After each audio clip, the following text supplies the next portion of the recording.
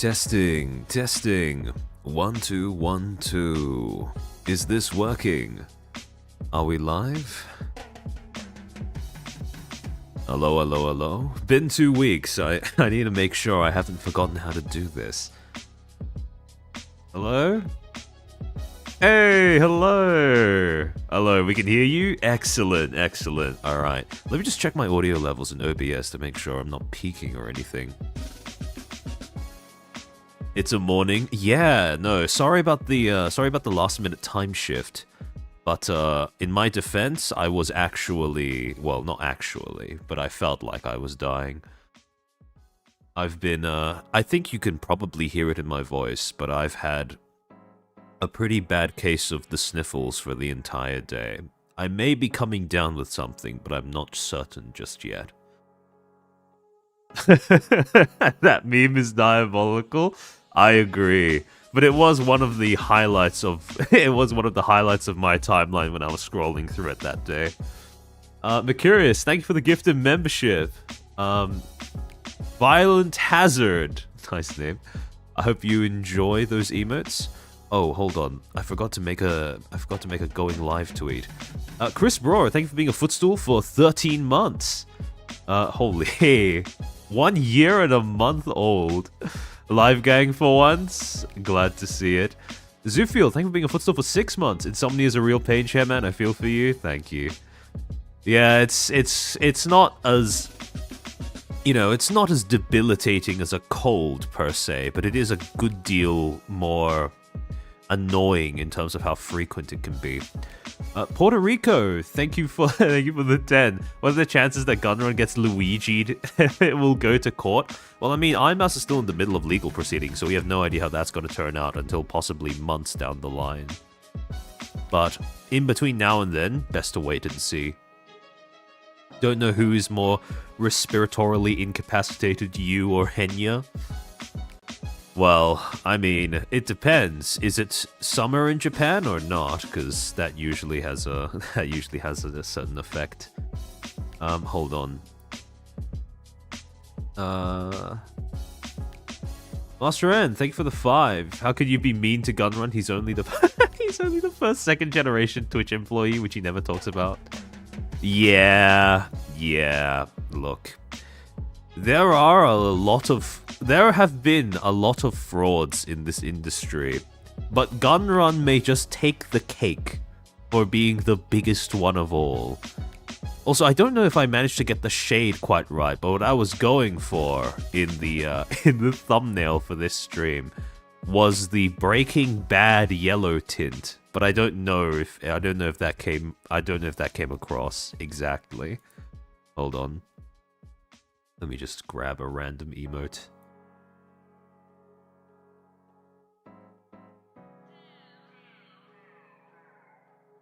Alright, there we go, that should do it.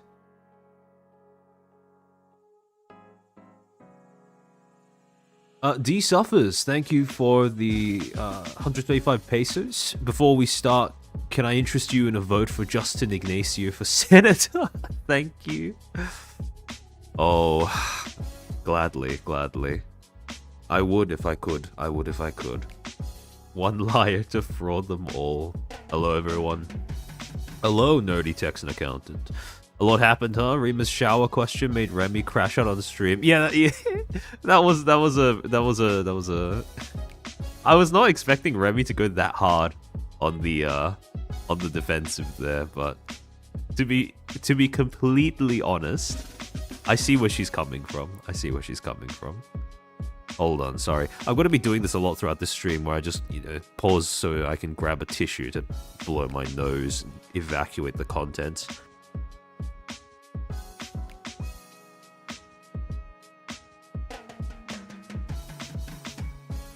I think at this point it would probably be easier to count the number of streams I've done this channel when I'm not sick in the middle of doing them.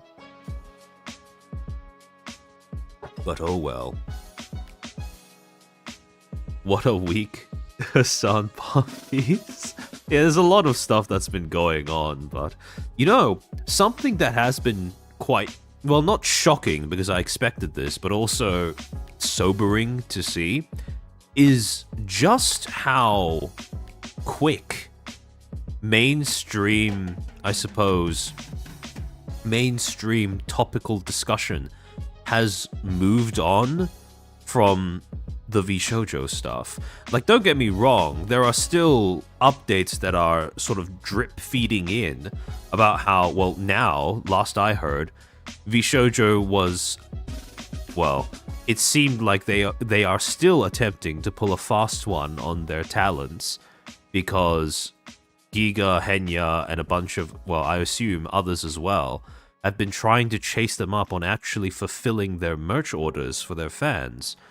But instead of actually giving them some, well, and all the response that they've gotten has been an inventory of the merch that is supposedly waiting there to be shipped, with no proof that it's actually valid or true or whatever. So it could just be one more scam for the road. It's insane. 12 a.m. Shit, here we go again. I'm sorry for your loss. I'm sorry for your loss, Smug to Daisy. Master Ran, thank you for your Footstool for 1 month. Sorry, Philly, need you take a pick for the drama yap. Yeah.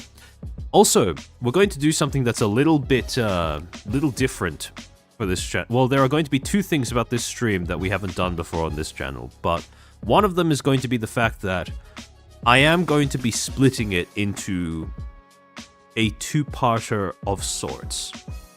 See, there is an added element of this entire topic that I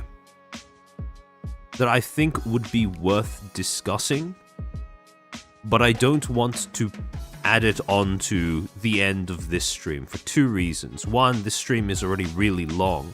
The number of slides in total goes up to 270, and we haven't had a 200 plus in a while. But also because, how do I put this?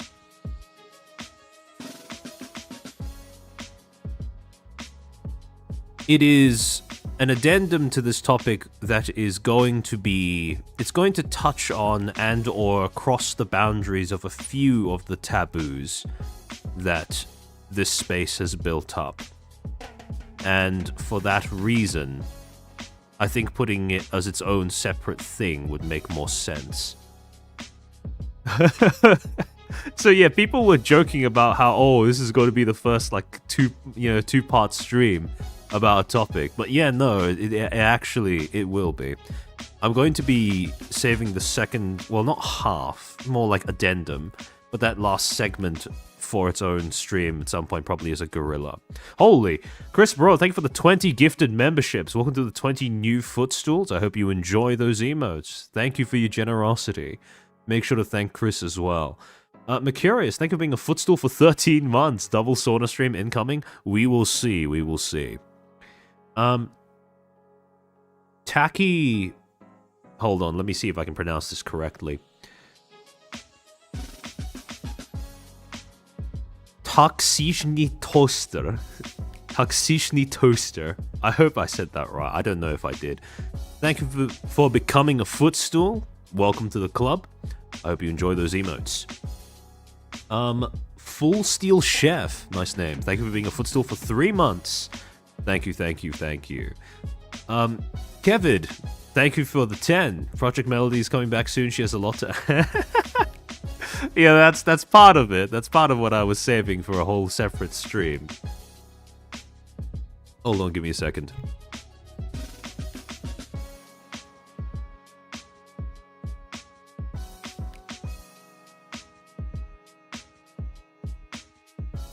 Apologies, but this is the commentary is going to be very interrupted for this stream. Strikers, thank you for being a Footstool for 12 months. Going to break the HoloLive stream record for slides. Yeah, honestly, we just might. We just might. Alright. I think I have been yapping for long enough, so... Hold on. Okay. Oh, wait, hold on. I have the wrong Fugi equipped. That's not what I wanted. Hold on, hold on. Whoopsies. Alright. I want to give this this topic its due gravitas, so I'll try staying awake, but damn, it's 5 in the morning. Please don't feel like you have to force yourself to stay awake just so you can watch me yap about something. Because I try to go out of my way to make the VODs watchable as well, easily watchable as well. Since, since I timestamped them. Puerto Rico, thank you for the 5. This is the VTubing version of Enron, Thrones, and FTX. See, that's the thing, right? Enron, perhaps, but Thrones? I don't know about that one. FTX, also quite accurate, but again, there are reasons as to why I would make the argument that this is a collapse that people could have seen coming, but it was just social stigma that made recognizing the signs impossible, en masse at least. But in any case, hold on. Alright, there we go. Much better. Joke's on you, my sleep schedule's already fucked.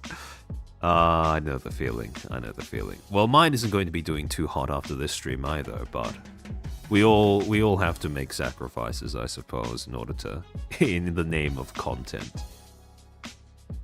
Alright, so, as per usual, before we start, few disclaimers. First, do not attempt to harass and or contact any of the people or entities mentioned during this stream in any way, shape, or form. Again, a lot of people are going to be brought up, a lot may be criticized to varying degrees for their actions and or choices and or rhetoric. However, that is not an excuse to go out of your way and make their lives difficult. And anyone who is caught doing that will be banned from this space, this community, this channel, without appeal.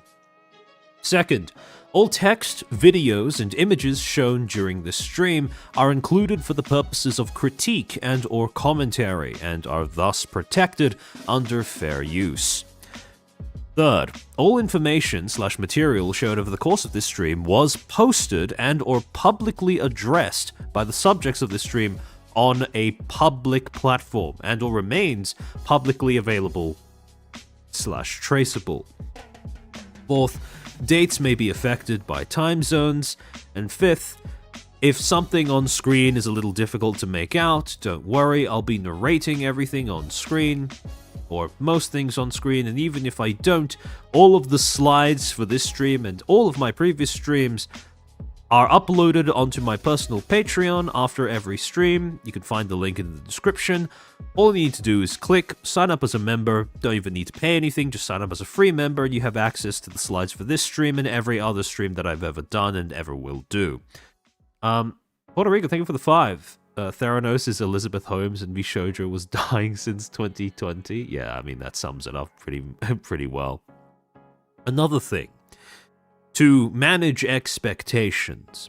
This is not going to be an extensive, well, it's not going to be an extensive overview of every single thing that has ever happened with VShojo, but more so pinpointing and trying to build up a general idea of the various factors that came into play to make VShojo's, well, I suppose, to make VShojo's malpractice so difficult to pinpoint, something that allowed them to fly under the radar for so long, the point where until even June of this year, people in general, the general public, were predisposed to thinking that it was a perfectly respectable and legitimate company. Now, we know now that that's not the case, and many people will rightfully say that hindsight is 2020.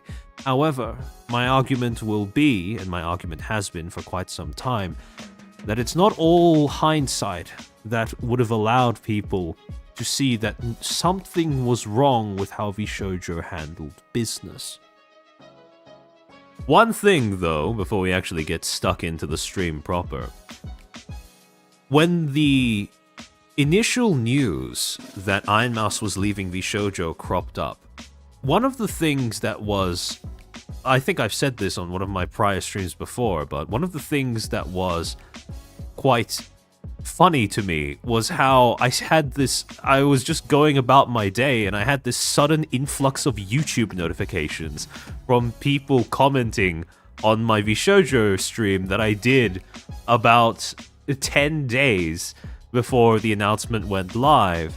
And I went back to look at it and I realized that I had this exact slide included towards the end of the stream at the time that I went through that entire thing of why VShojo's business model does not seem to hold up and why it seems to be collapsing. And so, when I look back on the whole slew of things that has now happened, there is a bizarre absurdity to it all, in terms of just how much this company has fallen from grace. Viv and Raj, thank you for the 10 gifted memberships. Welcome to the 10 new Footstools. I hope you enjoy those emotes. Oliara Mani, thank you for becoming a Footstool. Hope you enjoy those emotes. Yeah, that was crazy. That was. However, in the interests of actually trying to extract something that can be applied in future scenarios, some pattern, some data, some, dare I say it, lesson that can be taken away from the collapse of VShojo, so that we're not just relying on pure hindsight in order to discern what exactly went wrong with that company. I want to start off with a bit of a history lesson. And it's something that quite a few of you, well, actually, funnily enough, something that quite a few of you might not be as familiar with, given the time that I'm currently streaming this, but maybe something that you didn't quite expect. And it starts on November 22nd, 1963, when the 35th President of the United States, John F. Kennedy, was riding through Dealey Plaza in Dallas, Texas, in a presidential motorcade, before he was shot in the back of the head and killed instantly. The culprit for this assassination? An ex-US Marine by the name of Lee Harvey Oswald, someone who was arrested less than 3 hours after the killing took place. Now, as you can probably imagine, this was an event that shook the general public consciousness of America to its core. This was a democratically elected president, quite beloved for his time, that had been killed in broad daylight. And, what's more, the case was about to get even weirder, because, just as John F. Kennedy was assassinated on live television, no less, 2 days later, when Lee Harvey Oswald was in the middle of the process of being transferred to a different prison, he himself would be the target of a seemingly random killing by a local nightclub owner called Jack Leon Ruby. Now, at this particular point in time, again, you had just had a second live-on-TV assassination of a key person of interest when it came to the killing of a sitting president. Now, understandably, public trust in the authorities was starting to wane a little bit, because not only had the president himself been killed, but they hadn't even managed to secure the prime suspect for trial and proper questioning, because he was killed before they could even get to that stage. Now, in an attempt to assuage public doubts and do a little bit of digging into how this actually took place, 5 days later, on November 29th, the replacement President Johnson would end up signing order. I forget the exact name of the exact number of the executive order, but basically he would give the go-ahead, give the green light to a full-on bipartisan inquiry, a formal inquiry into how exactly JFK came to be assassinated. Who was Lee Harvey Oswald? What was his motivations? How was he killed? How could this have happened? And this inquiry came to be named after its chairman, a man by the name of Earl Warren, and would thereafter be dubbed the Warren Commission. Now, while this was in the works, people would be waiting, still speculating as to how the hell this took place, until fast forward about 10 months later to September 24th, 1964, when the Warren Commission in all of its 10,000-page glory would be dropped on the public. And one of the key findings of the report, one of the key findings of the commission, that would raise quite a few eyebrows among members of the public, could be found on page 21, point 9, where the report states, quote, "The commission has found no evidence that either Lee Harvey Oswald or Jack Ruby was part of any conspiracy, domestic or foreign, to assassinate President Kennedy." And this single line would birth rumors, speculation, and conspiracy theories that have survived even till today. Now, I want to again reiterate, I'm harping on this, but for good reason. This was a scenario where the public had just witnessed, over the course of less than 3 days, a sitting president being assassinated in broad daylight and on live TV, and then the killer being assassinated in broad daylight, figuratively speaking, and on live TV. And now they were left with no culprit, they were left with no ability to interrogate anyone who might be responsible for the killing of JFK, and they were being told, yeah, no, this was all random. Everybody was just doing their own thing. Now, upon being told that, you could quite understandably, well, you could pretty much understand, or I would assume you would be able to understand, why this was not an explanation that satisfied the curiosity of everyone in the general public. In fact, it was so unconvincing a thesis that up to 46% of the American public, when polled, would be willing to say that they have doubts as to whether this finding was even legitimate. They had doubts as to whether it was true that Oswald or Ruby acted alone. And so, about 3 years later, or just shy of 3 years later, 2.5 years later, January 24th of 1967, the CIA decided to do something about that. Because at a certain point, when public doubt in the government reaches a boiling point, shall we say, the intelligence agencies, the government, the various arms of the government in general, start taking a very keen interest in, what shall we call it, restoring faith in how their government works, the trustworthiness of their government. And the CIA would end up sending out this dispatch notice containing the instructions for, essentially, a Psy-Op titled Countering Criticism of the Warren Report, and it reads as the following. Point 1. Our concern. From the day of President Kennedy's assassination on date, there has been speculation about the responsibility for his murder.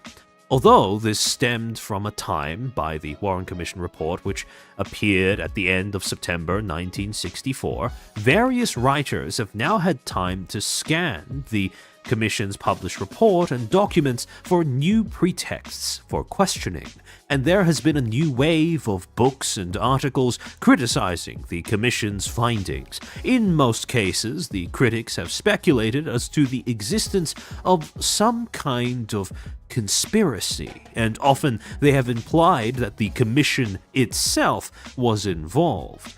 Presumably, as a result of the increasing challenge to the Warren Commission's report, a public opinion poll recently indicated that 46% of the American public did not think that Oswald acted alone, while more than half of those polled thought that the Commission left some questions unresolved.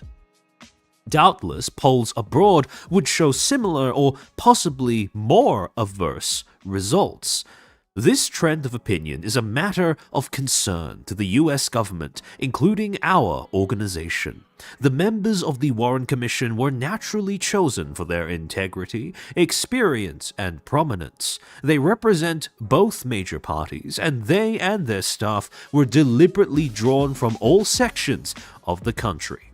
Just because of the standing of the commissioners, efforts to impugn their rectitude and wisdom tend to cast doubt on the whole leadership of American society.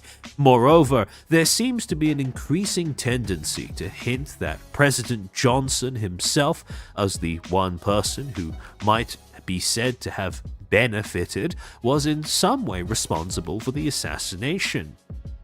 Innuendo of such seriousness affects not only the individual concerned, but also the whole reputation of the American government. Our organization itself is directly involved. Among other facts, we contributed information to the investigation.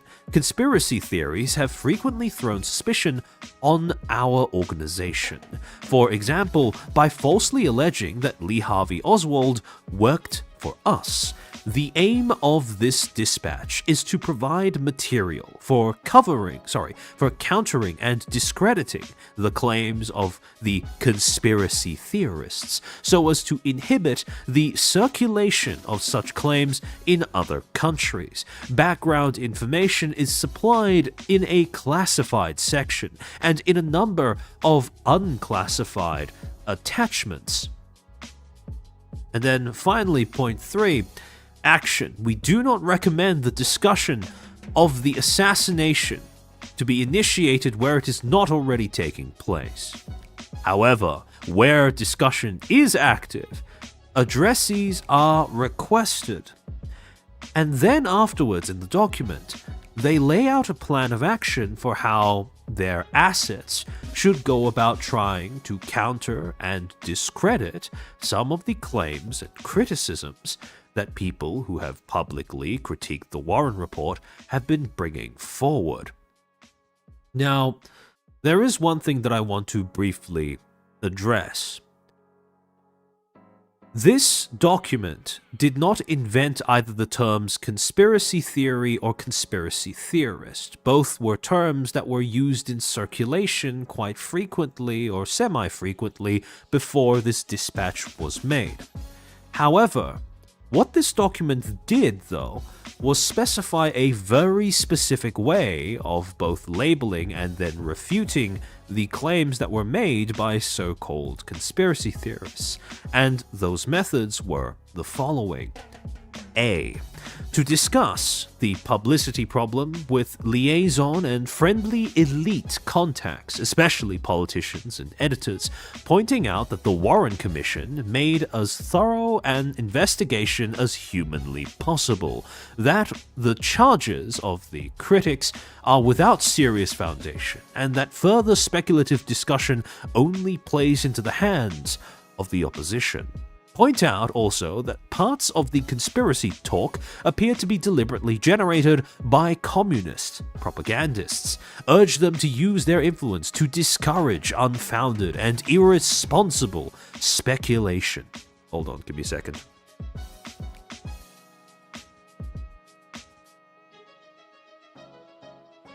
Now the first part A, that's pretty much par for the course. That's to be expected. After all, it's natural that this dispatch would be distributed to people, instructing them to, maybe look out for discussion criticizing the Warren report, etc., shut it down.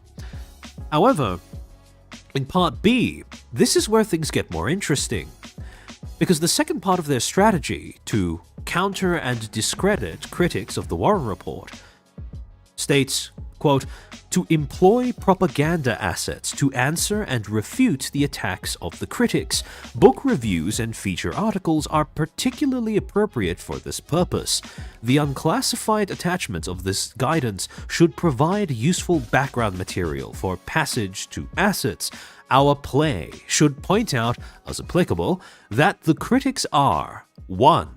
Wedded to the theories adopted before the evidence was in, 2. Politically interested, 3. Financially interested, 4. Hasty and inaccurate in their research, or 5. Infatuated with their own theories. In other words, their main strategy for countering and discrediting the criticisms levied by various critics of the Warren report was not to refute their points, but to dress down their character. What essentially they did was lay the foundations, or essentially set the instructions, for the slow but deliberate loading of connotation and negative association onto the word conspiracy theorist, onto the term conspiracy theorist, because what this did was instruct their propaganda assets to focus on attributing 5 main qualities to these critics as required or as applicable. 1, that they are willfully ignorant. 2, that they are power hungry. 3, that they are cynical. 4, that they are unreliable. And 5, that they are narcissistic. And again, I want to reiterate that this dispatch did not invent the terms conspiracy theorist or conspiracy theory, but to assume that it didn't play a role in how the media went on to treat that term and to use that term in popular consciousness and public discussion would be overly naive. Because what ended up happening after this date, or something that ended up gaining more steam after the year of 1967, was that there was a slow but very noticeable shift from conspiracy theorist being a neutral term, someone who believes that a secret plot and or organization is responsible for a significant event, to being a pejorative, an inherently negative thing to call somebody, an insult, a name. And the reason for that was because over time, the assets in question, presumably, set about loading this word, this term, with a whole bunch of negative connotations. Connotations of narcissism, of unreliability, of ignorance, of power, being power crazed, of cynicism. And by the end of this process, you had successfully converted a perfectly functional part of everyday vocabulary to turning it into this sort of radioactive weapon of a word. And the thing is, when conspiracy theorists attained all of these added associations, connotations, these negative, these essentially embedded triggers for negative emotions, what this Psy-Op accomplished was 2 things. The first thing that it did was it created an in-group versus out-group distinction that the term, the first thing was that the term, when you used it, would now create an in-group, out-group distinction between the general public and the critics and detractors of whatever popular narrative was being questioned at the time. There was now an us versus them mentality, or that would enter the discussion anywhere where the term was used. But the second thing that it did, and this is arguably the more, I suppose, insidious part of the Psy-Ops function was it turned conspiracy theorist into a meme. Now, I don't mean meme in the funny haha internet joke sense. I mean meme in terms of the technical definition of the word, as a unit of cultural information that spreads like genes, biological genes, or any sort of contagion from person to person via repetition and imitation. Something that is capable, information that is essentially capable of hopping from host to host and embedding itself into the public consciousness. Now, what this accomplished was essentially a technique that is very often employed in news media, in legacy media, especially when it comes to setting narratives and agendas for the public, that we have discussed before on stream. Interpolation. In other words, the exposure to and acceptance of a prescribed identity, especially one that conforms to and or perpetuates a specific worldview. Now, the way that interpolation works is a bit of a reminder for those who might be tuning into the stream for the first time, or for those who may have forgotten since the last time we brought this up on stream. It involves 3 steps, essentially. In the first step is called hailing. The subject is addressed in a manner that presupposes an identity and communicates an expectation to conform. If we were to use an analogy, this is the equivalent of a child going up to another child on a playground and saying, "Hey, stupid," and then when the second child turns around and goes, "What did you just call me?" the first child then goes, "Oh, since you responded, that must mean that you agree to that title." This is essentially the psychological media theory version of that. In step 2, you have, as I just outlined, a response, where the subject responds in a manner that outwardly, at least, affirms the prescribed identity and conforms to the expectations that were communicated. And then finally, in step 3, you have reinforcement. Social relationships and cultural attitudes based around the presupposed identity are then solidified, because not only has the subject been hailed, they've also responded in a way that affirms the implication, the implied identity that was pushed onto them by the act of hailing in and of itself.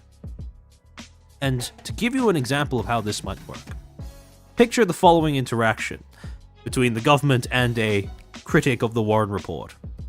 Step 1, hailing. Subject is addressed in a manner that presupposes an identity and communicates an expectation to conform. This would be the equivalent of if a government asset were to publicly accuse someone of being a conspiracy theorist by saying, "If you suggest that we'd plot against our own people, then you are a conspiracy theorist." In step 2, you have the response, where the subject responds in a manner that outwardly affirms the prescribed identity and conforms to expectations. This would be if the conspiracy theorist who was being accused of, if the person who was being accused of being a conspiracy theorist would then respond by saying, "I think you're hiding something," which, to be honest, is a pretty understandable response to the government basically saying, "Don't question us or else." And then taking that response of, "I think you're hiding something," as an excuse to then go and say, "That sounds like something a conspiracy theorist would say." And then you have the reinforcement. Because what that interaction has essentially done is set an expectation for a certain behavior that you expect from this person, address them in a manner that specifically solicits that reaction that would seemingly, at least, affirm the implied identity that you are pushing onto them. And then finally, using that entire interaction as ammunition to then go, "See, I was right about them all along." This is also the equivalent of saying that somebody is being overly emotional because they are expressing grief over something, them getting mad at you for downplaying what they've experienced, and then using the fact that they got mad as a reason to say, "Hey, see, I was right, they are being emotional and irrational." Yes, cats are cute. It is basically bait, but bait that is specifically designed to work in a way, the thing that you're baiting them towards, I should say, is assuming an identity that you've already laid out for them. And this is the exact way that terms like conspiracy theorist work. Because what the government was doing, what the CIA was doing with the release of that dispatch outlining how to counter criticism of the Warren Report was essentially this same tactic. Because the aim, like I said before, was not to refute based on reason. The aim was to discredit based off of identity, personality, etc., etc. Because the reason why this works is because you don't actually have to convince the person themselves that they are that specific identity that you are trying to push onto them.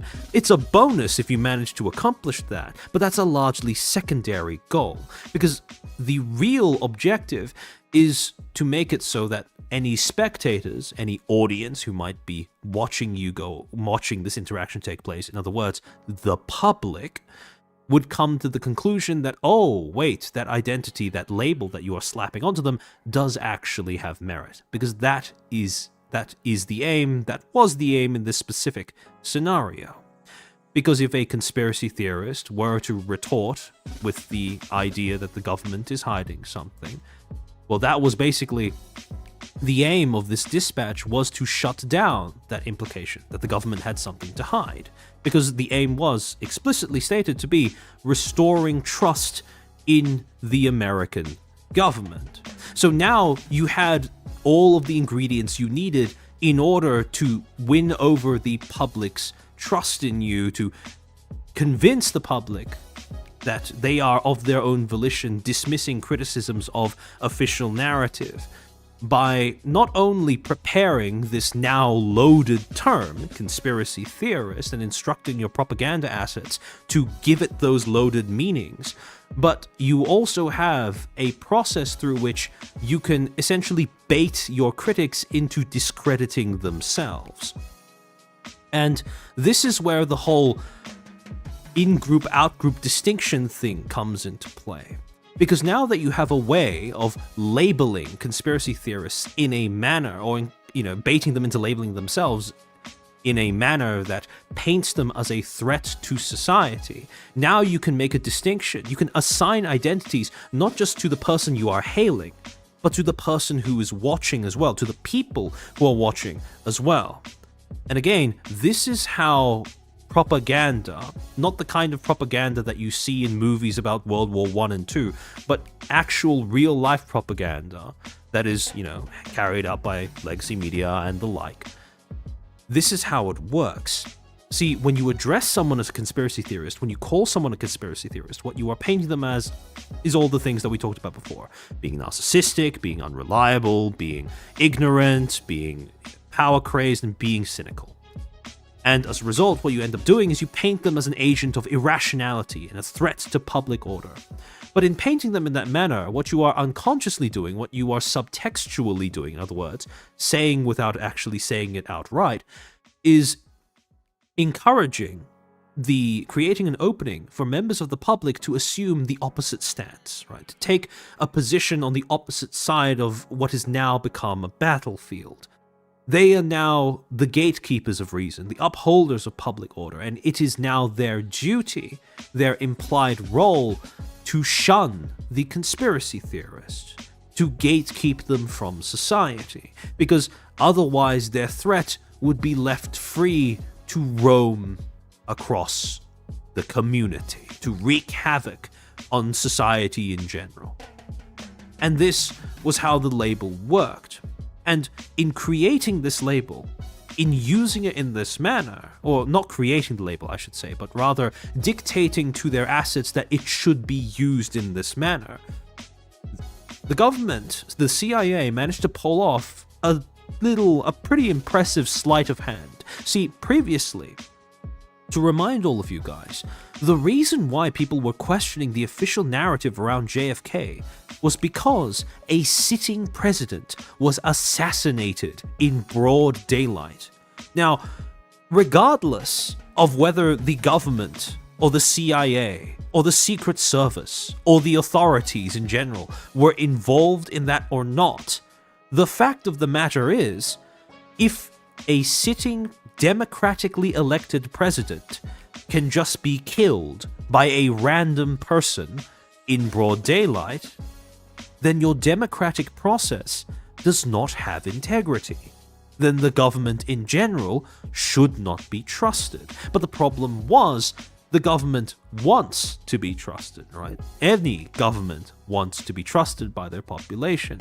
So the CIA, the American government in general, had an issue because they couldn't figure out a way of refuting this fact, because you can't, right? You can't refute the fact that regardless of why it happened, someone who the people elected to govern them for a period of at least 4 years had just been killed in front of their eyes. And this essentially led to one of two conclusions, neither of which were good for public trust in the American government. One, the conclusion that the authorities were just incompetent, that they were so bad at their job that they just allowed a president to be killed in front of everyone. Or two, that the authorities were in on it, which is again just as bad. However, instead of allowing public discourse to follow this thread where it would routinely and only lead to one of these two conclusions, what they essentially did was, through this Psy-Op, sidestep that entire process entirely. Because now, instead of saying people are questioning the official narrative around JFK because a sitting president was assassinated in broad daylight, now what the public discourse would be was people are questioning the official narrative around JFK because they are conspiracy theorists. And from there, you can go into a whole bunch of other different discussions as to what their motivations are, etc., etc. But at the end of the day, that was now a very narrow scope of what people were willing to think and talk about. A narrow scope that was much, much easier to control. Because now, the topic wouldn't end with a discussion or conclusion that the authorities were either too incompetent to trust, or that they were in on it and essentially too corrupt to trust. But now, instead, the discussions would routinely end with conclusions as to whether the critics were ignoring new evidence, whether they had political agendas, whether they had cynical motivations, whether they were unreliable investigators, or whether they were simply too narcissistic and wedded to their own intellect. And as a result, that big, fat, obvious fact that was sitting in front of everybody, that was up until this point routinely dictating both the direction of the discussion and the outcomes of that discussion, were put to the side and neatly packaged away from public consciousness. Now, this is exactly how interpolation works, dictating what people are capable of thinking, expressing, and how they are capable of interacting with one another through the assignment of key identities that are designed to elicit specific sets of feelings, emotions, responses, etc. And when we think about interpolation, right, usually we would associate it with propaganda. We would associate a mechanism like this with propaganda. In other words, the systematic and sustained use of... Sorry, give me a second.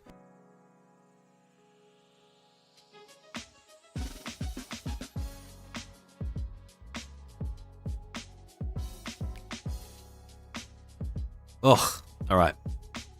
In other words, the systematic and sustained use of persuasion and information to influence public perception, opinion, and behavior regarding an enterprise, idea, or group.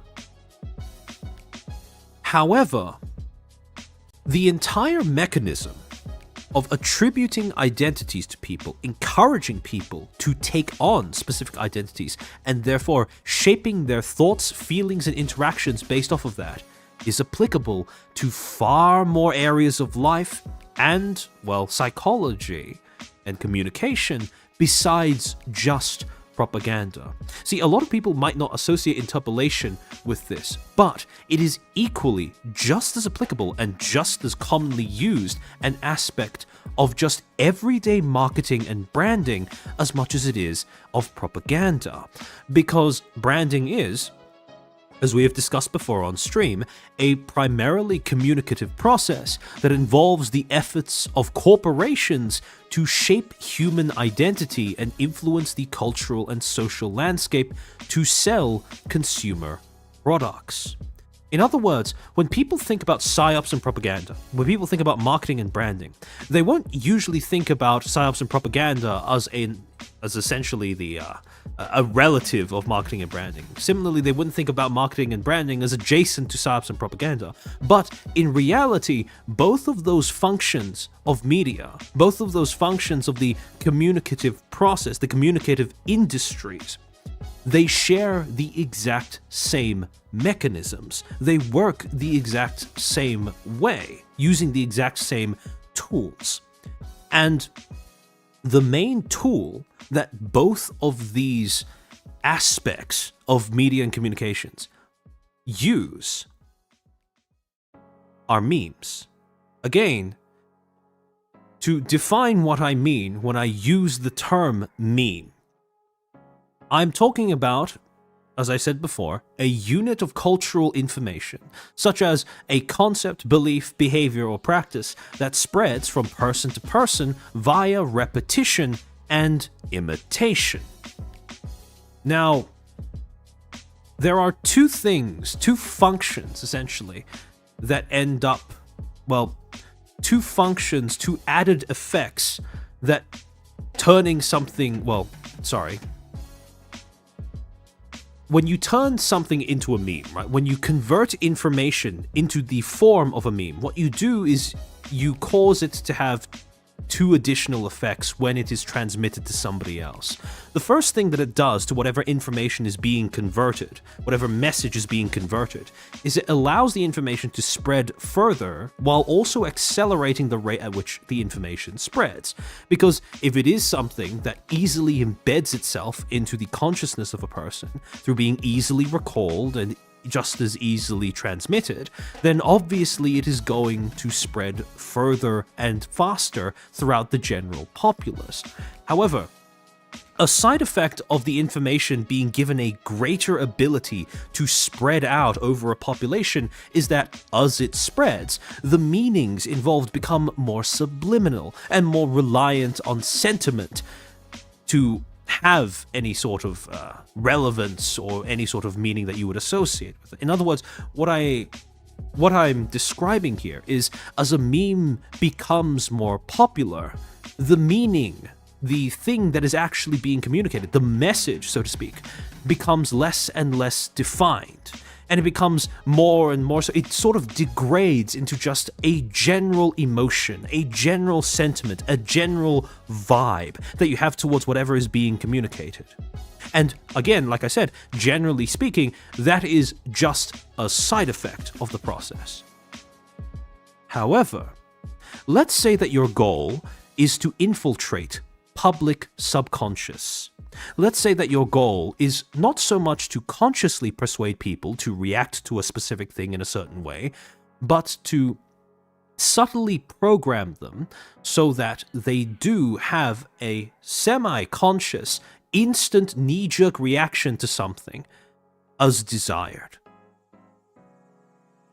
Then, in that scenario, if what you are looking to do is not so much communicate a message to them, outwardly and consciously, but rather try to impart a specific set, a predetermined set of essentially emotional triggers and subconscious responses to something, that side effect of a meme, turning something into a meme, goes from being a side effect to being an objective.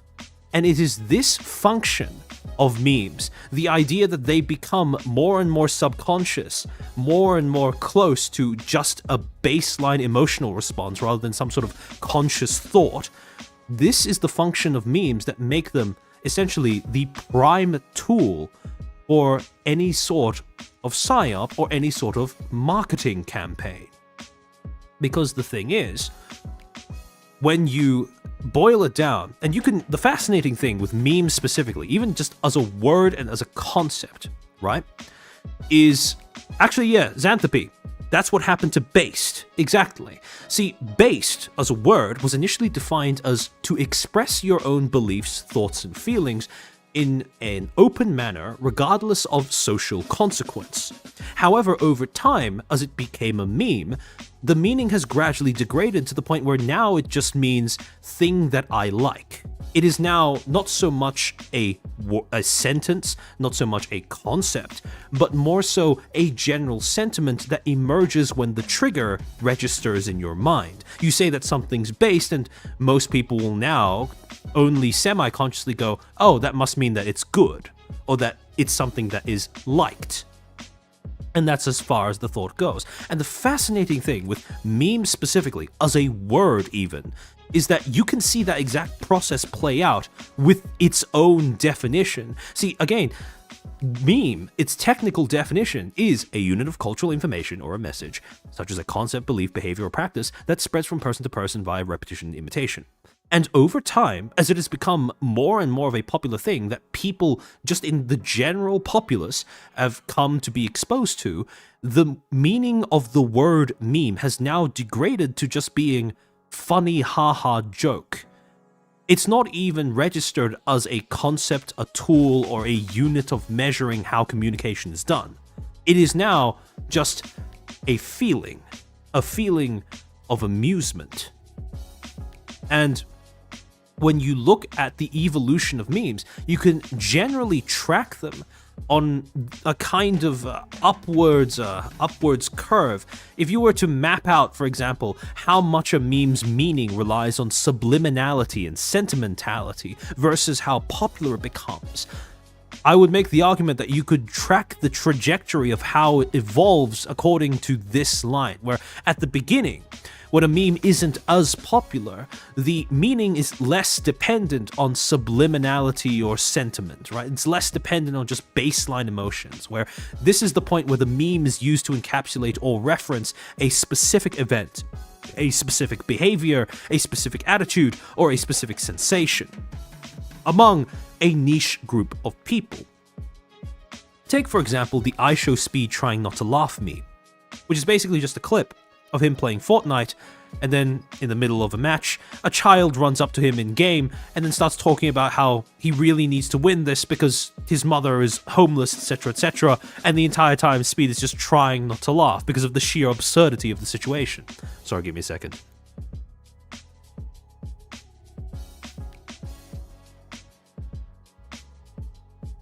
And at the beginning, during the inception of this as a meme, that was the exact meaning that was associated with its use. The idea of trying not to laugh in a serious situation. That specific scenario was the thing that was represented by that meme, that clip, that image, whatever. However, as this meme became more and more popular, the meme ended up degrading in terms of what it meant. The meme, as it penetrates wider public consciousness, starts to become a popular shorthand and also popular trigger for a generalized feeling, regardless of what that feeling is: sadness, smugness, irritation, or derision, etc. And you can see this happening in real time with that exact same I show speed trying not to laugh meme, where it went from being a very specific reference to the idea, the scenario of trying not to laugh in a serious situation, to now being, for example, in this image, this tweet by a user called Steiner saying Deku versus Shigaraki didn't make half the noise Gojo versus Sukuna made, crying emoji, basically expressing derision at the idea that a specific manga fight or specific fight scene from one manga was just as significant to popular culture as a specific fight scene from another manga. And now, when the meme was being used, it was just used to signal, isn't this funny? I'm trying not to laugh. Without that added context of it being a serious situation or where laughing would have been stigmatized or whatever, it now just meant, haha, isn't this funny? And it had now degraded to just signifying and triggering a feeling of generalized amusement and or derision. Is it even manga? Well, I mean, it's taken out of a manga, so I would assume that that's what they're referring to, though I could be wrong. And again, This is what gives memes their meaning, their relevance, in at risk of sounding a little pretentious, their power, in order to shape the way that people feel about things. Because memes, when they embed themselves into your consciousness, they become essentially almost like psychological mines that people can invite you to trigger by just showing an image to you. And to demonstrate what I mean by that, to demonstrate just how powerful mimetic triggers can be when they become sufficiently popular, let me give you a bit of a demo, right? Just this photo. Instantly, a whole bunch of you guys will have, not even consciously, right? Without even consciously going through a thought process, you will have instantly recalled various different meanings and associations, right? You know, oh no, uh-oh, pedo, whatever, right? Epstein, he didn't kill himself. That phrase will have flashed into a number of your heads without me even having to say anything. Because the whole meme of the Epstein list is never getting released, he didn't kill himself, using him as a shorthand for the concept of pedophilia, all of these things are already embedded in your minds. And to trigger that emotion, that flow of consciousness, all I needed to do was show you a photo of him. Second example, this image.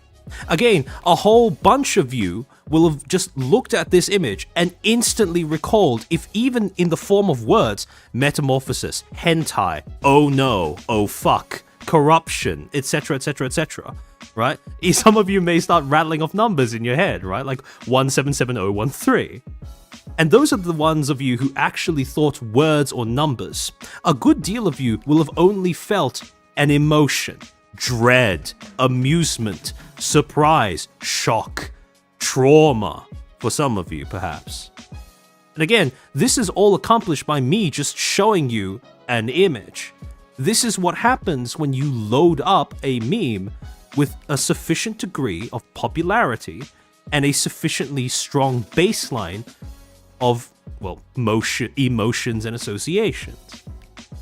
A good deal of people, actually, because of the fact that metamorphosis is so often used as a hazing device for people who are just beginning to get into anime or manga, is, well, the funny thing is, there is a decent number of people who may even be watching the stream who see this image and associate anything with this art style, with degeneracy, with, you know, being sexual, with being unpleasant to read or shocking to read, etc, etc, etc. And again, they're not even responding to anything specific like the plot or the, a specific scene from the storyline or whatever that this image is drawn from. They have been taught, essentially, through repeated exposure to recall all of those triggers simply in response to the way that image is drawn. And then finally, the most potent example of how strong mimetic triggers can be, this.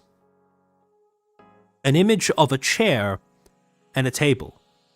And instantly, the moment I showed you this image, a whole bunch of you guys will have, without any consent or conscious thought, will have instantly had the word Among Us, pop into your head. Because, again, this is what you've been taught to see. You look at a picture of a table and a chair, a random table and a chair, and you think of those little squat spacemen things. And again, this is just a normal photo, right? Yeah, sus, right? And a lot of you will have just thought about, you might have rolled your eyes or sighed or gone, that old thing, right? You felt, tired at the cliche or whatever. Because again, this is a very, thoroughly 10 feet under meme at this point. But again, the mimetic trigger is so strong that the thing that I show you does not even have to actually be the thing that you were first taught to associate with all of those meanings and feelings and whatever. I just need to show you something that vaguely resembles it, and instantly that trigger works. Instantly, you are made to think a certain set of thoughts, to feel a certain set of ways. This is exactly how memes work when they are employed consciously. Now, again, the Amogus thing was pure accident, right? And those are often the memes that are the ones that people, well, the ones that have the longest lifespans, that penetrate public consciousness to the utmost breadth, shall we say. However, it is very, very possible to achieve that exact same degree of penetration of the public consciousness with a more specific message in mind. See, that's the thing. When a meme reaches this stage of the graph between subliminality and popularity, between sentimentality and popularity, what you essentially get is the perfect tool for both branding and marketing and psyops and propaganda, because this is the stage where something goes from just being a word, a phrase, a sentence, an image, to being something that, without you even being aware of it or consenting to it in any way, something that causes you to think, feel, or interact with other things in a certain manner. This is the true power of a meme. Now, granted all of this, right? No option to penetrate our public consciousness. I mean, when you put it like that. But now that we've established this whole idea that, psyops and propaganda work using the exact same mechanisms as marketing and branding, a lot of you may be wondering, okay, so what actually separates the two of them as disciplines, as concepts, etc., etc.? And to be honest, the answer is not that much. However, for most people, if you ask them, okay, how do you separate propaganda and branding and marketing? As a general rule, most people will associate one with, well, they'll define them based off of what side of the emotional spectrum the meme is designed to exploit. For example, most often with psyops and propaganda, the ones that we recall, the ones that we remember, the ones that we can identify in hindsight are often the ones where the meme in question is designed to solicit a negative emotion towards something. For example, in the dispatch that we just looked at, the CIA dispatch that we just looked at, the aim was to load up the word conspiracy theory and or conspiracy theorist with all of these negative connotations, and thereafterwards it would then become a meme that would exploit the more negative emotions of fear, distrust, suspicion, alienation in the general populace towards whatever specific group is being, isolated. Same thing works with inventing slogans like war on drugs. For example, this idea that drugs are an enemy that needs to be actively fought. However, for marketing and branding, usually they involve the creation of icons, slogans, symbols, whatever, that aim to solicit more of a positive feeling, a more positive subconscious response from people that exploit that end of the emotional spectrum a bit more. And as an example, think, for example, Happy Meal, where, you have the colors, you have the bright colors on the packaging, you have the fact that they throw in, a toy as well to keep your kids happy. When you think Happy Meal, you're thinking along a very specific set of terms, right? A very specific set of terms that a marketing team has spent millions of dollars and, well, potentially months of time coming up with. When you think of a Happy Meal, you recall feeling positive about something. No one judges a Happy Meal based off of its nutritional value, because the whole aim of calling it that is to sidestep that discussion entirely. If you're judging a Happy Meal by its nutritional value, you've already missed the point. Because when you are being sold a Happy Meal, the aim is not to make you healthy. The aim might not even be to make you full. The aim is to make you happy. And so with all of that branding loaded into it, there is a decent chance that a good deal of you guys, just when you see the packaging of a Happy Meal based off of how your childhood's played out, you may subconsciously start feeling a little burst of positive emotions. Because like I said, even though the message itself is easily recognized, especially in hindsight, right? We can all look at the term Happy Meal and go, in our supposed wisdom from now being adults, right? We can look at it and we can go, okay, that was trying to sell me something. But it is a lot more difficult to separate the meme from the message, and then the message from the associations that actually make it work. Jack John, thank you for the 20,000 currency. The future is meme warfare noted. Not even the future, the present is already meme warfare. And so, when you're thinking about how to unravel the mechanisms of a psy-op, you need to be able to understand that what we're doing here is not just trying to identify a message, but the underlying associations that the message ends up imparting on its audience that make it work in the first place. Think of it as, well, an easy analogy would be getting stung by a bee, right? If you've been stung by a bee, your first instinct is usually going to be trying to swat the bee itself away. But the problem is, doing that doesn't actually stop you from being hurt. Because one, it is very often the case that if you were to remove a bee from your skin after it has already stung you, the stinger will remain lodged in there while the bee itself is essentially torn away. And second, as long as the sting is inside of you, the venom will still be pumping into you. And by the time you register the fact that you've been stung, the venom is probably already flowing under your skin. And so you can think of it as the bug, or the bee, being the meme, the stinger being the message, and the venom being the sentiments and subliminal triggers. It's very easy to recognize and or discredit / distance yourself from / remove the meme. It's easy to kill a meme.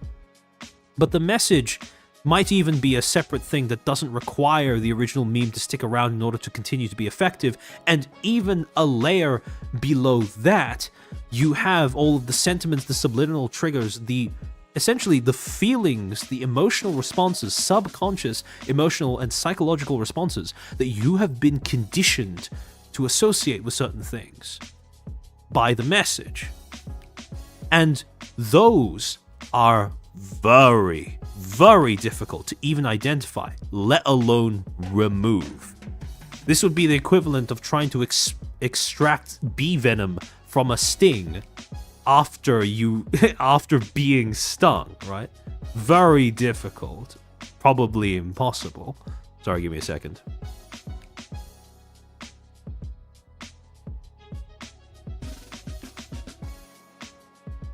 And so, when a lot of people encounter something that they dislike, an idea they dislike, a slogan they dislike, a meme they dislike, it is very easy for them to recognize the meme for what it is and then try to ignore it or avoid it accordingly. But the underlying sentiments that the meme aims at transmitting to people is a good deal more difficult to remove from public consciousness. Such is the case, exactly, this mechanism is the case exactly with VShojo as well. Now, when it comes to dissecting what VShojo used to essentially embed itself into the public consciousness, to advertise itself, to market itself, to build up its own identity as a company, at least on the EN side of the industry, there are two main memes, and again, I use that term according to its technical definition, two main memes that people remember it for. Talent first, we're a talent first company, yada yada yada, and talent freedom. And in order to really undo all of the subconscious, subliminal conditioning, and again, some people may look at me saying that and think that, I'm exaggerating, but unironically, there are a good deal of assumptions, implicit, subconscious, subliminal, assumptions, and associations that the marketing has managed to impart onto many of the audiences on the EN side of the industry. If we're looking at trying to identify just how, well, just where their marketing went wrong and why it was so effective at covering up how rotten the company was on the inside, we're going to need to not only look at the messages themselves, but the underlying sentiments that they both encouraged and relied on in order to continue functioning. Now, when it comes to building up a brand, as we've talked about numerous times on this channel before, brands are essentially comprised of, they need two functions in order to work. They need to be able to identify themselves, so they need essentially something that is dedicated to identification, i.e. what we are or what we do, and they also need an aspect of differentiation, what we are not / what we don't do. The first gives the buyer or the client or the audience, whatever, an idea of what they are getting, right? What they are exchanging their time, their money, or their attention for. That is, without that, you don't have a brand. But just as important as identifying to your audience, to your consumer, whatever, what you are, you also need to be able to differentiate yourself from your competition. Otherwise, why would they choose you over anything or anyone else? That's where the differentiation comes into play. You need to be able to distance yourself from whatever else might threaten to occupy an equivalent role in the consumer's life. Barmin, welcome to the stream. Show you the power of next time I destroyed Ian VTubing. Yep, pretty much. And so, when you look at Vishojo's brand, right? When you break it up into these two forms of identification and differentiation, funnily enough, talent first and talent freedom perfectly line up with these two functions of a brand. With talent first fulfilling the identification portion of Vishojo's brand, the identification function of Vishojo's brand, and talent freedom functioning as the differentiation portion of Vishojo's brand. Talent first was how they defined themselves, and talent freedom was how they differentiated themselves from their competitors. And so, now that we have those two terms, now that we understand their roles in Vishojo's brand, right, from a marketing perspective, we can start breaking them down individually. Starting with talent first. Now, this term actually came from Vishojo's initial marketing campaign when they were first getting started in November of 2020, when a whole bunch of news articles would be published about it across various different publications, all reiterating the same thing. What was Vishojo? A talent-first VTubing organization, talent-first VTubing company, talent-first VTubing agency, right? Niche gamer. New Western VTuber brand Vishojo launches starring Project Melody. At the Outer Haven, Vishojo enters the VTuber world's next Western VTuber agency. Anime Corner. US-based Vishojo VTuber group debuts. The Hollywood Reporter. Talent agency launches with focus on VTubing. Talent agency Vishojo announced its launch Tuesday with an intention to focus on representing content creators who use animated avatars as their public personas on live streaming and video platforms known as VTubers. And when you look at each of them, they all have, presumably because they were sent the same press release by Gunrun, they all have the exact same descriptor of what Vishojo actually is. A new VTuber brand called Vishojo, featuring the talents Project Melody, Neanners, and more, has officially launched. The new group was announced on Project Melody's official Twitter account, giving a spotlight to the group's own social media. Vishojo calls itself a quote-unquote talent-first VTuber company, dedicated to the growth and success of its members. That's from Niche Gamer. Then from the Outer Haven, co-founded by one of the original Twitch founders, Justin, The Gunrun, Ignacio, and Philip, Mountain Dew Fortunate, a popular YouTuber who will have an extensive history of 3D motion graphics, who serves as the Chief Technology Officer. The mission statement for Vishojo is that it is a talent-first company that is dedicated to the growth and success of its members. They want to bridge and push the boundaries of VTubing and foster content while maintaining the respect of the people and companies that have helped. Anime Corner. The VTuber community saw the launch of Vishojo, an agency for virtual stars based in the US, last November 24th. Vishojo prides itself as a, quote, talent-first VTuber company dedicated to the growth and success of its members, end quote. Then Hollywood Reporter, VShojo's roster, which will focus on the growth and development of its talent, will include VTubers Natasha Nyaners, Project Melody, Silvervale, Hajime, Fruits and Trey, and Iron Mouse, all of whom are active on Twitch, YouTube, and Twitter. In 3 out of 4 of those articles, they use, word for word, the exact same phrase, talent-first VTuber company dedicated to the growth and success of its members. Only in Hollywood Reporter do they deviate from that slightly by not bringing up the talent-first slogan, buzzword thing, but just saying, focus on growth and development of its talent. Then when you go over to the VShojo website, what does it define being talent-first as? Well, if you look at the iteration of the website that was present in 2021, or 2020, I think 2021 is the earliest archived version of the website. It says, quote, about VShojo. VShojo is a talent-first VTuber company dedicated to the growth and success of its members. Damn, wonder where the articles got that phrase from. Founded by fans of VTuber culture, we aim to create and foster content that pushes the boundaries of VTubing and talent freedom. We'll get to what that means in a second, while maintaining deep respect for the people and companies that helped pave the way. And then, if you fast forward to the VShojo website as it even currently exists in 2025, it has an FAQ section, which is replaced their About section, now says, what makes us talent first? We listen to our talent's feedback, work hard to achieve their dreams, and have them keep their IP.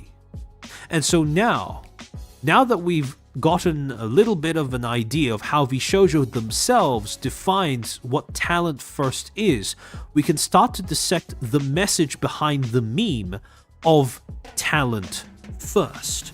Now, when you're looking at a message, when you're trying to sort of pick it apart and get an idea of what it's trying to say, even when it's not saying it explicitly, there are 3 main components to it.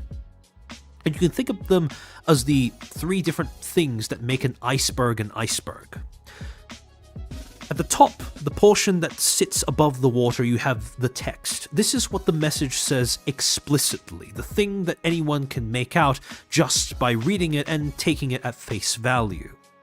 Just below the water, you have the subtext, right? These are the things that are communicated by the message without being explicitly stated. This will require at least a little bit of interpretation and will require you to register what is being said without just taking it at face value.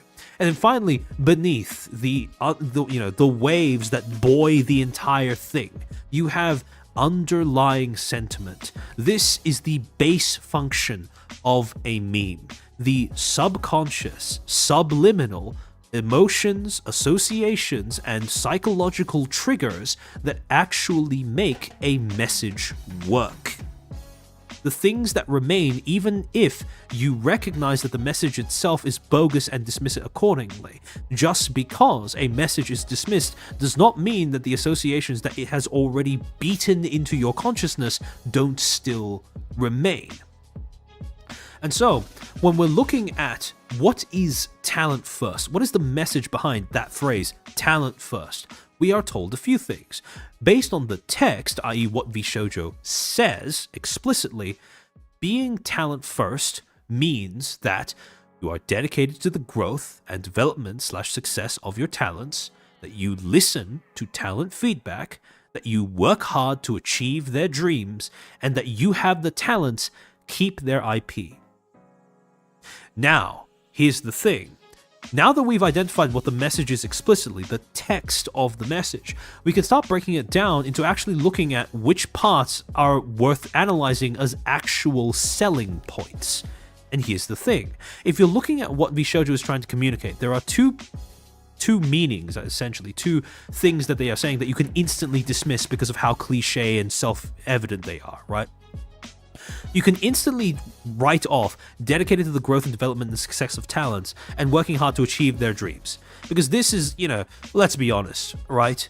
If you're running a talent agency of any sort, VTuber or not, this is no shit, Sherlock. You don't need to say that, right?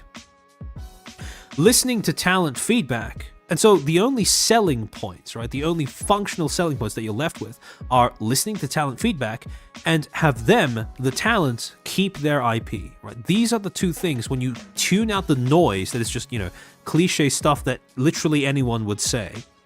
When you tune out the noise, you're left with these two main definitions or meanings behind talent first, right? Explicitly behind talent first. Listening to talent feedback and having the talents keep their IP. Now, listening to talent feedback, sure, that can be a valid selling point. However, have them, the talents, keep their IP. This, as a selling point, raises a few questions. Because based on the circumstances around how that IP came into being in the first place, it makes more or less sense to view this as an actual selling point. Because, let's say for example, that a talent debuted with their own pre-existing IP. In that case, having the talents keep their IP is a no-shit Sherlock moment, so it doesn't work as a viable selling point. So the alternative is that the talents debut with a new IP that is created by the company. Except if the cost of making the IP is then passed on to the talent either via a pre-debut purchase or a post-debut earning scheme, then in that scenario, the talent also ends up owning their IP. Yes, it started off in your possession. Yes, you started off with creative control and ownership over it. But if you sold it onto your talent by passing the cost onto them, just like with the case of them debuting with a pre-existing IP that they made themselves, it is also a no-shit Sherlock. They get to keep their IP. So again, in that scenario, it doesn't work as a selling point either. The only scenario in which that message, that having the talents keep their IP, is a viable selling point, the only scenario in which that makes sense as an explicit message, is if the talent debuted with a new IP created by the company, and that talent is given their IP without cost, out of charity and generosity. And once you realize that this is the only scenario in which this selling point actually makes sense, and this is, by extension, the selling point that is designed, this is what is being implied by that particular selling point, right? This is the implied message behind that selling point. Then we can start looking at the subtext behind the use of talent first as a key pillar of the VShojo marketing, of the VShojo brand. See, the subtext, the things that VShojo communicates without saying it explicitly, what does it mean to be talent first, are two things. First, it implies that it is possible for a company to prioritize the interests of the talents above its own need to generate profit, i.e., that's why you say talent first, right? And so, what that means is that VShojo, the implication is that VShojo should be perceived almost like a non-profit organization. The second implied meaning behind the use of the phrase talent first, as we covered just then with, using talents keeping their IP as a selling point, right, is that it is possible for a company to make policy decisions out of generosity, i.e., that VShojo should be perceived as a charity. And once you start understanding that these are the implicit meanings that lay in the subtext of the phrase talent first, it starts to make a lot more sense as to why people were so willing to give VShojo the benefit of the doubt. Because in spite of actually just being, a company, a corporation designed to make money, even if it was bad at that, especially towards the end, people were being subliminally encouraged to treat it as more of a non-profit or more of a charity. Now, again, some people may look at me dissecting, the slogans in this much detail and go, oh, you're just overthinking it. Well, no, actually. Because when it comes to marketing, that's exactly how it works. Not all of the messages that are communicated to the audience are said explicitly.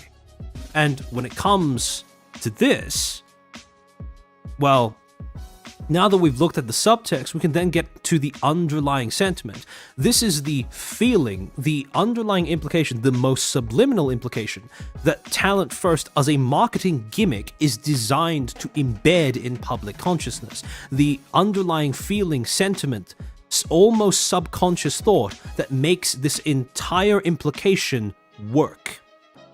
Because when you really boil it down, talent first as a marketing slogan is designed to encourage the sentiment that it is not only possible, but even reasonable to trust a company, a corporation, to act out of a sense of morality.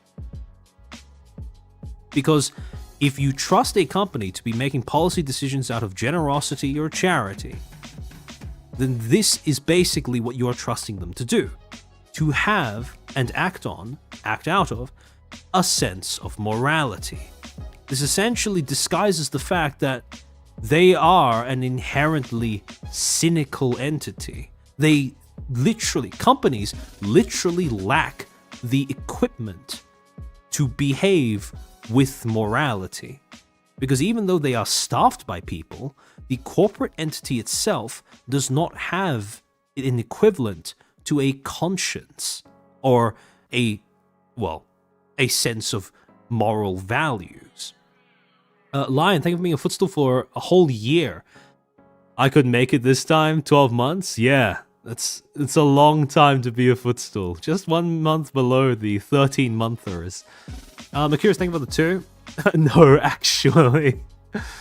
Yeah, fair enough. Maybe I should have used a different phrase. However, if you doubt that this is actually how the slogan, how VShojo's entire brand ended up manifesting in the minds of not just its audience, but its talents as well, look no further than this tweet by Kason after the news of VShojo scamming Iron Mouse out of hundreds of thousands of dollars came to light, after the corruption behind the company came to light. She would end up posting this tweet on the 23rd of July, quote, "Feeling ashamed for all the positive stuff I've said about the company turned out to be a fucking lie. Yes, go ahead and laugh at me. Why am I so stupid? Why do I not learn? Why do I always try to see the good side of people just to learn they don't fucking care? Of course it's all about the money. I'm nothing for the corpos without the money. But you know what? I'm still lucky because I got you my Shinatais. As long as I'm living, I'm thriving." And that's the thing. Notice how when Kason talks about, the thing that she trusts, she says, "I try to see the good side of people," but she wasn't dealing with people. She was dealing with a company. And the thing is, the thing that stands out the most, to me at least, when I read this, is the fact that she expected otherwise. The fact that she expected them to not be about the money, to act out of a sense of morality instead. And again, companies don't do that because they can't. They lack the equipment to do that.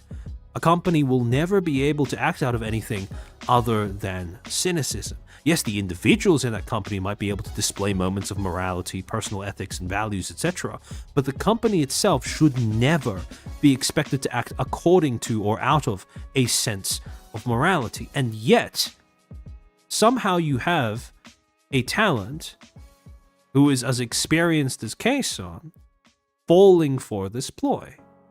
And the reason why it works is because of the fact that that sentiment is very much designed to worm its way into people's minds and form a part, and almost, this is a belief that I believe many of VShojo's fans and talents didn't even register that they had right up until the end.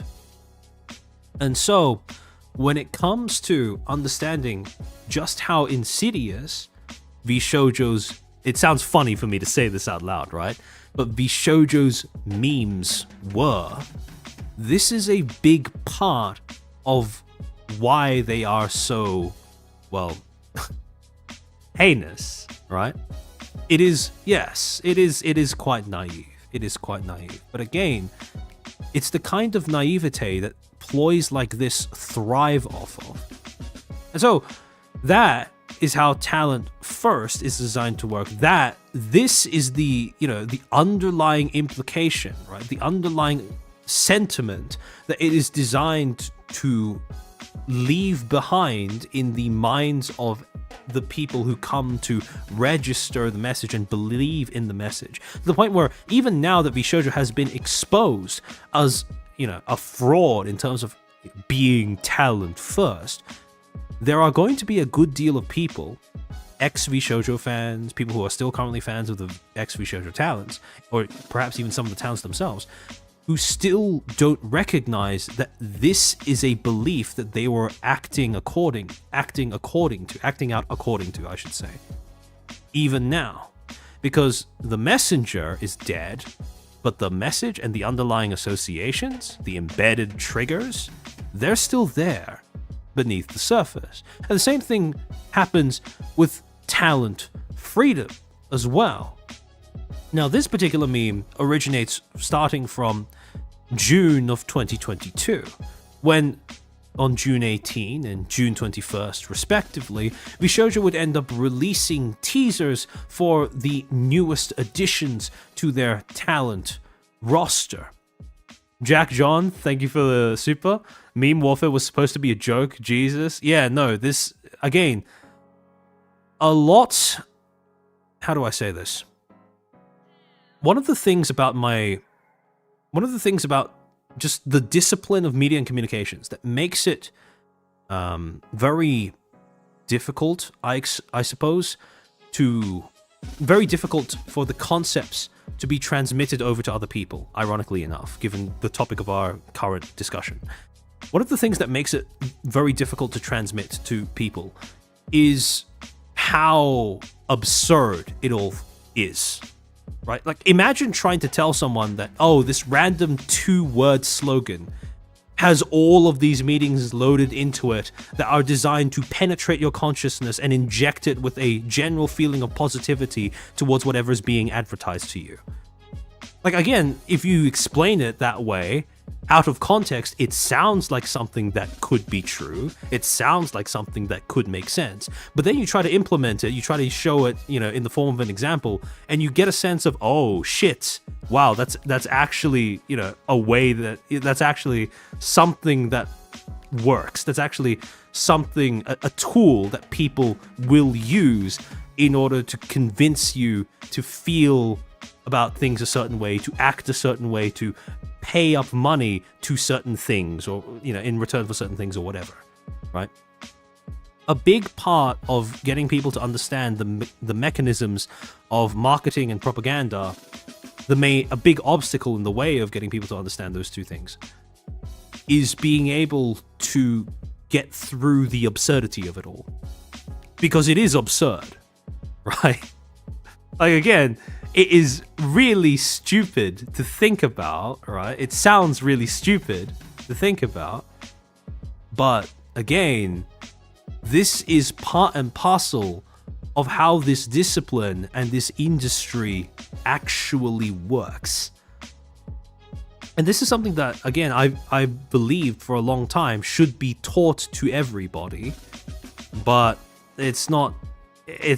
You're not going to see it added to your curriculums in any time soon, most likely. Memes, the DNA of the soul. See, the thing is, that dialogue was, the more time passes, the more I believe that dialogue was written 100% seriously, because it works 100% seriously. Because memes, again, the technical definition of the word, not, haha internet funny, memes quite literally end up forming the basic structures that we filter our perception of reality through. Because even if we recognize messages and messengers as bogus, the ways that those messages make us feel, and I suppose, the ability to recall and attach those messages to those feelings will still remain afterwards. Kojima never jokes? Yeah, that's true. That's something I've realized the more time goes on. It was a serious dialogue. Yeah, it was a serious dialogue. If you've listened to the MGS2 speech, you'd know. Yeah, no. I know. But again, it's ironic how, again, the more popular it is, right, the more people just view it as this absurd joke taken out of context. But if you start to understand the context within which it was made, and the actual contents of the message itself, it becomes progressively less and less absurd. And so, same thing happens every time I try to explain like a concept or a slogan or a marketing gimmick. It's a whole Russian doll's worth of embedded meanings that we are now untangling post-mortem. So after they posted these two teasers, hinting at the addition of 2 new talents to the roster, come July 3rd, they would formally announce these 2 new additions as Kason herself and Amamiya Nazuna to Hololive JP, because these 2 would be the inaugural talents of their new Japanese branch. Now, next stage of the meme's progression comes in the form of a Panora article written and published on June 7th, which stated that, quote, on the 7th, the American VTuber agency VShojo announced on Twitter a new project in which virtual artist Kagura Nana will be participating in addition from the 6th in a large advertisement that has been displayed in the concourse inside the gates of Akihabara Station. And so they posted like a tweet of the art of VShojo Japan announcing the collaboration with that artist. And the article goes on to state that Kagura Nana is the virtual appearance of illustrator character designer Nana Kagura, who also designed VTubers Ayame and Shizuku Furumori. VShojo is a VTuber agency that launched in November 2020. It is home to 8 virtual talents, including Neanners, who has over 1.4 million YouTube subscribers and broadcasts in English. And so it adds the addendum right at the end. Kagura Nana has revealed that she will be participating in the new project as an illustrator, right? And what was she illustrating? Well, we'd see the answers soon enough when, starting from the same amount of time on June 15th, we would see a bunch of posters that have been put up around Akihabara Station with the slogan Talent Freedom. A bunch of portraits of the talents models with that phrase, Talent Freedom. This was the birth of the meme. And so,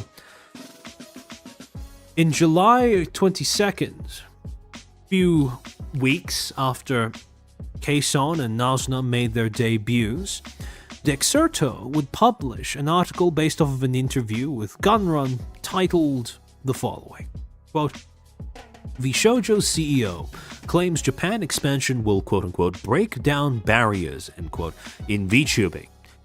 Quote, VShojo has made its first big expansion in 2 years, bridging into the spiritual home of VTubing, Japan, with Kason and Amamiya Nazuna. It's more than just 2 new talents to CEO Justin the Gunrun Ignacio, with the aim to quote-unquote break down barriers across the fandom. Among all the top VTuber agencies, VShojo has been an anomaly. The company hasn't opted to expand with new waves every few months, rather focusing on a quote-unquote talent-first approach to enable a small group of creators at a bigger level. Now, what the addition of the Talent Freedom meme did was it also allowed them to consolidate and reinforce their talent-first meme as well. The article then goes on to include a quote from Gunrun that says, quote, our partnering with Japanese-speaking VTubers reflects our core value of talent first. Talent deserves freedom of expression regardless of borders, which is what we offer all of our creators. Sorry, give me a second.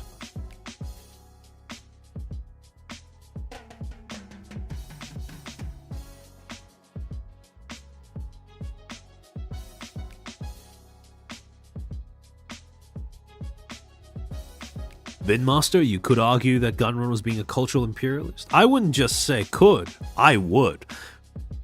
Then, to go on, the quote-unquote talent-first approach might seem like a buzzword. Upon hearing it, you think every VTuber agency is about the talent, those who bolster the brand to make it what it is. VShojo puts the philosophy to action to an unseen degree though. There's big things like giving talents creative control, which ended up being a big reason why Kason decided to hop on board despite an insistence to remain independent. The small stuff matters too, even just simple things like foregoing generations have special meaning. That's not to say the rest of the industry is wrong for going in different directions, but there's a noted difference between the approach VShojo takes versus others. Quote, by expanding VShojo through signing Kason and Nazuna, we are staying true to our company philosophy of focusing on talent first by building and growing each individual instead of launching multiple generations. That particular line, I want you guys to put in the back of your minds, because that's going to become very relevant near the end of the stream. Kason and Nazuna are now part of the same generation as the rest of VShojo. We will continue to support as we onboard new talent. And with this article, we now have all we need in order to start, yet again, the process of dissecting the meme of talent freedom into its text, subtext, and underlying sentiments. So, starting with the text, in the words of VShojo themselves, what does it mean to have talent freedom? Well, it means freedom of expression, regardless of borders. It means giving talents creative control. It means a noted difference between the approach VShojo takes and others. And finally, part of a talent-first approach towards managing talents, which contains all of the previous meanings we just discussed that were loaded into the term talent first. So, given all of this, we can then start to look at what the subtext behind talent first as a slogan was supposed to be. First, that geography, there was this implication that the only thing holding back other companies from adopting talent freedom as a tenet of their own was geography and or culture as the main obstacle in standing in the way of granting certain freedoms while being corporate, right? That was the implication, that people didn't adopt talent freedom before VShojo showed up simply because of where they came from, right? Japan, in other words. Second, the idea that VShojo should be regarded as proof of concept for a novel business practice, one that their competitors have yet to implement. In other words, talent freedom was supposed to be the thing, or supposedly was the thing, that made VShojo different from all the other agencies that no one had tried before. And as a result, that VShojo themselves, their very existence, had a unique relationship with the concept of talent freedom. So when people think of talent freedom, they think VShojo. And if VShojo would fail, that would mean that the concept would fail as well, or at least to some degree. And finally, the idea that if you preach talent freedom as a doctrine of your company, then that must mean that you have your talent's best interests at heart. This was the subtext behind that message. Now, here's why talent freedom is, perhaps, between the two memes that we just talked about, the more, in my opinion at least, the more nefarious Psy-Op between the two. Because talent freedom as a term is purely a marketing ploy. When people think about the freedoms that talents possess while working under a company, thinking about that whole concept through the narrow vocabulary of talent freedom is designed to stop you from realizing that talent freedom as a concept is not just this one discrete thing that you either do or don't have, blanket period, right? Talent freedom is, in actuality, 4 distinct components packaged under one umbrella. Because freedom can be broken down into 4 different forms. Freedom of expression, which the article mentioned, creative control, which the article also mentioned, but then you have two other forms of freedom that can be granted to corporate talents: IP ownership and revenue splits. And here's the thing. All of these individual components of talent freedom have various benefits and also costs to implementing.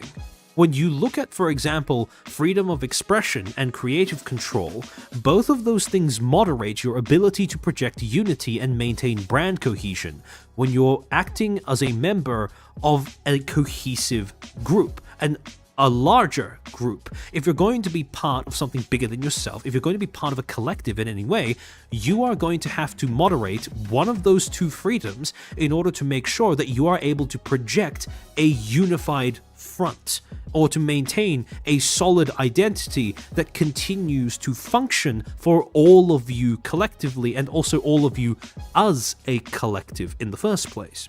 Same thing happens with IP ownership and revenue split, where a lot of people look at those two things, they think of them as, universally good things. But the problem is, both IP ownership and revenue split are in and of themselves indicators of a company's degree of obligation. For example, IP ownership, right? Whether the IP was made by the company before it was given to a talent, that is an indicator of how much initial investment, in other words, risk, a company is actually willing to put into its talents. If there is no risk, because you're simply onboarding someone who already built up their IP on their own, then there is a chance that you have less initial investment in your talent as well. Same thing with revenue splits, where, as I've talked about before, revenue splits are not just this cost that talents have to bear. They are also supposed to be, and again, I want to stress supposed to be, a measure of the degree of obligation, in other words, responsibility, that a company actually has towards its talents. If a company gets most of its funding from its talents and their audiences, then they owe their talents and their audiences the most when it comes to allowing the company to continue functioning. That's why companies with higher revenue splits are usually going to be more invested. If they have higher revenue splits, if they have a 50-50 revenue split and they rely on their audience for most of their funding rather than, let's say, investors or, the CEO's personal bank account, right? If they rely on their audience for most of their funding, that also means that they have to prioritize their audience and their talents above everything else. Contrast that with a company that has a revenue split of, let's say, for example, they don't take any revenue out of their talents streaming, and they get most of their funding from investors. Who do you think they're going to end up prioritizing if they ever have to choose between the two? Where their money comes from. Because they are a company, and they act not out of morality, but out of cynicism. Because that's how they work. That's how companies work. And so, when you think about revenue splits, when you think about IP ownership, thinking about them through the lens of just freedoms and nothing else is a very, naive way of perceiving them. And it is a naivete that companies like VShojo prey off of in their marketing. So now that we have established this idea that talent freedom in and of itself is a piece of vocabulary that is deliberately designed to throttle the way that people think, the next part is the underlying sentiment of the message, right? Basically the underlying, again, emotions, subconscious triggers and associations that this whole idea, talent freedom, embedded into public consciousness. And that was the idea that the implication, the subconscious association was the idea that talent freedom as a concept, as a word, as a term, deserves to be seen as both revolutionary and evangelical. Now, why do I use the word evangelical? Because underlying the whole VShojo's use of talent freedom was always the idea that it was almost like they were preaching a religion, where the validity of the message was not just dependent on the contents of it or the way in which it was preached, but also on the prophet that was doing the preaching. There was this unconscious idea that if VShojo were to fail, then that would also mean that, talent freedom will have died as well. Right? The very concept of talents being given, granted, allowed freedoms while working a corporate job would die with VShojo. And again, you can see that people fell for the Psy-Op in responses to VShojo's claps, such as this one from Chris the Hollow Pro Simp, who wrote, quote, VShojo, this was a tweet from July 24th, that wrote, quote, VShojo has done a huge damage to the VTubing community as a whole because of their greed and ego, and how that has tainted the term talent freedom that was supposed to be a positive thing. Corpos can have some of it without risk of bankruptcy, but Gunrun has run that term into the ground. Now here's the thing. What Chris is doing, unconsciously, is conflating talent freedom, the term, with talent having freedom as a concept. And in reality, talent freedom was never designed to be a positive thing for anyone but VShojo.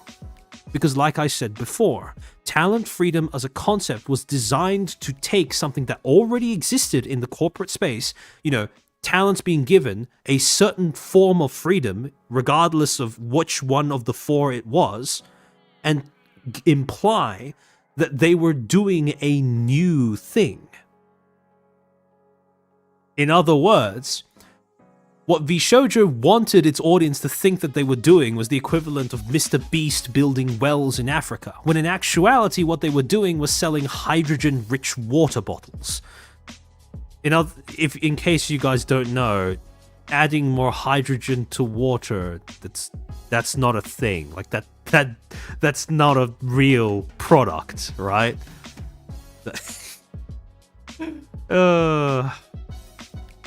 Oxygen-rich air, am I right? But in any case, essentially what they were doing is trying to add to themselves a degree of novelty that they did not possess, by inventing a new term that would take an existing concept and funnel it through essentially a marketing-friendly lens that would lead people to believe that they were in fact doing something revolutionary. That what they were preaching was a concept that would live and die with their success. And here is the thing. The thing that breaks this implication of VShojo's, because again, the thing that they were aiming for above all else was the impression of novelty, was the impression that they were the ones pioneering something new. Actually, in Mandarin, we have an idiom to describe that, right? Giving yourself accolades that you haven't earned for yourself. 自己脸上贴金, which means to stick gold to your own face, right? And again, basically just means, you know, give yourself undue credit for something. And what VShojo was trying to take credit for was not just the idea of giving your talents freedom while they work under you, various forms of freedom while they work under you, but also the very concept of using the freedoms that you give to your talents as a marketing ploy. But that was the implication, that they were the first to do that. Except they weren't. They weren't even the first VTubing agency to use talent freedom, or giving freedom to talents, as a selling point for why they should be followed. And to explain what I mean by that, we're going to do something that we haven't done on the channel before.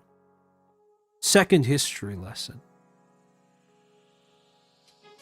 On April 27th, 2020, a VTubing company was formally registered in the state of California. This would go on to become the very first Western-owned VTubing corpo in existence on this side of the industry. And its name was Sundaria. Now, a good deal of you guys may not... Well, a good deal of you guys will probably be familiar with Sundaria, because I suspect that there are quite a few FaZe fans in my audience. But I'm willing to bet that if you went up to the average VTuber fan on Twitch and you you brought up Sundaria, they would look back at you blankly and have no idea what you're referring to. To be fair, I can't really blame too many of them for not knowing what Sundaria is, because, well, it died in 2023, January of 2023, 5 months short of its 3-year, anniversary. And this was 1 year before Selengate, which is when discussing corporate implosions in VTubing became popular. So it was in many ways ahead of the curve in all of the wrong ways. Now, the collapse of Sundaria is a topic that, in my opinion, is... Well, I've come to the opinion that it is a grossly under-recognized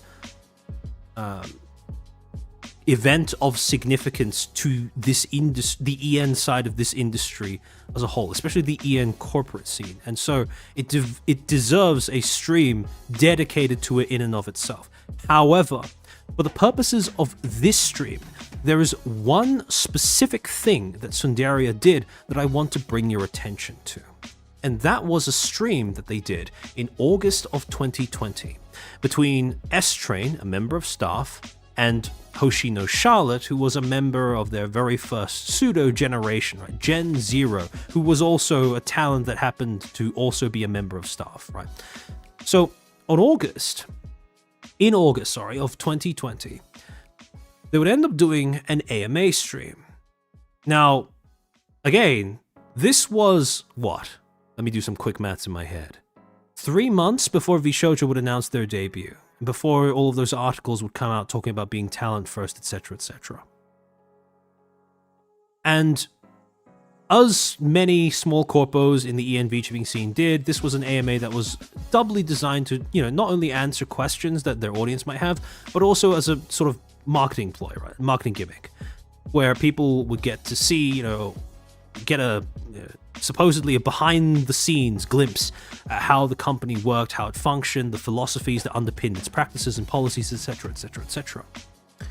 And there were a few questions that were asked during this AMA that are particularly interesting, that revealed quite a bit about Sundaria, even though most people didn't know it at the time. Now, the first of these questions was asked at 11 minutes 50 seconds by a user called Fluffy Fish, and he asked how many people work behind the scenes at Sundaria. And it was at this point that S-Train would outline the company's structure. So essentially, there were 2 members of C-Suite that were publicly disclosed. The CEO and president of the company was a guy by the name of PPP, and S-Train himself was the company's CCO, as well as doubling as a talent manager / community moderator. Then, one tier below the C-suite, beneath the executives, you have members of management.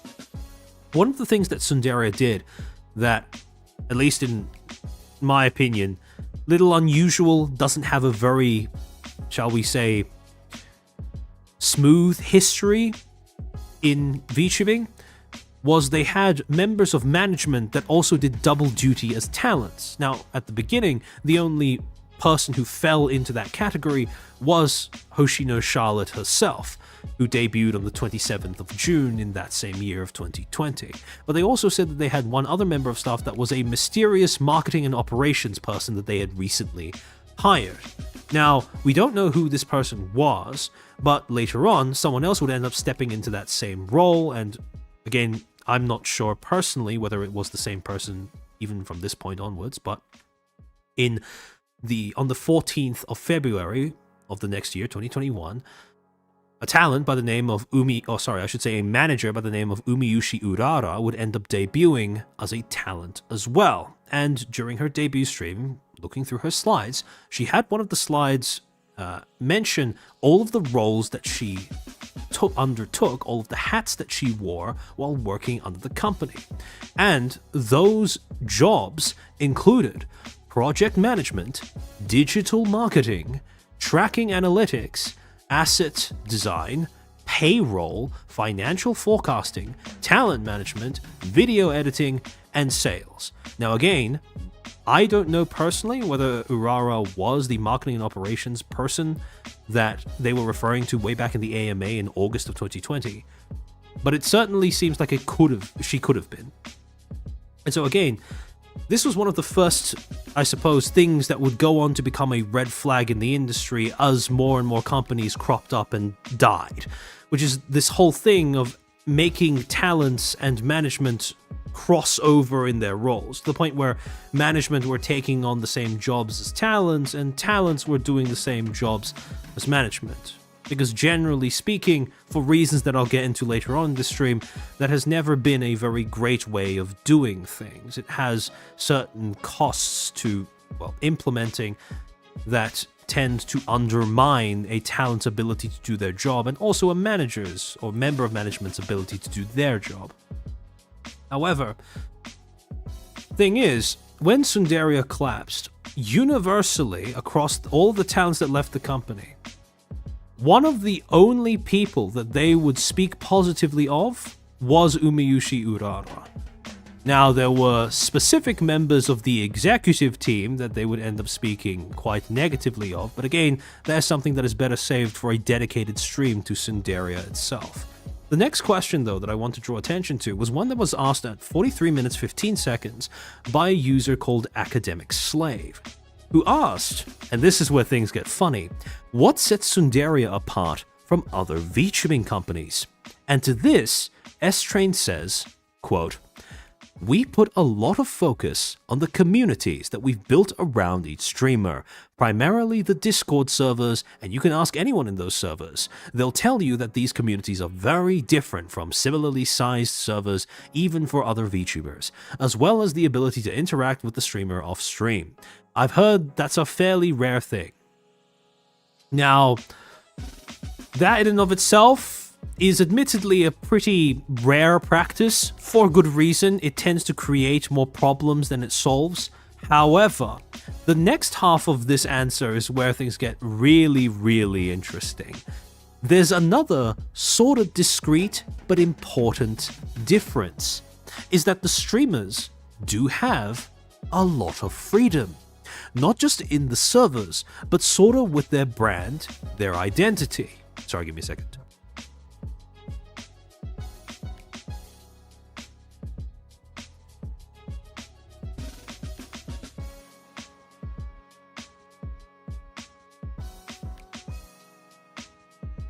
Alright, not just with their brand, but sort of with their brand, their identity, because they work with their model's illustrator to get it perfect for them. The streams that they do are the games that they want, or the topics that they want, as long as they don't violate TOS. The schedules are flexible. I personally worked with all of the streamers to get their schedules in a sort of way that they don't contradict with one another. We don't have really tight control over the content, because that sort of stress would really come out in the streams. I think people would notice, and we'd like to avoid that. Yes, Burbo, exactly. You could say talent freedom. Just, it was not used, talent freedom, the term had not been used as a marketing ploy yet, and so this was just a supposed benefit that S-Train was describing. He was trying to use it as a selling point for why you should support the company. And again, I want to remind you guys, this was August of 2020.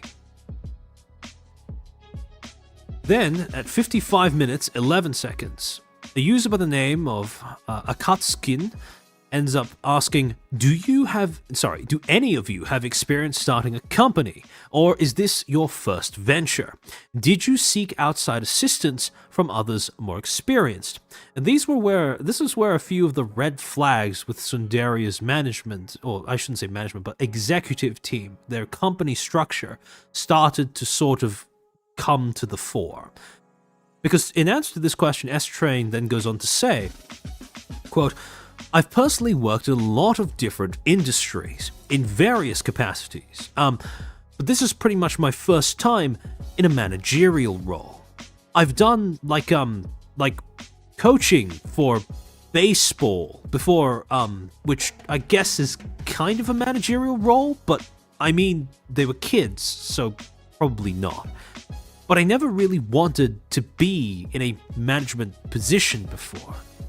I was always pretty content with not being like the absolute lowest rung. but maybe like 1 or 2 rungs above that. Let me remind you guys, this is supposed to be the CCO of the company. But to go on, I don't know. My father was a business owner. I don't know. I never really wanted to do that personally. Like, I get it, but that was never really my aim. But as soon as I sort of, found myself in a managerial role in Sundaria, I really enjoyed it. So, yeah. It's been a really good, positive experience for me. And I personally haven't consulted with anyone for help with it. Every decision that I've made has sort of been like a logical one. But I'm glad I've received a lot of positive feedback from both fans and the streamers themselves. So, I'm definitely learning and improving every day that I do this. But, it's sort of nice to know that I'm already on the right track. Again, if this is a question that you're asking to the CCO, and that is your response, not exactly something that bodes well for your ability to run a company, or to aid in running a company. Now again, Sundaria was one of the first to crop up in this industry, so it's very understandable if people didn't register how much of a red flag this response was. But here is the tragedy of Sundaria's obscurity. Because this was something that could have been a case study, could have been an example to other companies in the space of what you should avoid. It could have also been a warning to talents in the space and viewers in the space of possible red flags when it comes to the way that a company is operating. Because if you have a member of your company's executive team, a C-suite employee, expressing this degree of inexperience when it comes to actually managing a company, something is very, very wrong in the hiring process. And then finally, the last question that I want to bring to your attention is a question that was asked at 2 hours, 29 minutes and 43 seconds by Uni Luna, who says, what does PPP, the CEO, actually do for the company? And to this, S-Train says, he started it, is the short answer. Not only completely funded it on his own from the very beginning before it was even launched, but he also provides the direction the company goes and branches out to. He talks directly to the artists. He gets the contacts for the company, the illustrators, the modelers, the riggers, and then he sort of stutters for a little bit. And Charlotte picks up in his stead, saying he does all of the talking, even though he's the worst at it. But I think most importantly, he's the head of Sundaria. And that's not a role that either I or S-Train wanted to take. Now, again, doesn't exactly bode well for the degree of competence displayed by C-Suite, let alone the person at the head of the company. And so, by the end of this AMA, there were 3 latent red flags that would then go on to actually prove themselves to be, yes, very real red flags when Sundaria collapsed, that were evident already, that had signs already during this one Q&A session. And that was that freedom was used as a point of supposed differentiation, when in actuality freedom is more so an absence of both a restriction and a benefit that you provide to your talents. There were talents that were doubling as members of staff and or taking on managerial responsibilities, or in the case of Sundaria, it was managers taking on talent responsibilities. And finally, you had very, very clearly underqualified and inexperienced executives. And like I said, a lot of people in the EN side of the industry did not know that Sundaria was a thing.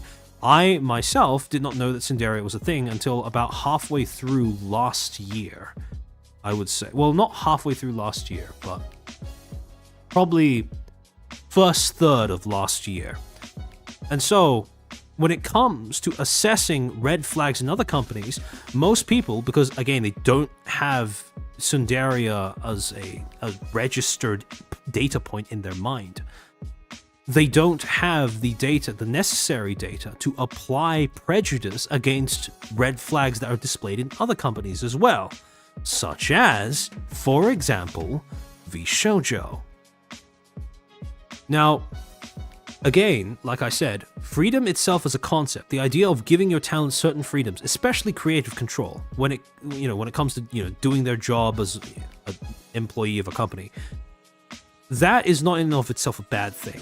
But when a company feels the need to use it as a marketing gimmick, that's when you should probably start perking up your ears and raising your eyebrows. And so, when it comes to a lot of the red flags that VShojo displayed in the way that it conducted itself, the way that it did business, the way that it tried to market itself, very simply put, part of the reason why its whole grift of trying to appear like a novel thing worked so well was because its target audience had no idea that its claims of novelty were completely bullshit.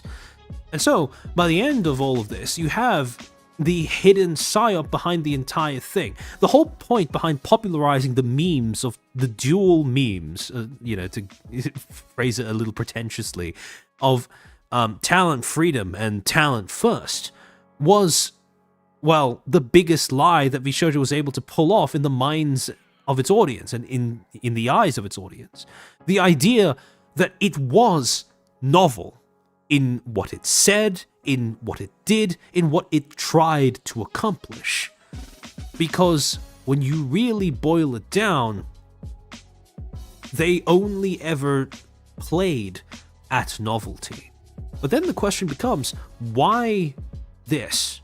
Why does a company need novelty in its branding? Well, again, it seems like a pretty obvious question to answer, right? No shit, Sherlock, if you are a company selling a product, you'd want to at least project the impression of novelty, because otherwise, why would your consumer base, viewer base, whatever, actually be interested in buying your product? Well, thing is, in VShojo's case specifically, they were able to weaponize the whole concept of their own novelty in two distinct ways. Because what projecting the impression of novelty allowed them to do was, well, first, it allowed them to imply that they were, doing things first in the industry, that what they were doing was truly revolutionary, first of its kind, first attempt that anyone had made at doing the same things that they did in the industry, adopting the same practices, implementing the same policies, using the same rhetoric, etc., etc. But the second thing that the lie of novelty did was it gave them a pretense to pretend, gave them an opportunity to pretend that they were not like their competition, right? And there are two reasons why I use that specific Kendrick Lamar still. Because it just as it tried to, sort of elevate itself onto a pedestal, it also gave VShojo the opportunity to sort of jab at other companies, at its other competitors, by implying, at least, that they were doing something wrong, or something less ethical, or something that should be corrected and would be corrected with VShojo's own success. However, more importantly, when you combine these two things, the idea that everything VShojo does has never been tried before, and the idea that VShojo is not like the other companies who do things that VShojo is avoiding because, they're not good, right? You don't want a lack of freedom, etc., etc., right? What you get is the ability to convince your audience to look the other way when it comes to your red flags. Because generally speaking, the way that public perception works when it comes to various companies is when there is a red flag, like a major controversy or a string of graduations or a whole bunch of talents expressing that they're unhappy or whatever, right? People will start questioning the company's integrity, right? People will start questioning the company's integrity because they observe the red flag, and from that they reach the conclusion that the company is either incompetent or the company is malicious, right? However, by pretending to be novel in their approach towards doing business, by pretending to be a first for the entire VTubing industry, what Vishojo was able to do is pull a very similar sleight of hand as the Psy-Op that we talked about at the beginning of the stream, which is they bypassed that whole mechanism for recognizing their red flags entirely, because the same things that would be perceived as a red flag in literally any other company, like, for example, using your talents as PR spokespersons, was dismissed because they are talent first / they have talent freedom, which meant that what VShojo was doing has never been tried before, that they shouldn't be judged based on the precedents set by their competitors, and more importantly, everything they do is for the good of their talents or something that the talents chose for themselves. And even more importantly than that, if you disagree with that idea, then you must be doing so because you resent the talents in some way. It was a perfect Psy-Op.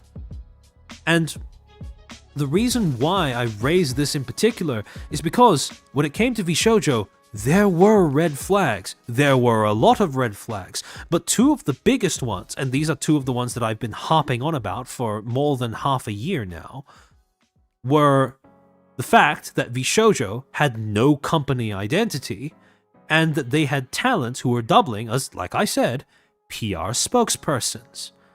Now, these are both facts that over the course of the last 3 weeks, everyone has started to acknowledge.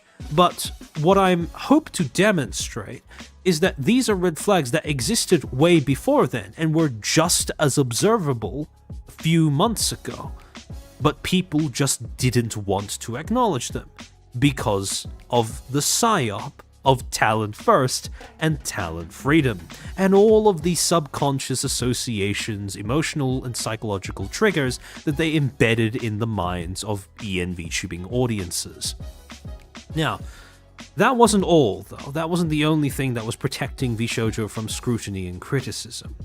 Because the other thing is that VShojo had a little bit of a shield against scrutiny, a little bit of a bubble that they had managed to encase themselves in. And that bubble was sort of predicated on three things. When you really break down what gave VShojo their immunity to criticism, what made their fans and talents so deeply in denial whenever someone pointed out that there was a very obvious red flag and or flaw with how the company was handling things, you could basically boil them down into three main aspects.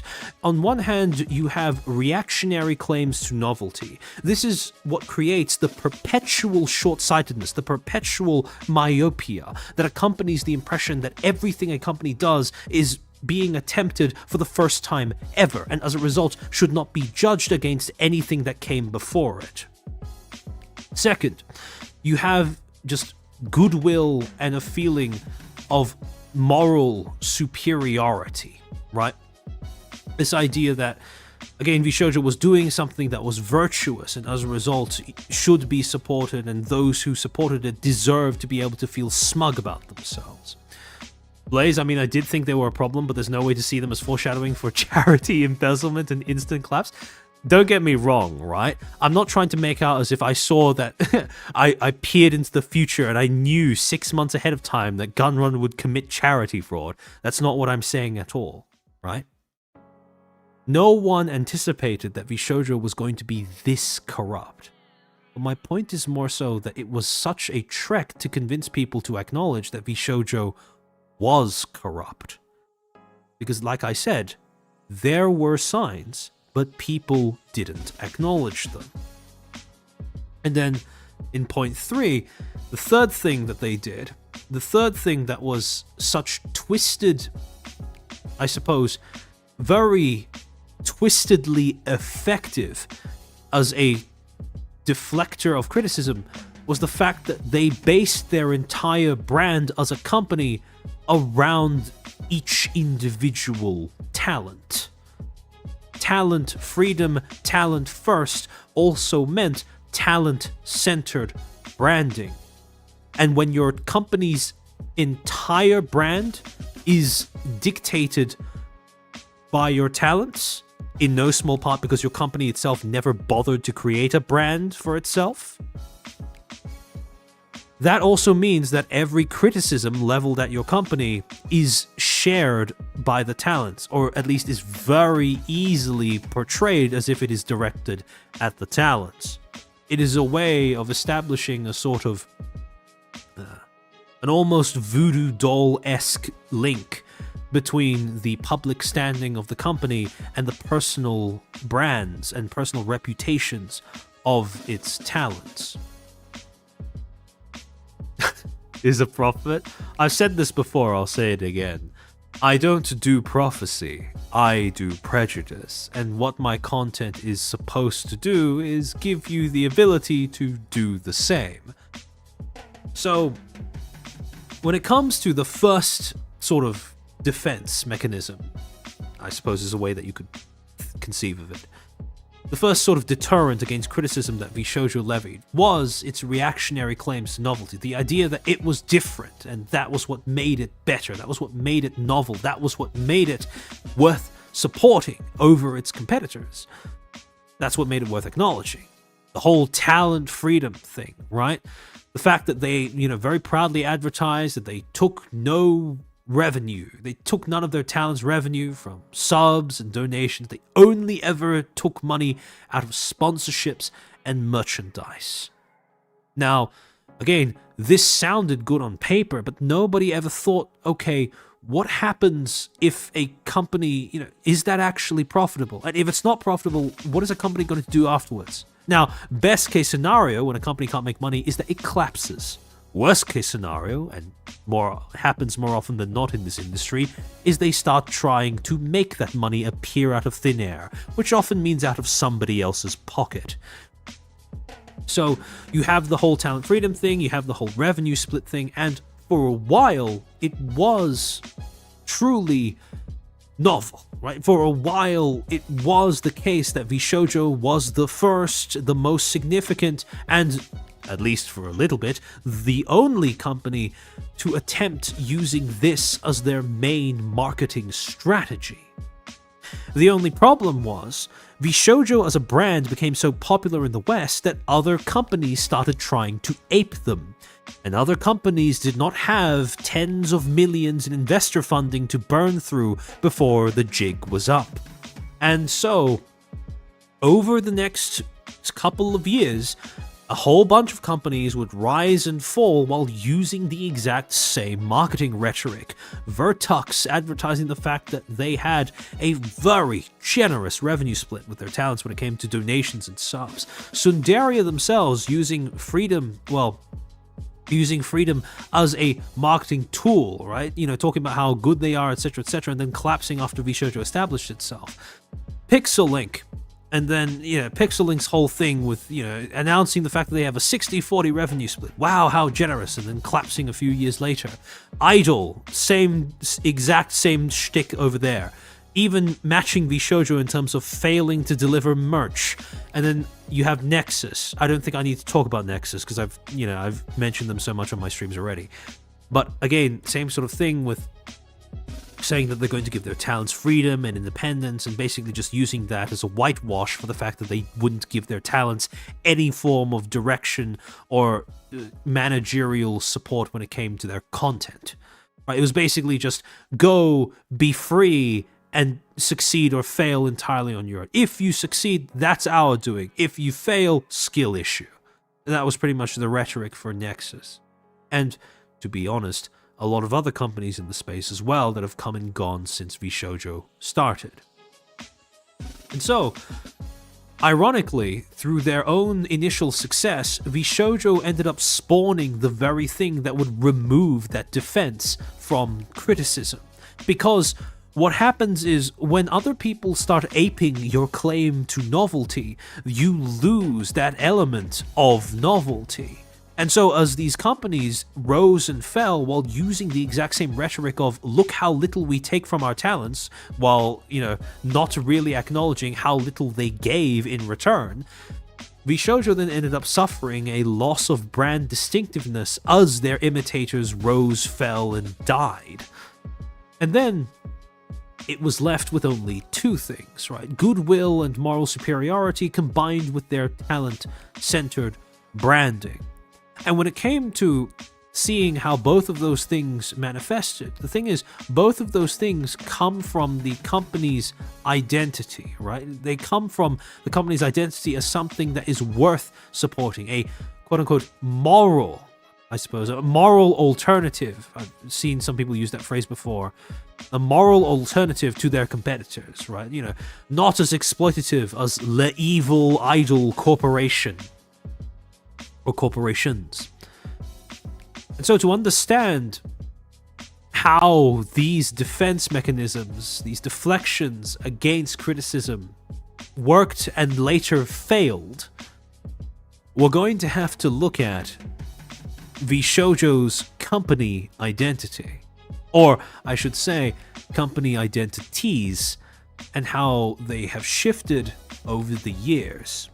See, when it comes to evaluating the identity that VShojo, the company, had, part of the reason why I've been saying for a while that VShojo itself does not have a company identity is because throughout the years, when you try to put a finger on what exactly VShojo is as a company, what is its company identity, what is its company's brand, without defaulting to the individual wants, needs, desires, rhetorics, brands of the talents, you get a few different things that change throughout the years. Between 2020 and around 2023, maybe halfway through 2023, VShojo was pretty much known as their brand could be said to be, the talent first friend group, right? They were very much built upon the premise of this being a group of VTubers who were all friends with one another, and the reason why they were part of this company was because the company itself put them before everything else, right? It was basically a VC funded streamer paradise where you would be able to hang out with all of your homies and you would all, be supported in doing whatever it is each of you want to do. Then, between 2022 and 2024, that's when VShojo started to morph more into a kind of, the ex-corpo retirement home and later on refugee center. Again, we'll cover how that particular shift within a shift happened as well later on in the stream. And then finally, from 2024 to 2025, this was where you had the reason why I haven't included anything here is because this was where the company started shifting again. They had VShojo, when you look at it from a bird's eye perspective, it had a very chameleon-esque approach towards establishing its own brand as a company. Because between 2024 and 2025, what they would end up doing is they would morph it again, except it wasn't quite clear what the company was morphing into. It looked like it was trying to imitate. It had sort of given up on the whole claim to novelty, and it was now trying to imitate more of a traditional corporate structure and identity. Even down to the whole imitating the evil idol culture thingy. But again, it's tough to say because, well, the company died last month and it's still 2025, but it was certainly looking like it was moving in yet another different direction brand-wise. And as we'll talk about in a bit, that change in direction does not seem to have been initiated by the higher-ups out of any sort of collective vision or creative agency or commitment to, well, making something of their own, but rather just piggybacking off of the desires of talents and, well, just straight up desperation. However, to start where it all began, to evaluate how they built up their initial company brand as a talent-first friend group, 2020 to 2023.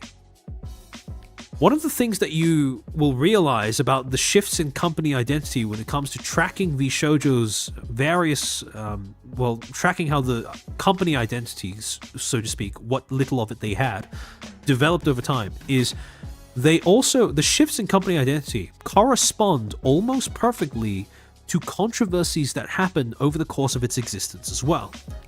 And to start off, by looking at the thing that initially eroded their talent-first friend group shtick, we're going to need to go all the way back to August 20th of 2021, when VShojo would announce for the first time ever that they were opening auditions. Sorry, give me a second.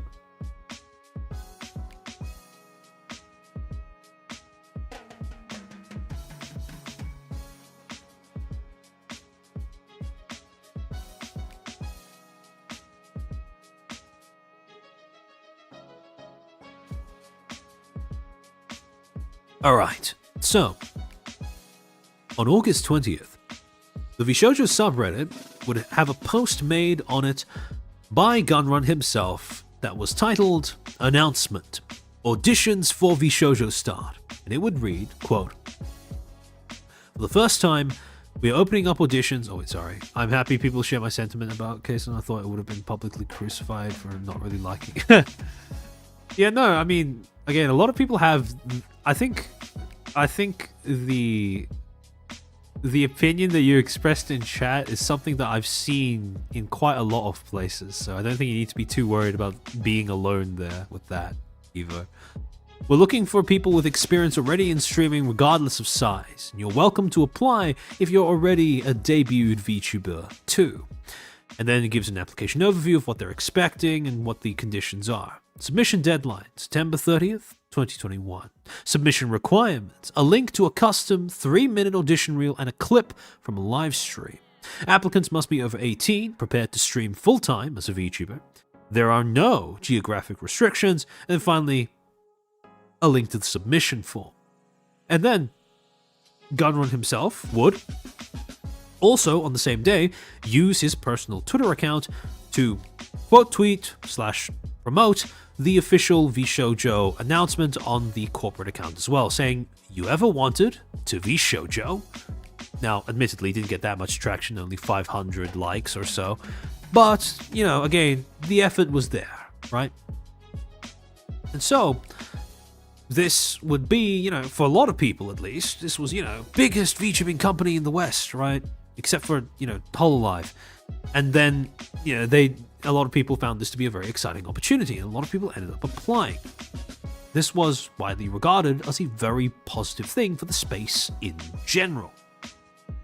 Until about 2 months later, on October 20th, 2021, when Nuxtaku would go onto Twitter stating, quote, someone is trying to dox VTubers by masquerading as VShojo. I can't say more at this time, but please share this around and be careful. They tried to dox me, but I sniffed them out and gave them wrong info, so don't worry about me. I spoke to the CEO of VShojo and I'm trying to untangle everything. I'll update you when you can. Now, as a recap from the last stream that I did, I think the Gorilla stream that I did about how people, oh, not the last stream, but the Gorilla stream that I did about how people aren't talking about the liabilities that the VShojo auditions created for a lot of people. I did mention that it would later on be revealed earlier on this year that when Nux talks about speaking to the CEO of VShojo, what that conversation entailed was forwarding a VShojo talent contract that he had received from the doxer as supposed proof of legitimacy, a document that Gunrun himself would go on to confirm the validity of, saying that, yeah, this is one of our talent contracts, how did you get it? Which was one of many things that confirmed that VShojo had catastrophic informational leaks plaguing its organization as early as 2021. Because who knows how the fuck an actual talent contract makes its way into the hands of a malicious doxer and swatter. Now, 2 days earlier, a user by the name of Saki Nightshade would end up making a Twitter post that said, today may be the most exciting day I've had in a couple years. Holy fuck, my emotions are off the charts right now. What a day. Unfortunately, I don't think I can elaborate, which makes me extremely sad. What got her so excited, you ask? Well, would be revealed 1 day later, where she would go on to say, well, the group of people who've targeted Neanners, basically this was when Neanners was swatted during a sponsored stream earlier on this same year, I believe, and leaked her info earlier, may have my info and sent the cops to my door earlier. They're threatening to do more other than the threats to leak my info. They aren't saying much else. The same tags. That's right. The doxers had claimed more victims, because even though Nux didn't fall for their ploy, that didn't mean that somebody else wouldn't.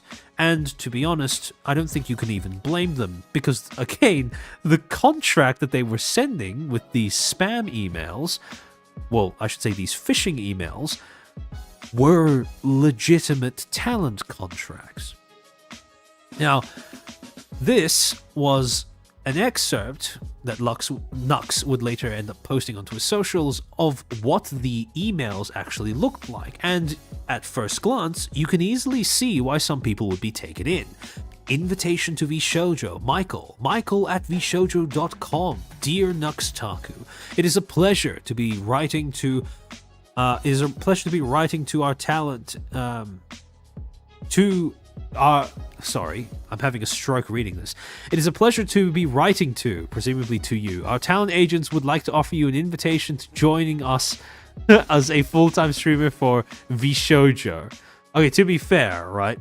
A lot of spelling mistakes. You could probably argue based off of that it does seem a little sus. But again, life-changing opportunity. I can understand if some people were too excited to look past the spelling mistakes, especially if it was accompanied by legitimate documentation. If you would at all be interested in this opportunity, please reply to this email stating that you are interested, and we can schedule a short phone interview with one of our agents to ask a few questions and get to know you, as well as seeing if you'd be 100% fit, meeting all of the qualifications to stream for us. This invitation deadline will be on October 30th, meaning all invitations and audition interviews will be closed. Again, if interested, please write me back and let us know. We will provide more details from there. Sincerely, Michael, representative at VShojo. What a champ. What a man. And going on, November 21st, about a month later, Nux would then write a follow-up tweet to his earlier statement that he had sniffed out a doxing ring that was playing at being VShojo recruiters. Quote, video on this coming today, it's mega important and kinda insane. And then took a month to put together and track down the moving parts, but, ladies and gentlemen, we got him. Now, the video itself has been taken down, but during the video, he showed a screen recording of a clip that one of the associates of the doxer had supposedly sent him, because, that associate was supposedly his fan as well, for reasons we'll get into later. This is rather dubious, a claim. Sent forward to him, apparently documenting the doxer talking in a Discord call about what they plan to do with their victims and etc. However, again, as we would later find out, this was a doxing ring that had been active for over half a year, and this was the first time that they were being publicly exposed and or acknowledged. And the worst part, it wasn't by VShojo themselves, but by Nux. Now, granted, he was a pretty close associate of multiple VShojo talents at the time, but he was nowhere close to being an employee of the company or a representative of it in any way. So it was rather embarrassing for this particular, this particular bit of gold to be plastered onto somebody else's face, to quote the Chinese idiom. And, funnily enough, in the immediate aftermath of Nux making that tweet, VShojo themselves would show up in the replies and end up posting a statement, ostensibly articulating their gratitude to Nux for doing all of this. Now, this reply has since been deleted for reasons we'll get into in a second, but in spite of its blurriness, I will attempt to read it out so that you guys know what it's saying as well. Quote, sorry, give me a second.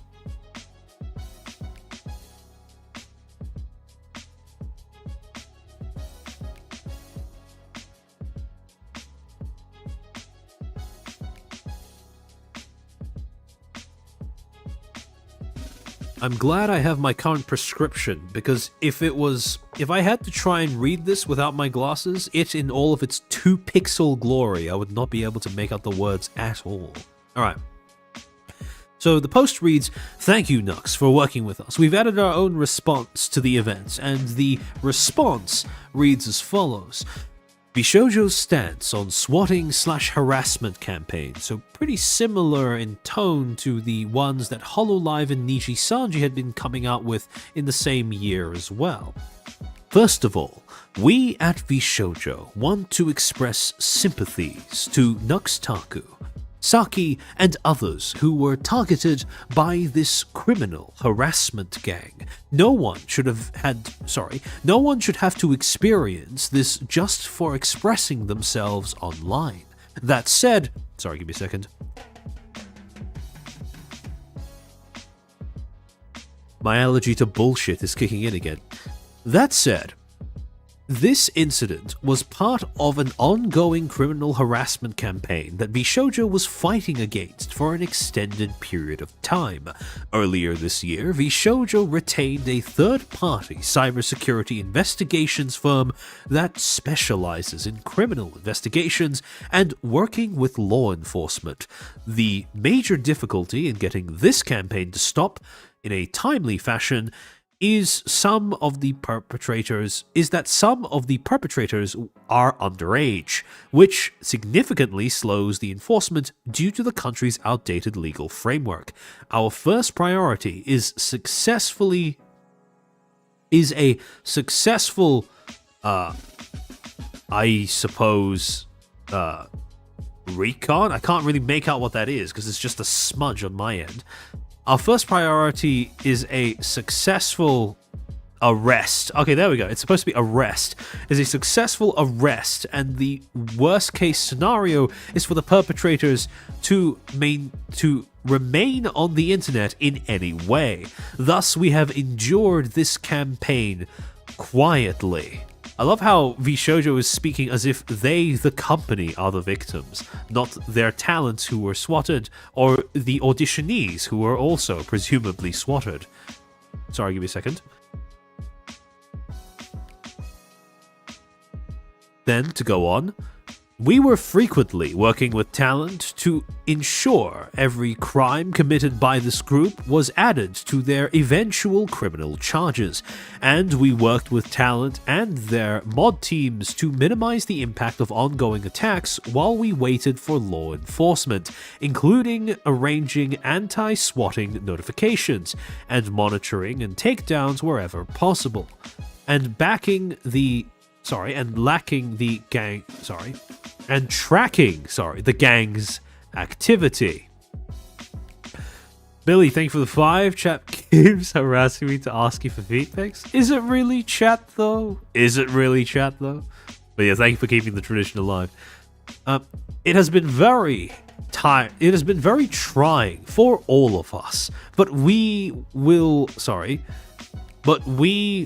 to avoid the strongest possible we want to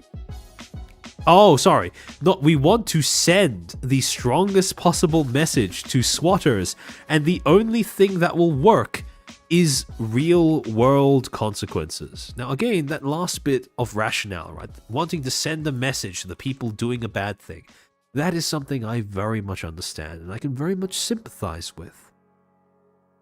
Except for the fact that it also involved, and required even, not sending any message to the victims or possible victims. Because when it comes to your auditions process, if you have any degree of vulnerability in that process, you owe it to your auditionees, your prospective future talents, to at least take some measures, some attempts at keeping them safe, keeping their information secure, keeping them secure. Even a venture capital nightmare like Brave Group understood the importance of doing that, even if just for PR reasons. And yet here was an instance of supposedly the foremost, most moral, most upstanding EN VTuber agency failing at the starting line. Now, the unusual thing about this situation, though, wasn't so much what VShojo did or didn't manage to do as a company, but rather the fact that after posting this statement, ostensibly thanking Nux for doing what he did, talents from VShojo would start having a go at him on Twitter 2 days later, on November 24th. Fruit, quote, asking you to take it down because I felt my safety was in trouble, and for you to go to the company and ask for numerous terms and conditions in return. That's not friendship. Melody, I'm hurt. Nux posted his doxing vid. He flagrantly disregarded our team's feelings and the facts our security department shared with him. I trusted and defended him, only to feel secondary to getting clicks. If he meant to raise awareness to protect streamers, he would have corrected it. Then on the same day, VShojo, now having deleted that earlier statement thanking Nux, would take to their Reddit and then post an updated statement there. Official VShojo cybersecurity statement posted by The Gun Run. Hold on, give me a second.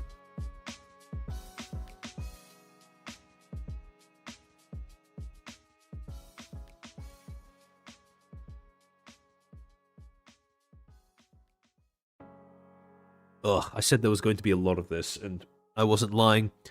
Alright, it reads, quote, update. There has been confusion about ongoing risks and speculation about the number of victims of this domain. VShojo believes with a high degree of confidence that there were only 2 victims by the time it shut down the phishing domain, and the bad actors behind this were using completely different tactics outside of this. VShojo will not publicize the methodology behind this conclusion. No additional victims or hard evidence has yet arisen to invalidate this conclusion. We at VShojo wanted to make a statement about our recent cybersecurity efforts.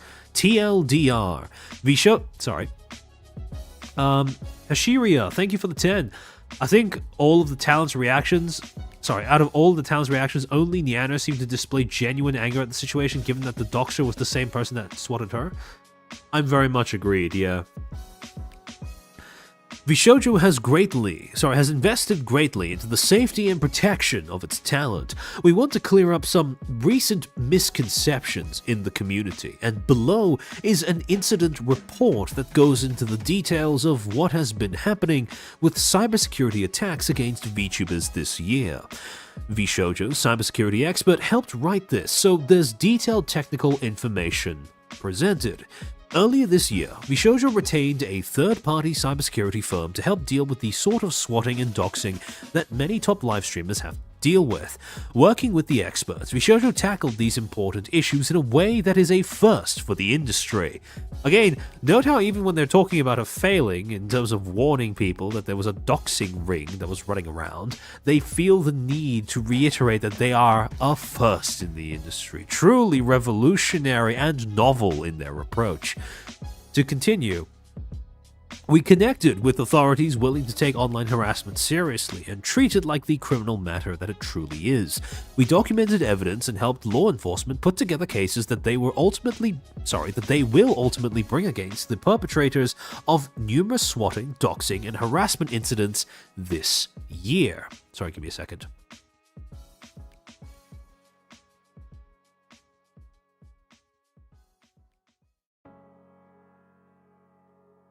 Ugh, the sneeze won't come.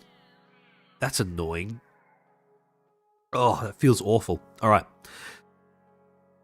This has been happening since spring of 2021, and these recent days signal our first public acknowledgement of these efforts. It is important to know that investigations involving online crime almost always take a very long time, a year at least. This is true even for cases like swatting, where law enforcement is also a victim. So if your end goal is an arrest, you have to be quiet and wait so you don't tip off the attackers that you're pursuing them. While it can be counterintuitive, this is the unanimous advice we received from both cybersecurity experts and law enforcement. Maintain a poker face outwardly, but document everything. Now, in response to VShojo posting this statement and the VShojo talents launching an attack on his character, Nux would end up firing back with a now deleted tweet that said, "I tried to take care of things behind the scenes, but if I have to respond with receipts, so be it." VShojo threw indie VTubers under the bus to protect themselves. "I tried handling it professionally and not expose anyone because I genuinely care for many of the VShojo members. I've never ignored a DM despite getting ghosted. I'll have to respond to this. Please reserve judgment if you can. Not sending any hate to any of the girls because I'm not sure if they're fully aware of everything that went on." Now, in case you're wondering what those receipts are, we haven't seen them yet, even though it's been almost 4 years.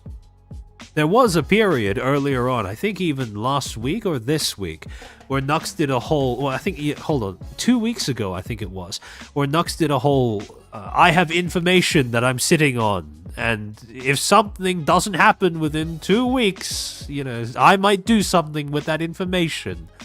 And then nothing ended up coming out of that, so that's about as real as the receipts get, I suppose. Schrodinger's receipts, if you will. But, granted, at this point in time, credit where credit is due, Nux was indeed the first to actually whistleblow that this was even a threat that people were facing, and to warn the public that there were malicious actors attempting to dox people and to swat people while aping VShojo. And his thanks for that was getting told by the company that it was, getting told by the company that it was a good thing, and then getting blasted by the talents 2 days later as if the first thing never happened. So I understand if the switch up was quite irritating, to say the least. Very much understate the impact. Hold on, give me a second.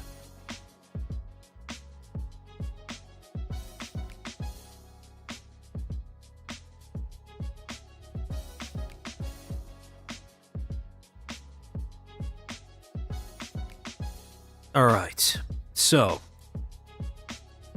then, on the same day, after deleting that earlier tweet, Nux would end up posting a written statement about documenting his thoughts on the matter, a formal public statement about how he's feeling about things. Quote, "This has been a stressful week for many, and I'm confident and proud of the community and the efforts that went towards resolving things efficiently. My latest video concerns someone that was maliciously impersonating VShojo, and managed to trick individuals into giving personal information and doxing themselves and getting swatted. With the efforts of everyone involved, I believe this situation can be put behind us, with the culprit behind these attacks having been brought to light. I do still fully stand by the need for raising awareness of phishing scams. I'm incredibly glad VShojo released a well-constructed cybersecurity statement addressing the situation, and you should all read it.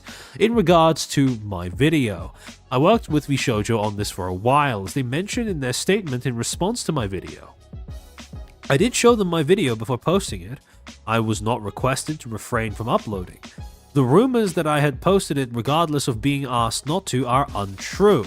In fact, leading up to the events of posting it, I was a part of a 4-hour conversation with their chief cybersecurity officer, overseen by an executive of VShojo and one of the members of the group.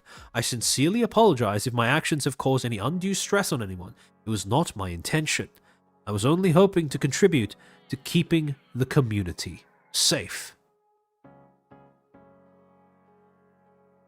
Now here is the interesting part, because throughout this entire thing, despite the fact that Nux posted this statement clarifying or attempting to clarify that no, he didn't do this maliciously, he didn't do this without VShojo's acknowledgement or approval, the other talents would continue going at him on social media. Sorry, give me a sec.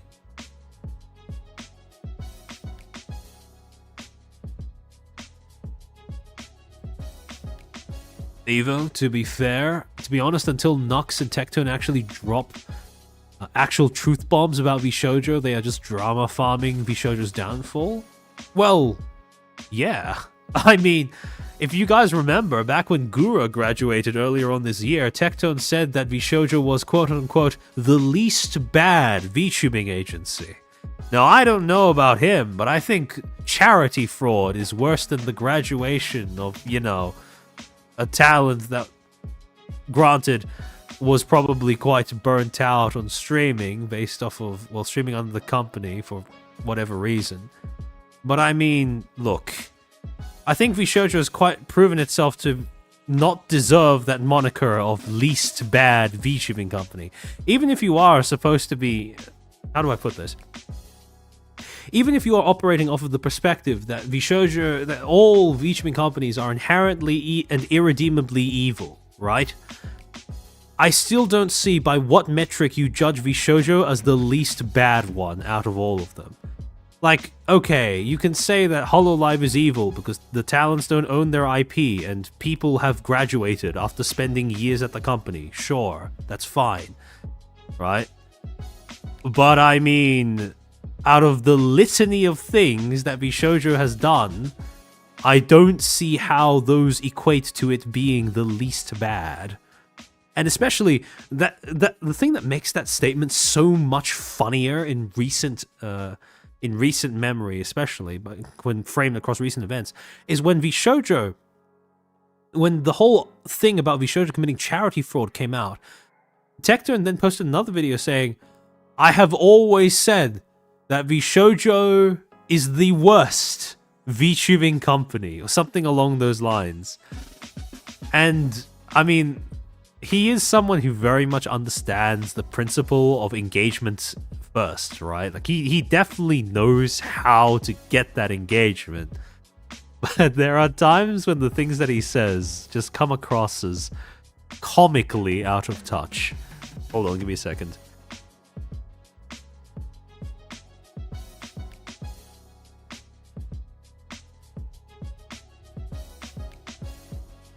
Now, don't get me wrong, Tectone is very capable of making entertaining content. He's very capable of putting on a show. But when it comes to talking about something like VTubing agencies, I find it very difficult to understand why people would view him as an authority on them, to be completely honest. But in any case, we had all of these tweets by VShojo Towns. For example, Silvervale saying, "This is really sickening to see. You've been taking advantage of people you claim to call friends for so long, knowing full well how your actions would affect them. You were repeatedly asked to take the video down and to respect their safety. You didn't. Zentreya, I told you to take the video down after you posted it. You said everyone was on board with it. I'm finding out literally everyone told you to not post it. You caused more damage, and for what, man? You lost friends and you took advantage of a situation and lied. You fucked up. I'm out. Hime, Nux, though I'm relieved you privated the video, I'm still beyond disappointed. The girls begged you for days for it to be removed out of fear for their safety, and it truly boggles my mind how you could put your own video over your friends' feelings when they are directly involved. Iron Mouse, I'm so disappointed in you and hurt that you are doing this when you full well know what truly was going on. We asked you to take it down. We told you we feared for our safety, and you didn't care. Fruit, I would like to add how unprofessional it is to refer to something such as receipts when the real issue is catching criminals who swat innocent creators. You mean the innocent creators who possibly still would have been swatted if nobody told the public that this was going on? But in any case, in response to all of this, Nux would end up posting an extended video apology. At 3 seconds in, he would state, he would start apologizing for his actions and explaining that he had previously been a victim of the swatting himself, and thus being targeted by the VShojo impersonator was an uncomfortably close reminder of that experience. At 21 seconds, he states that when he notified VShojo's staff about the impersonator, VShojo stated that they'd been aware of this situation for a while. This convinced Nux that VShojo had been willing to put himself and others at risk for their efforts to catch in their efforts to catch the perpetrator. This was very much a trolley problem type thing. The irony of it, though, is that in allowing the talents to have a go at Nux over social media, setting them loose on him on Twitter, even after saying that they collaborated with him in a statement, an official statement from their corporate account, what they had essentially done, what VShojo had essentially done, was a drifting maneuver as a solution to the trolley problem. At 35 seconds into the video, Nux then states, quote, "VShojo acknowledged that they knew about the swatter for a long time and did nothing publicly. I didn't make the video to endanger anyone, as the culprits were already brought to light. They acknowledge that they have no problem if I publish this video, and it's entirely my right as a victim of the swatter." And then at 1 minute 29 seconds, he claims that VShojo's management was initially supportive of the video, but changed stance once their talents started criticizing Nux for posting it. And, as proof that this was the case, he would include a screenshot of the 4-hour call that he had in Discord with himself, a member of VShojo's cybersecurity team, Gunrun, and one of the VShojo girls. Now, we wouldn't know who this VShojo girl was until Fruit decided to make a tweet including a screenshot of a conversation she had with Nux, which would, unconsciously or unintentionally, reveal the identity of said VShojo girl. Turns out that girl was Melody. This conversation between Fruit and Nux, you can see that she wrote, "I think warning people about a person impersonating VShojo is different to your video." And then Nux says, "I'm not sure what you mean. I had a group chat with Melody, Gunrun, and their head cybersecurity guy, and I showed them the video beforehand. They had a few notes, which I changed before uploading it, and they asked me to link a statement that they would write in the description." And then Fruit then says, "It felt like the way you spoke about the criminals would have encouraged the behavior to potential doxers." And then Nux said, "I really made this video with good intentions. I spoke about how they got arrested. I thought it was a clear deterrent." And then Fruit goes on to reply, "There's been cases of people re-offending even after being in prison." And at this point, the conversation kind of devolves into just, a back and forth that goes nowhere. Now, in addition to this little screenshot that was posted by Nux, showing who was actually involved in this call, he would then go on to post a few screenshots of the of the conversation that happened in the group chat between him and the cybersecurity guy from VShojo, in which it does very much look like they were affirming that what he was doing was legitimate, they approved, etc., etc.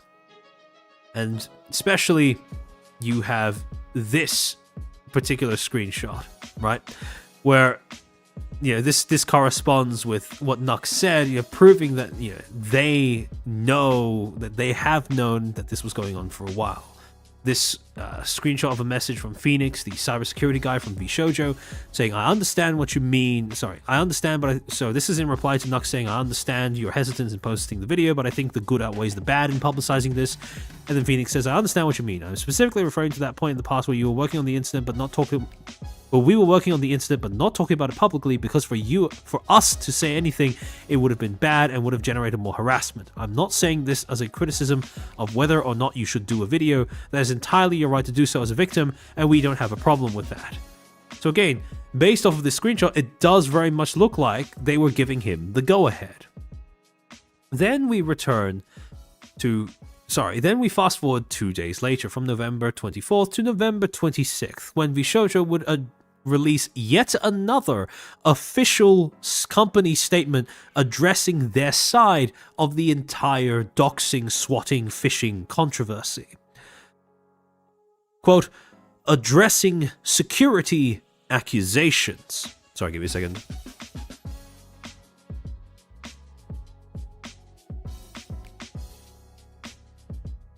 I'm dying.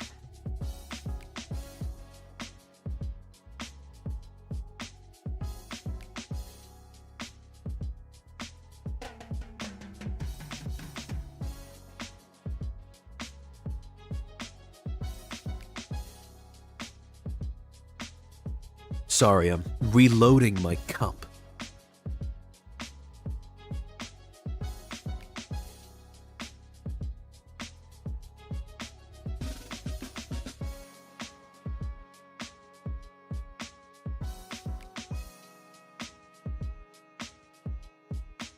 Remember 2021, VShojo bros, when Gunrun would speak in public without having to confess to crimes? The good old days, am I right? But in any case, hi all. Sorry, give me a second.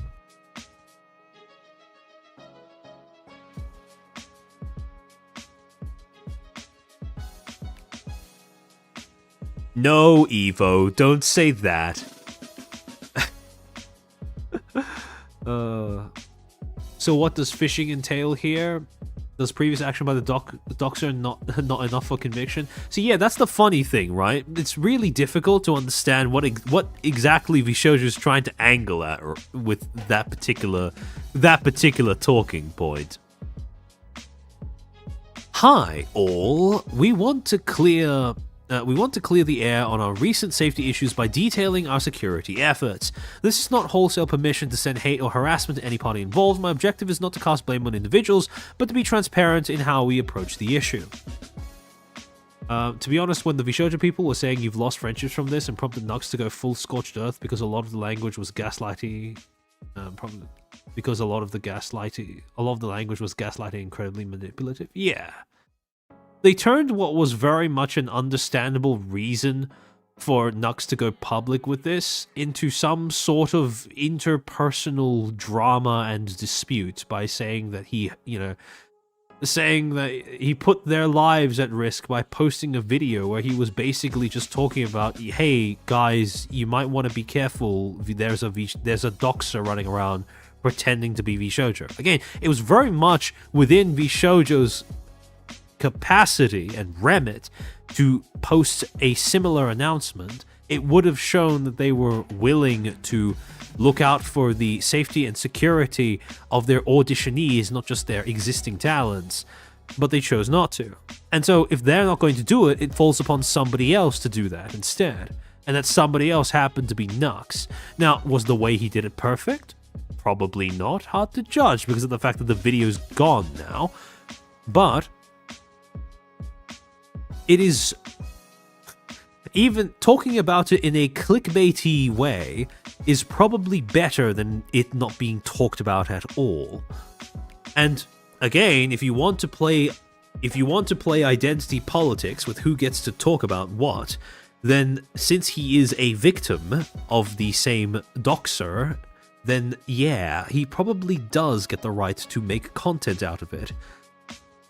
Quote, we do not condone any harassment and hate to any party as a result of this discussion. It is unfortunate we must share our private conversations to clear the air, as we do not believe issues of safety are grounds for content. Because this is an issue that involves real lives of individuals, we will be taking our efforts and investigations back privately after this statement. We additionally ask for speculation to be kept to a bare minimum, given additional risks to all parties involved. We've observed many individuals referencing decisions by VShojo staff as grounds to release harmful content. When it comes to issues of safety, we ask the community and collaborators to respect the wishes of our talent. Our talent has every right to advocate for their own safety, and we will always stand by them. And following this segment of their statement, VShojo would end up including screenshots of the conversation that they had with Nux, and it turns out that the screenshots that Nux posted had been cut off prematurely, and the fuller context did show that there was a good deal more pushback against the idea of posting the video. Such as this exchange between Phoenix and Nux, where Phoenix would say, thanks a lot, would you be willing to include a link to a written response by us as well? It's not going to be anything against the video, it's going to be more about making sure people don't think that the contract language is real, and answer some likely FAQs that will result from all of this. See, what this was about wasn't some... Bear in mind, right? So again, according to Nux, the contract that he ended up showing to Gunrun was confirmed by Gunrun to be a real talent contract. And this was not so much a security concern in the sense of stopping people from being doxxed, but more so denying that the contract that was leaked was a real VShojo contract. Then Nux says, of course, it would be my pleasure to help, and I'll include a link, but I'd like to see the message first. It turns out after that there was more to the conversation, because Nux then goes on to say, I would like to post the video in 30 minutes though. Thank you so much for understanding.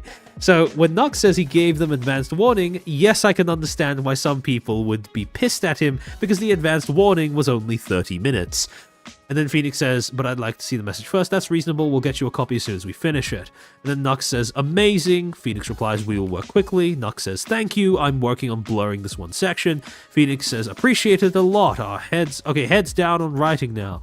And then Nux says, I'll record a small mention that you will be leaving a statement so people can find it. Phoenix replies, still working on it. Sorry, 30 minutes isn't a lot of time to write the whole thing out. And then Nux says, don't worry. I'll wait a few more minutes. Very, very generous. Cajun Bowser, thank you for the 10.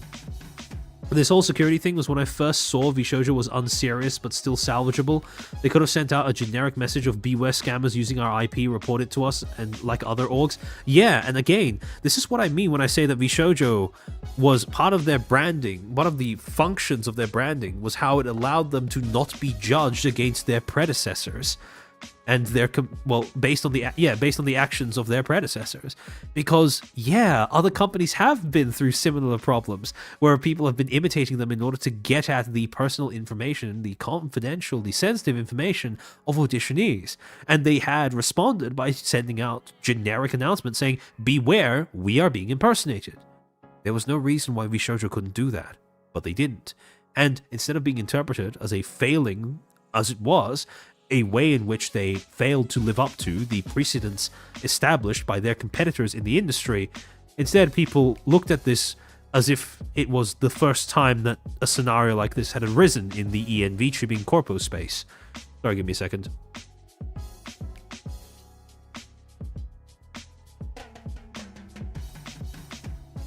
Alright.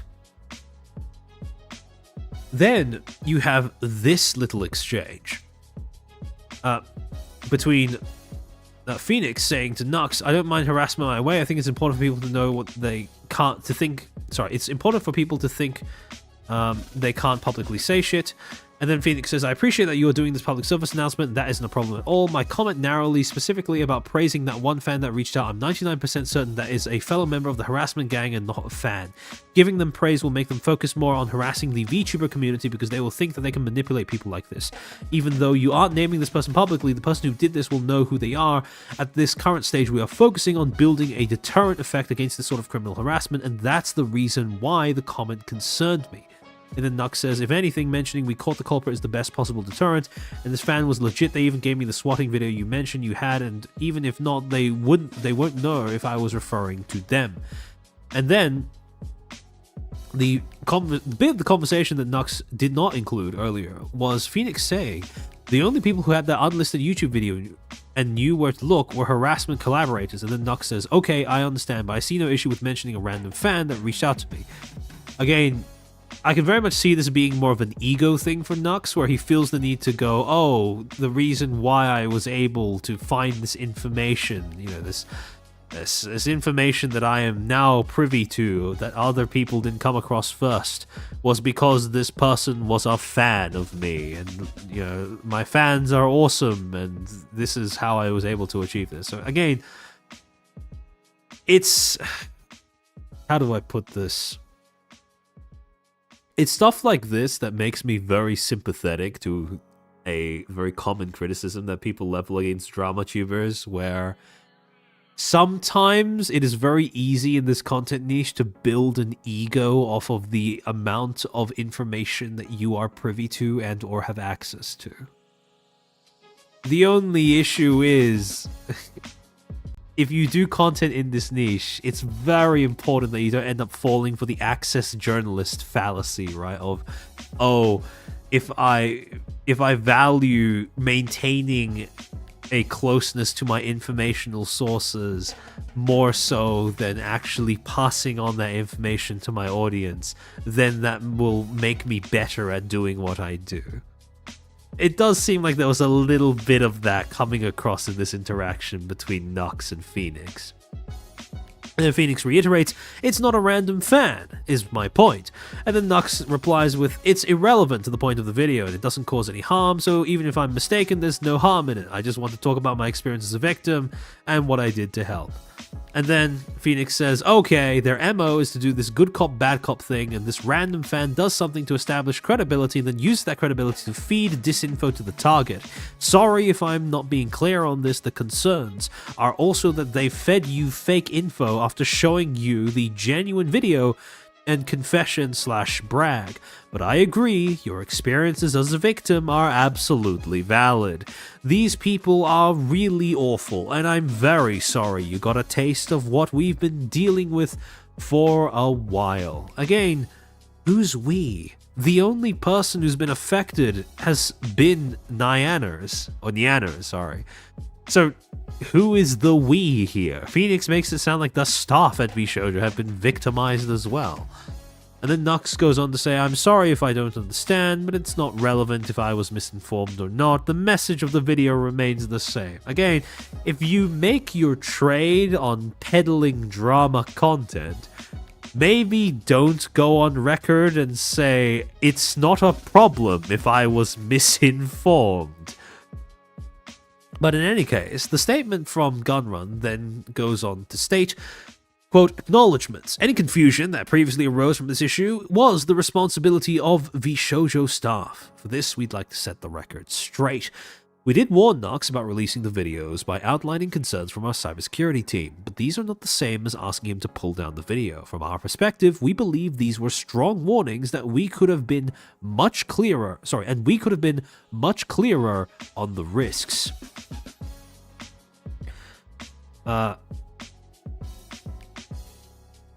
Armchair, are you not aware that someone was literally doxxed in this situation, one of the indies?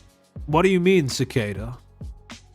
My whole point is if a staff member says we, that implies that we includes VShojo staff.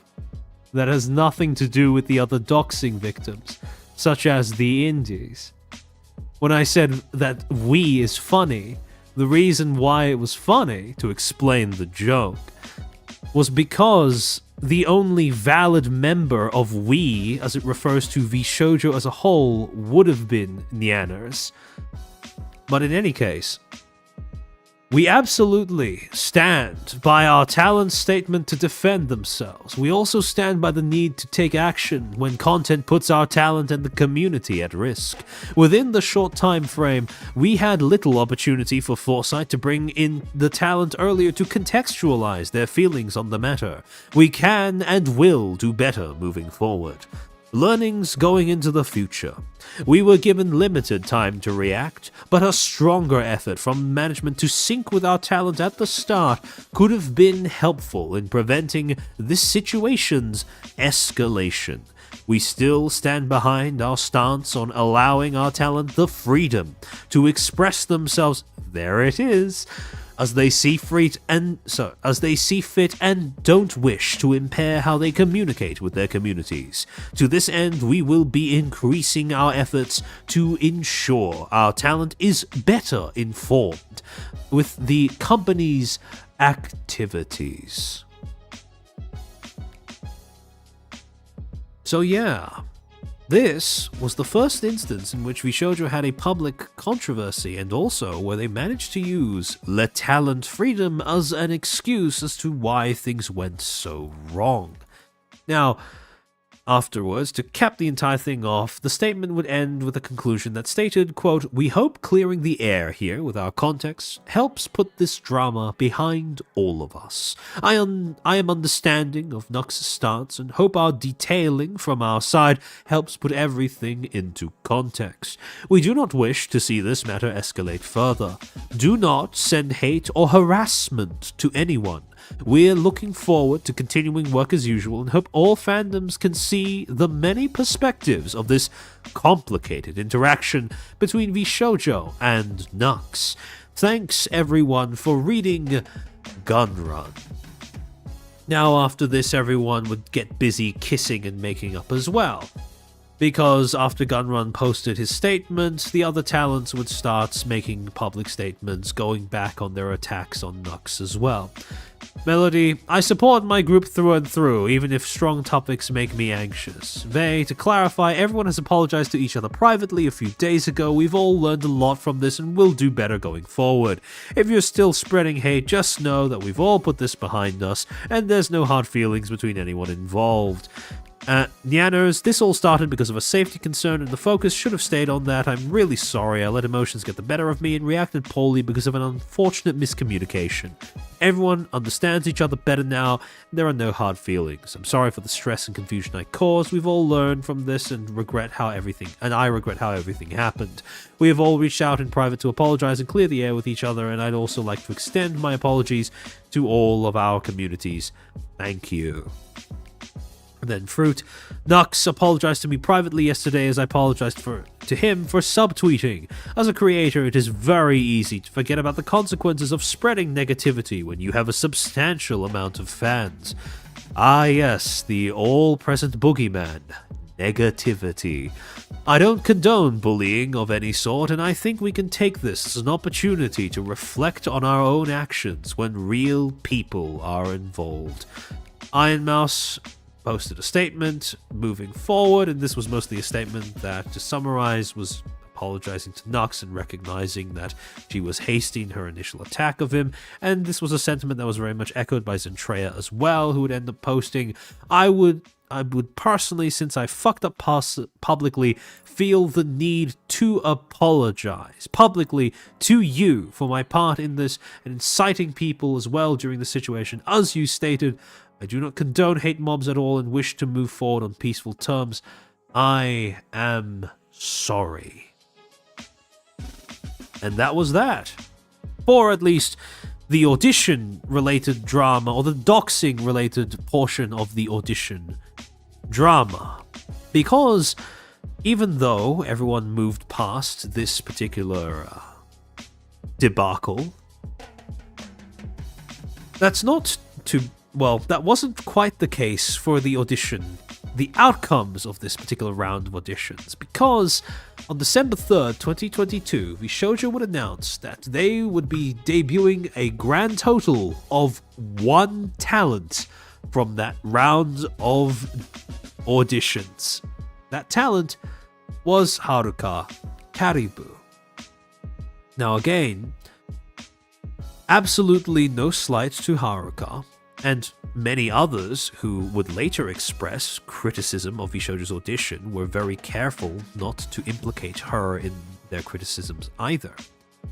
But when you have that entire shtick in the industry of using auditions as a thing, opening up auditions to the public, because of the way that certain jargon, certain processes are perceived, the traditions, the expectations that have been established in this industry, people usually expect that auditions mean multiple people, not just one person, especially not one person who was already friends with existing talents or an existing talent in the agency beforehand, because Haruka was friends with Zentreya well before she joined VShojo. And so, yet again, this was where VShojo's whole "we are the first of our kind" shtick came to their salvation. Because when people would say, it's kind of weird that VShojo would host auditions and then only debut 1 talent that had a pre-existing friendship with an existing talent, then VShojo's fans, or at this point, safe to say, VShojones, would end up saying, oh, that's just because you're judging them by the standards set by their predecessors, by their competitors, by other corpos in the industry, and you shouldn't do that because VShojo isn't like the other corpos, etc., etc. And for a time, this worked. Because, again, like I said, nobody wanted to make it Haruka's problem that VShojo had done something that raised people's eyebrows. The problem was, though, this did end up setting a ticking time bomb a time bomb that would go off in the hypothetical future scenario where they would open up auditions again, because people were now primed to distrust the auditions process. Only taking in one talent from auditions is already something that's going to raise eyebrows. Only taking in one talent that was previously friends with an existing talent, now that's going to get people talking a lot more than just, oh, isn't that a little strange? And so, by the end of that particular set of dramas between the Nux versus VShojo thing and the Haruka debut, now there was a little bit of an addendum that had been added into the talent first friend group image that VShojo had managed to project for itself. Now there was a little bit of an addendum that was added to the whole talent first thing, because now there was this stipulation that when it came to putting talents first, they would only be putting their own talents first. Prospective talents, auditionees, tough luck. Now, this in and of itself isn't necessarily evil, unethical, or immoral, but it did punch a bit of a hole in the idea that they weren't a corporation acting out of corporate interests. Because, well, keeping the lid on a doxing ring just so that you can do whatever the fuck you were doing over the course of 7 to 8 months, instead of telling the public that someone was pretending to be you in the auditions when your competitors had no trouble making similar announcements earlier on throughout their existence. That's a little bit of an ask. That stretches the suspension of disbelief a little too much. And so that aspect of their brand image was beginning to buckle.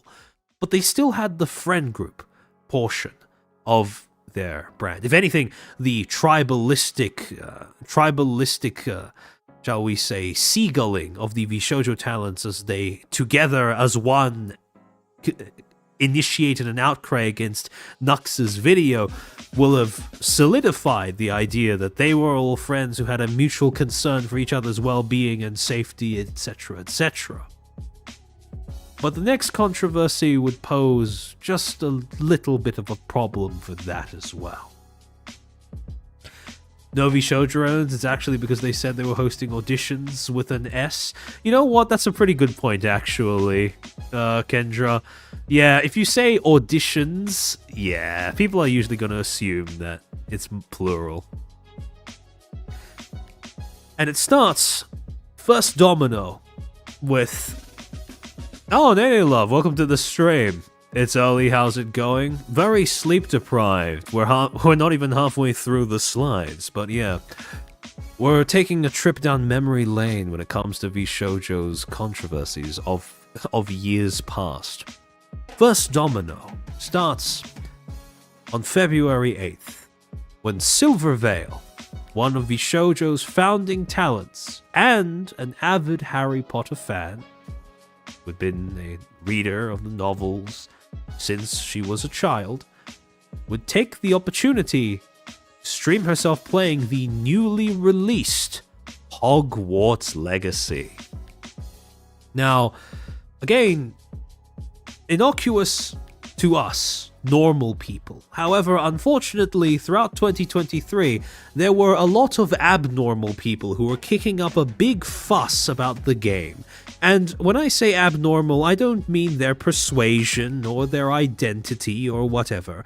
I mean the way in which they chose to go about trying to boycott the game by harassing and or doxing people who dared to enjoy it in their own time, in their own spaces, and in private even as well. So long as they had a public indication that they'd even bought the game or were looking forward to playing it in any way, they were fair game in the minds of these abnormals, these Twitter freaks as they would come to be called. And so, Silver Veil had made a grievous error, committed a grievous sin in choosing to publicly not just buy the game, not just play the game, but stream herself playing the game to an audience of thousands of people. And so we had the problem. Silvervale wanted to play Hogwarts Legacy. 5,000 plus people at any one time throughout the stream were willing to watch it. But Twitter got angry, and Twitter started to make it Silvervale's problem. Between the 8th of February to the 10th of February, Silvervale would attempt a stream once across all of those 3 days of a Hogwarts Legacy playthrough. But after the 10th of February, the streams mysteriously stopped. And between the 11th of February and the 15th of February, Silvervale herself would also go radio silent. Not a single stream on her channel throughout those few days. And come February 16, we would finally learn the reason behind her sudden disappearance. And that reason was because of the harassment she had received for simply streaming the game. Let me play this clip. It was posted onto LSF. Kevin, thank you for the 10. This was when I stopped watching all of VShojo. The gap between her playing the game and Silvervale's departure rubbed me the wrong way. I think your instincts were on the money with that one, as we'll come to see in a bit. And harassment and doxing and people doxing my friends and like so much horrible, vile things, all from streaming a fucking video game. It's just insane. Like, hate breeds hate and it doesn't help. I also realized that this portion of the stream is probably going to get copyright struck because of the music in the background.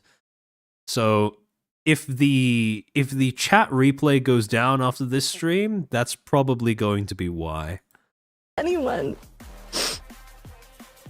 And I don't know, I got to the point where I was sick of seeing hatred all over and guilt tripping on random art tweets. It's literally like they gang up on so Hush, Nene Love, no spoilers. That comes later. many random tweets about Valentine's Day or art or automated posts. Like they wanna post so much negativity everywhere, and I just got sick of it. So I block people because I just wanted breathing room. Yeah. Turns out, almost immediately after streaming the game, she found herself being the target of, well, multiple Twitter hate mobs. To this day, people are still calling Silvervale a transphobe because of the fact that she streamed fucking Hogwarts. It really does boggle the mind. Master Red, thank you for the 2. Pippa's clap back to this introduced me to FaZe. As good an entry point as any, I suppose. Now, you may be wondering, okay, so you have this company, right, that is supposed to be, you know, talent first friend group, right? They're all friends, they all care for one another, etc., etc. So this was a company that 1 year prior had made an entire hue and cry about how much they cared about the safety of their talents, right? They were willing to crucify Noxtaku, you know, both the talents and the staff later on after the talents, you know, set the tone. They were willing to crucify Noxtaku over posing a threat to their talents. And yet here was an instance where one of their talents, yes, was very much being targeted with death threats, with doxing, with, in her own words, horrible, vile things that were being sent to not only her, but people who were affiliated with her as well. So, you may ask, okay, if their response to Noxtaku was to crucify him, what are they going to do to all of these harassers that are going at Silvervale non-stop for the awful, horrid sin of playing a fucking video game? Well, the answer? Not that much. Because it turns out the only thing that VShojo would end up saying wasn't so much the company, but just one of the other talents. And that one other talent was just Iron Mouse, who 3 days later would end up having a clip surface onto YouTube, be posted onto YouTube by a clip channel called Daily Iron Mouse, that contained her words on the matter. A lot of people are upset. Yes, I saw that. I think that's ridiculous. And it makes me sad. VShojo here. Guys, listen. There's always gonna be people out there that hate you. There are always gonna be people that hate VShojo just because we're VShojo. There's a lot of blind hatred going on out there, which is ridiculous. I will say it is a little weird that when she talks about this, she equates what's going on with Silvervale as if it is an attack on the company rather than on her specifically. And it blows my mind. But here's what I have to say. Because I've been processing and digesting stuff that's been going on these past few days. And here's what I have to say. That everybody is entitled to their opinion. And I think that everybody is entitled to support whatever they want to support. However, I believe that no one deserves to be harassed. And no one deserves to be attacked. And no one deserves to feel threatened. No one deserves to live in fear every day of their... Kendra, in hindsight, this was a bad statement. Oh, that is an understatement, my friend. No. If your response to people harassing a coworker and friend is everyone has a right to support whatever they like. They have a right to their own opinion. But don't harass people. I think you're being a little too lenient towards the people who are doing the harassing. I more favor stronger words, shall we say, to describe and reprimand that kind of behavior, but that might just be me. Life. That is not right. And I think there's a lot of positive ways to get a message across. This truly was a bit of a stunning and brave moment, wasn't it? To make somebody feel bad. All I want to say is, would you want to live in fear every day of your life and be afraid to close your eyes? No. Why would you want to do that to somebody? There are ways to support what you want to support in positive ways. I just hope that in the future, maybe one day, people are just a little kinder to others. You know what I mean? Will people say something about me? Will people me, when I refute the Doxers' very existence and obliterate them and their souls and their future generations with be kind. Say that what I said was terrible? Will I start getting angry messages? Tune in tomorrow to find out, which is why sometimes people just don't say anything at all. You can't fault somebody for saying that they're not gonna speak on an issue and not say anything. And that's all I'm saying on the matter. The end.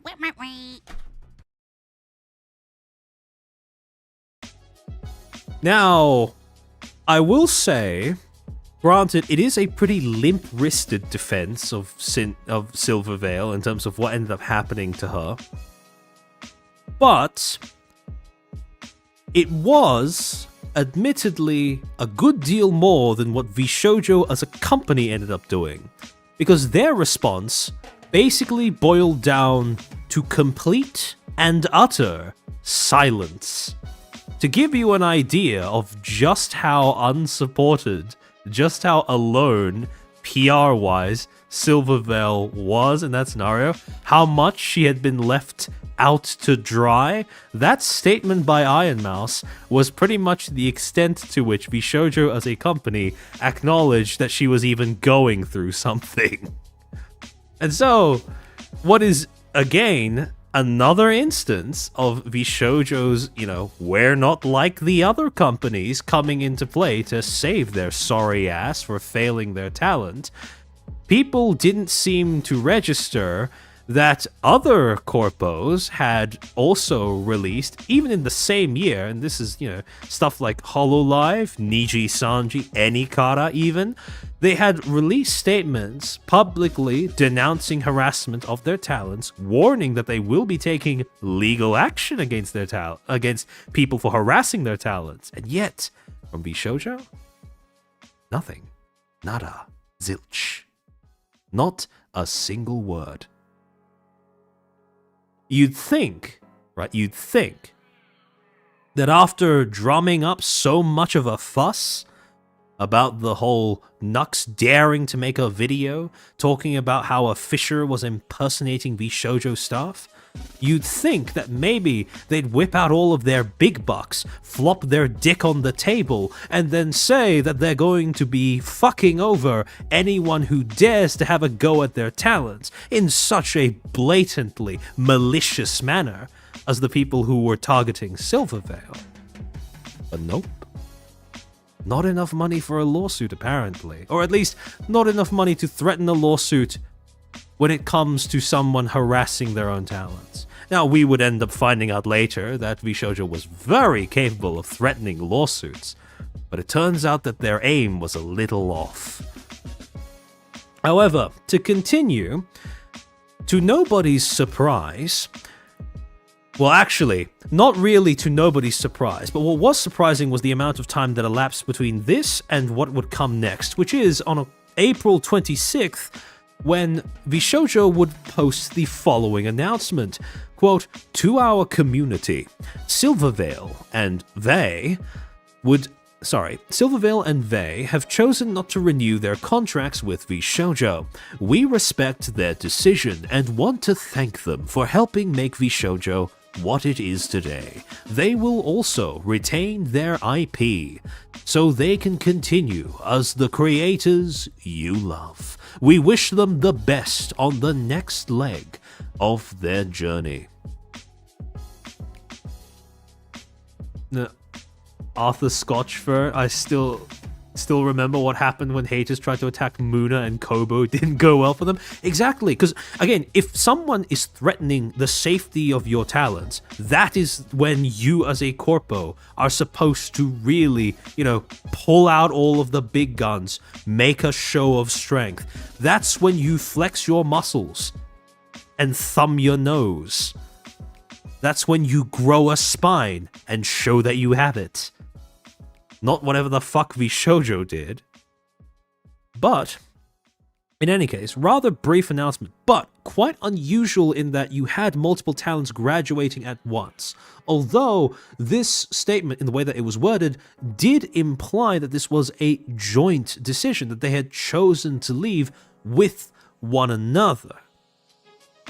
Except that's not quite what ended up happening.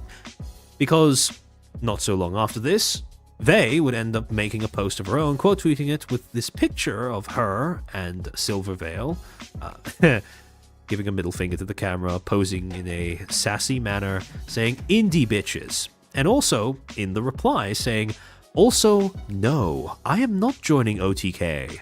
I'm staying indie. Read less 4chan. Thumbs up." I want you to remember that last little tidbit, because it's going to make a lot more sense towards the end of this stream as to why she said that specifically. Then, one day later, Vi would end up posting further clarification about what had actually gone on behind the scenes in the lead up to this decision. Quote, "Since this post got so much traction and people are speculating as to why I left and blaming other talent for it, it's nothing like that at all. I left because new contracts didn't make any financial sense to me."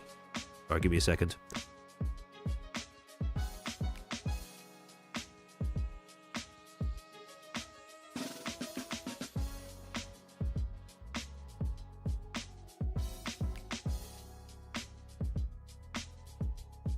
Oh, goodness. All right.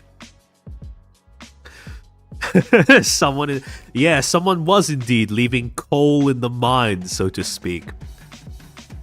But in any case, she would then go on to state, "I can't speak for Silver, because we didn't leave quote-unquote together. We were just announced on the same day. Can't say much else because of legal shit and stuff, but please be kind to everyone involved. Don't make weird rumors up to control your made-up narrative." Now, the narrative she's referring to at this time was the idea that she was leaving to join OTK because that's where Soda Poppin was, and Soda Poppin and her were dating at the time. And this was the narrative that she saw being spread among various VShojo drones, and she thought to try and push back against it. TLDR, left cause new contract, no good. And for all indies, always hire a lawyer to read through any contract, however minor it may seem. I know it's a scary process to think about, but you'll be so fucking thankful down the line. Hire lawyers that know what the industry standards are. Okay, have a nice day, you fuckers. And this statement did raise a few eyebrows. Yes, you had the very palpable feeling of antagonism towards whoever was the target of read less 4chan and don't make up weird rumors to control your made-up narrative. But also the implication that, contrary to what VShojo's statement suggested, she and Silvervale weren't actually leaving together. Now that, in and of itself, was not really enough to punch a hole in the veil of, well, I suppose, rainbows, sparkles, and friendship that VShojo had managed to cocoon themselves in as a company. But the next response from Silvervale clarifying why she left would most definitely leave a gaping hole in that portion of their branding. Because on the same day, Silvervale would end up going live with a stream addressing various reasons as to why she chose to leave the company, as well as fielding questions from her audience about, well, her time in the lead up to her departure.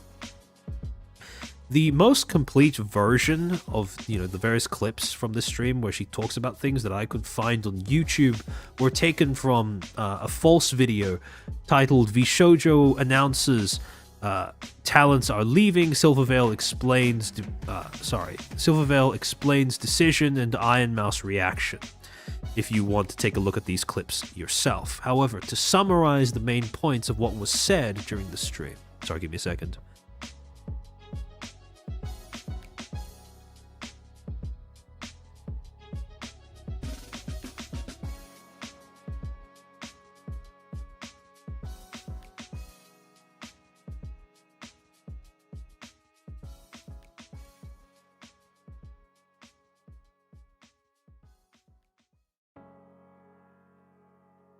Oh, okay. Start off with. She states that she and Vibe made their decisions to leave independently of one another, and their departures were only announced together. Again, corroborating what Vi was saying about how VShojo's phrasing was misleading in how it tried to make it out as if they'd made this decision together. She then states that her reasons for leaving were a lack of support, general unhappiness, and, in her words, to quote, outstanding circumstances, cha-ching, that we are in the process of resolving. In the business, this is what we call foreshadowing. Third, in response to a viewer's question about whether she would remain friends with Iron Mouse, she then goes on to state, quote, I don't know, man. What is a friend? Is it someone who doesn't talk to you for 7 months? I don't know. Next question. And then, in response to a viewer's question about whether she'd remain friends with all of VShojo in general, she goes on to say, anyone that was my friend in the first place and is a genuine friend to me will always be a genuine friend to me, and I don't think it matters what group you're in. So, when I say that this was a massive blow to the all VShojo talents are friends part of their branding, I mean that this was destructive to it. As in, it was a miracle that they were able to claw that one back after a talent left a company that recently after being left high and dry while being the target of a harassment campaign, and while also stating, or at least implying, that the company had failed to pay her on time. Which is, again, it's a pretty massive deal if that's the case. But, First talent, first corpo in the West. Am I right, guys? So at the time, people didn't really think too much of it. Besides going, okay, it's kind of weird that she's throwing shade at what seems to be her ex-colleagues and what it seems like to be Iron Mouse specifically. And some people even went so far as to say that Silvervale was in the wrong to do this because, well, why start drama on the way out? However, this wasn't to be the extent of the surprising things that would end up shaking Vishojo's brand around this time, because not only were they losing one of their first addition to the company and a founding member of their company, but Silvervale wasn't even the only founding member that they would lose in the same week. Well, not the same week, but, well, yeah, in the same week, actually, sorry. I'm bad at doing maths, apparently. Because on May 1st, Vishojo would then go live with another announcement saying, "To our community, we'd like to inform you that Nyanners has decided not to renew her contract with VShojo. We fully support her decision and are grateful for her contributions to the growth of VShojo. Nyanners will retain her IP, ensuring she can carry on as the beloved creator you know. We wish her all the best in her future endeavors." And then on the same day, about 1 minute afterwards, Nyanners would then post a statement of her own saying, quote, "After much consideration, I've decided not to renew my contract with Vishojo and return to being an indie. This decision is my own and not a reflection of my relationship with any of the other members, and it is something I have been seriously deliberating for a while." Part of me does wonder how much of a hand Vishojo had in creating this statement, and whether that bit about not reflecting her relationship with any of the other members was added in specifically because of Silvervale's middle finger on the way out the door. I'm deeply appreciative of all of the opportunities that being a member of Vishojo has presented over the past 2 years and wish everyone, staff and fellow talent alike, all the best. While this change likely comes as a surprise, it won't change who I am, any of my content, or who I choose to collaborate with moving forward. My streams will continue as usual. I'm looking forward to seeing what the future will bring in this new chapter. Thank you all for your support and understanding. And just like that, with this new wave of controversy, this pretty much crippled and destroyed that initial talent-first friend group branding that Vishojo had going for it.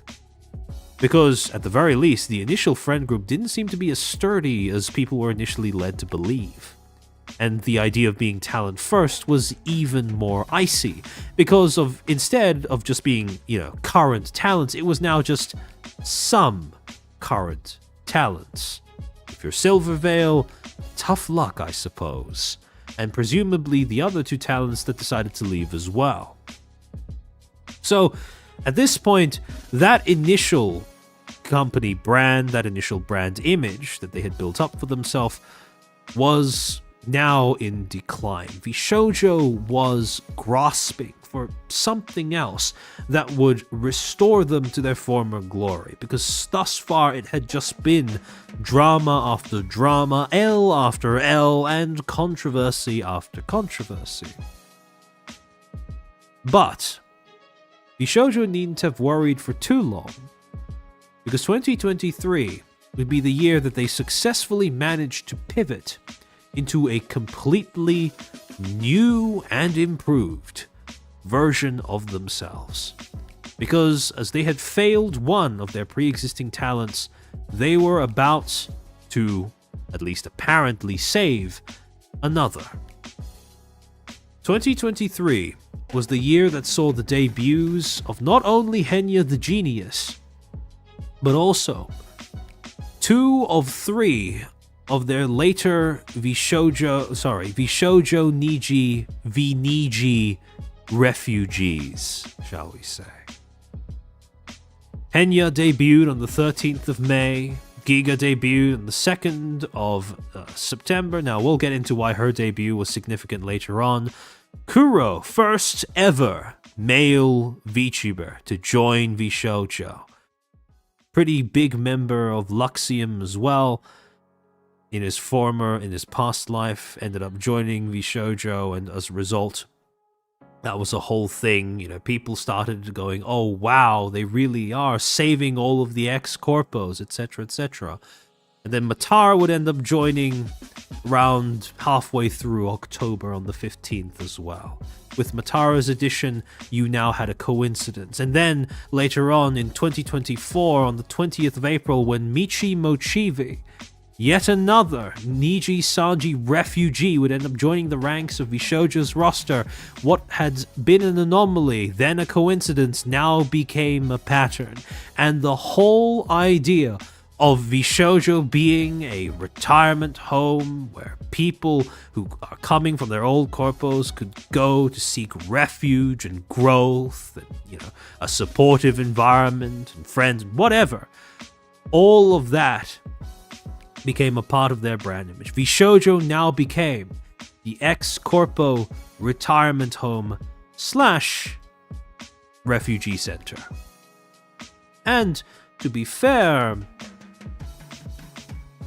they did seem to do a good job, relatively speaking. And the reason why I say relatively speaking is because, well, VShojo seems like paradise compared to some of the circumstances that some of these talents described from their former corporations.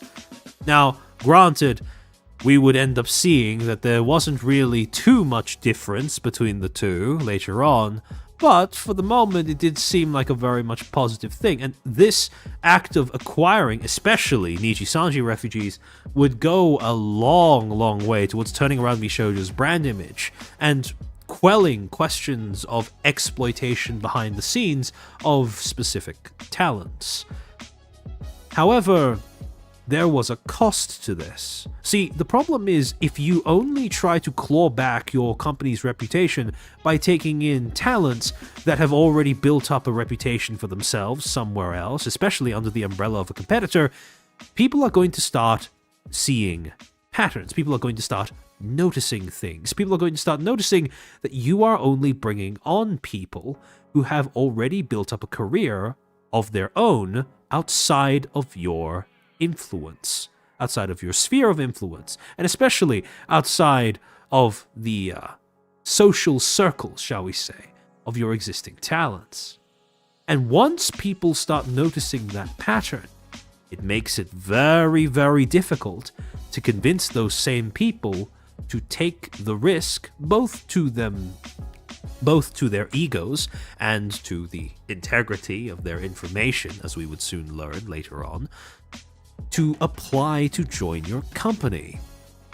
And VShojo would end up learning this firsthand come July 10th, 2024, when they would announce, for the second time ever in the company's history, that they were opening auditions.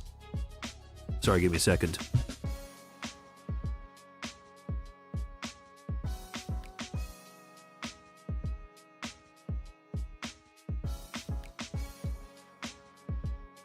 Reverend Drone, thank you for the 50 secs.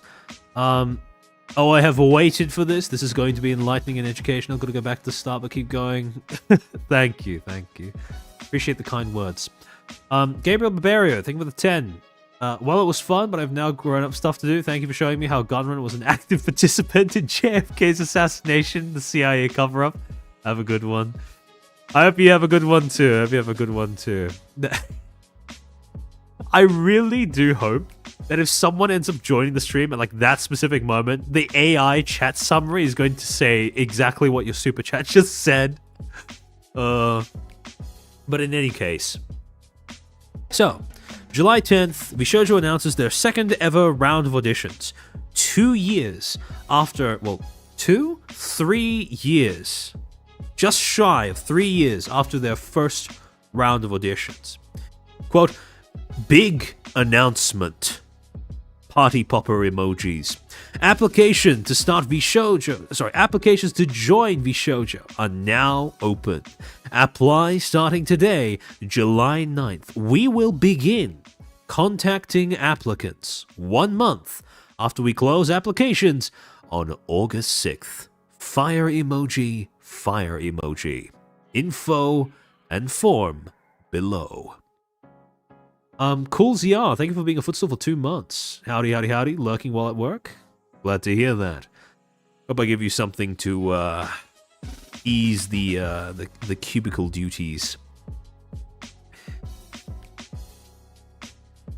So, one thing that was quite interesting about this, well, two things that were quite interesting about this, was, first of all, as was with the case with the first round of auditions, you also had people from VShojo promoting them. And come July of 2024, some of these people were, for example, Zentreya, Melody, and Matara. Now, both Zentreya and Matara would, in their promotional messages, emphasize the inclusivity of this round of auditions. For real, for real. With Zentreya saying, quote, "We'll be looking for all size content creators, big or small. We want to see your creativity and help you. I've been pushing for this, so I am excited to meet new people and see what all of you can do. So give it your best shot, and I can't wait.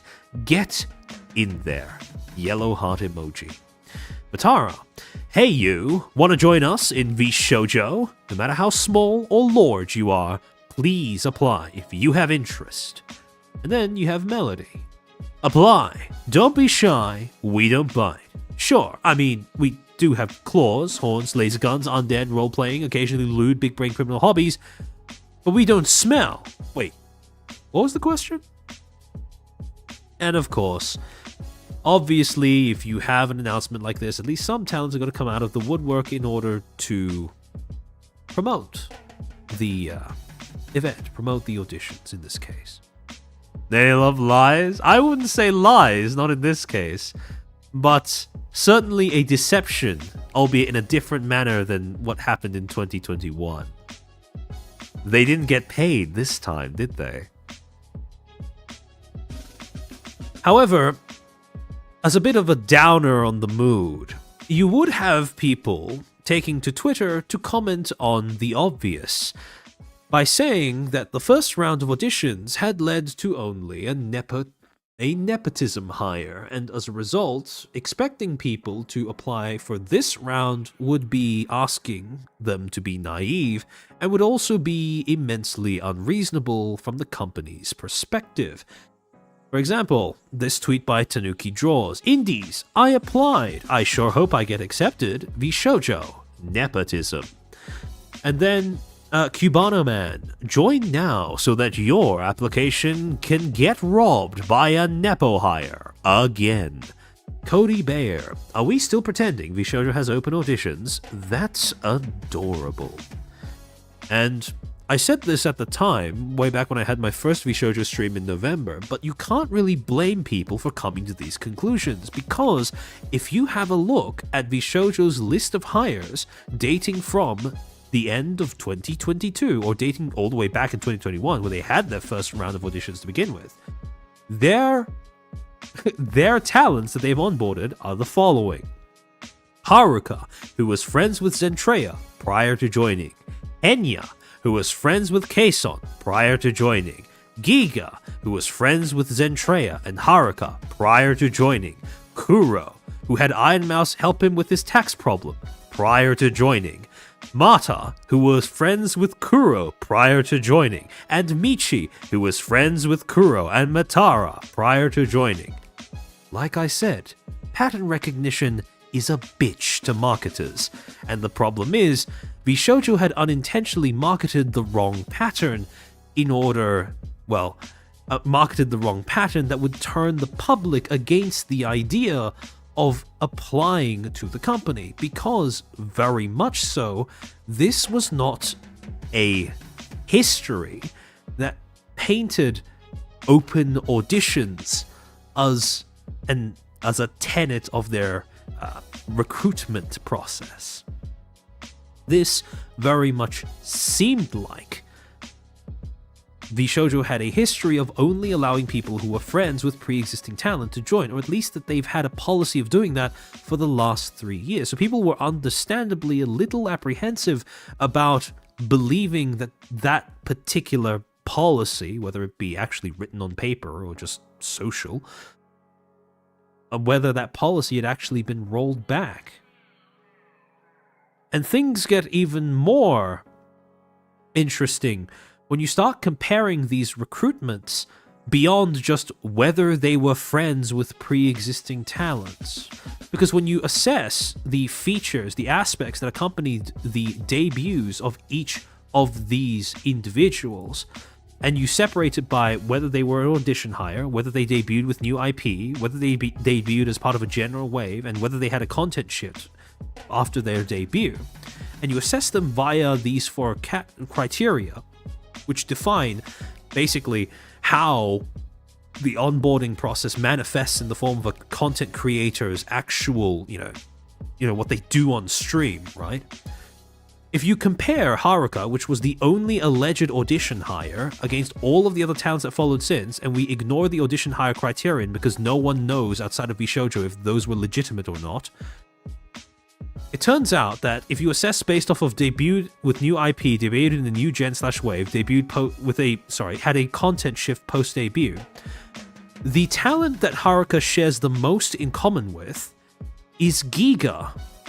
And when you compare the way the audiences receive both Giga and Haruka, for example, by going into their edition announcements and go into their comment section, look at the top comments, there is a recurring theme that begins to emerge. Nepotism isn't a wholly bad thing, it's pretty normal in companies, just pretending that they hold actual fair auditions that is wrong. Yeah, and again, that's the issue that most people had with them. Most people who understood how VShojo works and how the industry works weren't saying, oh, why do they hire people who are already friends with their talents, right? Again, it's a bit of a no shit Sherlock moment, because you obviously want your talents to be able to get along with one another and have good dynamics, especially after you had that entire debacle with Silverveil and, Veve and Nianos leaving, right? However, again, you're right in that, yeah, a lot of people were on VShojo's ass over pretending to have open auditions when, at least the first time round, that was not what they did at all. So when you look at the comments for VShojo's announcement that Haruka was joining their ranks, for example, I think we all knew this was inevitable. Well deserved for the moose. 1.8k likes. Low-key for the longest time, I didn't realize she wasn't a member of VShojo based on how much they interacted and collabed. Lol. 1.1k likes. She made it. Our girl made it. Happy to see Haruka officially a part of VShojo. 890 likes. Sorry, give me a second.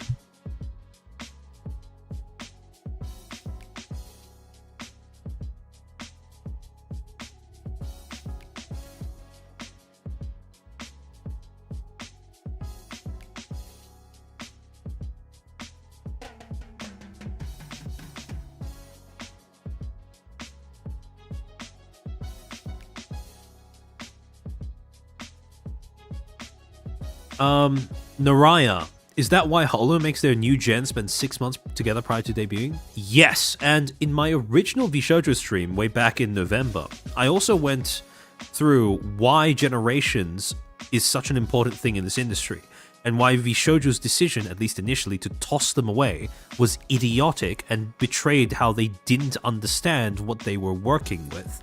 See, the thing about auditions, auditioning, allowing your auditionees, once they get to the final stage, once you confirm that they're actually going to debut as a talent, right? As talents, I should say. The thing about generations that is quite integral in order for the, there were two things. One, debuting with new IP, and two, debuting as a generation. The thing about giving your talents new IP is it's not just this thing that companies do for no reason. What it does is it's a symbolic reset so that the talent begins again from zero. Now, you might ask, why reset that progress? Why risk, your old audience not finding you if you don't manage to hint, nudge hard enough, right? The reason is because, at least from the perspective of a company as well as the talent, when a talent debuts in a new company and they debut with a new identity and they build up that new IP from scratch, right? The idea is generally that the company's resources are going to give them the tools that they need in order to make up for lost time, and then, after that, after they reach where they were at before they joined the company, they would then be able to exceed that, all on the merits of joining that company. Their success is then attributed to them, their gen, and their company. As opposed to, for example, Haruka and Giga, who had their successes attributed, at least the success that came with them joining VShojo, at least initially, among some, attributed to the people who they were friends with who were already in VShojo. In other words, when you reset someone's identity upon joining a new company, you give them an easier time establishing that any success they earn for themselves, albeit with the help of their company and their gen mates. The other thing, when you debut people as a gen, not only does that create like a ready-made friend group, right? Ready-made friend group that has their own unique branding, has their own distinctiveness, etc., which is good for the same reason that I just stated, which is their success is more easily attributed to being, their own. The other thing is, when you give people something to focus, it's almost like a kind of misdirection, like how misdirection works in magic tricks, where if you give your audience something to focus on, they tend to ignore something else to compensate. So when you give, people are always going to be looking for patterns, relationships, and various different connections and associations between individual things, no matter how disparate they are. It's human nature. The thing is, when a talent joins a company, people are going to start looking for reasons as to why they joined that company, or reasons as to why that company chose them. Now, which would you rather the public focus on? The relationships that the talent that was just onboarded has with the other talents that were onboarded in the same group? The group that would go on to become basically their corporate-mandated friends, which sounds like a bad thing, but really isn't. Or the relationships that they had with various other individuals that were already a part of the company. Because that was what happened with VShojo. See, the thing is, if they wanted to avoid the nepotism allegations, they would either have to debut talents in groups so that, again, their connections with other group members override the visibility of their connections with other pre-existing talents who are already a part of the roster, or they would have to debut talents with new IPs, new identities, as solo debutants. The problem is they did neither. They just half-assed it. The talents debuted with the same IPs, but they debuted as individuals. So when people started looking for reasons as to why they were picked up by the company, when people started looking for patterns, relationships, associations, what they hit upon were the associations between the talents that had just debuted and the talents who were already a part of the company. And there was nothing to misdirect that kind of attention and scrutiny. Now, would this misdirection, if you were to class this misdirection as dishonest, sure, I mean, you can make that argument, but that's part of showbiz.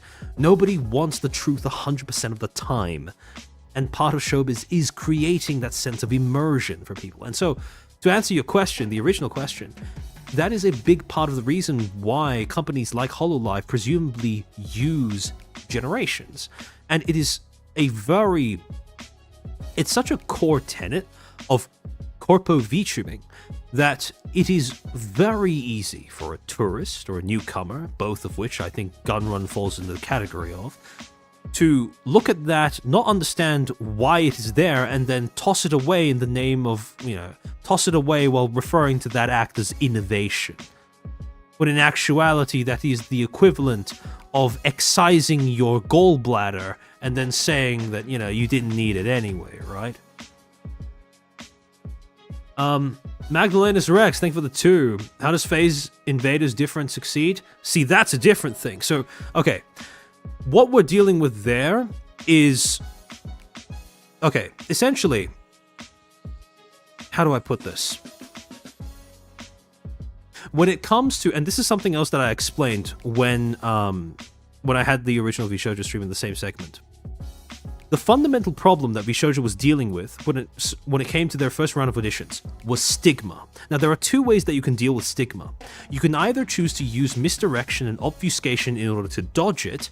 This is what HoloLive does when they use things like debuting new IPs and debuting in generations, right? Where no one who was not born yesterday or who's not familiar with the sphere will think that all the talents that join HoloLive are 100% new, never before seen VTubers who've never been in this space before, right? Usually people are going to know that the talents who join HoloLive have at least some presence in the industry beforehand. But no one cares that much because what Hololive does is it gives its audience something else to focus on, which is the gen and the new IPs, basically. However, what Face Connect does is the second approach that you can take towards negating stigma, which is to just ignore it.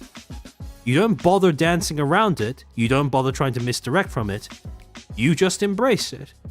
Because what Invaders does, in addition to, nowadays they seem to do the whole new IP thing in the sense that even with talents who come in with pre-existing IPs, they will give them a new model or whatever that they paid for, that they own.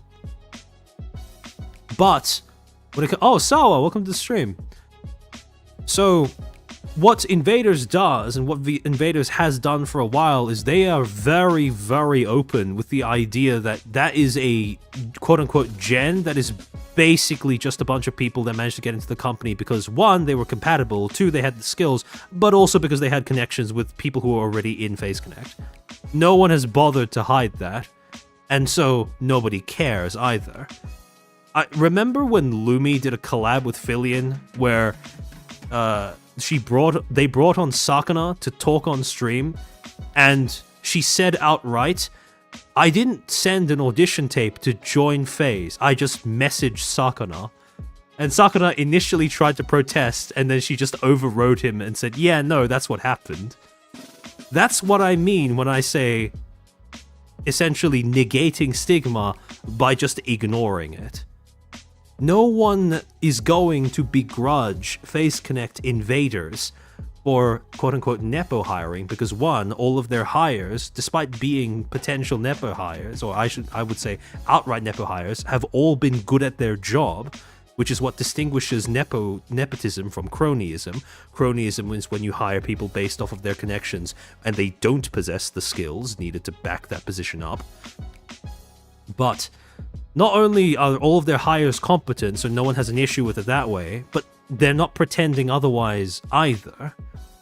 Don't know if it's a hot take, Nepo hire is fine. Yeah, no, that's okay. As we've talked about before on stream, there's nothing wrong with Nepo hiring in and of itself, because again, that's what distinguishes Nepo hiring from cronyism. But people don't like nepotism if you try to hide it. That's the thing that people resent, right?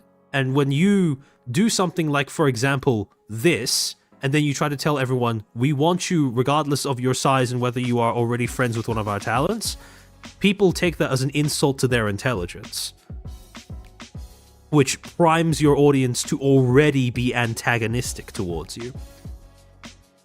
So that was how VShojo they've kind of dug a hole for themselves and, laid within. See, again, like I said before, VShojo could have taken either of those two approaches towards dealing with stigma around their recruitment process. They could have either defaulted to misdirection and obfuscation, as corporations like Hololive use, or they could have just gone with, just acknowledging that they do Nepo hire. Like I said in my original VShojo stream, there was nothing stopping management from coming out when people were complaining and then saying, yeah, we hired them because we like them. We hired them because they were friends with our talents, and we do it again. And there's nothing wrong with that. First acknowledge that, then say, but this time is different, right? That was the worst, that was the, not the best case scenario, but to be honest, neither of those two approaches were going to be that easy after everything VShojo had done during 2021 and 2022. Gavin Sabretooth, nepotism isn't a big deal if you're advertising the opposite. Yeah, exactly. If I know someone that is doing the job, of course I'm going to hire them. Lying about that is silly. Yeah, exactly. And the problem is, VShojo did lie about it because they refused to own what they were doing. So, again, if you look under the comments of Giga's announcement... Sorry, give me a second.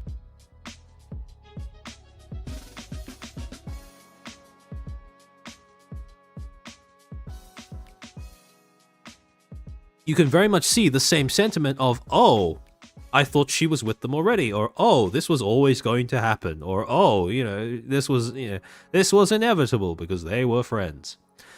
For example, she finally got her eye patch back from Zen, I see. 692 likes. Every time they do these videos, I'm always like, who is that? Then I remember. I always forget that Hime is there. And 426 likes. I love that VShojo is really just their friend group. 376 likes. These were the top 3 most liked comments on the video. 2 out of 3 of them are about other talents who are already part of the corpo.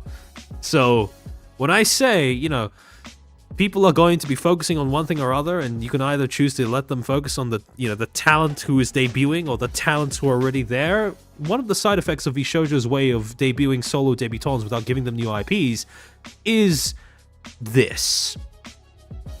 Yeah, but VShojo's brand was always tied to moral superiority, being seen as partaking in evil actions would be a lot more damaging to them than Hollow or FaZe. See, you're right, but also they would end up caving to that anyways when they debuted Nova. My argument is more so that they could have just been ahead of their own curve without having to sort of... You can dig a grave, but that doesn't mean you have to lay in it, right? Now, Jack John, thank you for the super. It's fine to be Nepo, to lie about it was not. Yeah, exactly. However, I will say, they didn't lie about their 2024 auditions, or at least they didn't lie about accepting all creators, big or small. That part was true. It's the rest of it that was a lie. But to continue. So here is the problem, right? You have people coming out and pointing out, yeah, your auditions are suspicious because of the way that your company has recruited people in the past. Now, again, VShojo could have taken one of 2 approaches. Obfuscate and misdirect by ignoring what people were saying and instructing their talents to do the same, or by just confronting it head on and ignoring that the stigma even exists to begin with. By saying, look, I get that you guys think that we Nepo hired, but we promise you that Haruka was the only debutante, and she was the only debutante because of the auditions. She was just the best qualified, and yeah, we did also factor in the fact that she was friends with, our existing talents. That's what made it the best fit. None of the other applicants could live up to Haruka, and so for that round, we didn't take anybody else. Now, I'm not saying that that would have earned them any friends or any favors, but I am saying that that would have gone towards negating people going, oh, but they Nepo hire. Because at that point, it would be something you embrace. And to be honest, when you look at their hires, it is already kind of the company brand that they are exclusive. And like I said, there is nothing wrong with exclusion. The only problem is whether you have the balls to assert that. And VShojo had no balls. On July 11th, one day after they announced the auditions, and one day after everyone had come out and thrown their tomatoes and gone, lol lamau, try harder next time, Nepo hire company, Zentreya would end up posting an entire statement defending the integrity of the auditions.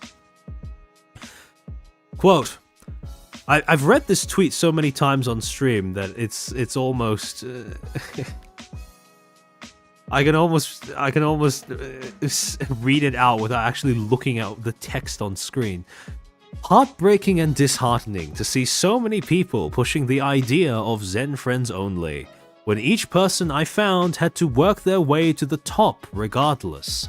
I have other friends who don't want to join, who are working their asses off and doing amazing things. I even pushed management to open auditions. Sorry, give me a second.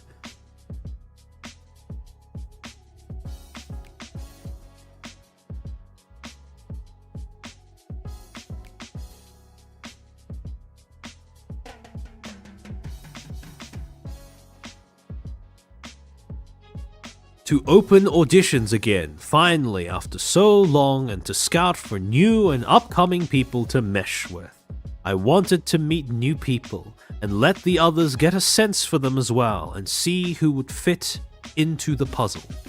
Then I came to a realization that even if we bring in a new person, people will claim we focused on new people instead of helping others who are halfway to success or other large creators be a part of something fun.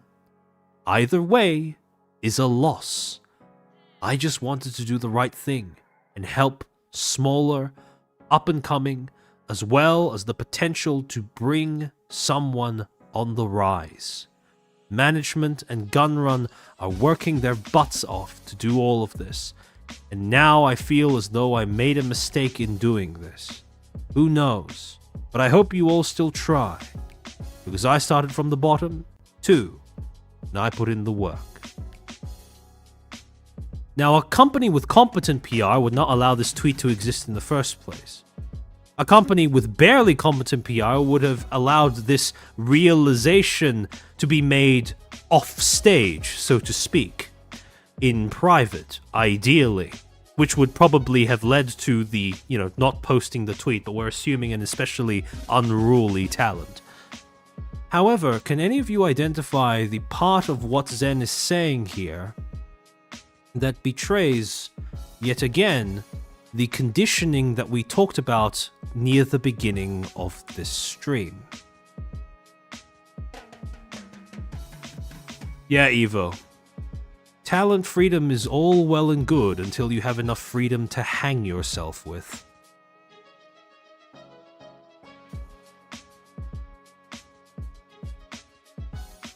No VShojo PR, what PR? Yeah, well, that's an element of it. Started from the bottom as an indie? No, not quite. It's not that. Something else.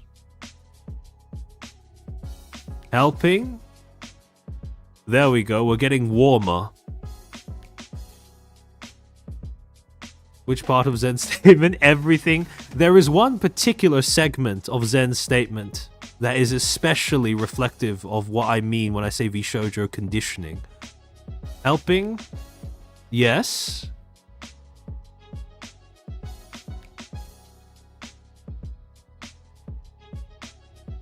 Yes, using talent, not quite using talent as PR management, although that is certainly a very bad thing.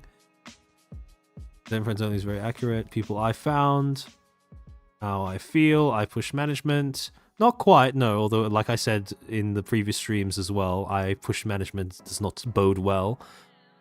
Searching my phone, opened auditions, not being opening acceptance, the management part.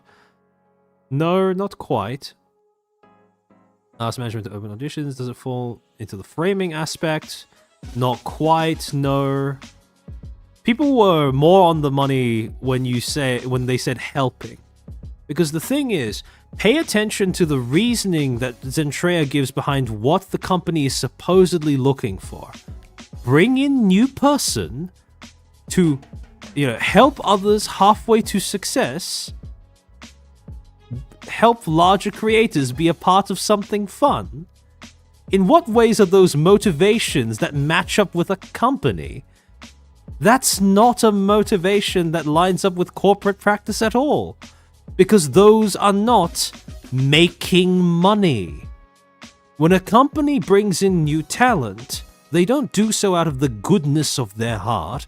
They don't do so because a talent is a pity case that needs the corpo's assistance, in order to succeed in this woefully difficult industry. Companies bring on talents that they feel can make them money. It's that simple. And the fact that Zentreya is assuming otherwise and preaching otherwise is both reflective and something that exacerbates that aspect of VShojo's implicit conditioning, that it is not only possible, but reasonable to attribute moral motivations to a company's policies and decision-making. It's not. Companies cannot make decisions out of a sense of morality. Only cynicism. The funny thing is, look back through videos where, let's say, Dizzy from FaZe, or Mori from Hololive, or Giga from formerly VShojo talk about auditions. look at videos where all three of them, regardless of their respective agency, talk about what you should put into your audition forms. There's one common theme across all three of those talents, regardless of which company they represent and come from. If your audition form focuses more on what the company can give you than what you can give the company, you aren't getting in. Why is that exactly? Why do you think that that is such a core and universal component of each and every audition for each and every company? Because when a company takes on a talent, they are taking a risk. They are taking a risk that they're not going to make back money, or they're not going to make more money. And the reason why it's so important to list out all of the things that you can give to the company, rather than just focusing on what you can do with the company's resources, is because at the end of the day, the reason why the company is hiring you is because they think they have something to gain from you. That is why companies bring people on. They do it for PR reasons. They do it for money reasons. They see that you're able to earn a lot via super chats. You have a technical skill that they'd like to be able to use behind the scenes. All of those reasons are reasons why companies hire people. Wanting new people just because, wanting to help someone with their career, wanting something fun. Those are not corporate motivations. Those are personal ones. And the problem is, Zentreya putting these motivations, attributing these motivations to this round of auditions, has, whether she's aware of it or not, ended up attributing them on behalf of the company as a whole. It's overridden VShojo's cynicism, or at least cloaked VShojo's cynicism, with her own personal motivations for wanting new people to come in. And again, this is the kind of conflation between personal and corporate that companies like VShojo thrive off of.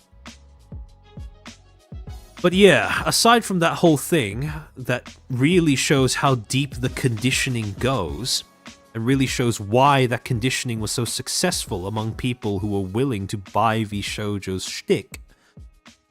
By the way, when I say people who buy VShojo's shtick, I'm not excluding myself from that group, because I fell for it at some point as well. The only thing that stopped that from being the case permanently was my content niche, ironically enough. But in any case, aside from that, yes, there are a whole bunch of other red flags in this, such as, for example, why the fuck is a talent speaking up on behalf of a company instead of, oh, I don't know, Gunrun? Why is a talent coming out and trying to push back against people impugning the respectability of the good company VShojo? Because that should not be a talent's job. And that is something that is especially pertinent when you put side by side the way that the 2021 auditions were first promoted versus how the 2024 auditions were promoted. Because in the 2021 auditions, Gunrun actually got off his ass, got on social media, and said something.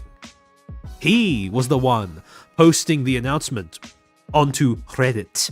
He was the one quote tweeting the VShojo Twitter announcement and asking people if they wanted to join. If anyone was going to push back against people pointing fingers and going haha nepotism, it should have been a member of staff. But apparently not. Magdalenus Rex, thank you for the 2. A corporate can't be moral, but can't it be ethical? Yes, but they're not, well, at least me, I make a distinction between morality and ethics, right? Ethics is more to do with acceptability, right? Having a code that makes you easier to coexist with, whereas morality is more a sense of personal values to do with right or wrong. Although I think that distinction may not be quite accurate to their technical definitions. The thing is, even if a corpo is ethical, they're not doing it for a non-cynical reason. Perhaps sentimental may be a better descriptor of the distinction between what a corpo is capable of doing and what a corpo is not. But even if a corpo behaves in an ethical manner, it is still an underlying cynical motivation behind that adherence to ethics. Because if you behave ethically as a corporation, it makes it easier for people to support you. Their brands and marketing have have value. The value isn't as tangible and easily quantified as, let's say, physical assets, but they are valuable nonetheless. And the thing is, if you have a strong reputation for behaving ethically as a company, that usually ends up adding value to your brand in the form of increased consumer trust. Yes, that is perhaps not money in your hands, so to speak, but that is certainly something that enhances your profitability if the same people keep coming back over and over again to use your services because they feel good about themselves every time they do. So again, yes, ethics is possible for a corporation, but you would be naive to assume that they're not doing that for, again, cynical reasons, and that was the main point that I was making. Early on with Rift Runners, I would have paid just about anything to work with VShojo. Glad that never went through. I hope, if the stuff that has come out is to be believed, I would assume that they'd given your company quite the runaround in order to talk with them as well. But yeah, probably for the best. Probably for the best. So, between 2021 and 2024, the only thing that has really happened is, instead of Gunrun, coming out to the front and telling the audience about how they should join the auditions or whatever, it's now just a talent. Sure, it's a founding talent, but that's not really much better. And here's the thing. This is the thing that I've said from day one. This is the thing that boggles my mind. When I said this way back in November, you would not believe the amount of VShojo quote-unquote fans who went, "Oh, why are you saying this? Talent freedom means Andrea says whatever she wants. Who are you to tell her what she can or can't say?" And the whole thing of, having talents handle PR is in general a bad idea seems to be completely lost on them. And the extremely ironic thing is, many of those same users were people who dunked on Nichi-Sanji for the black screen stream. And again, it is mind-boggling, the double standards that some people have in this industry towards certain practices. But, to again reiterate, the reason why I keep saying, and have said since the beginning of my channel's existence, that it's a bad idea to allow talents to handle PR, is because, the biggest one is, their job and disposition naturally makes them ill-suited to the role. Talents are intensely solipsistic, by that meaning of the belief that you are the world, right? That the world revolves around you. Not in a sort of, not in a way that necessarily reduces the significance of other people, but more so views them only as extensions of yourself, right? You naturally skip over perceiving how other people may hear things that are, differently to you. They may interpret meanings differently from you. They may think differently from you, etc., etc., etc. I was in talks with them in 2024. Yes, they gave me the runaround. They probably knew the company was doomed. Yeah, probably. So the thing is with, when you are a creator, content creator, not even just, this is not a VTuber thing. This is a content creator thing, right? At some point, you become intensely solipsistic. That is a normal thing that you gravitate towards as a content creator, because you are your own brand. You are the source of your content. Everything about your content, everything that your audience is attached to, comes from you, revolves around you. And so you become accustomed to thinking that that is the most important thing in the room at any point in time.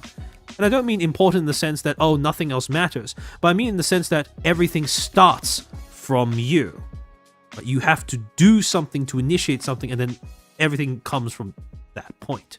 Your reference point for how other people understand things is yourself. Right?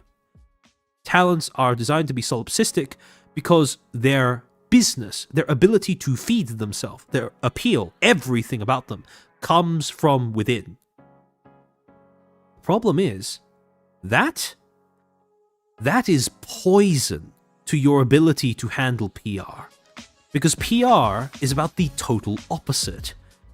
Taking your perspective outside of yourself and trying to think how an audience that is entirely removed from you may receive what you are saying.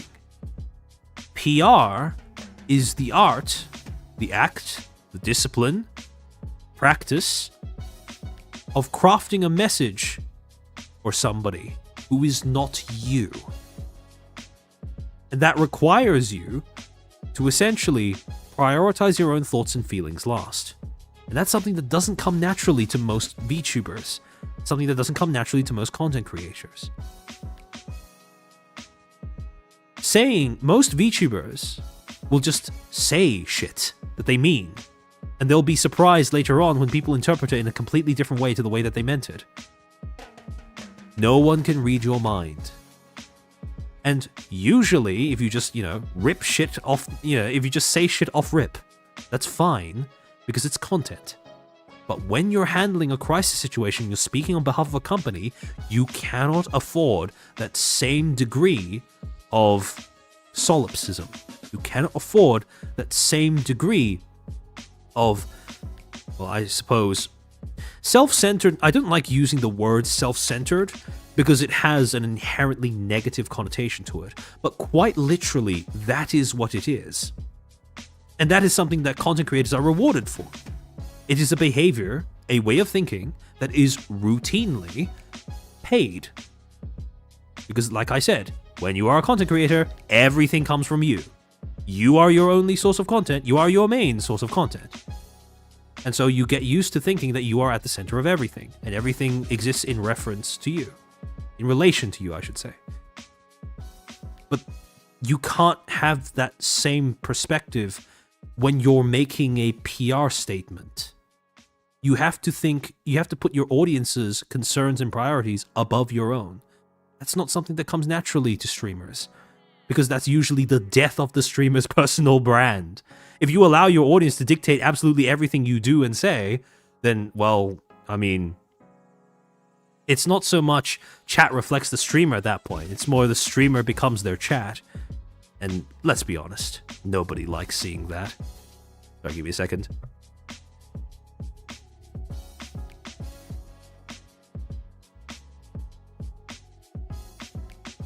That being said, though, that entire spiel aside, though, that spiel that I've been harping on about for more than a year at this point, throughout the entirety of my time in this space, this is a reason that is generally quite difficult to sell to most talents and some of their fan base as well. Because this implies that my favorite streamer doesn't always know what he or she is doing, right? My streamer is different. My streamer is not like the others. My streamer is capable of thinking outside of their own shoes, right?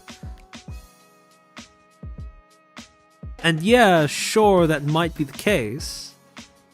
But there are other reasons as to why talents handling PR is a bad idea. And the other two reasons are probably more sympathetic, or probably going to be easier to be more easily processed, more palatable to talents and their fans alike, who may not like the implications of that first rationale.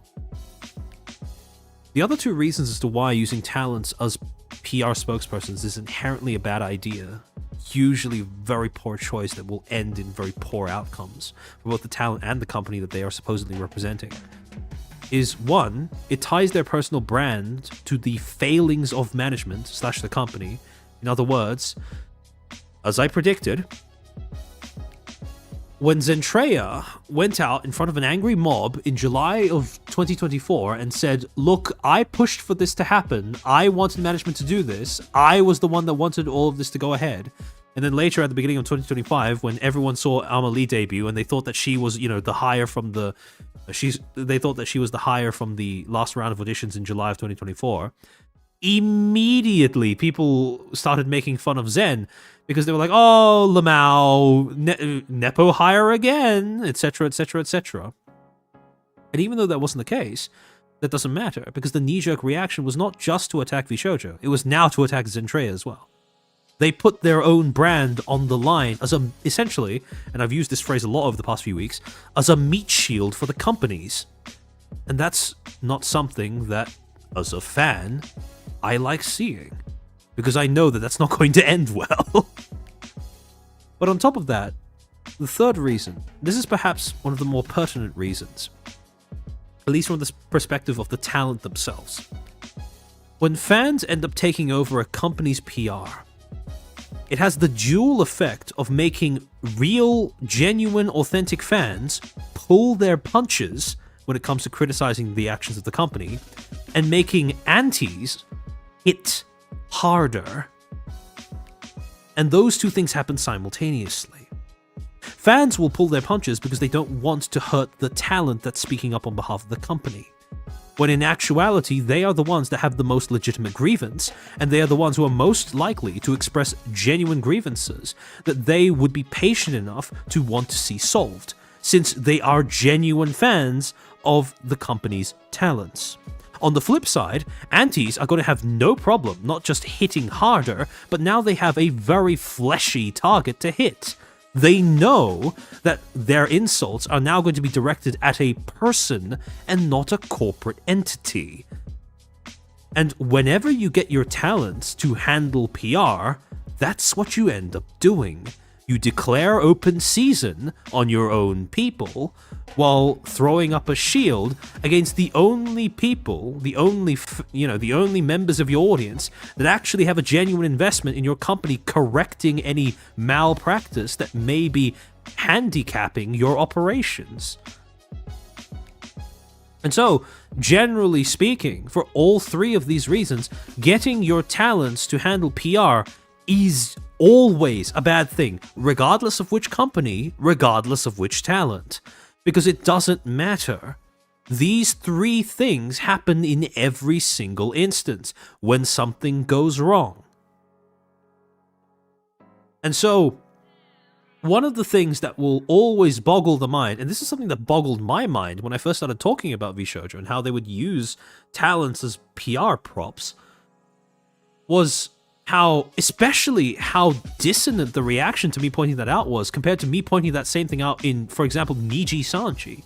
Why is it the case that when, for example, Millie from Niji Sanji EN would go to bat for her company's honor by doing the secret GC stream, right? That was ridiculed and that was widely recognized as a bad thing. But when Zentreya comes out and defends the honor of the company, VShojo, when it comes to denying the very obvious Nepo hiring, that is applauded instead. It makes no sense if you're thinking about it logically. This really does just boil down to a case of company good, company bad, talent I like, talent I don't. And the depressing thing, well, I suppose one thing that I find quite depressing at times is how prevalent that kind of decision making was. Well, how prevalent that kind of decision making, that double standard is in this industry. If you think that this is a bad idea, which, make no mistake, it is, it most certainly is, right?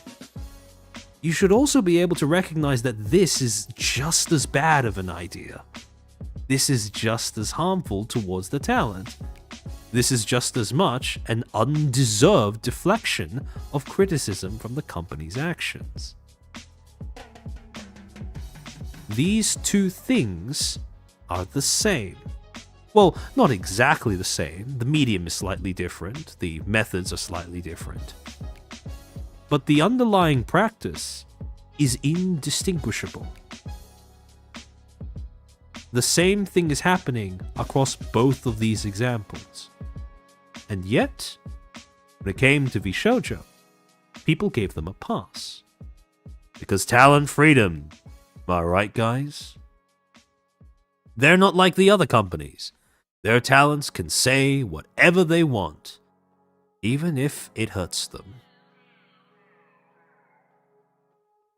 And I want to sort of remind you guys that this whole thing about VShojo purposefully leaving Zentreya out to dry so that she could use her own reputation as a meat shield for the company, this was something in a stream that I did in February 1st of this year, right? This was a slide that I had in it, which was basically just that VShojo's PR problems are not a flaw. They are a feature of a company that was designed to humanize itself in the eyes of the public by allowing its talents to act as a communicative crutch. In other words, VShojo the company and its management never were bothered to figure out how to do PR correctly, so they just said fuck it and allowed their talents to handle it instead.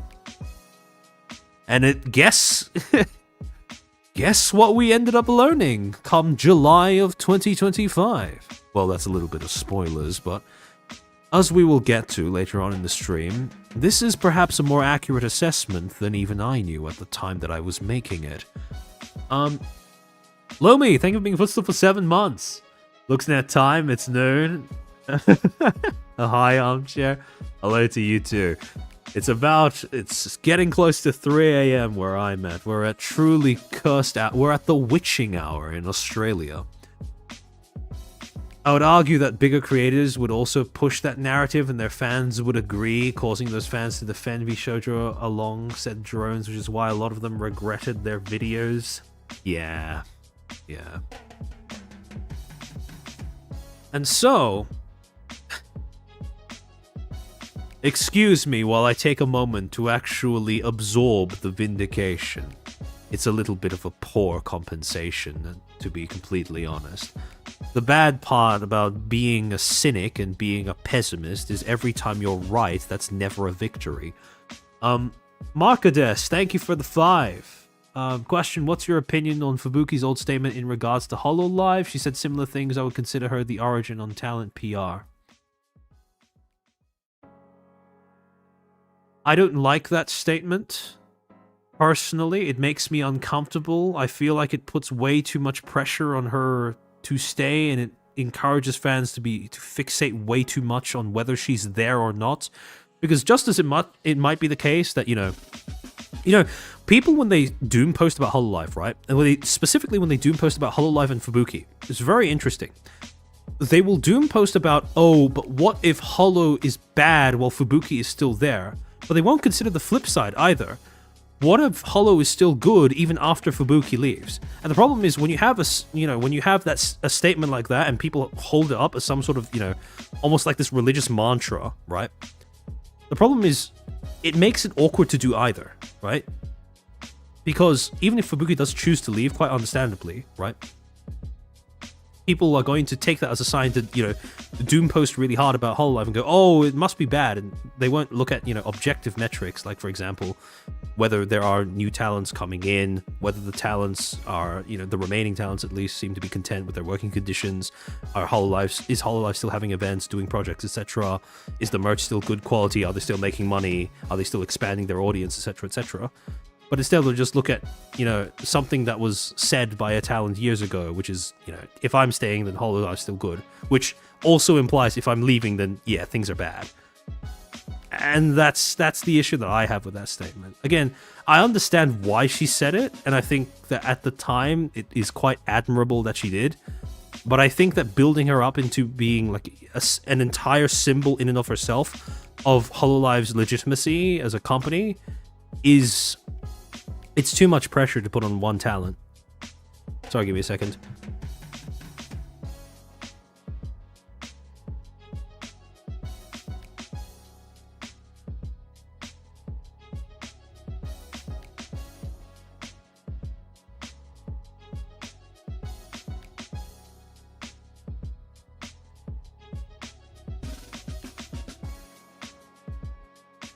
Hold on.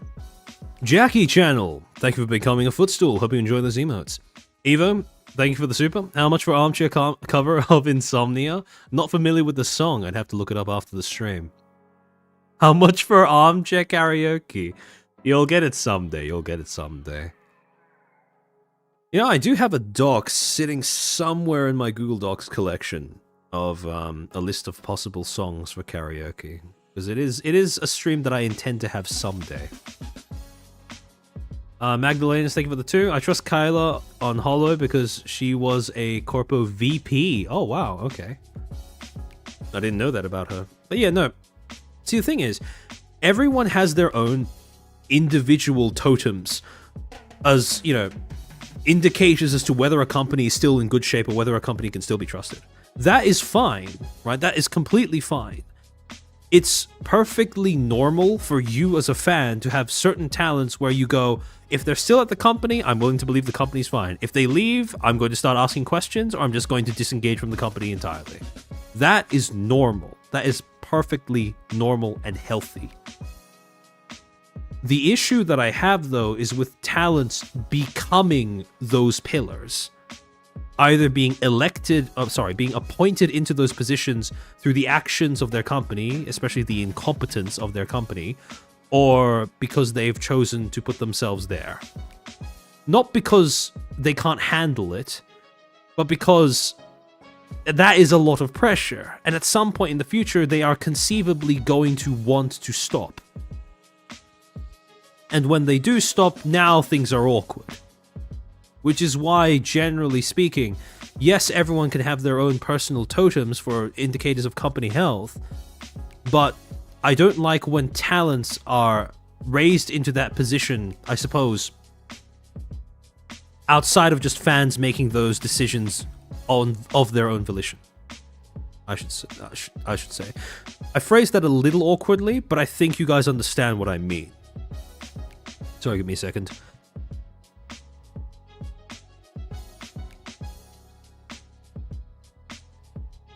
I heard that mainly from fans, not much from other Hollow members, and that's a good thing, right? Because if other Hollow members would start, you know, reiterating that, it would add on to the pressure, which is not a good. That's again, I can understand why that might enhance the, you know, the trustworthiness of the company in the short term, but that's not going to be healthy in the long term. But curious, think of the 2. How many slides left? 129. So, very obviously, VShojo has a problem in terms of how it does communication, in terms of how it uses its talents to handle communicating in the place of management, especially.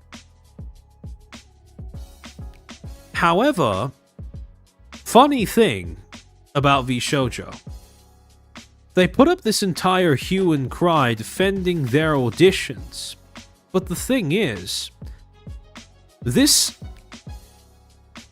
signaled, well, it's hue and cry about defending their auditions, or at least they allowed their talents to raise a big hue and cry about their auditions. But the thing is, out of all the things that the company could set as hills for the talents to die on, I don't know why they would bother with auditions in particular. Because the whole company's policies around auditions was going to change in 2024 with the debut of VShojo Nova, which happened in November 16th of 2024. Now, a lot of people, quite understandably, looked at this and went, hey, look, VShojo's turning over a new leaf. They no longer Nepo hire. Right? And again, fair enough to them. Right? That is a fair enough argument that maybe VShojo Nova's debut is a sign that, yeah, the company is pivoting to doing actual generations. But I think for a lot of people, they failed to realize that this in and of itself was a red flag for company health. Because remember that article from 2022? When Gunrun went on Dexerto to talk about how the small stuff matters too. Even just simple things like foregoing generations have special meaning. What was the special meaning? And why is it gone now? both valid questions to ask when a company that proudly declared that the reason why it debuted talents individually was so they could grow each one in a dedicated manner as well. Why have they suddenly shifted to debuting people in groups? When a company makes a major decision like that, something that goes against their prior branding, it's almost always for a purpose. And again, most people assume that the purpose, most people assumed at the time that the purpose was somehow moral, that they'd seen the light, they knew that they couldn't continue to nepo hire, and so they grabbed a whole bunch of people who weren't big VTubers before they joined VShojo, and they made a channel on their own. But that's the thing. Companies don't make decisions out of a sense of morality.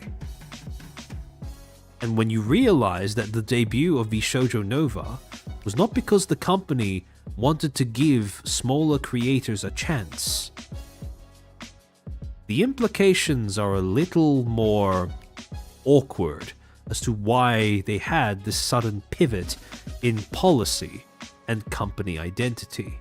Because make no mistake, the company identity was shifting. After July of 2024, VShojo ended up morphing yet again in terms of its company image to something that was, admittedly, less distinct than what it was before. They started, or at least it seemed like certain talents were pushing for them to start, becoming more akin to a traditional VTubing agency. In other words, this was when they had an actual attempt at pushing for some sort of unified company identity, beyond just being a gaggle of friends, beyond just being a retirement home. You actually had talents that were pushing for it. And one of those talents was Matara.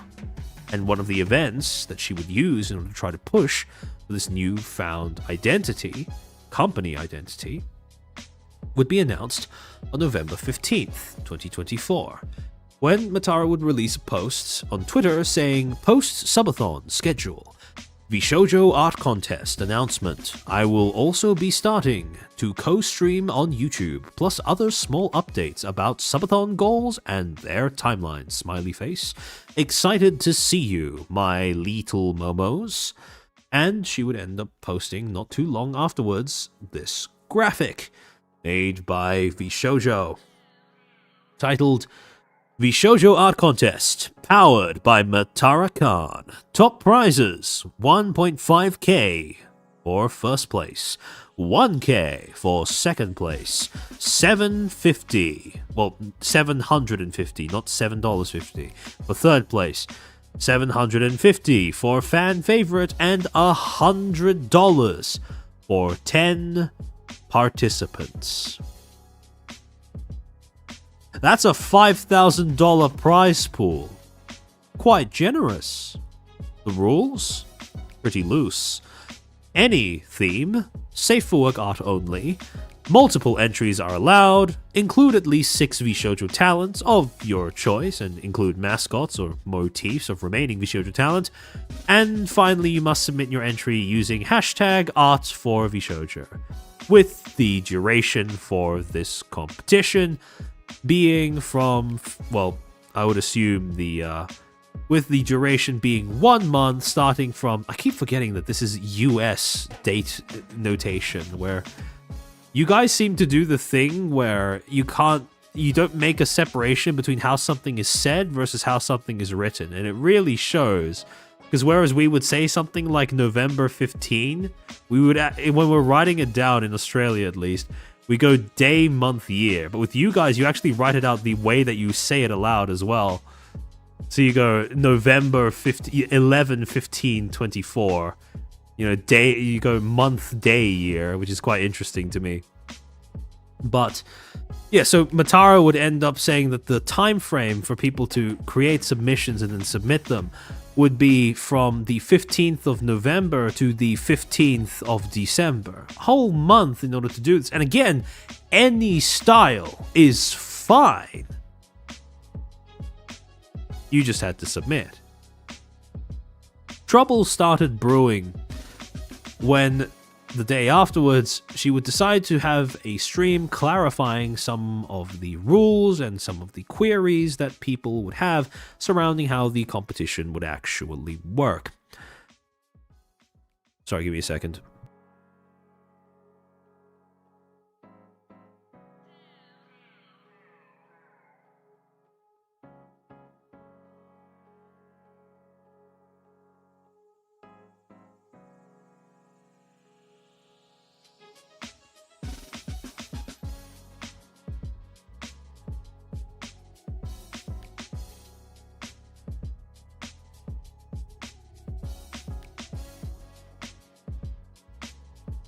Ugh, I'm dying. Alright, so at 1 hour 52 minutes 41 seconds, Matara clarifies that there will be no transfer of commercial rights for submissions. Artists will still own their own submissions even after the competition ends. At 1 hour 53 minutes 28 seconds, she clarifies that there is no upper limit on the number of submissions for each entrant. All art will be checked for AI and users of AI will be disqualified. At 1 hour 53 minutes 45 seconds, she would say, quote, "Please enter regardless of your skill level. Please just have fun," end quote. At 1 hour 54 minutes 37 seconds, she would then say, quote, "Draw us however you want. Do your best. Have fun with it," end quote. And finally, at 1 hour 55 minutes 23 seconds, she would then go on to say, "I want to see 6 members per piece. I know it's a lot, so I'm very understanding if it's a little bare bones. Again, I'm aware that drawing 6 people is tough." Now, the first 2 points, the clarifications regarding whether commercial rights will be transferred, etc., these are admittedly things that probably should have been included in the initial announcement. But, at the same time, this was also Matara's first time trying to do an art contest amongst her community. This was not, however, VShojo's first time doing an art contest among their communities. And so, you would assume that competent management would have her pitch this idea and then tell her that this information would need to be included in the initial announcement. But, lo and behold, that's not what happened. However, the other 2 points about Matara basically clarifying that she's okay with any style, she just wants this to be for fun. There's something else about this particular art contest, the way that it was conceived, the way that it was marketed, that carries across I suppose that it betrays that Matara was a little out of her element here. Not just in the sense that this was her first art contest, but also because she hadn't recognized the environment that she was now streaming in as a talent in VShojo. There were 2 problems with asking giving your community this task and then saying that it's for fun. First thing is, you can say that, but then the problem is if you offer prize money, cold hard cash, especially prize money that goes as high as, into the thousands, people are going to end up doing so because of cynicism. That is a cynical incentive, and that is an incentive that will bring about cynical participation. So that in and of itself is, again, something that VShojo, being more experienced with community art contests, could probably have warned her of ahead of time. Second thing, though, you might think that it's a little peculiar that Matara would insist on 6 members per piece. After all, this is VShojo. Why do you need multiple people to be in one thing? And she would end up clarifying not too long after. For example, at 1 hour 50 minutes 14 seconds, where she would say, quote, "I am doing this art contest selfishly. I would like to see more VShojo art. I would like to see more VShojo together," end quote. Then, at 1 hour 52 minutes 09, she would then expand further by saying, "I come from an environment where there is a lot of art of a lot of folks together. There was a lot of art of a lot of folks together, and I really enjoyed seeing that. I really enjoyed seeing a lot of the group art. I really enjoyed seeing that stuff, and I feel like we haven't really been getting a lot of that. So I wanted to change it. I wanted to change it. I wanted to put my money where my mouth is. Again, an admirable goal, admirable motivation, but one that betrays just how little VShojo bothered to orient her to the way that they work as a company. Because what she is trying to emulate here, what she is trying to create artificially using a community event and using a monetary incentive, is a group identity. VShojo doesn't have a group identity. They can't. Their talents all act as individuals, their talents all debut as individuals, and as a result, their communities tend to be quite, shall we say, different from one another as well. People are not going to be accustomed, VShojo fans specifically, ironically enough, even though they seem to worship the company, are not going to be accustomed, VShojo drones I should say, because those were also the same people who seemed to give her a hard time over some of the specifics of this contest. A lot of them are not accustomed to thinking of VShojo as a group, and thus not creating artwork of them as a group either. I said this at the time in November when I was talking about this for the first time, but to give an analogy that may come across a little bit harsh, this is the content creator equivalent of thinking that food comes from the grocery store, right? Because in the short term, yeah, sure, I can see how you might reach that conclusion. But in the long term, when you really, try to look for the base reasons as to why things exist, it doesn't quite work out that way, right? This is what I mean when I talk about content creator solipsism. Because from Matara's perspective, she has a community, she just joined a company with, pre-existing community, etc., etc. Like, people think about the VShojo community, even though I think that's a misnomer, even when it was a popular term. She just joined this company. She wants this to happen. And so she's going to create an incentive for that to happen, right? What she doesn't understand, though, or what she didn't understand at the time, is that her environment simply did not permit for that to happen naturally. And when you introduce artificial incentives in order to shape behavior, what you often get are behaviors that are not quite what you wanted. And the thing is, like I pointed out at the time, the first time when I was talking about this, was, ironically enough, this art contest was, or it seemed to be, one of the biggest points in Matara's time in VShojo, where, as absurd as this would have sounded to say at the time, she would end up realizing that there is something Niji-Sanji has that she does not. See, and this is exactly how I explained it at the time as well. From the perspective of a talent, at least at the time, given VShojo's reputation, let's assume that nothing that came out after July of this year ever came out, right? Let's assume that we were still working off the assumption of VShojo being the way that they were, let's say June of last year instead, right? From the perspective of a talent, there is nothing that VShojo can offer. There is nothing that Niji-Sanji can offer that VShojo cannot. The problem is, though, if you want to understand how your audience is going to react to something, you can't think about it from the perspective of a talent, right? From the perspective of a talent, when you think about the things that a company offers, you think about things like, for example, you have managerial support, paying, generous payment splits, a friend group that you can freely interact with and socialize with, etc., etc., etc., right? Feeling like you're a part of something bigger than you. This is what's important for a talent. But what Matara was coming to realize is that there are things, like for example, whether your talents debut as a group or not, that end up affecting things from the audience, even if they don't really affect things for the talents themselves.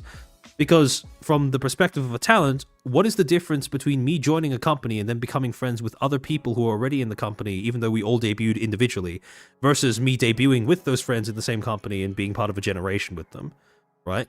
Why does one get group art and why does the other not? And the thing is, well, for all the reasons that I listed prior, Niji Sanji has the ability to create group identity because of the way that their company is structured, because of the way that they arrange their talents, they arrange their talent roster, whereas with VShojo, they do not have that existing infrastructure. Niji Sanji debuts talents in waves. Individual talents conform to a company brand image. Devotion to the company frequently exceeds devotion to individual talents. And finally, marketing and policy centers around Eastern collectivism. People like to pretend that the cultural difference isn't that relevant or isn't that big, but in reality, it is. And it certainly was the case between VShojo and some of their Japanese, I hesitate to call them competitors, but certainly the Japanese counterparts. VShojo, by contrast, debuts talents in 1s and 2s. The company's brand image is defined by individual talents, who define that brand image individually. And then finally, devotion to individual talents frequently exceeds devotion to the company, and marketing and policy centers around Western individualism. Completely different approaches to how they essentially brand their talents and use their talents to brand the company, which then creates different norms, different attitudes, and different practices among their respective audiences. This is all something that Matara probably, I mean, again, you can't expect a talent to think outside of the perspective of a talent, right? But you can give them that perspective if you are, let's say, a member of management, for whom the whole scope of what is my company's brand identity, what is it in relation to my individual talents brand identity, do we have a collectivist fan culture, do we have, fans that see our talents as a group versus as individuals? This is all stuff that is very much within the ballpark of what a member of management would be expected to know / keep track of. And that is something that management could have very easily communicated to Matara ahead of time. But they didn't.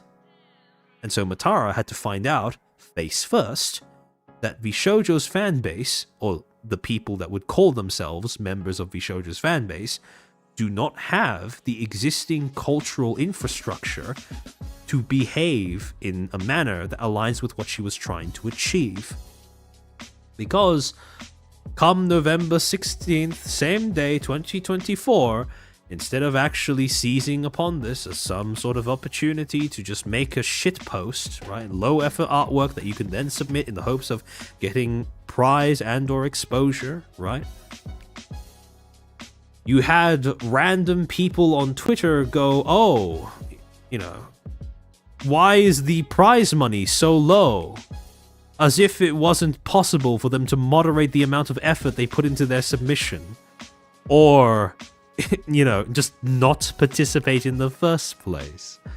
For example, Cookie Hannah, minimum 6 characters for $1,500? That can't be right.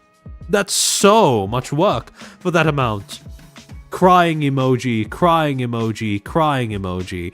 I love VShojo, but please, artists get taken advantage of way too much. I'm saying, Tooth, it's possible the only other members VShojo didn't. It's possible the other members / VShojo didn't even really know they didn't have that culture. Yeah, that is true. That is true. That's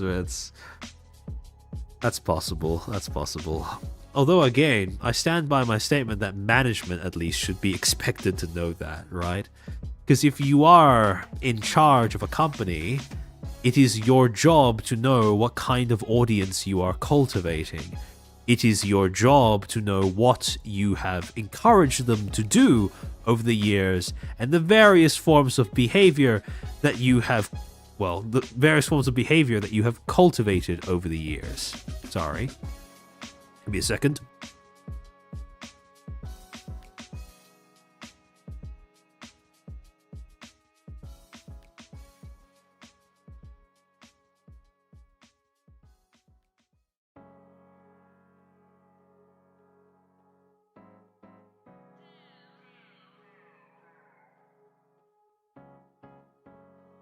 Aphelius, to be fair, the complaint could have been taken if there was more time. It would help for 6+ subjects. Oh yeah, no, that is completely fair. If all people were complaining about was the short time span, then yeah, I'd be a lot more sympathetic. But the problem is, people were explicitly complaining about the prize money.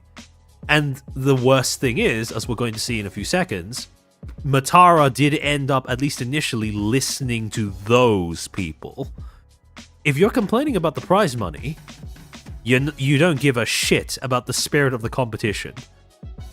That's very evident among anyone who's paying attention. But unfortunately, as we're going to see, that was not something that Matara was warned about ahead of time. And to this, Momote would end up replying saying, "It's sad, it's really sad seeing this, and more often, it feels like people don't care about the conditions artists put themselves to reach these deadlines. As long as they get them done, it doesn't really matter. Really sad."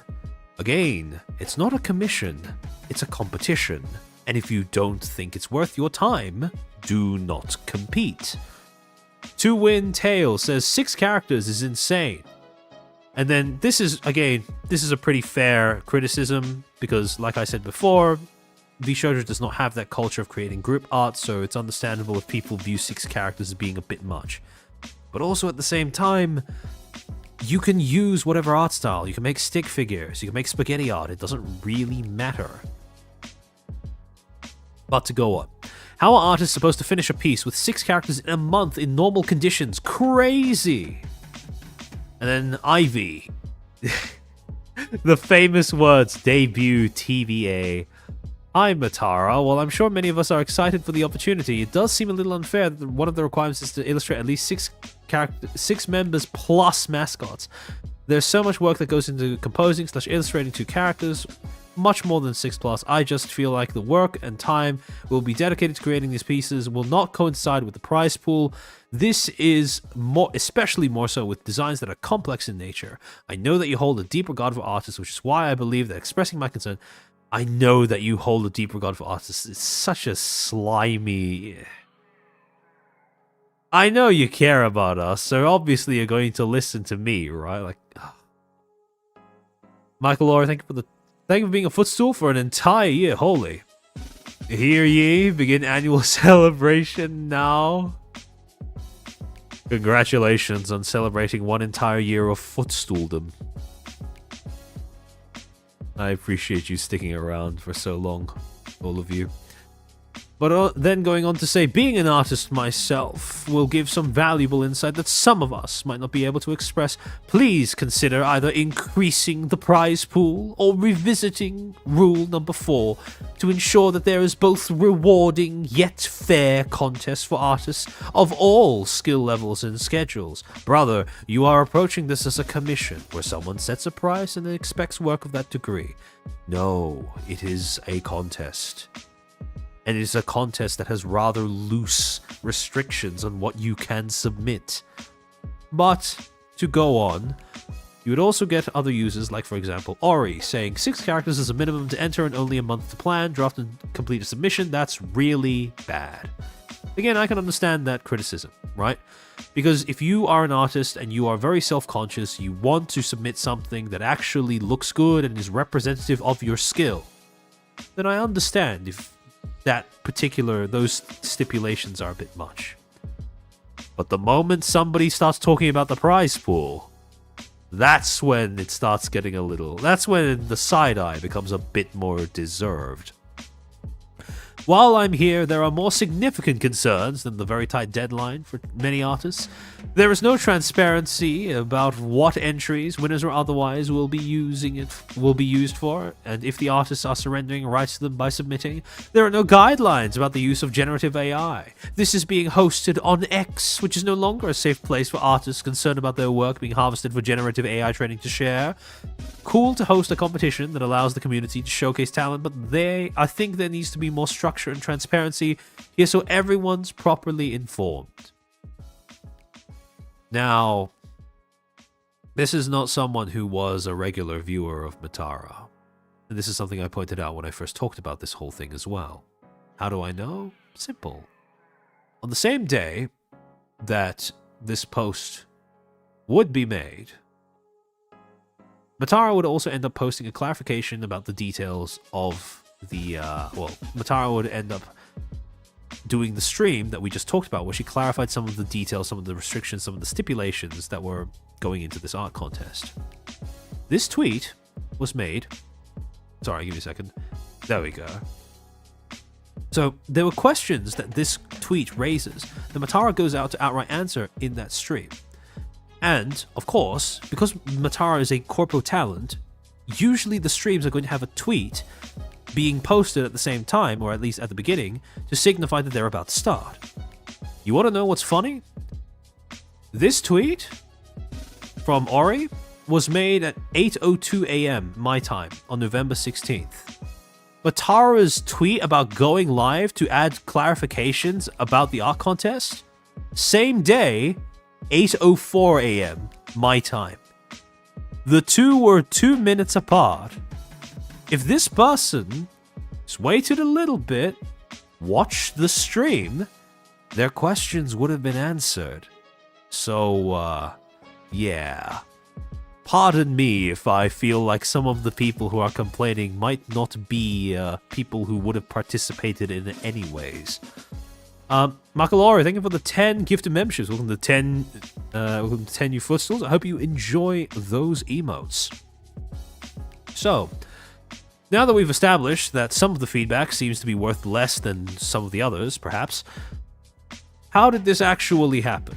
Well, here's the thing. Not everyone was bitching and moaning about the art contest because they had somehow tricked themselves into conceiving of it as a commission instead. There were some people, like for example Elion Fate, who said, I liked it as a proper challenge. If others don't like it, don't draw. Yes, it lacks a little more rules, but otherwise I'd leave it at that. At the very least, the person who actually does it all deserves the money. Same thing with Mr. Bite, who says, time to eat a couple thousand popsicles so I can make a life-size popsicle stick statue of you, in response to Matara. Again, these are people who grasp what Matara was aiming to achieve with the art contest, which is just group art. Group art that she was sad that she wasn't seeing now that she joined a new corporation that seemed to have everything but that, at least at the beginning. And yet, it was not this feedback that Matara would end up taking on. So, same day later on, she would end up posting all of these clarifications, right? Bonus info, no AI art, blue sky is okay, you can include Nova, but you must adhere to Rule 4 with the 12 VShojo members, still art only, no video or animations. Any art medium is okay, except for example a photo of macaroni art. One image is one entry, we'll be looking at entries starting December 16th, I'm not purchasing your commercial rights with the prize money, the art remains yours. Yay! I'm open to remarks and criticism, but I'm just a little guy, this is my first ever contest, please be gentle. Never show weakness on Twitter, because Twitter is not a place that is going to be very indulgent of it. And so, Matara would also end up stating, hey y'all, I read your comments and saw your constructive criticisms. I will be taking down the art contest and reworking some of the rules. I should have you updated by Sunday or Monday latest. Thanks for your patience and understanding, Art. I think all of you who were watching my stream when we were talking about this in November, right after it actually happened, I think all of you knew where this was going.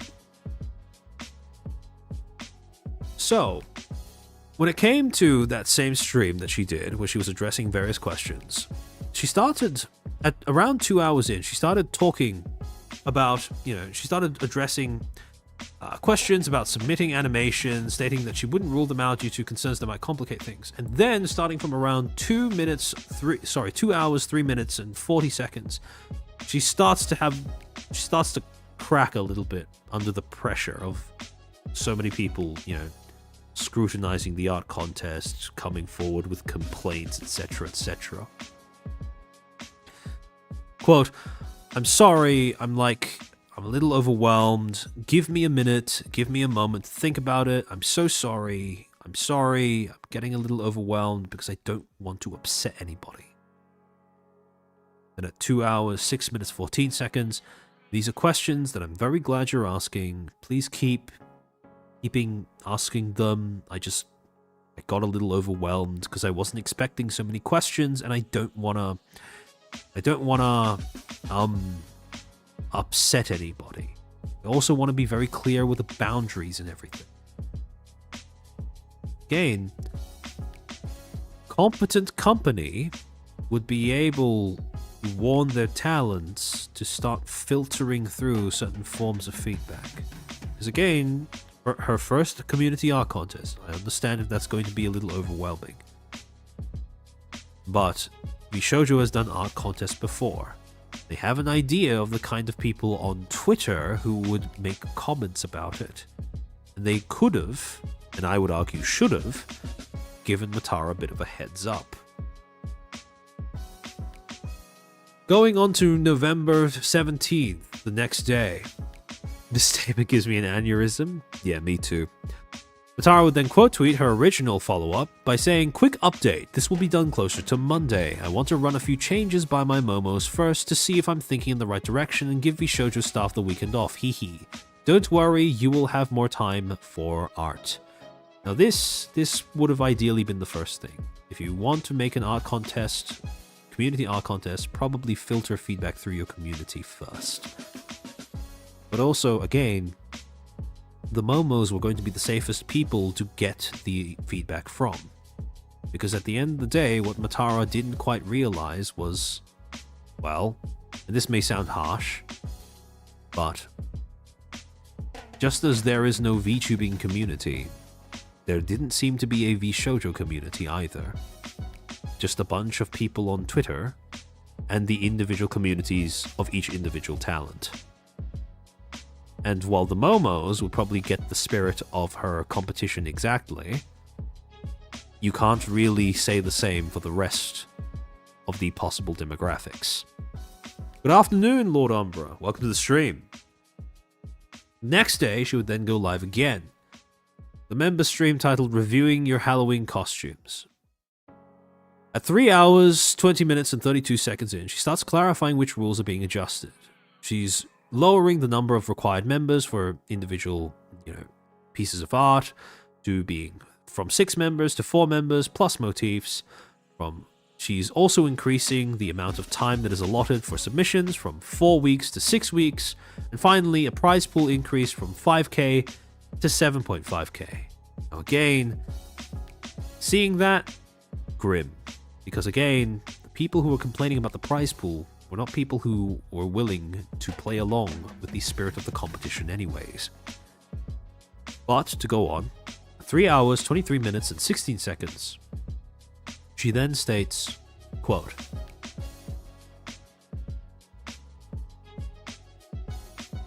"I personally I'm sorry, I'm not an artist. I did not mean to discredit how much work it takes for this amount of art. Just wanted to review the art for Christmas. And I didn't realize how quick it would be. How tight the timeline would be." Alright, give me a second to just fix this transcript. How quick the timeline would be. And again, this is just me giving you the soft apology, but I will be writing the full apology tomorrow. Then 3 hours, 23 minutes, 51 seconds. I can maybe put it up to 2 months, but at the same time, I feel the whole point is I want us to have really cool art for the 1 year anniversary.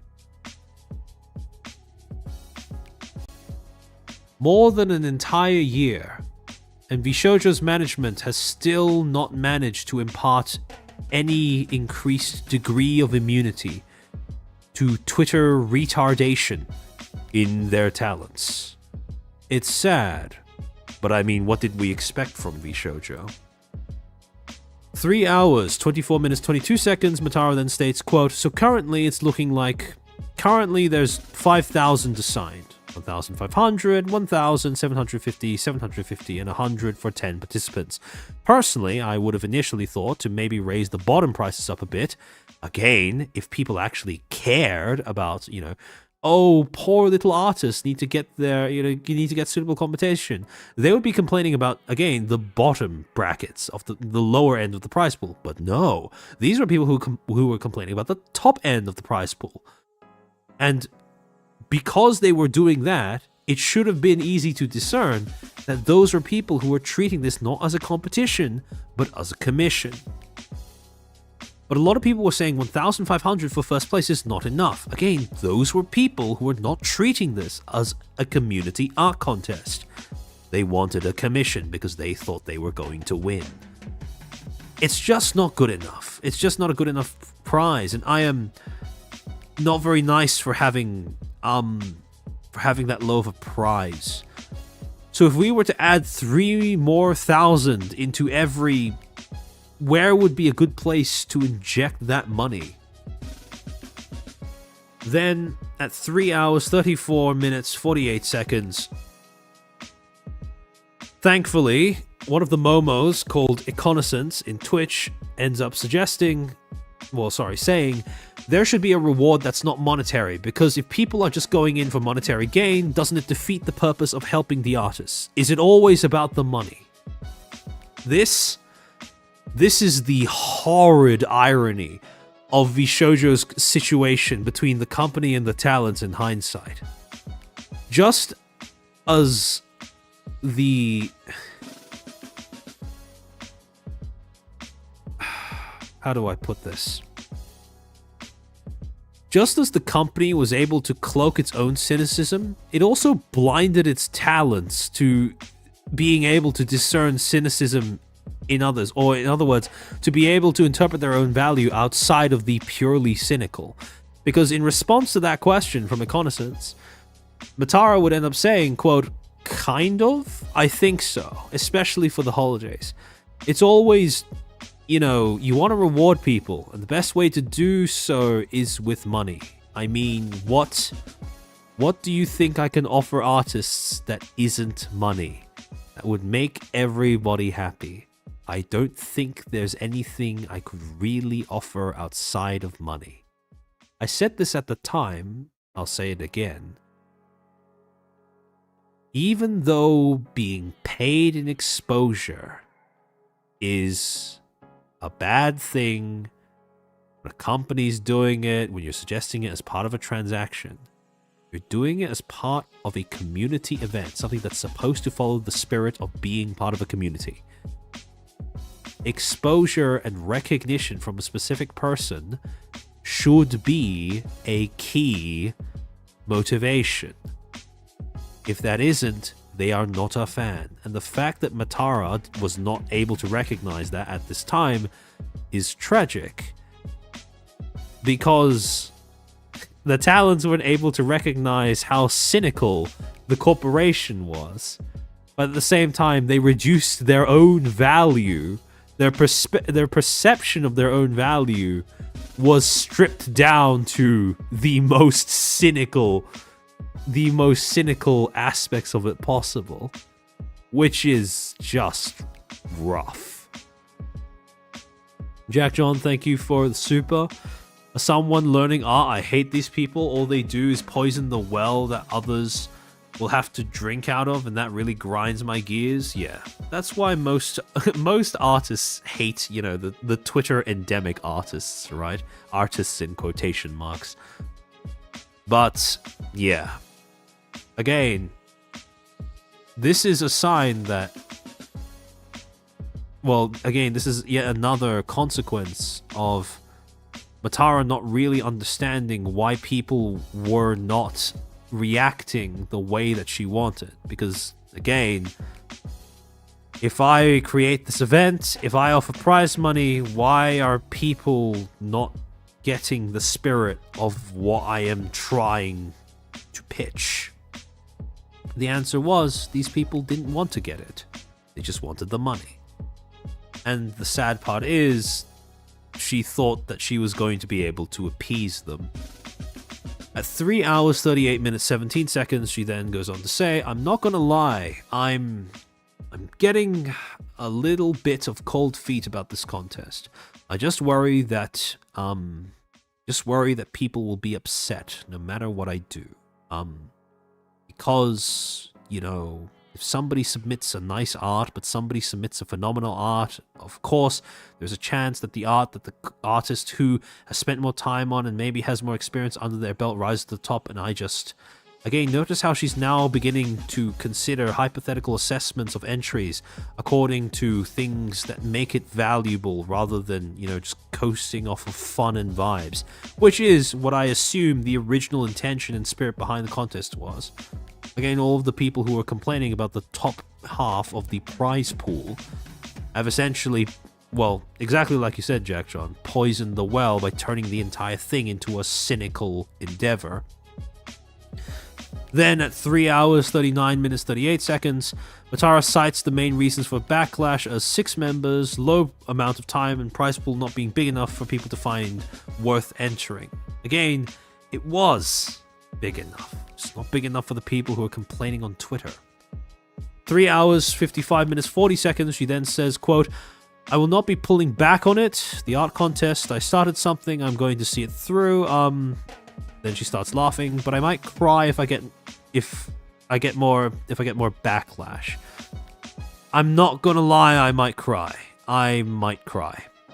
4 hours, 13 minutes, 42 seconds. She then says, quote, sorry, it's just been like, in general, good emotional time. It's all good, I'm so happy, life is good, like I said. Just really kind of caught me off guard, but it's a really, really good lesson that in the future, if I do anything that is outside of my immediate community, I have to be more careful. November 21st, Matara then posts another short update saying, update, it's taking a bit longer, I'm sorry, it's coming back 100%, just give me a bit more time, But I think everyone could already see the writing on the wall and could probably tell that she was kind of forcing herself to make this a thing. Because a month later, exactly, she would end up making the following post on Twitter. Hi Momos and VShojo fans. I wanted to give you all an update on the Matara Khan x VShojo art contest. It is with great sadness that I must announce that I will no longer be going ahead with the planned art contest. I went into this with far too much eagerness and not enough planningness. Thus, I ended up with the outline of a contest that upset a lot of our fans and entrants. This art contest was a great lesson for me. I would like to thank the many artists who reached out to educate me. Thank you all so much for your genuine interest and most importantly your genuine advice on what I can do to improve for the next time I hold a fan contest. I have taken it all to heart. Lastly, I apologize for taking so long to address this. I wrote and rewrote this 1,000,000 times and it never felt perfect. It never felt like my response would be enough for this. The longer I took, the worse I felt, feeling that I'll be upsetting even more people by not going through with the contest. That's Twitter for you. So with that, I just wanted to apologize again from the bottom of my heart. I will do better next time. And, well, that seemed to be that. Again, it was very visible that Matara was pushing for some kind of unified company identity, especially across talents and across fan bases. But again, the problem was, there was no infrastructure, because this was not something that VShojo had invested any amount of time or effort in trying to do beforehand. And so she was kind of left trying to get up creek without a paddle. But this would not be the only attempt at trying to create a unified identity for VShojo as a company. Because very next month, well, sorry, give me a second. Very next month, another member of VShojo, another VShojo talent, would attempt something similar. Attempt to represent the soul of the company in a specific way in order to garner it a little bit of positive PR. Except, wouldn't end up going so well, just like with the art contest. Magdalena's Rex, thank you for the 5. A lot of people invest into VTubing because it's escapism to do a better world. Generation branding adds to kayfabe world building, helping this incentive. Yeah, and VShojo had none of that, which is why all they ended up attracting in this particular case were cynical asses. But in any case, and the next endeavor that a VShojo talent would end up trying to use in order to generate positive PR for the company would begin starting from June 9th of 2024, when Twitch support would come out with their announcement saying that they had new guidelines that stipulated that VR chat outfits would now be judged according to a different set of rules and restrictions compared to VTuber models. Now, as you can probably imagine, this did not go over very well with most VTubers, especially the VTubers who streamed on Twitch. Sorry, give me a second.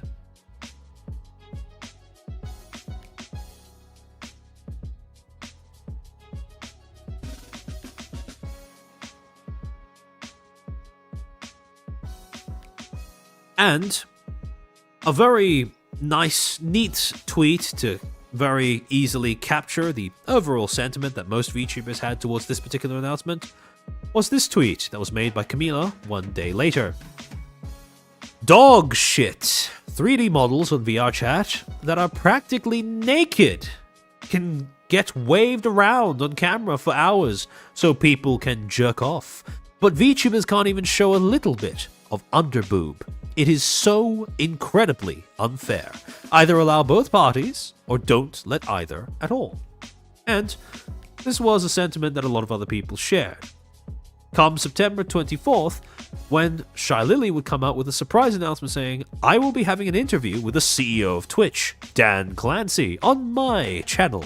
It will be about VTubers and Twitch. Let me know if you have any questions for him. And to this announcement, a bunch of other VTubers would show up in the replies, some pretty big, all of them streaming on Twitch, with a bunch of questions they'd like Dan Clancy to ask. Plus Azehara. Joel, what does Twitch think VTubers are? It feels like they don't understand that VTubers are just over-exaggerated mascots that are used in correspondence with art to express themselves better. I feel like their views have skewed on us, which lead to harder crackdowns. VTubers vary. Giga. I feel like Twitch's events, marketing, and anything internally run tend to focus on uplifting facecam streamers of many sizes and rarely feature VTubers who aren't the top 2 to 3 highest in CCV. Is there any plan or path to changing this and helping us integrate any better? Bow. Why does it seem like VTubers have different strictness of guidelines as opposed to facecam streamers? And finally, Azehara with, why don't they have a way to properly address bans on the platform? Why is it that the most effective way of getting a ban appeal is through another platform, i.e. Twitter? All of these are good questions. Unfortunately, they were questions that would end up going mostly unanswered, because this mythical interview between Shy Lily and Dan Clancy never came to pass. Even as of August of 2025, almost an entire year later, it has still not materialized, although Twitch is probably too busy committing seppuku in order to ever bring it into existence now, though I might be proven wrong a little down the line. Also, anything with the two? Was it really Marta's decision to cancel or VShojo's? It is unclear, given what we now know about the company, but, well, unless she says, it's impossible to tell. Fast forward to January 23rd, 2025. We would get a kind of follow-up on that Shy Lily tweet, except it wasn't Shy Lily doing the talking. It was going to be Giga. Twitch would make an announcement on their official Twitter account saying, VTuber fans, this one's for you. Mic emoji, sparkling emoji. Patch Notes is bringing on at General Giga for a special episode filled with discussion, Q&A, and more. Eyeball emoji. And Giga would follow up by saying, talking to Twitch about VTubing right now. This is a whole patch notes episode about VTubers and our community. We'll have a full Q&A at the end, as well as where you can ask the hosts anything. Now, I understand the appeal as to what this event may possibly have in store for Giga, because, well, I mean, Vishojo in its initial sales pitch, when it was, getting pieces from various publications talking about how great of a company it was, one of the goals that it stated that it had was to raise the profile of VTubers in the West. And you can certainly see how this interview between Giga and Twitch was supposed to fall in line with fulfilling that particular branding promise, talking to the CEO of Twitch as a representative of all VTubers to get some answers to some of the questions that people have been leveling. Only problem, didn't quite go that way. Over the course of the entire runtime of this episode, as I talked about in my initial commentary over it way back in February of this year, it would end up mostly just being a PR victory lap for Twitch, using Giga as a prop to basically imply that they were, since there was a VTuber on the screen nodding along with what they were saying, surely that meant that what they were saying was reasonable as well. And some of the things that they were saying were quite interesting. 3 main parts. 1. Clancy claimed that Twitch's general policy is to enforce its attire guidelines, and by implication, most if not all of its other guidelines, on VTubers in the exact same way that they'd enforce said guidelines on flesh streamers. This was said at 1 hour, 8 minutes, 14 seconds. Second thing. Any difference in how VTubers specifically receive enforcement is due to the degree of control VTubers have over their on-screen avatars. This was stated at 1 hour, 11 minutes and 28 seconds. And finally, Twitch believes that the best way for them to respond to rules lawyering is to avoid specificities that can be exploited, stated at 1 hour, 14 minutes and 14 seconds. This is in spite of the fact that they have added, this was after they added in quote-unquote examples to specify what would be penalized by specific guidelines. So, yeah, not exactly something that computes with the way that the company was doing things.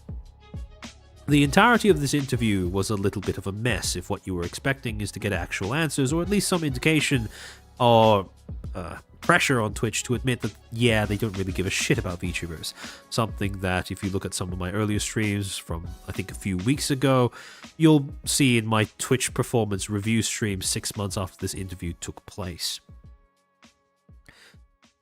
However, as I said in that stream, there were some things that emerged from this interview, albeit not directly from this interview, that would be quite useful. Funnily enough, both of them were things that were said by Giga in her streams that happened after the interview went live. For example, this in a stream on January 29th, so 5 days after almost a full week after the Patch Notes episode went live, at around 15 minutes, 54 seconds into the VOD, Giga goes on to say, quote, "I think the more we sit here and we complain and say, Twitch hates VTubers, and they do this and they do that, it's disproportionate toward them, etc., it's unfair, I think it takes the spotlight off of the real discussion, which I think what it does is it actually slows progress to fixing this issue. Personally, I think people try to keep focusing on, ooh, VTubers, and then stuff are like focused on saying, hey, it's not. And then we're wasting our time instead of going, what about the generalized problem of moderation not being the same across everybody? Again, like I said at the time, bold assumption that trying to get Twitch to admit that they have a platform-wide moderation issue is going to be any easier than getting them to admit that they have a VTuber-specific moderation issue, which, by the way, they absolutely do. And some of their enforcement decisions since January of this year have made it very, very clear that that seems to be the case. At around 32 minutes, 22 seconds into this VOD, Giga then also says, I could foresee a scenario where they're kind of, their staff who do these kinds of things, who worry about moderation, are more concerned with the overall state of the platform kind of thing, and and they can't put enough time into the individual problems like ban reviews. Again, these two things were useful not so much because, well, they actually made any impact at Twitch or made any impact on Clancy himself, but more so that they give us a bit more of a foundation to understand how best to refute Twitch's bullshit about how they're not actually unfair.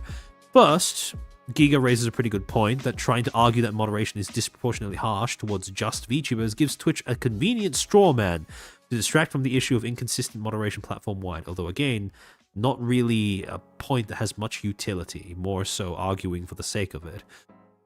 Then you have the second point, which is that the most charitable assumption possible regarding the state of Twitch's moderation is a lack of resources to distribute between reviewing bans and looking after, quote-unquote, the overall state of the platform.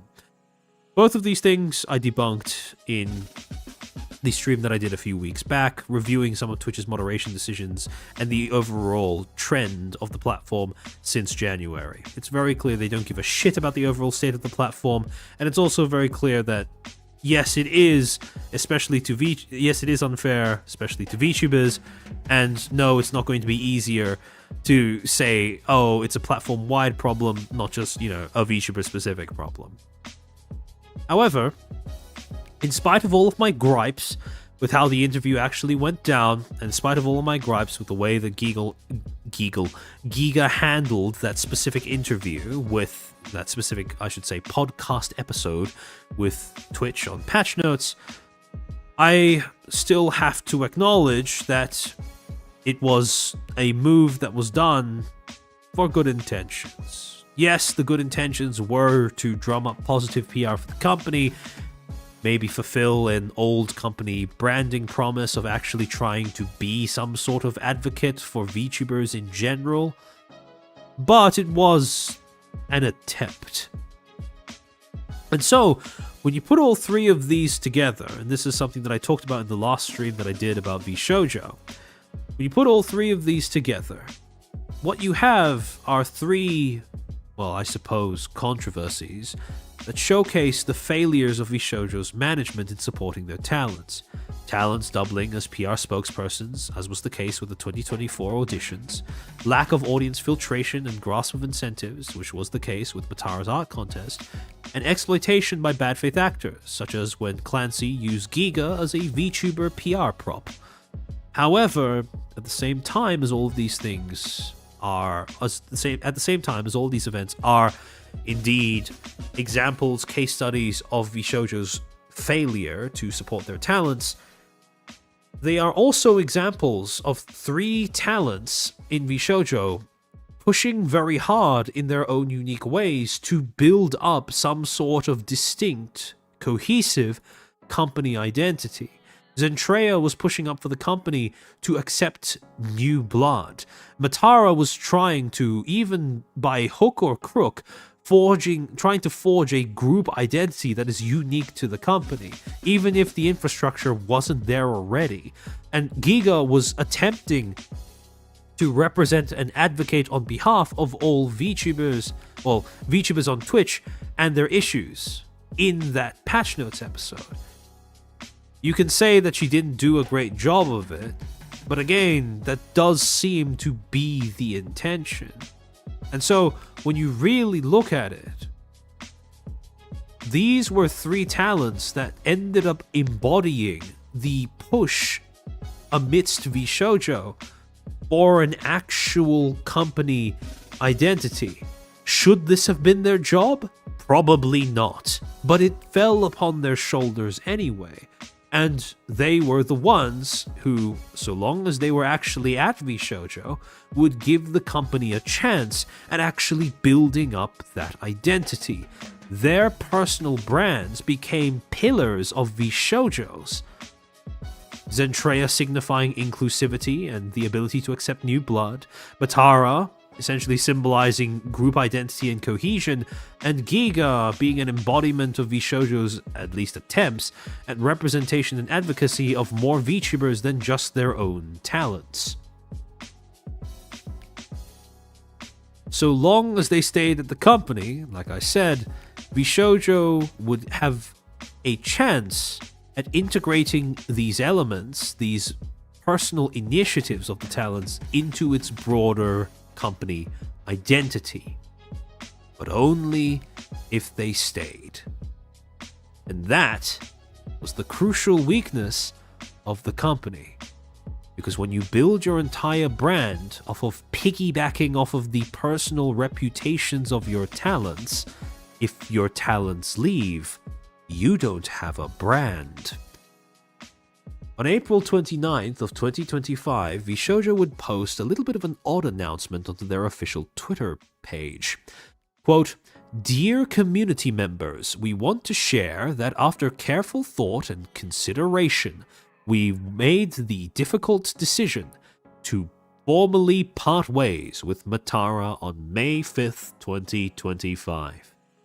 We're genuinely grateful for everything she brought to VShojo and wish her the best moving forward. Goodbyes are never easy, and we understand many of you deeply care about Matara, as we do." How sweet of them. The best way to support us both right now is with kindness, understanding, and respect for everyone's feelings and privacy during this transition.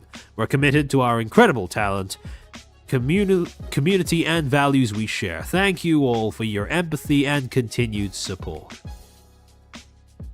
Periwinkle Pig, there's a clip of Giga unironically defending the $80 price hike for AAA games. It would not surprise me if she would defend scummy business practices if she can get away with it. Well, she does have an extensive corporate background. Unfortunately, that also makes her predisposed to empathizing with corporations as well. Artemis, thank you for the 5. Dan had Giga dancing around like a monkey. She had no self-awareness to realize, or even worse, realized it and let it happen for the greater good. Giga fell for the classic access journalism trap, right? Believing that if you're nice to the interviewee this time, there will be a next time. The problem is, access journalists never realize that they are not people, they are tools to the people that they are interviewing. For the people that they are interviewing, and as a result they get used as PR props, mouthpieces, and, well, easy ways of disseminating information that you'd like disseminated, and then after they are no longer useful, they are cast aside. This is why access journalism doesn't really work. And Giga fell for the fallacy that was Twitch's invitation towards access journalism. Now, a few things stood out as being a little unusual about this particular notice. One, VShojo, instead of saying that a talent has made the decision to leave, they are now outright stating that they made the decision to part ways with the talent. On top of that, this is one of the first announcements, or I think the first announcement, where VShojo announced that a talent was leaving without any of the graphic design, the pink, the squiggles in the background, that would usually accompany one of their branded messages. And so, when you see white text on black text on white, what do you think? Graduation or termination? And this didn't sound like a graduation. Now, at the same time that VShojo posted that announcement, Matara would also make a tweet of her own, saying, quote, "VShojo made the decision to part ways with me on March 6th, effective May 5th. I thank the girls, plus Kuro, for the great times we had together and the wonderful moments we shared in the last up to 18 months. I wish the remaining talent in VShojo the best of luck in their activities. I love them very much, and I will carry on being their bug auntie. I will continue streaming as Matara-Khan because I am Matara-Khan, and I hope the Momos can still cheer me on even if I won't be Matara-Khan of VShojo." And so, you had quite a bizarre parting. Because whereas VShojo's was kind of neutral, saying we've made the difficult decision to formally part ways with Matara, and they phrased it as a we, Matara is very clear that this is a decision that at least seems to be initiated by VShojo alone. Now that dissonance is more than a little strange, and on the same day, she would end up talking about it on stream, and the segment in which he talked about it would be clipped by Rainbow Retirees titled "Matara Addresses Her Leaving VShojo." The quotes that I've taken out of the video take place between 2 minutes 59 seconds and 4 minutes in the video. Sorry, give me a second.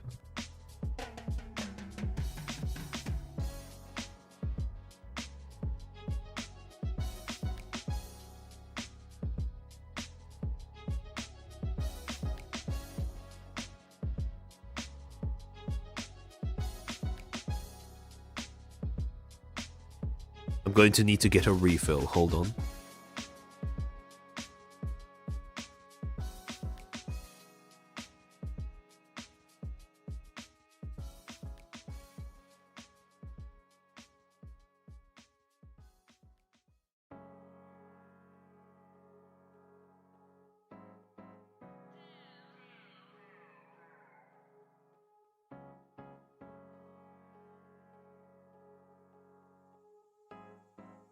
There we go. Much better. Alright.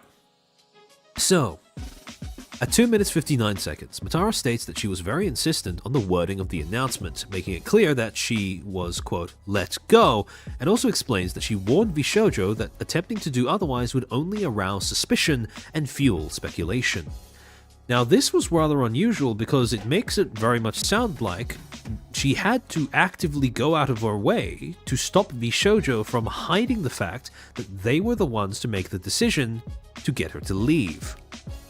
At 3 minutes 52 seconds, she then states that those who know her will likely have different assumptions as to why she was let go compared to those who don't, before 4 minutes 1 second saying responding to a chatter bringing up Michi Mochibi's tarot card reading stream that happened earlier on in the year by stating that her favorite card, Matara's favorite card, is the Wheel of Fortune because, quote, it's kind of just karma.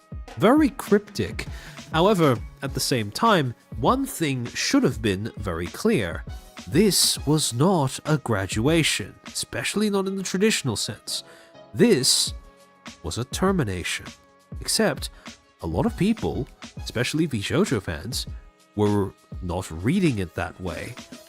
Because they hadn't used the word termination of contract in it, presumably. Or it was, well, either that or just because it's VShojo. And as we all know, VShojo's not like the other corpos now, is it? You can see this in the comments to the clip as well. For example, this one that says, for those that don't know, this is a contract thing. She was in her renegotiation window and they couldn't agree on her external merch contract. This time, it literally is just business. 3.5k likes. No registering about how shifty that is at all. However, this mostly came and gone, because despite whatever grievances Matara had with the company, she was, well, she remained very staunch in refusing to give out more information. Understandably so, because one would assume that she had signed some form of NDA upon departure. However, this would not be it for the ride that VShojo would embark on in 2025. Because on June 26th, VShojo would again post another notice onto their official Twitter, this time saying that one of their other talents was leaving, and that other talent was none other than Giga. Quote, dear community members, we would like to share that Giga will be parting ways with VShojo as of June 27th, 2025. Giga has been an incredible member of VShojo since she joined in 2023. Her humor and collaborative spark have shaped VShojo's culture, and we're excited to keep cheering her on in the next chapter. The impact that she has had on VShojo will not be forgotten, on stream and behind the scenes.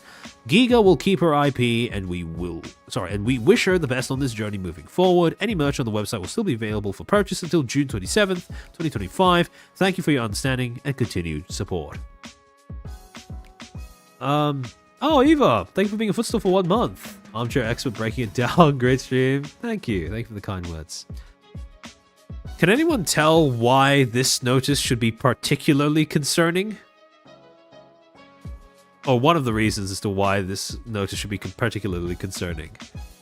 And that isn't to do with the actual contents of what VShojo wrote in it. It's a bit of a meme. Might sound like a bit of a meme, but I'm 100% dead serious when I say that this is a major red flag in the company's operations. Nope. Not any merch. Although that is, well, in hindsight, that is a little grim. Again, it's not to do with the actual contents of it. No, not behind the scenes, although yes, that is a bad sign, right? Giga was the spokesperson. No, not quite. No. It's obvious to the point of being very easy to miss. Them mentioning Giga keeping her IP is a no shit Sherlock moment. Yes, that is true, but that's not quite what I'm referring to.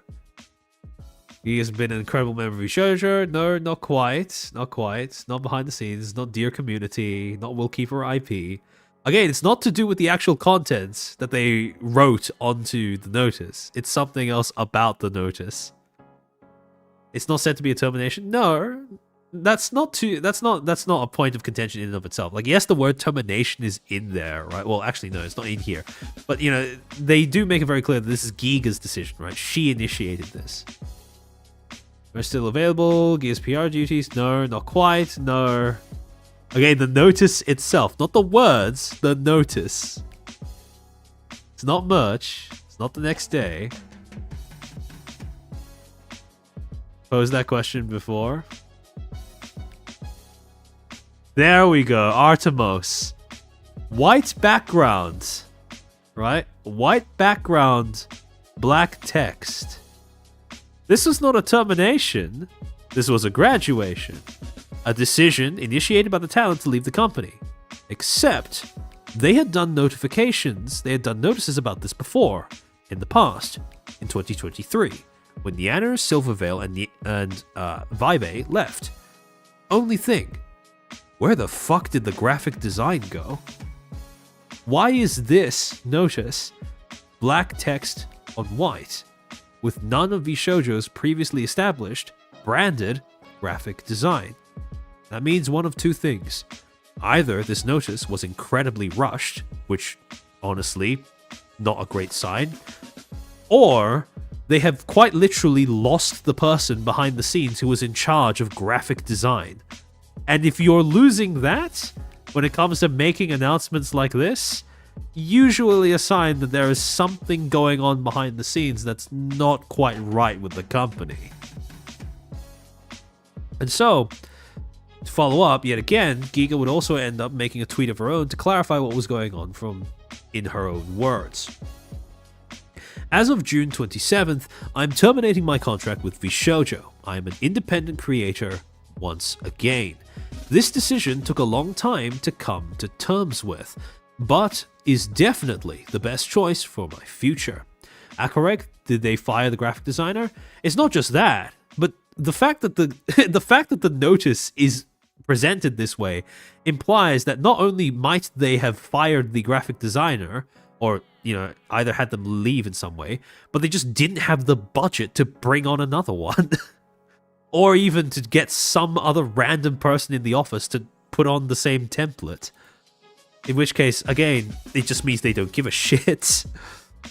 To go on, I love my members in VShojo more than I could ever say, and I will always be their friend and support. There is no world where I want to be without them both as a creator and as a person. That is something that doesn't require a contract with an agency to still hold true.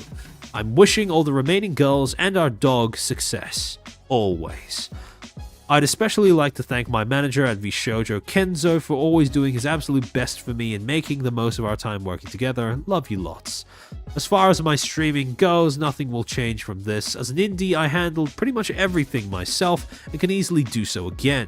Nothing changed when I joined, nothing's changing as I leave. Now that sentence in and of itself does not speak very highly of the quote-unquote services that VShojo supposedly offers, but to go on. I do have a lot of cool projects coming up very soon, so I'd appreciate everybody's support. I'll see you on stream soon. Smiley face. Reverend Norse, thank you for the 50 secs. It wasn't real talent freedom, Armchair. Real talent freedom has never been tried. I've seen other people, actually, Nanny Love, if you're still in chat, I think I saw you use this comparison before, but talent freedom as like a slogan, a thing, a concept, right? It really is the we've never tried real communism of this industry. And I think more people should acknowledge. I think, you know, I wish people would stop pretending otherwise.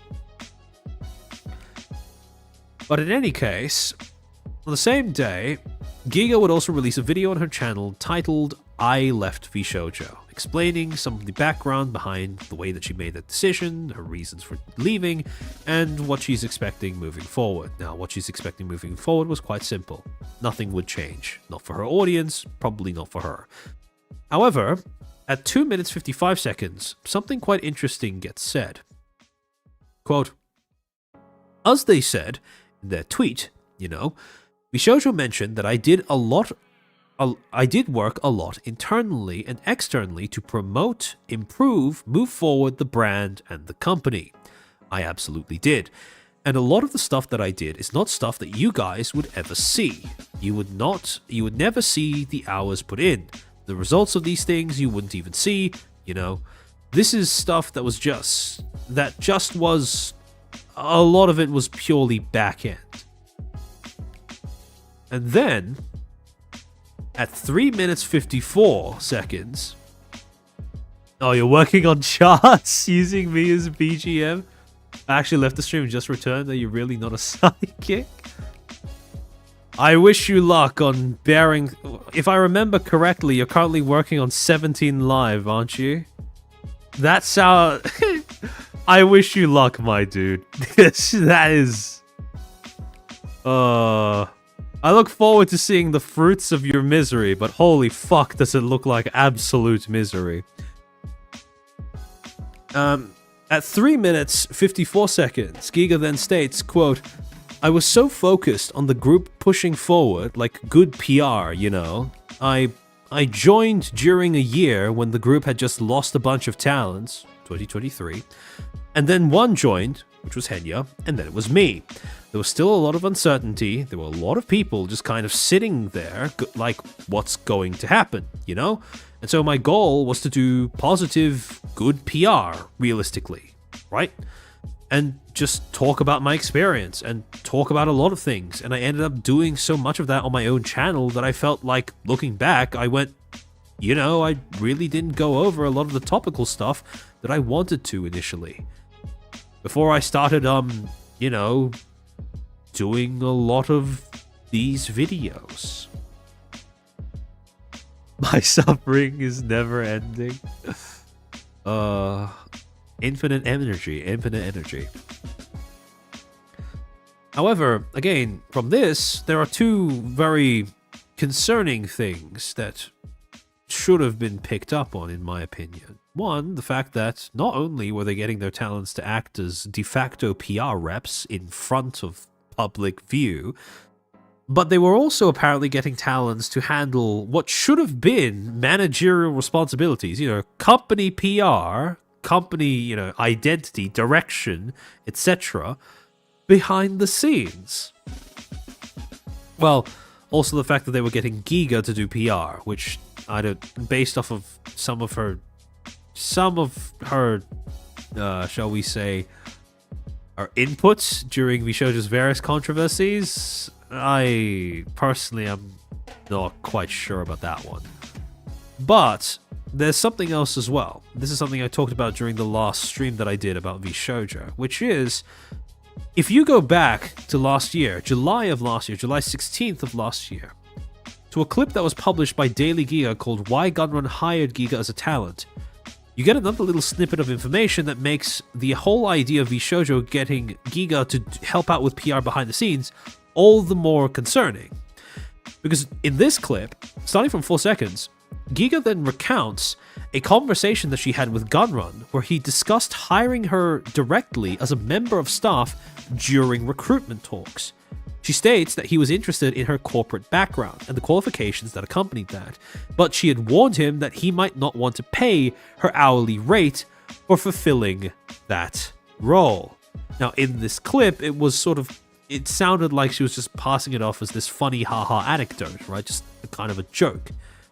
But in the context of this little bit of information, it's not out of the question that VShojo hired her as talent to gain access to her other skills that she was more qualified to do without having to actually pay her a proper rate, and instead chose to just coast off of the fact that She, as a talent with friends in the company, would probably feel pressure to help out a little bit behind the scenes, especially if the staff that were currently in charge of those things were utterly incompetent at their job.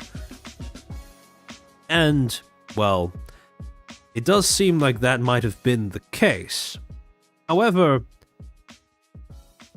the departure of Giga left more questions than answers regarding the overall state of Vishojo behind the scenes, but something that would create even more questions.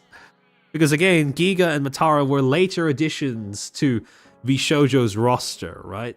They were newer additions, and as a result, yes, it was concerning because they were newer, but also, at least they weren't founding members, am I right? The same, however, could not be said on June 28th, when Zentreya would also announce that she would be leaving VShojo. Quote, sorry, give me a second.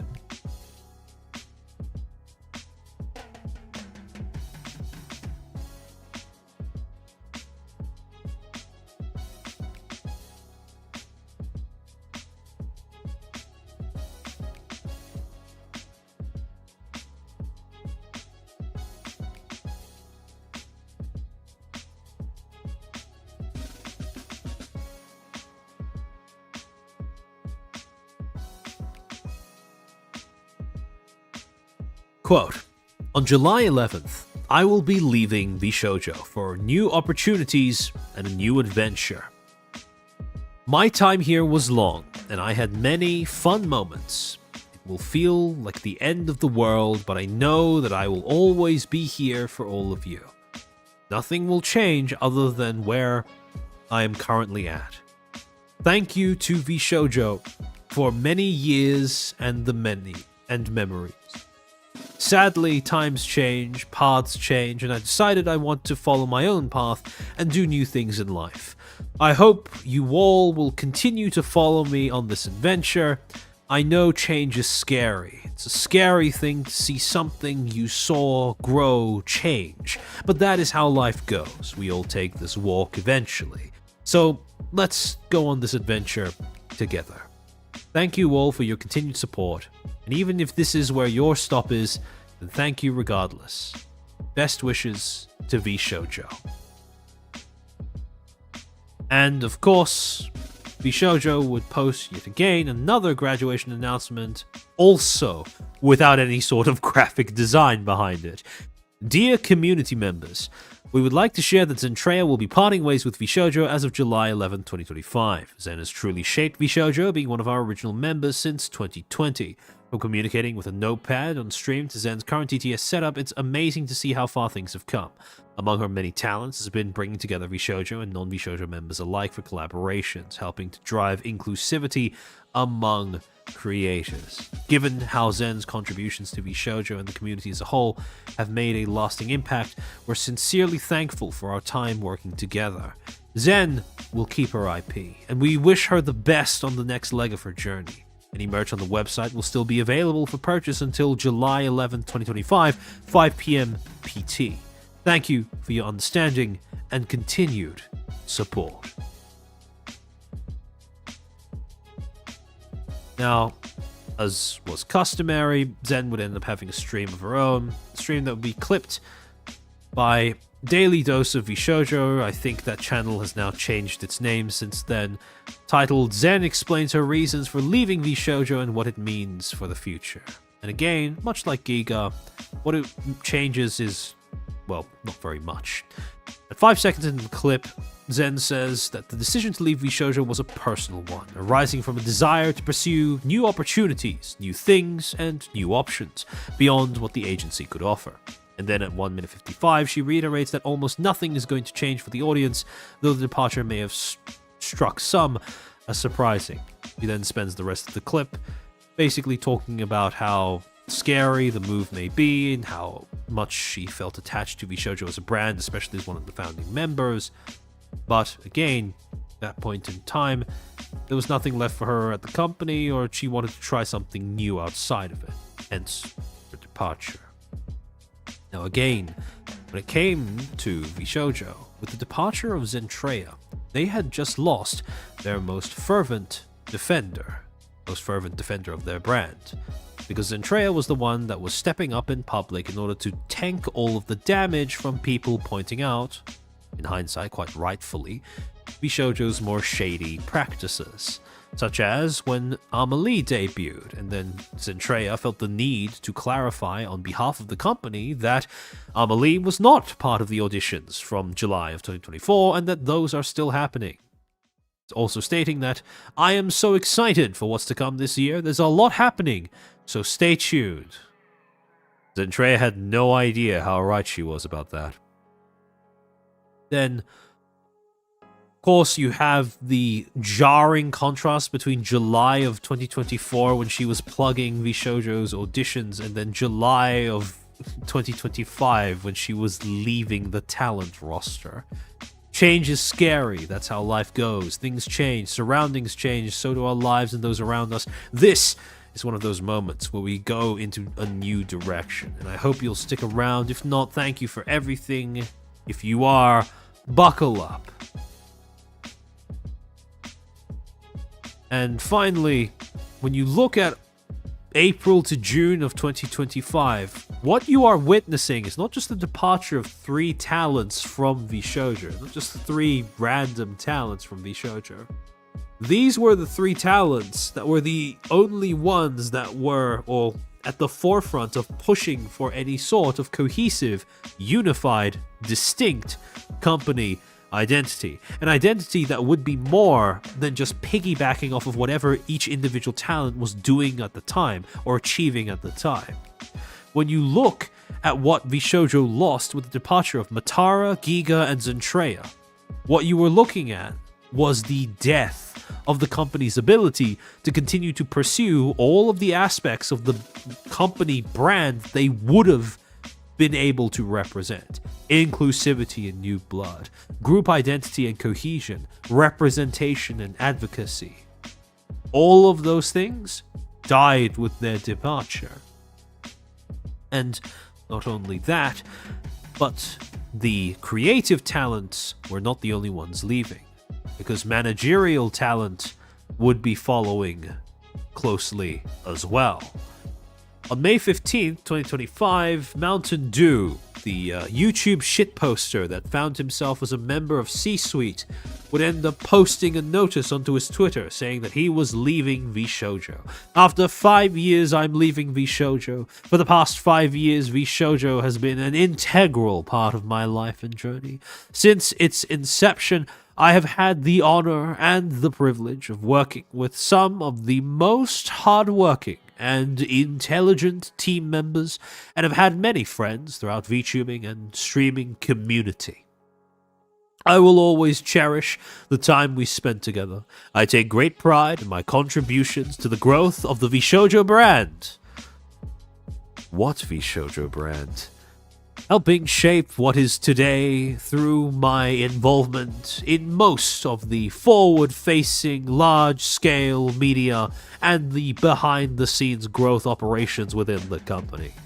As of today, I am formally stepping down from my position as CMO and departing the company to explore new creative endeavors. While this was a difficult decision, I believe it is the right time for me to embark on a new chapter of creative fulfillment in my life. Thank you for all the wonderful memories. See you soon. And we would see Mountain Dew a lot sooner than I think even he expected. Sorry, give me a second.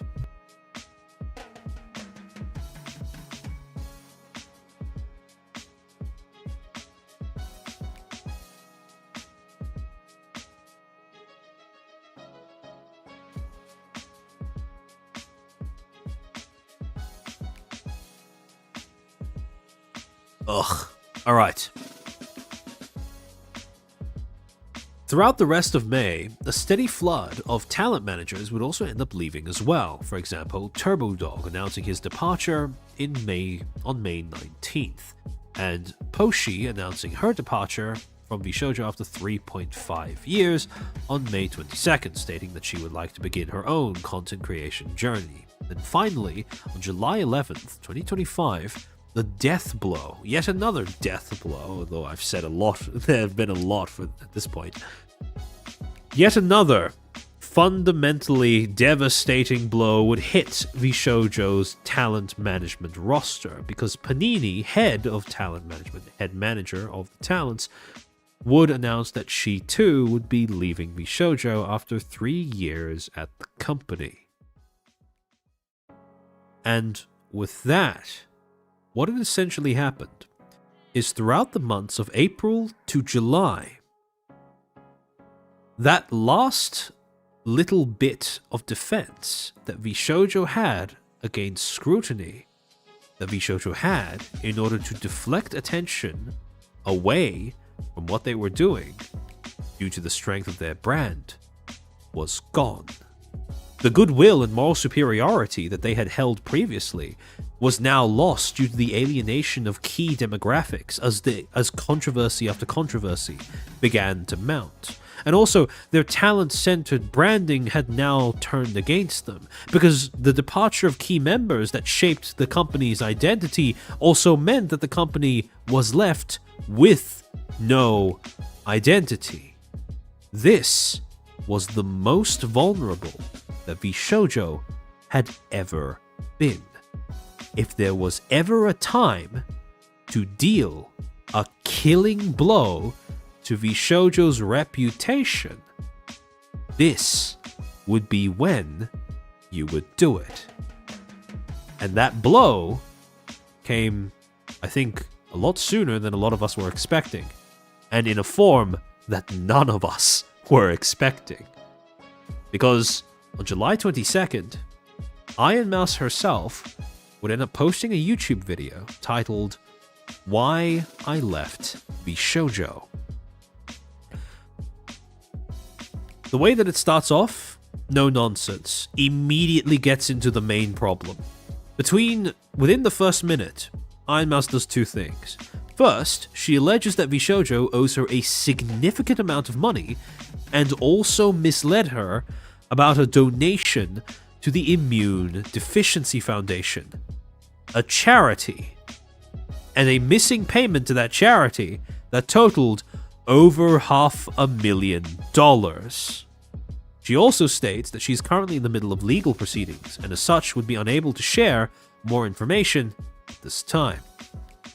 However, it is everything past that first minute that communicates that this was not just an attempt at crippling or injuring Vishojo's reputation. This was an attempt at killing it outright. From around 1 minute 1 second to 4 minutes 26 seconds, iMouse provides an overview of her struggles with CVID, Common Variable Immune Deficiency, and its impact on how she became a VTuber. She then explains the initial invitation to join VShojo and how impactful it was for her and how it was a massive step for her, especially due to a combination of her conditions' effect on her self-esteem, her concern of her anonymity, and pre-existing trust issues. She goes out of her way to really articulate just how much of a risk she took by signing up with VShojo and how much trust she had vested in the company after her acceptance of VShojo's invite to join their roster. From 4 minutes 27 seconds all the way up to 7 minutes 24, she states that VShojo would constantly reiterate to her how much the company needed her in order to succeed, placing the responsibility for the well-being of the entire company, the staff, and the other talents all on her shoulders. She then states from this that she felt pressured to stay as a result of the expectation and found this to be unsustainable. VShojo would previously assist her in maintaining anonymity when it came to money by handling transactions on her behalf. However, since she found her position in the company to be unsustainable, she decided that she would begin her first steps towards independence by taking over her own finances. And upon deciding that she would not continue with the company, and upon reviewing her own finances, she realized that VShojo had been leading her astray about where the money that she was owed had been going, and where the money, more importantly, that she had raised for charity had gone. And finally, well, this adds a little bit more context to, hold on, it's been so long that Canva's starting to freak out. Hold on, let me reload it so I can get the slides back.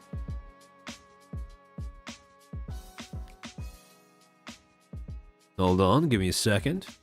That last little tidbit about deciding that she would no longer depend on VShojo for her finances and that she would start doing things herself, that may be something that correlates with a tweet that she made on the 25th of June saying, "I stood up for myself recently and it was really scary, but I'm glad I did it in the end." At the time, we had no idea what that tweet might be referring to, but in the context of her making this statement, it becomes a little more clear as to what that sticking up for herself might have entailed.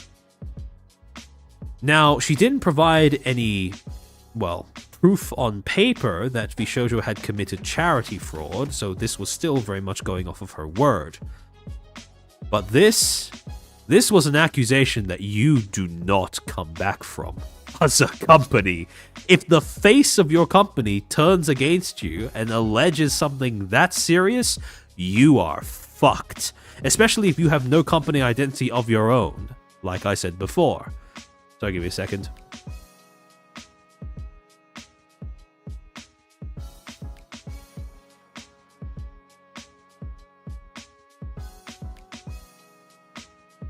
Don't think you're supposed to push Canva this hard, it dies with big charts. See, I would expect that to not be the case though, because even though I have a bunch of slides, each slide doesn't really have that many elements on it, but apparently I'm wrong. And this initial kill shot that would end up destroying the company's reputation instantly, overnight, this was when the floodgates opened and everyone started coming forward with their grievances against the agency. Started off with a little bit of, well, dunking in solidarity. Sea-Dog VA, Iron Mouse's, well, I think her biggest collaborator when it comes to raising money for charity. Well, VShojo better get cycling and start raising some money. Clown emoji, clown emoji. Also followed up by Chris Broad, or otherwise known as Abroad in Japan. Time to bounce on it, all the way to the fucking courtroom. $500,000 owed to a charity to help those with immunocompromised health issues. The sheer sickening thoughtlessness of it all genuinely defies comprehension. But that wasn't all, because artists would start coming forward on Twitter stating that they hadn't been paid by the company. Now, for those who were around when I was talking about Idol last year, it's starting to look a little familiar, don't you think? For example, Starlight Daryl, a musician that says nowhere near what Mouse is going through, but for the past year, VShojo has habitually been late in paying me for commissions, sometimes leaving thousands of dollars on my invoices unpaid for months at a time.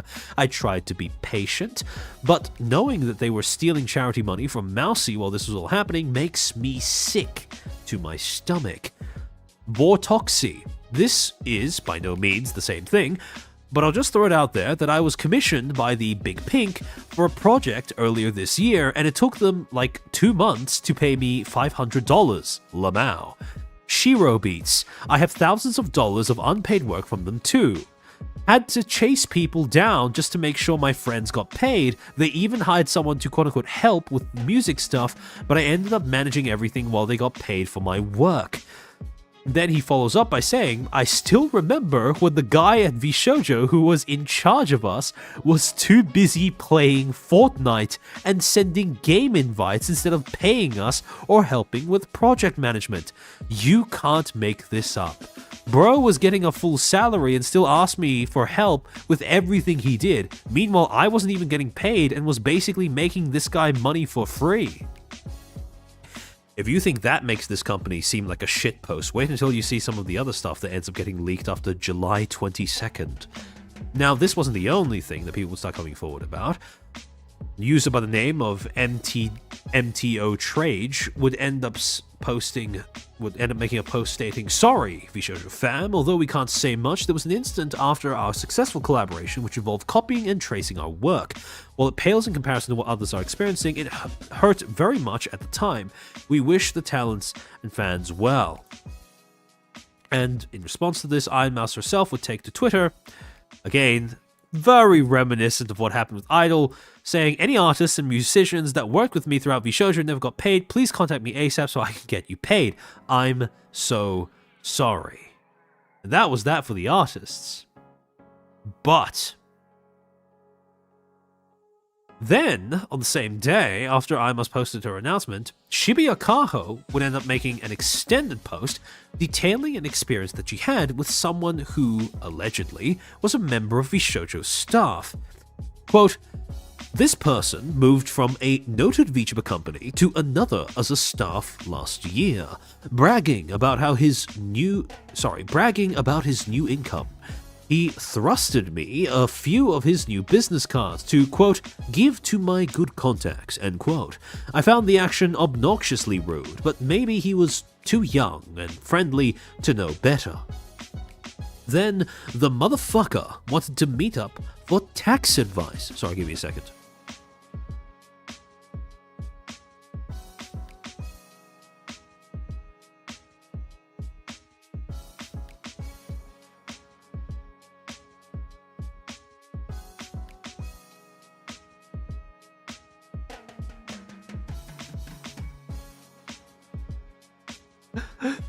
Playing League is a much greater crime than Fortnite? Ah yes, but is it a greater crime than embezzlement? Tough question for you.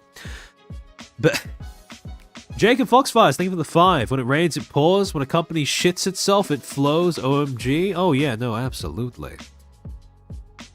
Sorry. Because I'm a native in Japan and I hire an accountant, I was asked to have dinner in his area, which was quite far for me, splitting the bill.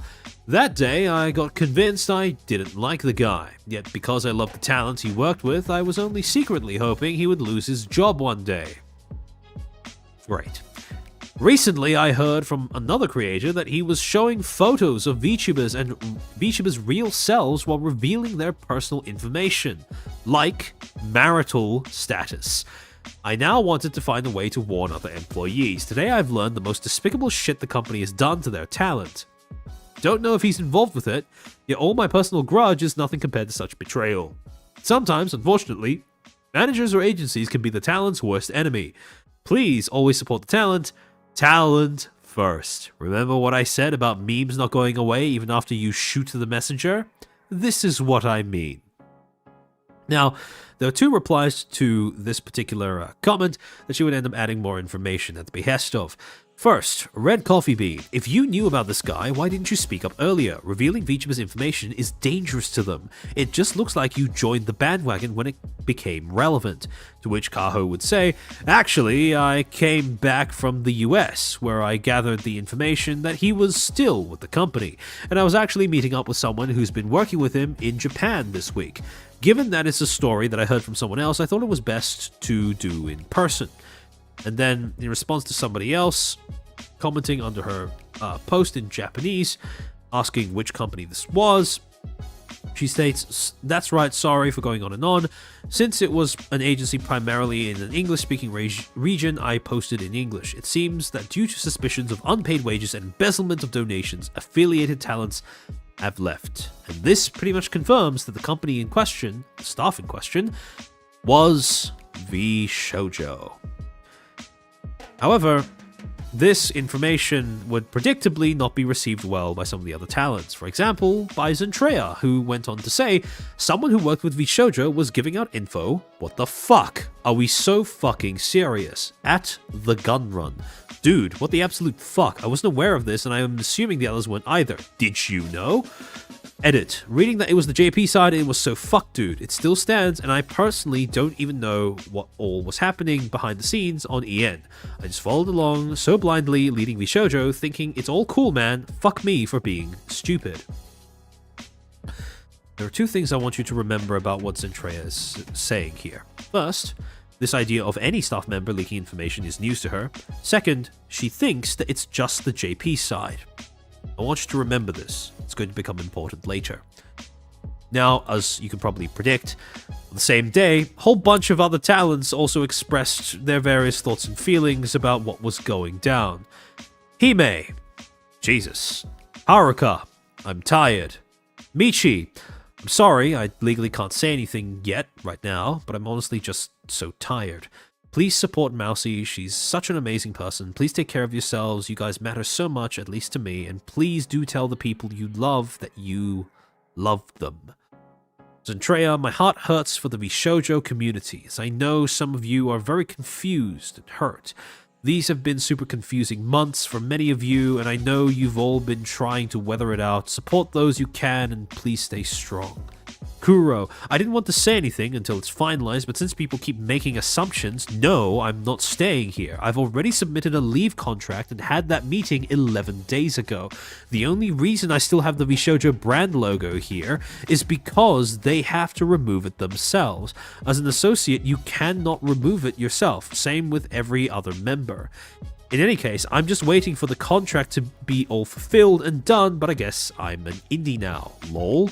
Then Henya saying, I will be streaming tomorrow and explaining my situation and my future plans. Henya in particular has had a very rough time in the aftermath of VShojo's collapse, precisely because of the fact that she has outstanding merch had anniversary merch for her fans, dating all the way back to to last year, and well, sorry, was it last year or was it May? I'm misremembering here. I might be getting it mixed up with something else. And the entire time since VShojo collapsed, she's been constantly trying to pester them, along with her solicitor, to get VShojo to fulfill the orders. And it's starting to get to the point where she doesn't quite believe that her fans will be able to get the merch, because VShojo does not seem to be cooperating. Now, there was also, quite funnily, Mountain Dew coming out with a tweet saying, nah bro, what the absolute fuck? At the gun run, with an entire 3 question marks. Now, this is going to be very funny quite shortly, later on in the stream, but for now, he was hopping on the bandwagon going, wow, I can't believe this happened. Where did this come from? Gun run, that's fucked up. Now, this impotent little atting aside, though, there was one talent that would try to do something that's a little bit more concrete, make a bit more of a statement about how dissatisfied she was with things that were going on. And that talent was Kason. Because she would end up putting up a waiting room for 9 PM, I presume JST on Twitch and YouTube, basically dragging the VShojo JP CEO on stream in order to grill him about what the fuck was going on. And quite famously during this stream, after asking if the VShojo JP executives were still being paid their salaries, to which the CEO said yes, albeit at a reduced rate, cut in half, according to what he said. After hearing that the staff were still getting paid, whereas she was not, Kason declared on stream that she quit then and there on the spot. And that was something that, everyone had their moment of, wow, that's so much of a, that's I hate to use the phrase, but it really was kind of a stunning and brave moment, right? Because as it turns out, Kason had not been paid what she was owed from sponsorships and from presumably merchandise since September of last year. And this was not information that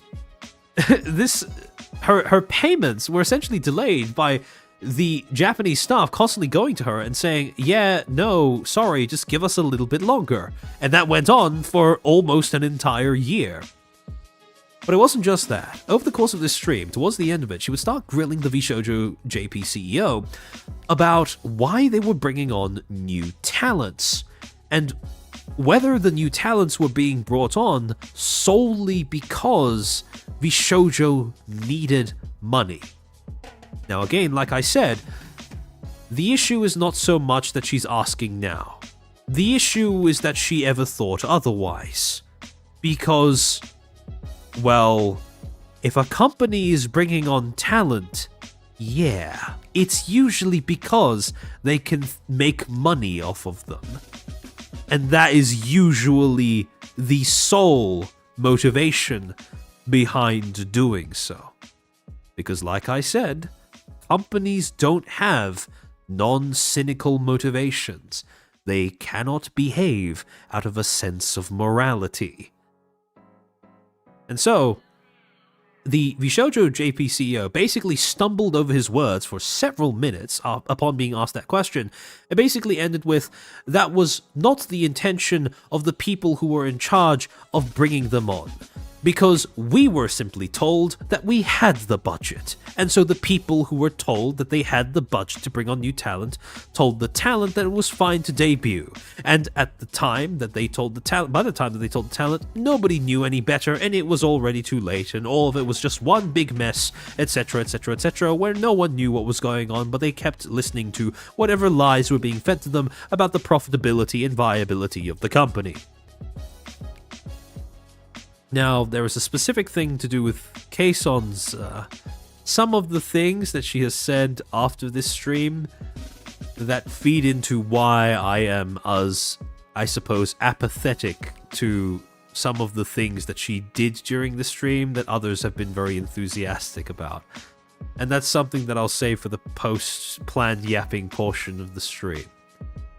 But, at this particular point in time, one thing that I will say is very admirable about the stream is how Kaeson essentially managed to grill the VShojo CEO into basically admitting that the entire company was a fucking shit show at that point, which explains why nobody was getting paid and nobody who was supposed to be in charge seemed to know what was going on.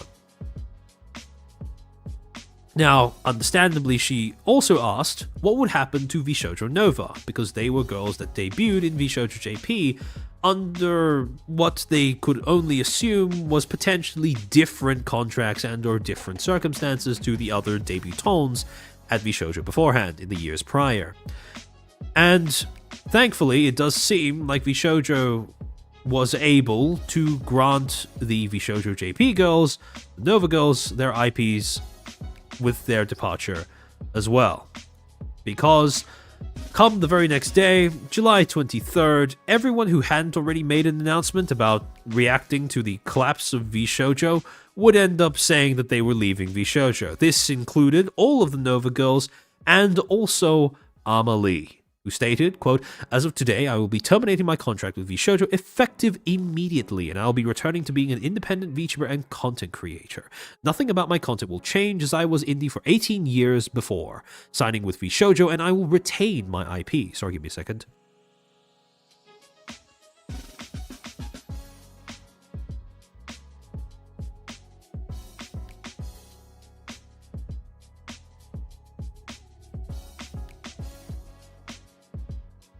My love goes out to the talents. I wish you all the best. Thank you so much for your continued support as we look forward to the future. And with that, within 24 hours, VShojo managed to lose 100% of their talent roster. Now, VShojo didn't do a lot of things that were truly novel in this industry. But that is certainly something that we have never seen before. I don't think I've ever seen a company collapse that quickly and that completely within that short span of a time. Even Wachter limped on for ages without losing all of its talents. This was truly something to behold while it was happening. However, the same day as some of the other talents were posting clarifications about what would happen going forward and about their decision to leave VShojo, Michi and Henya would end up posting videos going live onto their channels on Twitch and YouTube respectively, outlining some of the things that they'd come to learn about the company since Iron Mouse came forward with her allegations. There's never been an agency as big die that quickly. Most just get crippled and live for a few years afterwards. Yeah. This was like... this was blowing on a house of cards type claps. And, again, something that at this point was no longer shocking, in reference at least to what the other talents were saying, but more so shocking purely because of, well, the facts of the matter, was that both Michi and Henya were now saying that Vishojo owed them money. And not just a little. With Henya, at least, it's apparently enough to buy an entire sports car, which is insane. On top of that, she also clarifies that she has been trying for a while to get her anniversary merch out to her fans, to little success, as VShojo seems to have and seems to continue to be stonewalling her. And same thing with regards to Michi as well. By the end of the statements that were released by the talents on the 23rd, one thing became very obvious. VShojo did not seem to have paid money in full to any of the talents. They were all owed something. The only question was how much it was. Or potentially what quality car you'd be able to buy with the amount. And also the fact that multiple talents were struggling with trying to get what merch had already been promised and paid for delivered to the fans who had paid for it. Apparently, as recently as just a few days ago, both Giga and Henya were informed that the company was yet again delaying their attempts at getting merch out to their fans.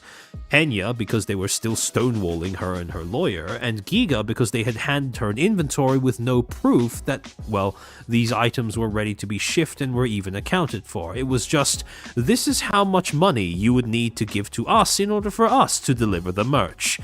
Trust us, bro. And that was pretty much it.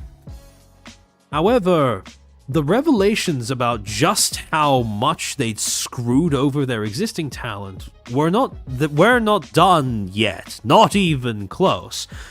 Because we'd start to learn that that little shift in their company image that happened between 2022 and 2024 when they would transition from being talent first friend group to ex-corpo retirement home and or refugee center? Yeah, no, they stole that idea too. Oh, Proctor, welcome to the stream. Feel like it's worth sharing that at Offkai, one of the people scheduled to debut... Oh yeah, don't worry. We'll get to that one in a second. Don't you worry.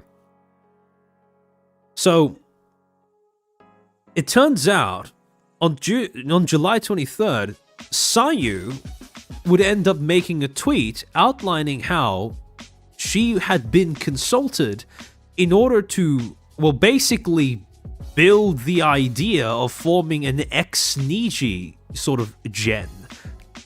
Quote, I know I may get crap for saying this, but there's no time like right now to be honest about it. I know people would often name drop VShojo when I said I wanted a home, especially after I had the hardest experience of my life 2.5 years ago.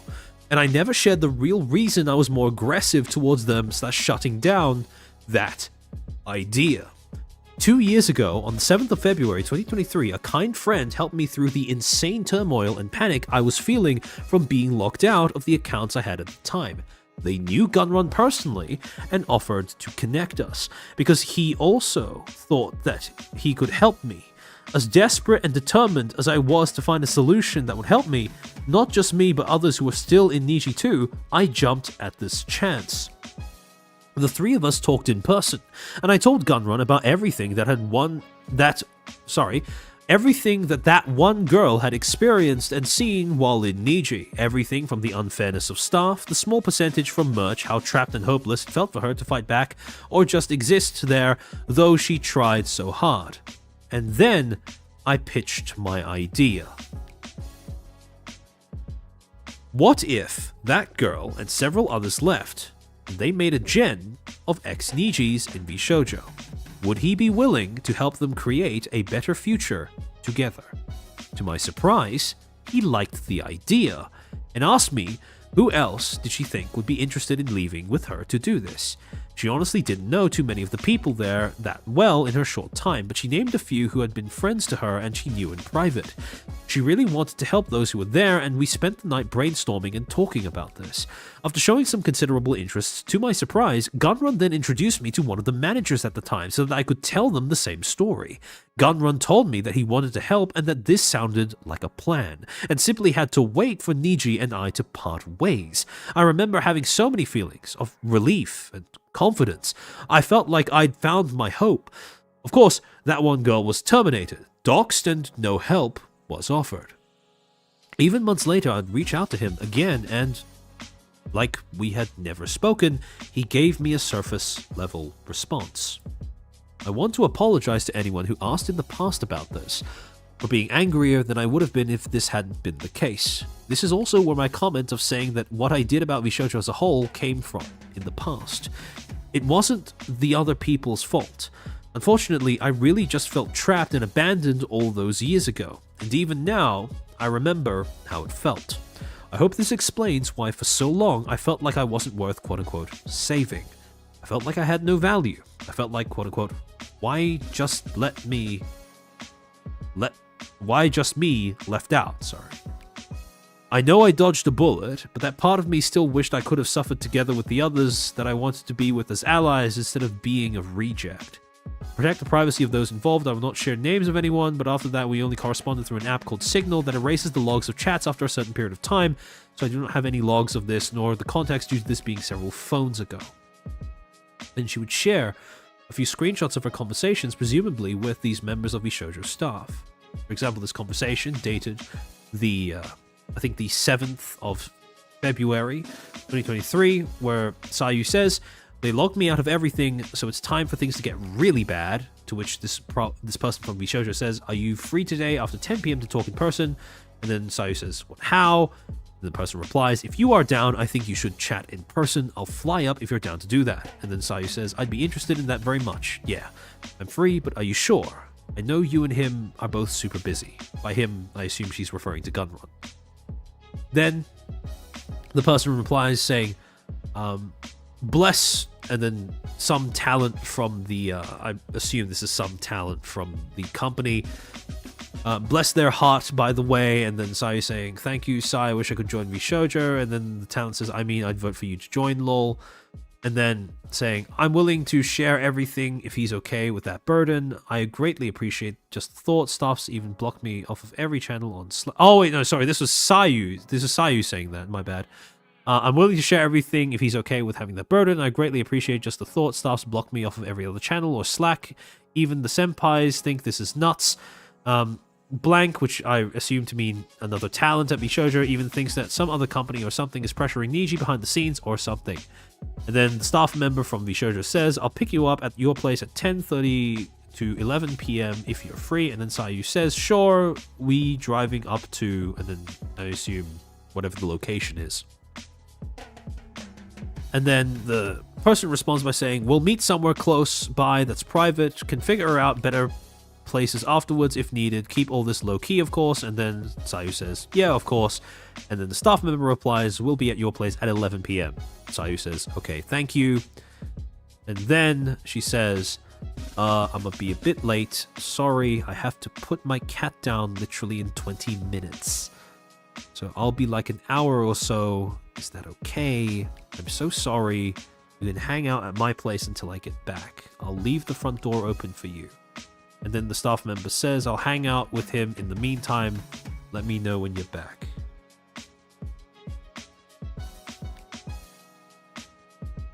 Now, while I don't think that the whole idea of trying to build a brand by poaching talents from other companies is purely something that can be attributed to Sayu, because they did have Case on Inazuna beforehand,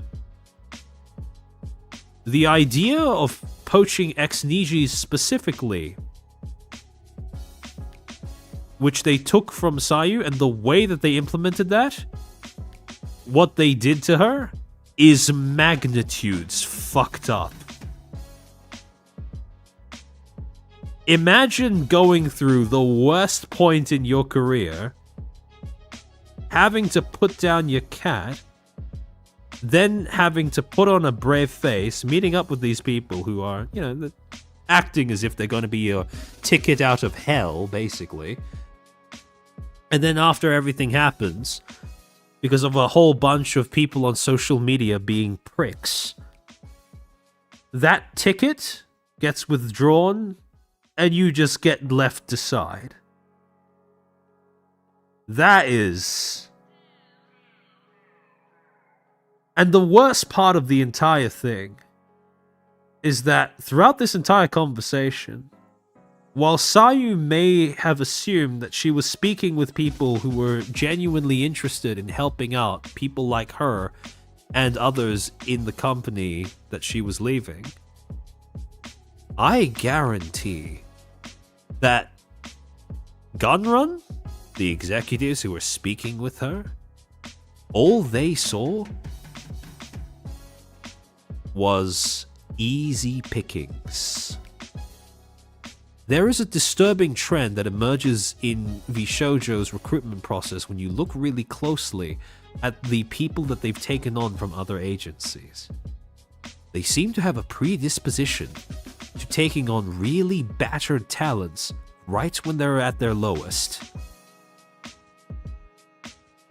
Now, in hindsight, at the time when this was still a thing, when VShojo still had a reputation, it was lauded as a good thing. But in hindsight, fuck, does that feel predatory to consider.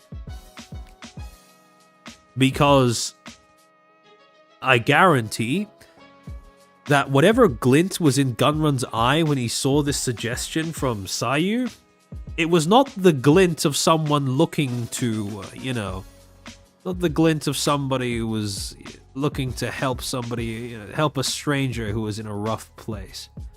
It's the same glint that pops up in a vulture's eye when it sees an animal limping through the grass. Because, make no mistake, the way that they targeted X-Niji specifically, that's... Yeah, sure, they might have given them a better place, right? Well, it depends on your definition of better. It certainly seems to be more enjoyable in terms of the atmosphere and, sentiment and the people they came to associate with who were like talent managers. Not the executives per se, but definitely the talent managers. But yeah, no. It does very much seem like VShojo was in the business of buying low and selling high when it came to their talents' personal esteems. Or their self-esteems, I should say. This revelation aside, though, something else that was quite interesting was this was the same day that some of the other talents who had previously left in 2023 began to come forward and comment on the situation as well. Only give me a second.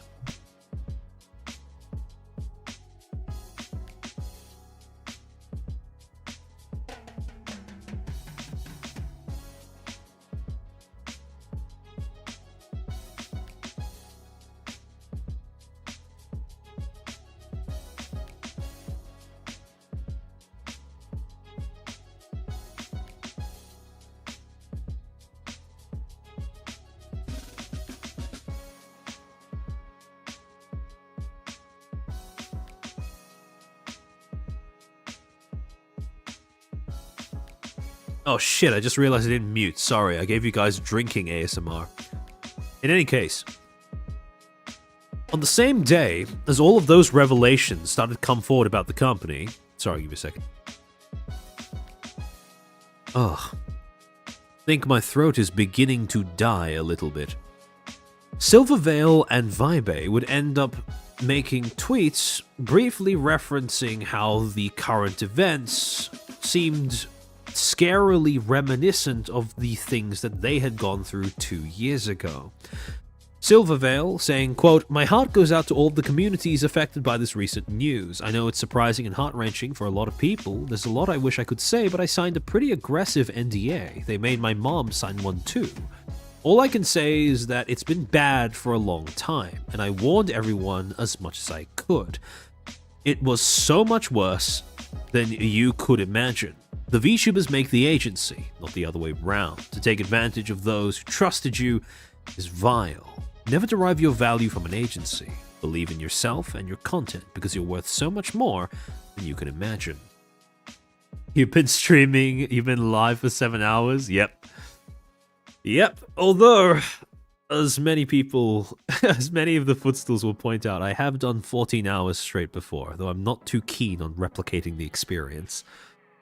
Vibe would end up writing another quote tweet to her Indie Bitches post way back 2 years ago, saying, quote, "Looks like nothing's changed between 2023 and 2025 in terms of how the org management moves Lamau.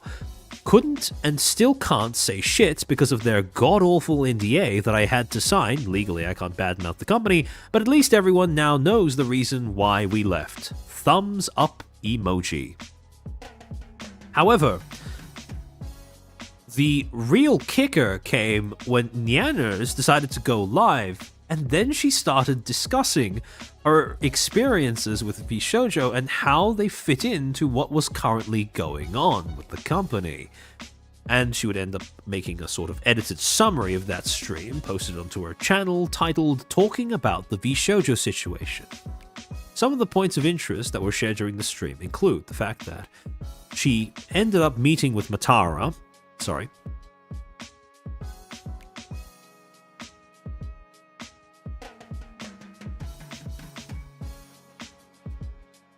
She would end up meeting up with Matara at a party, I think, if I remember correctly, earlier on this year, where she states that she had gotten the pleasure of interacting with her, that Matara had approached her first, being very pleasant, checking up on her, asking how she was doing, etc. And over the course of their conversation, the topic of VShojo came up, and she states in her video and on stream that Matara was obscenely fucked over by VShojo. That, she didn't share any further details because she said that they were not hers to share, but that in and of itself is pretty unambiguous. It pretty much clarifies that not only was Matara's departure, quote-unquote, a termination, but it sounds like a termination for something that is quite unreasonable if obscenely fucked over by VShojo is anything to go by.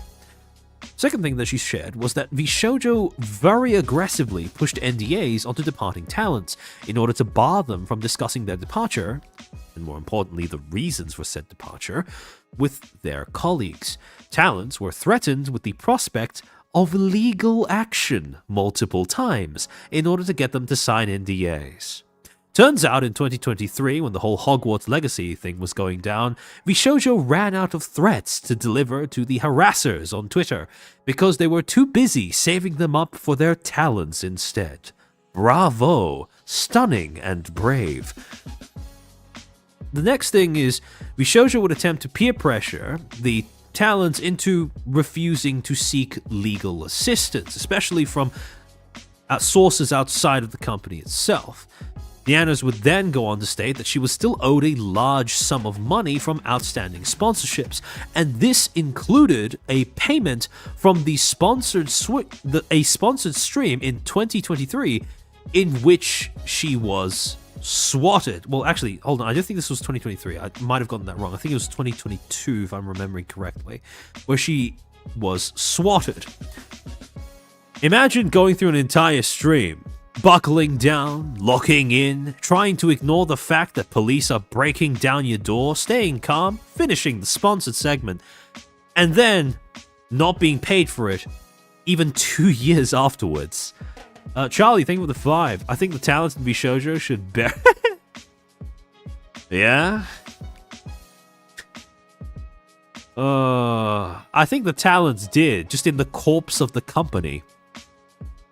In spite of the rumors, and the next thing is that in spite of the rumors about Aethelstan at the time, Nyanners clarifies that at no point did he ever attempt to influence her decision-making in either direction. Now, this was a rumor that became quite popular among some of the people who were speculating around what was going on around the time. And as a result, this was now finally an opportunity for Nyanners to, come forward and tell everyone, lol, no, you're all stupid. That's not what happened at all. She She then goes on to bemoan that companies will at times attempt to push narratives in order to build up a public image that will deter criticism. For example, the "we are all a family" shtick. She also states that these narratives were not just pushed outwardly by VShojo, but internally as well. VShojo would also push for the idea that Nyanners, Silvervale, and Vibe had left as friends, as opposed to leaving for their own independent grievances, presumably to minimize the amount of fucked up that the company had managed to inflict on them. Nyanners would go on to say that leaving the company and consulting with professional legal advice from outside of the company was heavily stigmatized. Nyanners herself was called quote-unquote heartless for enlisting the assistance of an external lawyer to review her contract. And finally, departing talents were smeared and painted in a quote-unquote unsavory light by VShojo to remaining staff and talents. Sorry, give me a second.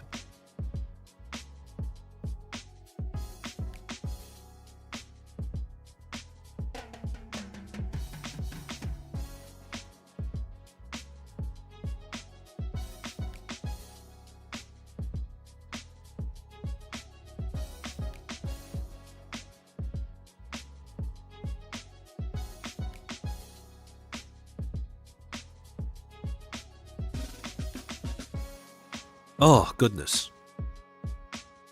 Throughout this entire stream as well, Vibe would also end up showing up in the chat and would end up dropping more than a few bits of lore as well. For example, they put me under an NDA that made me unable to talk to any of the girls about it. Not shady at all. Part of their leave terms was announcing both me and Silver at the same time, because they didn't want to cause panic. They wanted people to think we were leaving as friends, even though our decision was individual and we hadn't spoken about it. With how long it took them to pay me back with my lawyer pestering them 24/7 about it, I bet they used other talent sponsor money for it, like getting a loan to pay for a loan. The narrative VShojo sheep went with was our BFs, our boyfriends, made us leave, presumably, and we were greedy. Oh my, they didn't know we didn't get paid for the sponsors between 2021 and 2023. That's 2 years worth of sponsorships, which is quite outlandish a sum. And also, finally, that the crowning jewel on this shit cake was that the lawyer that VShojo had the talents use while in the org, VShojo's own registered lawyer, the company lawyer, was not even licensed. Now that is really quite something. However, by the end of July 23, a lot of people had, gathered round the fire, held their hands up for the warmth, and this seemed to be the extent to which the revelations about the company would come out. People were glad that more and more people were comfortable coming forward with their grievances with the company, but everyone was kind of buckling down and, sort of strapping in, preparing for a long time before VShojo would end up saying something. Now, people were crossing their fingers that VShojo would end up addressing the situation in some way, but I don't think anyone really expected VShojo to address it very soon, and certainly people wouldn't expect VShojo to address it quite in the way that they did, because it only took VShojo 2 days to come out with a proper statement, and I don't think anyone guessed what they would end up saying in that statement. On July 25th, the official VShojo Twitter account would post their last and final white background black text announcement notice thingy. And this time it was signed by Gunrun himself. The lawyer he wasn't just unlicensed, he had an expired license, which is illegal. That's fucking hilarious. Alright, hold on, give me a second.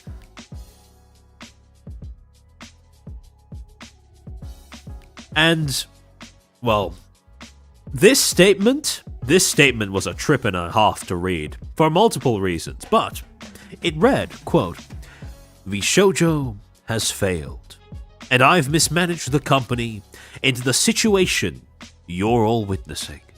So today I am sharing the difficult news that VShojo is shutting down, and I take full responsibility for the decisions that led us to this point.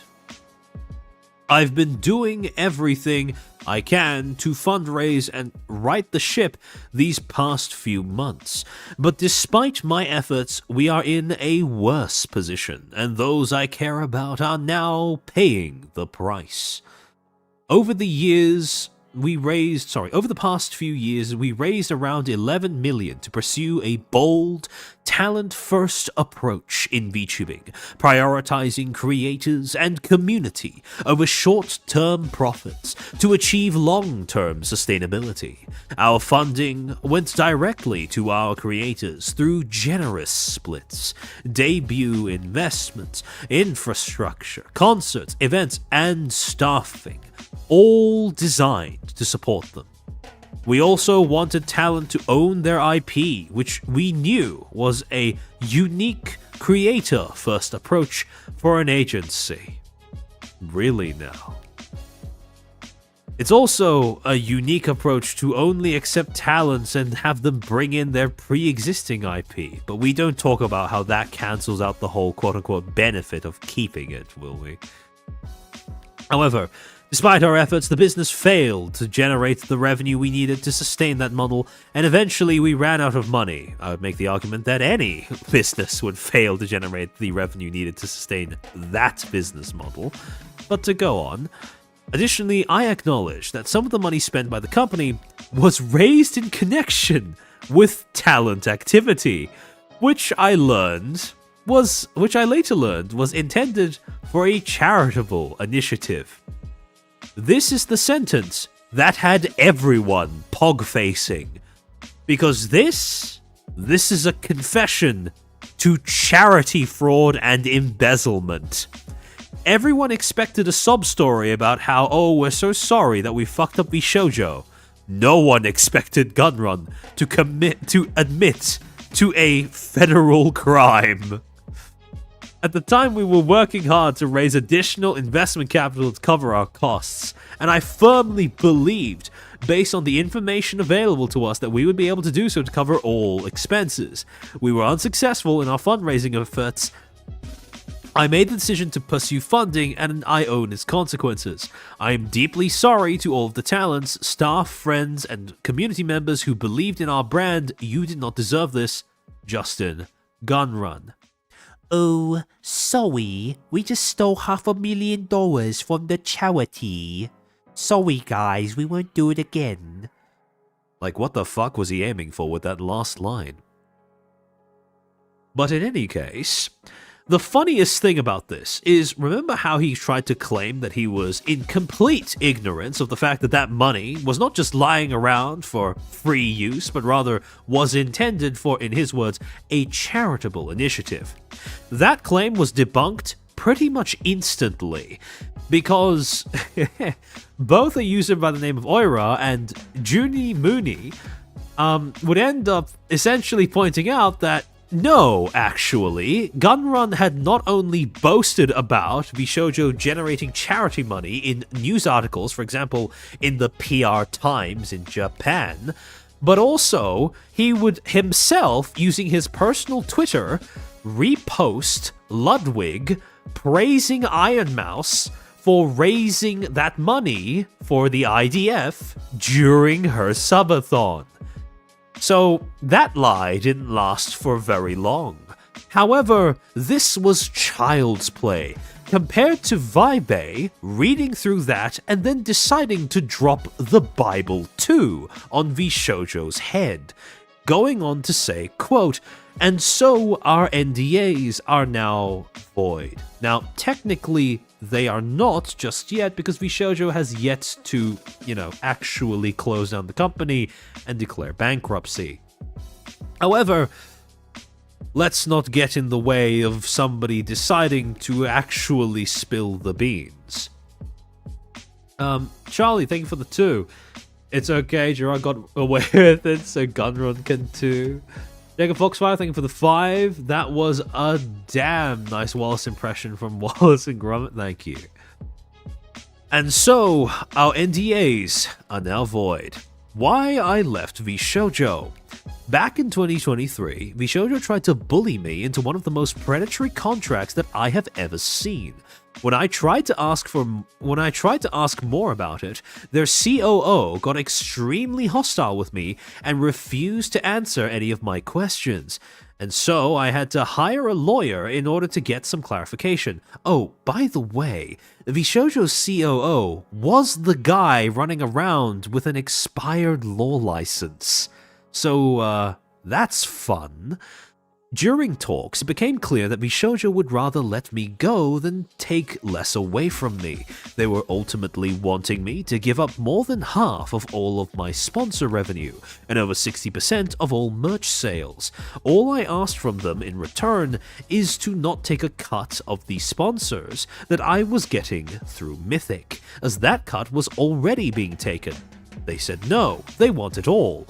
And so I asked to leave after being treated like I was disposable in our talks. They basically made it seem like they were my employer, and that they're the reason for my success, that I owe them, and that I should be happy to give them my money. In order for me to leave, they demanded I sign. No. MTD was CTO to CMO. The COO was a man by the name of Daniel Sanders. Now, we are saving him for the future stream that I alluded to in the pre-yapping portion of this stream, but there is an entire rabbit hole to dive into regarding Mr. Sanders. To keep going, they demanded me sign an NDA that prevented me from speaking to any of the other talent about it. I could not say why I was leaving. I could not say what the terms that I was saying no to were. I even got in trouble for advising them to hire their own attorneys. They would watch my streams, read my Discord, and then threaten to sue me if I said anything that hinted towards how I really felt about the company. I was threatened with a lawsuit. This statement was so cathartic for me personally, knowing that VShojo was indeed hostile to other corpos in the industry at large, stuff I had suspected and disliked them for ages. Yeah, and you were very right to suspect that, based off of the way that they did business and that whole fucking, oh, look at us, we are the Talent Freedom Company shtick. It's especially funny because of the fact that they were beaten to the punch by Sundaria of all things.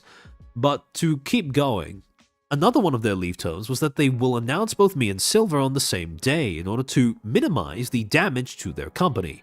Their COO has begun to push a narrative on 4chan, yes, I'm serious, Lamau, and other social media that I am leaving because I plan to join OTK, and that both me and Silvervale are troublemakers, so they were letting us go. Remember back in 2023, when Vi specifically said to people, no, I'm not joining OTK, read less 4chan?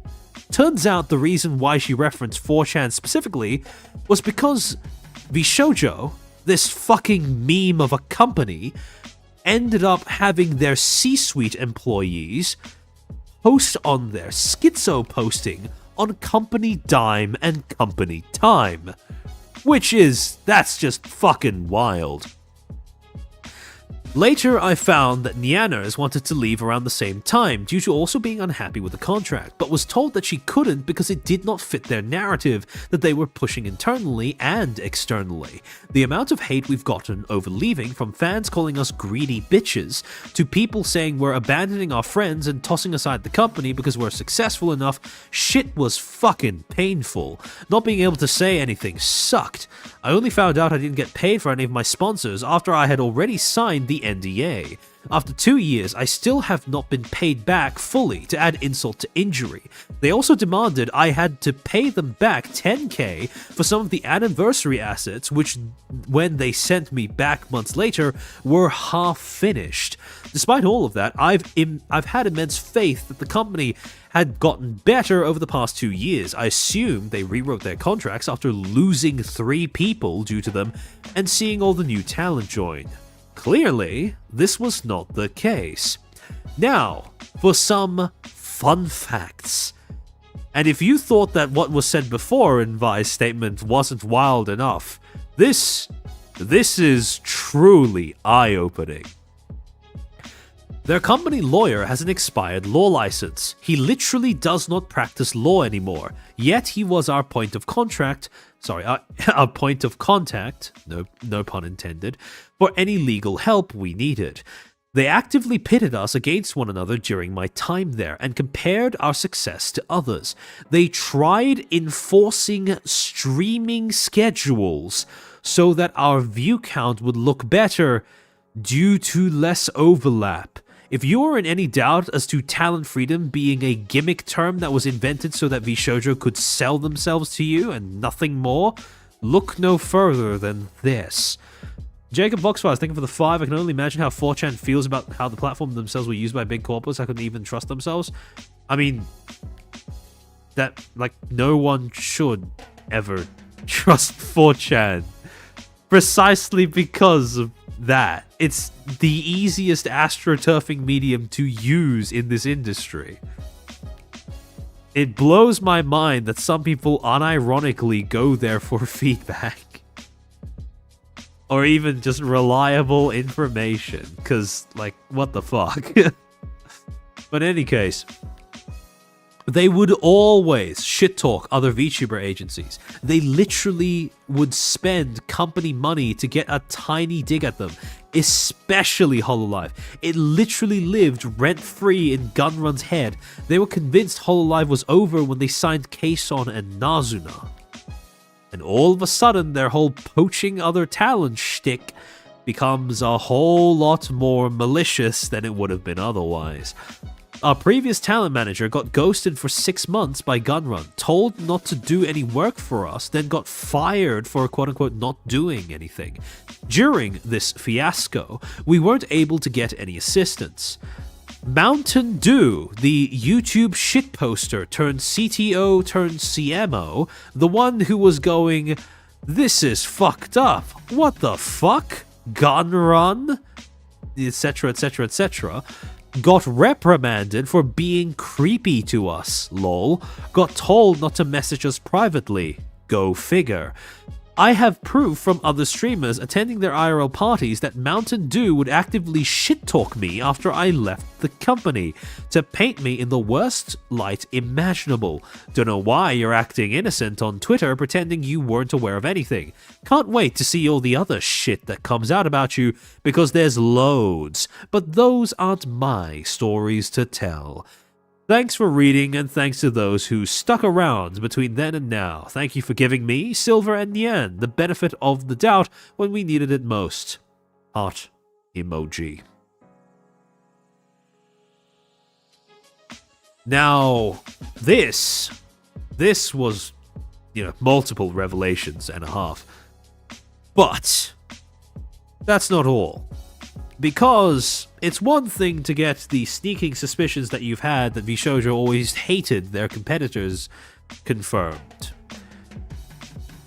But in the replies to Gunrun's announcement confessing to embezzlement, charity fraud, Zentrea would end up posting a rant that pretty much confirms, word for word, every single thing that I said about the way that the company handles its PR and the way that they use their talents in order to deflect criticism from the fuckery that they were pulling behind the scenes.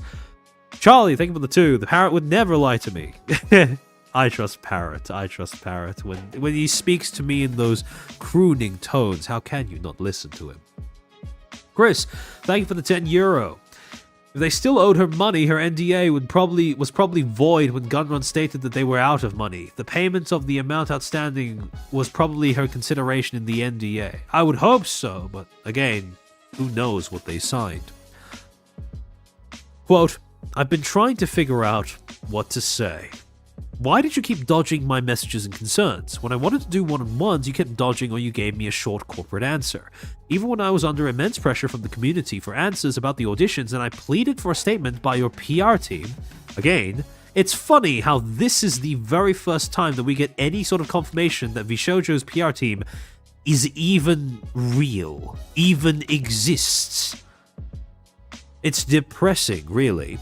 You told me it wasn't needed. You made a tiny video instead, looking like you were hurt and upset, saying sorry instead of meeting me one-on-one for my concerns, and I was left crying and frustrated, but like a fucking dog, I went back and happy to even get something from you, cause, oh man, boss actually answered me. You wanted one finally when you knew everything was crashing around you. Then debuting new talents and such, even after the community kept asking about it and kept waving it off and letting me take the punches. I smiled, I fucking brushed it off and kept pushing the company because I was hopeful for new talent and bringing new people to help. Instead, I find you were hiring people without input and poaching without even the idea of truly helping other than financial gain. Again, two things. One, yet again, the meme is dead, but the conditioning survives. I found that you were poaching without even the idea of truly helping them other than financial gain. No shit, it was not going to be other than financial gain. VShojo was a company. A company behaves in whatever manner will generate profit. That's it. There's no morality. It's just a company. Second thing, though. Instead, I find you are hiring people without input. Without input from who exactly? If the talents have input in the hiring process, that means that it was, by definition, nepotism. And in which case, if that was the expectation, why would you try to push back against that all the way back in July of 2024? If you expect input in the company's decisions to hire new talent while being an existing talent yourself, why would you try to deny when people say, yeah, that's nepotistic hiring? I'm here for Scuff. Thank you for being a Footstool for 8 months, 7 hours of have a pee and a water check. Sorry I'm late. I probably should quite soon. But in any case, to go on. Now those two things aside, yes. Again, this is pretty much everything that we already observed even as early as way back in November of last year. But to go on, we didn't even know who you were bringing in. You and the team told us to just take it. You and some people were really ready for me to be thrown under over and over. Even when Amelie joined, I begged you to put out a statement regarding auditions before she announced her debut stream.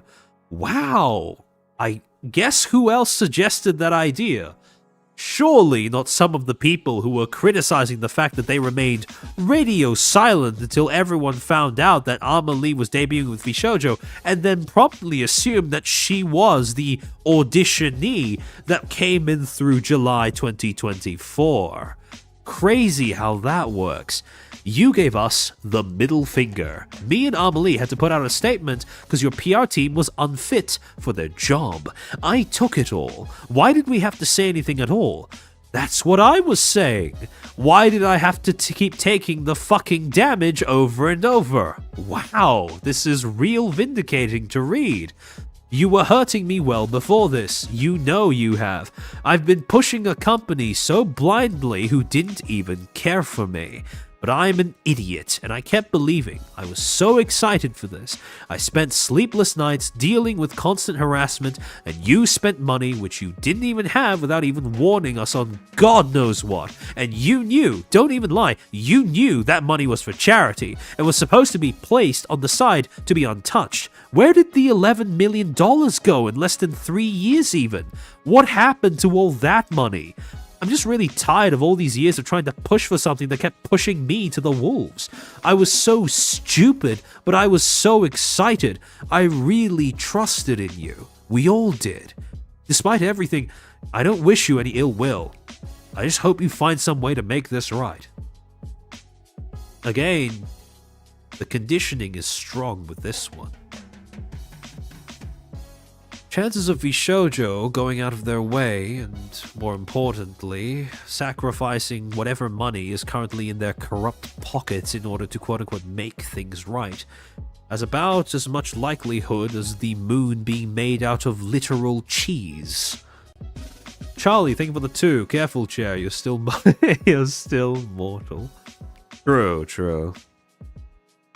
However, that's not the only reply that would end up being posted underneath that VShojo notice. Because Giga would also end up making a reply of her own, and she would end up discussing it in more detail on stream on the same day.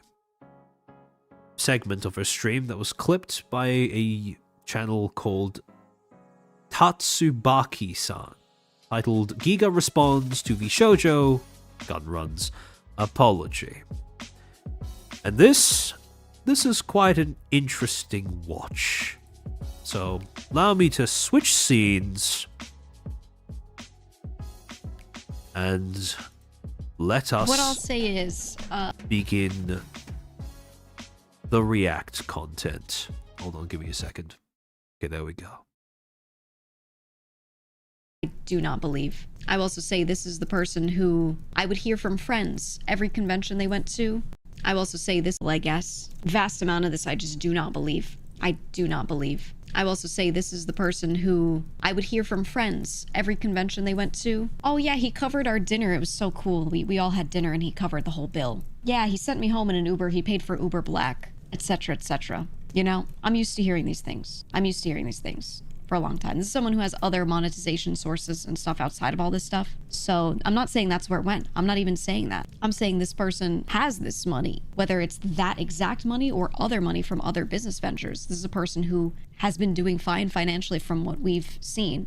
And I think it's a lot easier for someone like that to stand up there and go, I take responsibility, when they, by all accounts that I've heard and seen, seem to be doing fine. You know, whether he ends up being financially affected by this or not, you know, there are a lot of people, not just him, there are a lot of people who've already made their money. If the company is closing this month, what that means is there are a lot of people who have been on and paid through this time. There's some who took pay cuts. There's some who didn't get paid here and there as well. But there are people who have been paid this whole time. There's some people who've been, you know, they stopped a couple months ago or whatever, but they were getting paid up until then. There are people who did a lot throughout their time there. There are people who did a lot of nothing throughout their time there. Also, no, guys, do not say stupid ass legal shit unless you are a lawyer advising me, because you are my lawyer. Okay, in chat. I want to make that.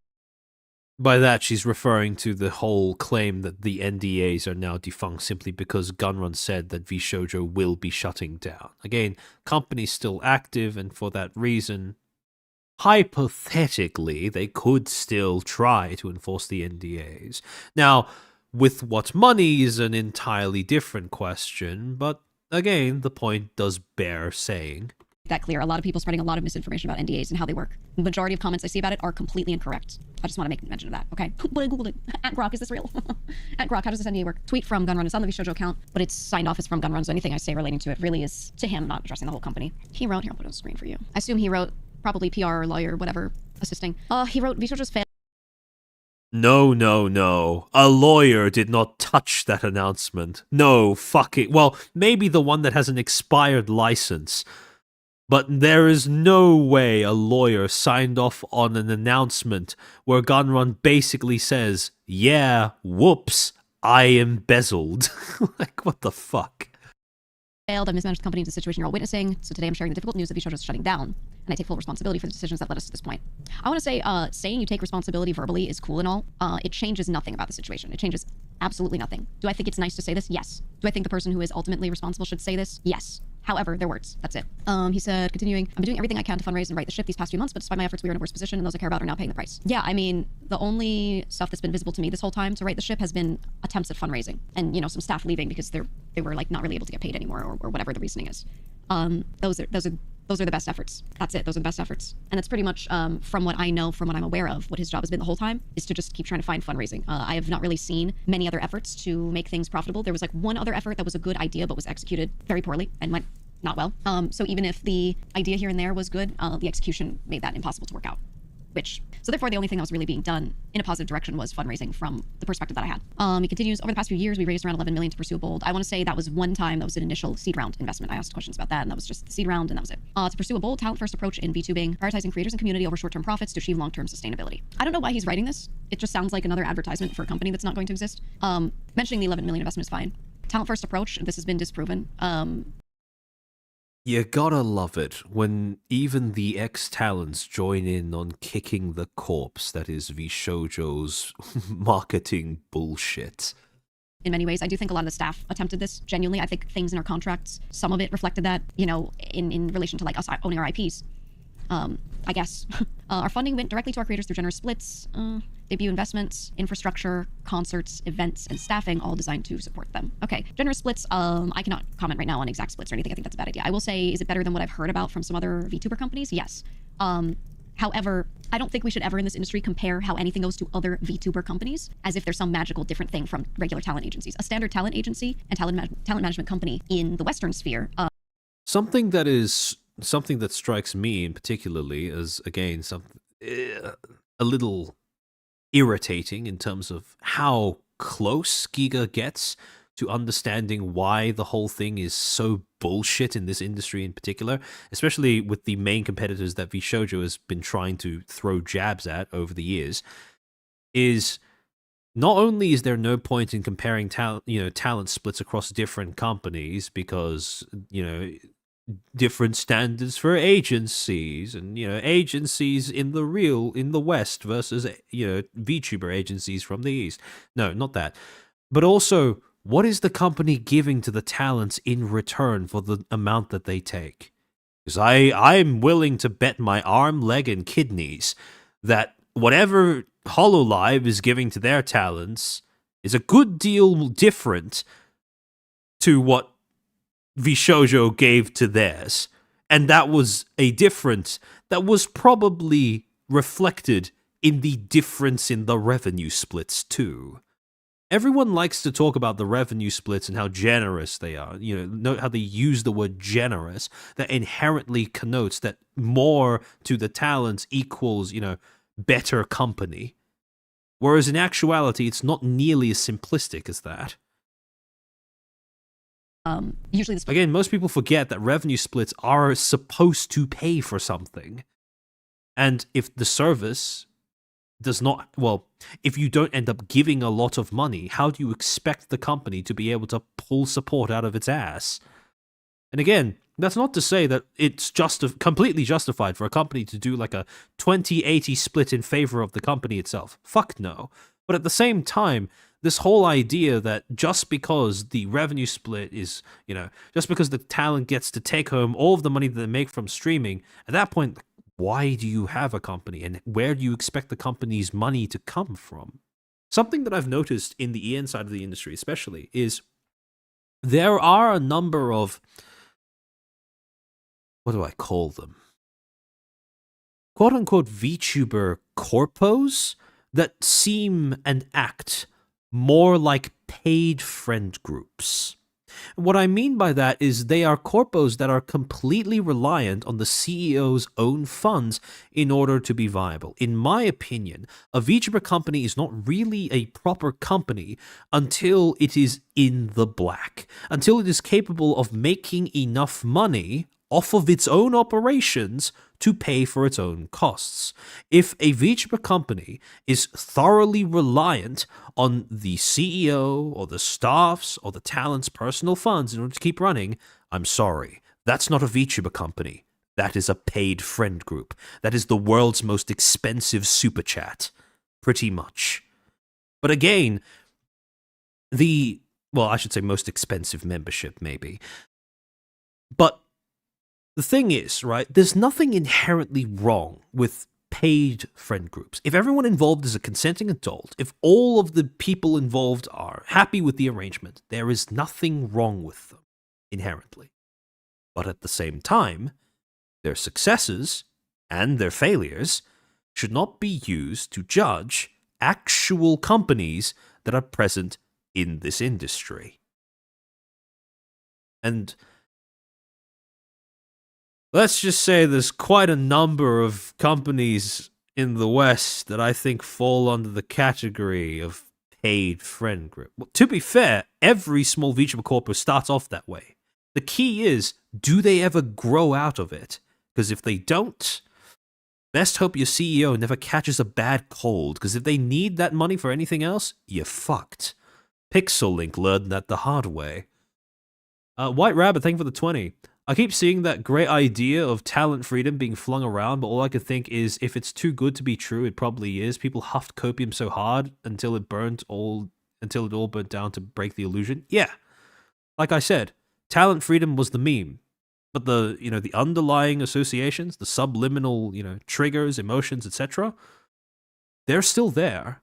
People are still struggling to shake those off today. That's the whole point of the earlier portion of this stream.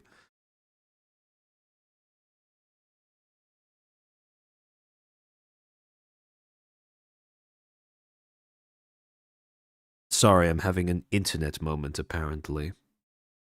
Splits are a lot better, and things are it's just that model. I think taking this company and comparing it to VTubing agencies is a really good way to make it look better. That's what I think about that. Debut investments, yeah, I mentioned that they covered a little bit of stuff for my debut. I already paid a lot of it myself before that time as well. It is funny how the idea that VShojo looks better, again, how do I say this? It requires a very specific set of values and a very specific set of beliefs to look at VShojo, compare it to anything that isn't Niji Sanji or a dead VTuber company in the West, and go, yes, that is most definitely better. Because it's not the company that was VShojo's main selling point. It was the other talents. That's the thing. Because the company derived all of its value, both brand-wise and in terms of, just how they made money off of the talents, that also meant that if anyone was going to be joining the company, if anyone was going to be evaluating the company, in reality, they weren't really so much evaluating VShojo. They were evaluating Iron Mouse, Zentreya, Melody, Giga, etc., etc. Instead, the company, saying that the company was better than the others, bit of a stretch. And they covered some things by the time I decided I was joining. Infrastructure, what infrastructure? A lot of the stuff that I know I took advantage of was stuff that third parties had, that maybe they were helping us out for free, or maybe some of them did get paid a little bit, I don't know. Concerts, yeah, there was one, it happened to join, so I wasn't part of it. I did sit in VC with everyone and watch it, which was cool. Any other concerts after that were not anything that this company paid for, that was the talents themselves, like Mouse's concert, Michi's concert, right? Their own individual ones, those were their concerts. The funding did not go to those. It only went to the first one. It went to one concert. Wow. Imagine that. Company funding only ever used towards one concert. Singular. Throughout the entire existence of the company. Now, that's a specific bit of information that I want you to keep in mind, especially when it comes to understanding the kind of endeavor that VShojo was, well, I suppose the kind of grift that VShojo was in the middle of trying to pull off while everything was coming down about the ears. Unless there's something I don't know, but as far as I know, I don't know. I'm pretty sure from what I've heard from members, they pay for those themselves. Events, what events do you guys remember? What events do you guys remember? At least in my time there, which was basically the past 2 years. Maid Cafe, maybe? Getting some standees and having us do some con walk-arounds, maybe paying for, not Oscar walking us around, that was his own thing, but paying for, like, if we had the robot, maybe renting that or something. I don't know if we owned that or not. We might have owned one of those bots, maybe. Nikkei collab, no, that was a sponsorship. Nikkei paid us. The company's funding did not cover that. They paid us to do that. And staffing, this is true. One of my major concerns was the amount of money going towards staff. We had a lot of staff, and I thought that was cool and all, but I didn't think we could afford it. I also only knew a few staff members the entire time I was there. I, within the last few months, received an org chart that showed me who all the remaining staff. Still all this time, no one said a thing, no one warned anyone else. I don't understand the silence. Well, all the people who were in a position to say something didn't want to. We'll get into why in a second, but then, on the other hand, you have, well, I suppose, people like me at this point. And even then, I only started talking about things in November of last year, which, granted, is, now it seems like a long time ago because of how much has happened, but realistically speaking, is not that long ago. And I mean, I wouldn't expect people to listen to me because, well, just a drama tuber.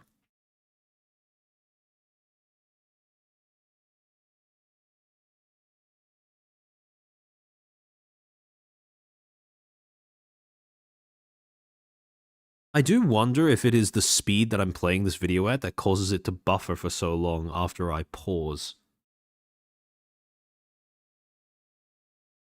Oh, okay. That's reassuring.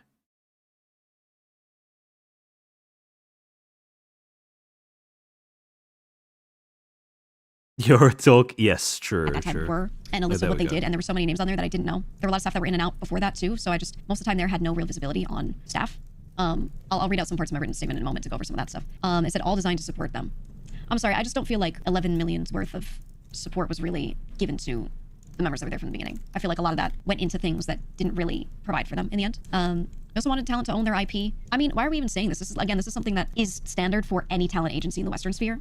The only time this doesn't happen, for the most part, in this industry and in content creation tends to be with some JP VTuber agencies, but this is a Western one, so this is not anything. Again, I want you to take note of how when Giga is essentially recognizing that that's bogus, she stops short of, she gets so close to recognizing why the JP VTuber agencies do it, but then she stops and just goes, oh, because East versus West, because JP corpos do that, but we don't, right? Without touching on why. The whole point is, if you don't own the IP, it's usually because the company made an initial investment to make it in the first place, and then they cast you as that role. And then gradually, as you end up streaming under that identity, more of your real personality bleeds into the way you play that role, to the point where, by a few years later, it's basically just you with a skin that you've made your own. That's why the IP ownership works the way that it does in other corpos, especially JP corpos. It's not just, oh, they do this thing. How weird, but it's different. Because it is. No, there's a function. And again, that ties into the whole thing that I talked about, how most people don't realize that when VShojo tries to advertise itself as, talent first, because of the fact that they allow people to keep their IPs, like I said at the beginning of the stream, the only scenario in which that actually makes sense as a selling point is if the company is saying that it makes the IPs, takes the cost in order to do that, gives them to the talent, and doesn't pass on the cost of doing so out of generosity. Again, that is a marketing ploy that is designed to encourage you to view VShojo, a company, for-profit company, even if they were bad at the for-profit part, as a non-profit or as a charity. It's just marketing. And stopping short of realizing where that difference comes from, where that difference between how the East operates and how the West operates, where that actually comes out of, the function behind the things that VShojo was so quick to toss away, that's what allows the remnants of the Psy-Op to remain lodged in, if I'm being completely honest, way too many of the EN VTubing audience's minds, I suppose. Incredible to mention, which we knew was a unique creator first approach for an agency. Again, not unique for an agency, maybe for a VTuber agency when comparing to the other two big ones, and that's it. Despite all our efforts, the business failed to generate the... And again, unique, but why? What is the function? Why do other agencies do this? And again, it's so... I find it so exasperating to note how close VShojo and its talents get to understanding that maybe their reference for what a VTuber company is not a great one, because VShojo was very much just tourism the agency. The revenue we needed to sustain that model, and eventually we ran out of money. Yeah, this is true. Their efforts were efforts in the wrong direction. I think they had some times where they were trying new things that maybe would make money. I pointed out multiple times how those weren't going to work. I didn't think they were going to work. I thought they were kind of dead in the water, and they still spent money on them and worked on them, and I said, I don't see the point. And then they would drop the ideas or realize they have to pivot or wouldn't work out. And then I was like, okay, well, we already spent the money on it, right? Okay, and then additionally, I acknowledge that some of the money spent by the company was raised in connection with talent activity, which I later learned was intended for a charitable initiative. Look, I'm going to need a receipt to know when this was found out or something to make me believe this. Is this possible? Maybe. I'm going to need to see something to believe that. From what I know, if I had money of mine that in some way went into the company, they knew what it was for. This was a weird case, the charity money, because typically you send charity money straight to a service to get it to them first. This was in relation to Mouse's subathon, which means somehow she had to get money that went to her for subscriptions. It had to get over to the charity, and having, that go to them first. This was a weird case with how the payment worked, but it was said on stream what was going on. A lot of this was talked about and publicly known, right? And we talked about, oh yeah, half is going to go to charity and all of this. The only way he could have maybe not known about anything is if he literally had his eyes closed, which I do think he did a lot of the time while doing his work, and I'll talk about that in a second. But yeah. Senor Missile Monkey. Nice name.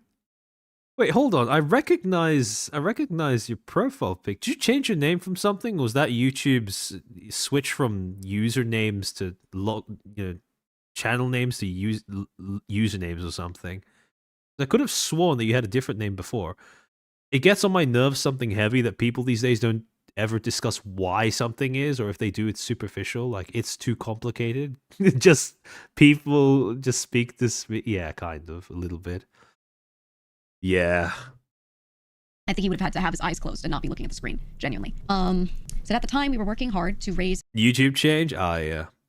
additional investment capital to cover our costs. This is true. They were trying to raise investments. Yeah, there we go. I'm still Tomahawk. Alright, I'm gonna have to do the same thing that I did with Mercurius. It seems to be the only strategy that they were able to really do here. And I firmly believed, based on the information available to us, that we would be able to do so and cover all expenses. I don't know why he firmly believed that. Again, I'm no stranger to startups. Most startups fail. Most startups, after their first investment, do not get invested in again, and they end up closing. This is standard. They usually fail. To make it past that and get a second investment is on the more rare side. And you have to be able to prove to investors reasons why they should believe that you are going to soon, or with additional investment, become, over time, profitable. I knew some about what I had been told, and I was able to see that we were not on that track and had no solid plans to become, properly on this track. So I was like, there's no way an investor would look at this and think this is good. So either this is a lie or he actually was that incompetent. Pick one. I don't know. We were unsuccessful in our fundraising efforts. I made the decision to pursue funding, and I own its consequences. He was not the only person in those discussions. I know people that I spoke directly to in meetings who talked about they would use the word, we are trying to do this, we are pursuing funding. Other individuals who also were talking to people about these things. I do think it is ultimately on him as the CEO. Absolutely. Yes. But this is he's not the only person who did this stuff. Says, I'm deeply sorry to all the talent, staff, friends, and community members who believe in our brand. You did not deserve this. I will say, I think the road to hell is paved with good intentions. I am not absolving him of anything here. I do think he started out, actually thinking he could do this. Genuinely. I will say that much. Oh, I don't doubt that Gunrun started out thinking that he could do this. Now, the why is a different question, though. Because based off of what we have learned from Vey, it does seem like a good deal of that motivation seems to have just been envy, spite, and a desire to ape his betters. A random games, thank you for the 20. Maybe I'm understanding it wrong, but would it be correct to see every new VShojo edition as a marketing expense using Talon's brand with the hopes of a return in building the company's actual brand? Yeah, especially because VShojo's brand was very parasitic as a company. It never built its own. It just leached off of its talents. That being said, I mean, what are we saying here? Pleading face emoji, I'm so sorry. Either way, that's also why they only debuted debuted or re-debuted talents who had already built up substantial fan bases separately from their influence or help. Because if you are a parasite, you usually want the biggest host available. It's also why, right up until the end, they didn't bother with creators who were below a certain size, and even that was still an act of leeching, but just done with more desperation. Talked about this yesterday. I had meetings with leadership, and this does not mean only him, with leadership, talking about my thoughts on how things were going and how it was not going to go well, and I was concerned. At that time, if it was known that things were going so poorly, someone could have made the call to cut the losses, to say, we need to cut a lot of staff right now. That's our big spend is staff salaries. We need to cut certain projects. These are big spends as well. Let's liquidate some things that we have, whatever. See what our money situation is. Pay money out to talent so that we're getting close to or not as much in debt. Maybe pay the charity first. Talk to us about it and go, look, we owe this money to you guys, but we also owe to charity. Here's what we want to do. We could have just talked about it. It still would have been bad. It would have been less bad. And a conscious decision was made to not do that. So, Anyway, I'm going to read my reply now. This is what I replied to the tweet. I said, VShojo didn't just fail. Many staff and leadership failed VShojo. I'm not going to name any specific people for the record. I don't want to point fingers at anyone right now. There's more information that's needed. And even then, I don't know if I want to be the one worrying about that stuff. But I just want that to be known. That this is not just one person. It's impossible for this to have been one person and no one else knew, right? Do I think some of those other people maybe had the power to do anything? Probably not for a lot of them.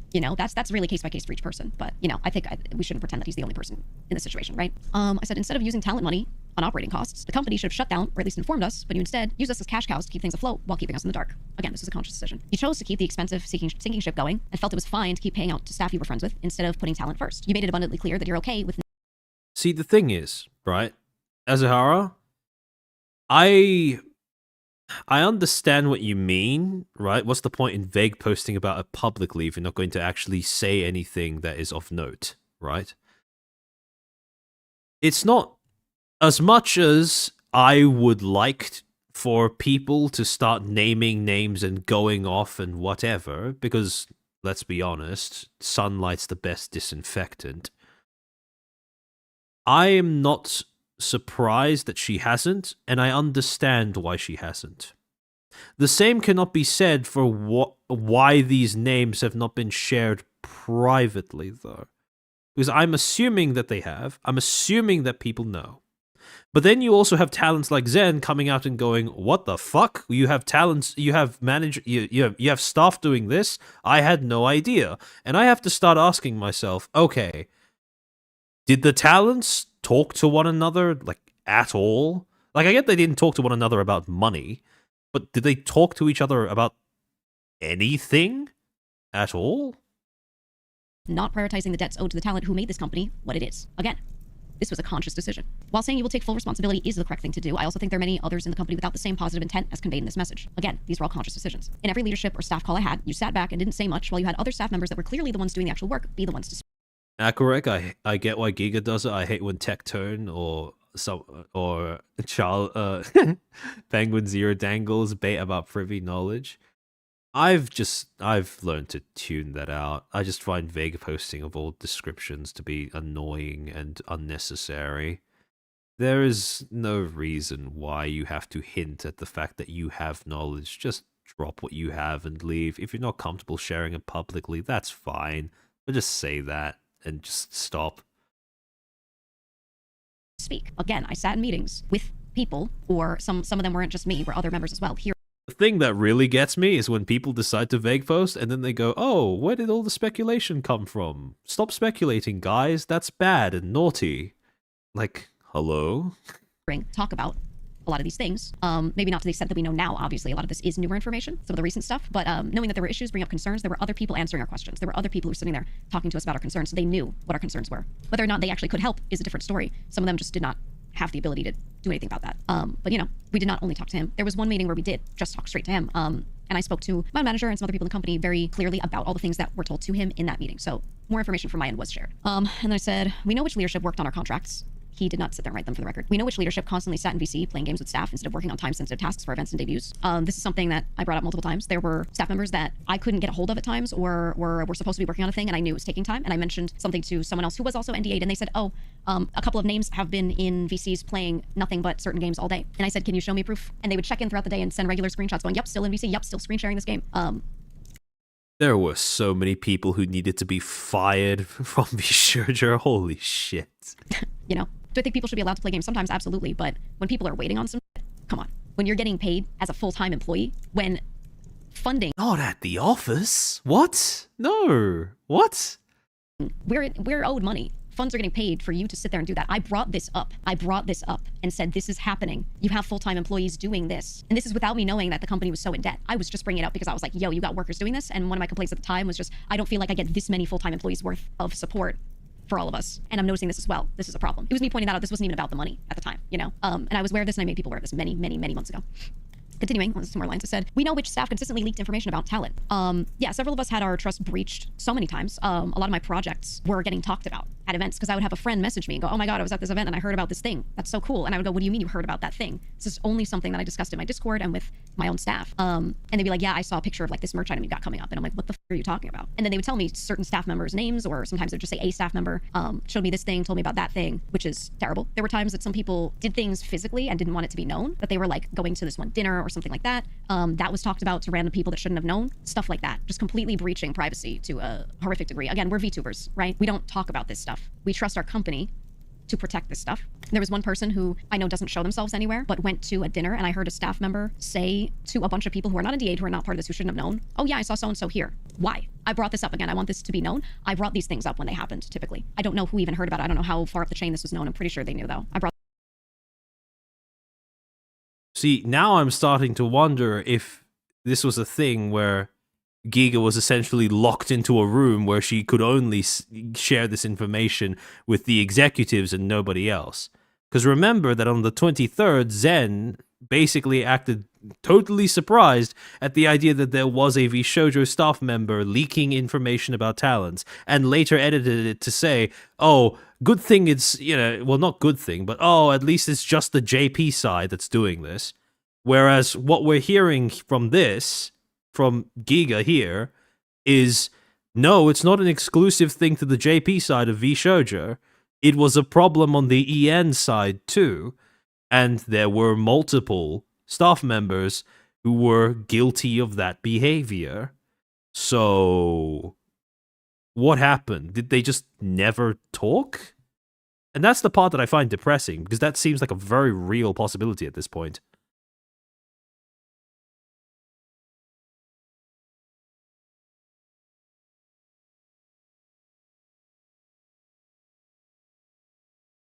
I bet it's about Zen. Honestly, after Giga said someone who doesn't show themselves anywhere, yeah, I could probably brought this up and believe that. I remember when I first joined, one person who was leaking a lot of proprietary information was taken care of. I mean, even if it was Zen, like, especially if it was Zen, like, why would you not tell her, hey, this staff member's leaking stuff about you?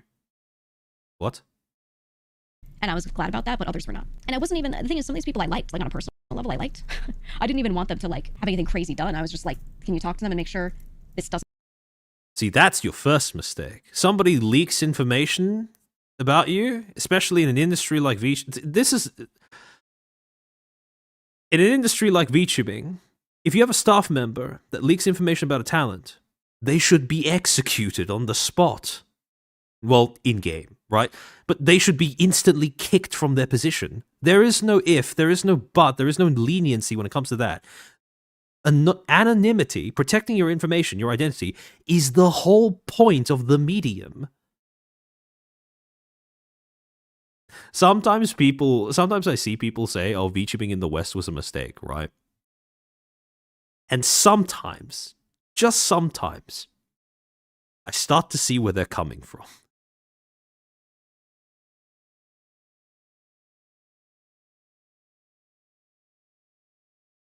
Senor Tortillas, thank you for the 2. Is this going to be another 14 hour? Hopefully not. All the time. And okay, last line of my reply said, as the CEO, you are the final check, yes, but this means that all checks before you failed to. That's it, right? And again, I wouldn't say that all staff are bad or anything like that. There are plenty of people who could not have done anything about some of this stuff, who wouldn't have known about some of this stuff, right? But there's more than one person complicit, right?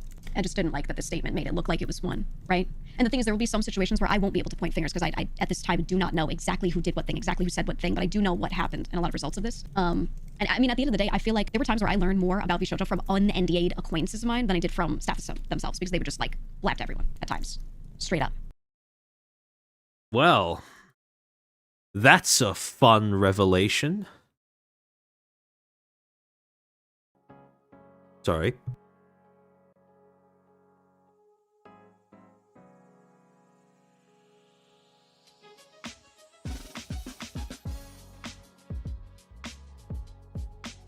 So, what we have after watching that was confirmation of something that is, I think, a little overlooked. The fact that not only were there leakers on the JP side of VShojo's operation, but there were leakers on the EN side as well. Leakers that apparently talents like Zen had zero idea about until Shibuya Kaho, of all people, ended up making Twitter posts about it. And yet Giga knew this entire time. This is I'm starting to wonder just how much of the lack of communication between the talents was due to the company routinely pushing NDAs onto people. And again, even then, right, Giga is someone whose brand revolves around the fact that she is ex-corpo. She seems like extensive corporate experience. So you'd think that that would be a trick that wouldn't work on her. So at this point, I'm kind of struggling to come up with a reason as to why the talents did not communicate with one another to this degree beyond just, well, I hate to say it, but skill issue. Because again, I find it very difficult to square in my head that you have one talent who is friends with another, and the first talent knows that there are multiple, staff who are leaking sensitive information, such as, for example, the location that one of their talents is going to be at or was at a certain point in time when they don't show themselves in real life, right? That is very important information when you're a VTuber. That can easily lead to you getting doxxed, and you just don't tell them that this staff member's doing that? Like, I get if you would report it to your higher-ups, sure. But surely you'd tell the person as well, right? Surely you'd tell your colleague as well. Because their information might be out there now. And that's the part that I'm struggling to compute. That's why when this entire... I don't want to call it a shtick. But, well, I mean, Giga herself said, it is impossible statistically that out of this many people, none of them knew anything that was going on. Because, how do I say this? It just doesn't make sense to me.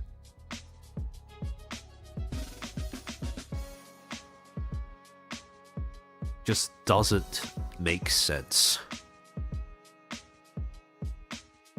But in any case, to go on, turns out literally everything that Vishojo initially tried to add into the sales pitch of being talent first were things that they ended up, well, tossing away at the earliest convenience. We listened to our talent's feedback? Evidently not, based off of that clip that we just watched. Work hard to achieve their dreams? Well, that depends. How hard are you talking? Because it doesn't seem like they worked harder than, well, having a cakewalk. And then finally, having them keep their IP. Again, as we discussed, for VShojo specifically, because of their recruitment process, that's not really a flex. And we don't know what costs, if any, they end up passing on to their talents when it comes to making the IP. But in any case, there is more as well. Because, see, the thing is, when it comes to, what makes us different from the other companies, what they would essentially end up implying in their earlier marketing was, all of the big, all of their biggest competitors, the JP Evil Idol companies, would have all of these practices that would restrict the freedoms of their talents, right? Content perms and schedules, social media oversight, which would restrict freedom of speech, right? That important, freedom of expression, that important thing. Collab restrictions and generations and IP ownership, right? All of that nasty, nasty stuff. And VShojo, of course, would have none of them whatsoever. Except, with every single one of them, we have now been given one example to disprove VShojo's claim that they don't do this. For example, remember that tweet by Vi on July 25th? They actively pitted us against one another during my time there and compared our success to others. They tried enforcing streaming schedules so that our view count would look better due to less overlap. So that bit about not enforcing content schedules, leaving your talents with full creative freedom, that was a fucking lie. But it goes a bit deeper than that too. Because on the... No, this shouldn't say January, this should say July. Hold on, give me a second, let me fix this. On July 24th, Silvervale would end up going live with a YouTube stream titled Talking About the Stuff, in which she would start to talk about what exactly went down between her and VShojo behind the scenes throughout the entire mess that was Hogwarts Legacy. And it starts at around 38 minutes 35, where she states that not only did VShojo do jack shit in order to support her throughout the entire time that she was being dogpiled on social media, but on top of that, Gunrun ended up pulling her into a call and berating her for being a liability to the company, for her getting harassed for playing a fucking video game. And that's not all, because that in and of itself, yeah, that's shitty. That's real shitty. But on top of that, He then ended up suspending her from streaming. Now, the funniest thing is, to quote Silvervale, what Gunrun said when he asked her to not stream was, "It's not a suspension. We're not that kind of company." Before Silvervale herself asks, "What else do you call being told not to stream?" So it turns out that little 5-day disappearance between February 11th and February 15th, yeah, no, that wasn't just a random break that Silvervale voluntarily decided to take. That was a stealth suspension. You know, the thing that everyone was told VShojo would never do. And when you really boil it down, not only, we're not that kind of agency. Not only did VShojo end up implementing stealth suspensions for its talents, but they also ended up trying to terminate talents without having to actually say the magic words. When you really boil it down, VShojo's operations, a good deal of it, boils down to wanting to be able to use practices in this industry without any of the baggage that usually accompanies them. It is a tourist attempt at operating a business in this space, not having to respect all of the weight that fans give to things like graduation, termination, suspension, yada yada yada, generations. Just doing away with all of that and treating it as if it's something that can easily just be rebranded and used regardless. None of the weight behind those decisions, even culturally. It's so asinine. So, by the end of this entire debacle, and on top of that, by the way, this was a tweet by Zan that he posted on the on the same day that Silvervale came out about, being stealth suspended by VShojo. And this was a screenshot dated February 23rd of February 2023 from Amamiya Nazna, who said, quote, "I said in yesterday's stream that I'd try Harry Potter, Hogwarts Legacy, but I got a notice from management saying it's a no-go. Sorry." Well, turns out they have content perms as well as stealth suspensions and enforced schedules. So that was a fucking lie. They had all of these problems, but they only enforced them in secret. But then, what of social media oversight? Well, everyone who's watching this stream knows very well the example that I'm about to bring up. September 19, Fruit posts a Google docie that basically recounts her experiences in an abusive relationship with her ex-husband. Only one problem: she posted it to Twitter. Rather predictably, what ended up happening was you would have a whole bunch of VTubers, big VTubers in this space, VTubers with follower accounts numbering into the hundreds of thousands in some cases, commenting underneath, expressing their support. And the moment the Twitter algorithm picked up on that, it went, "Hey, look, a viral tweet. Best to start pushing this to more users." And that's exactly what it did, because it started pushing them to users that had no sympathy whatsoever for what Fruit was trying to say. And rather predictably, it started becoming this whole internet drama, this little marshmallow fire that everyone would gather around for the next few days.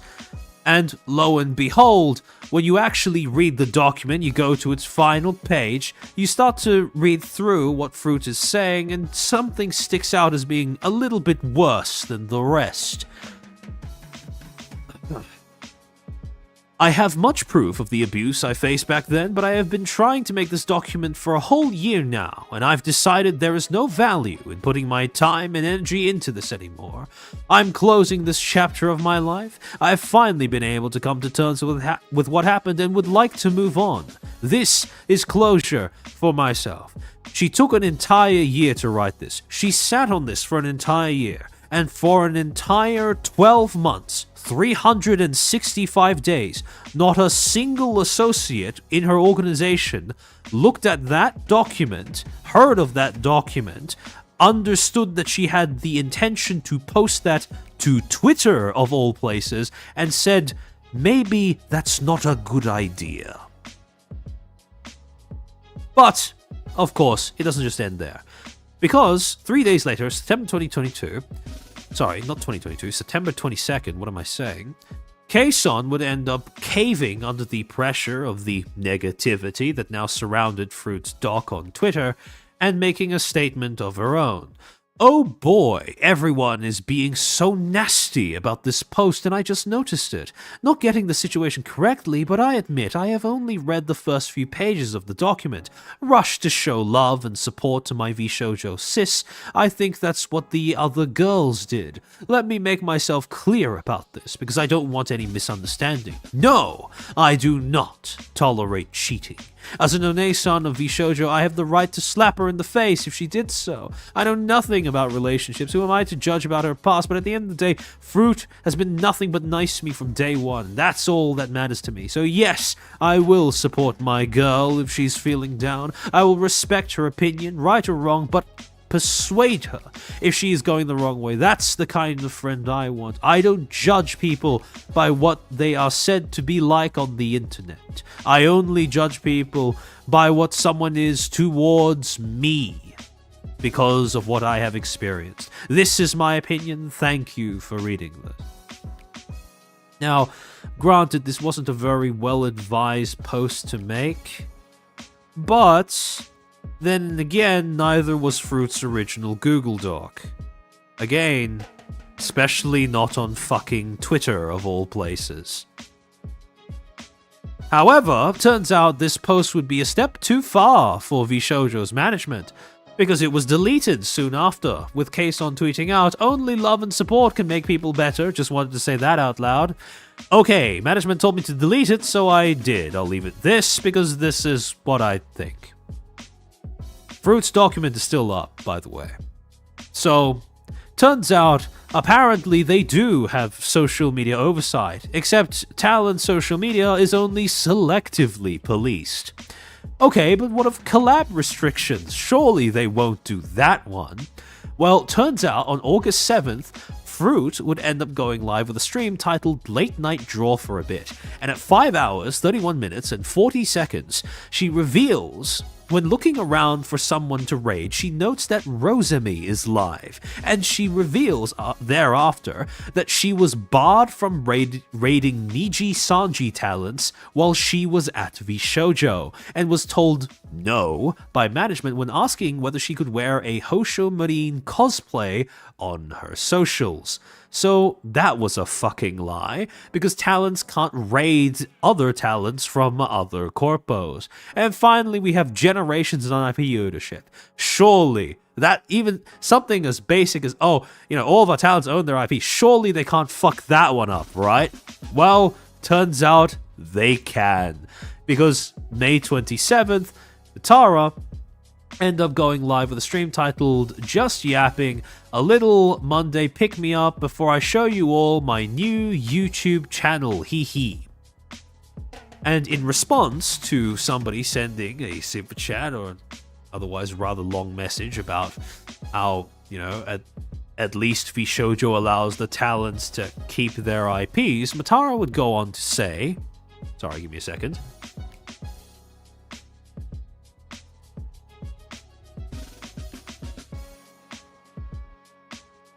I've been yapping about this for so long that there's daylight starting to come in through my windows. Sorry, but to go on, quote, just because I own my IP doesn't mean there's still other things relating to my IP that, aren't also being discussed and things like that, right? So it's always so much that goes on into these things, and I'm learning a lot. I am learning a lot. One thing I have learned that from now on I am definitely going to be pedantic about for the rest of my life is I've learned that if things can be taken in a different way, they absolutely will.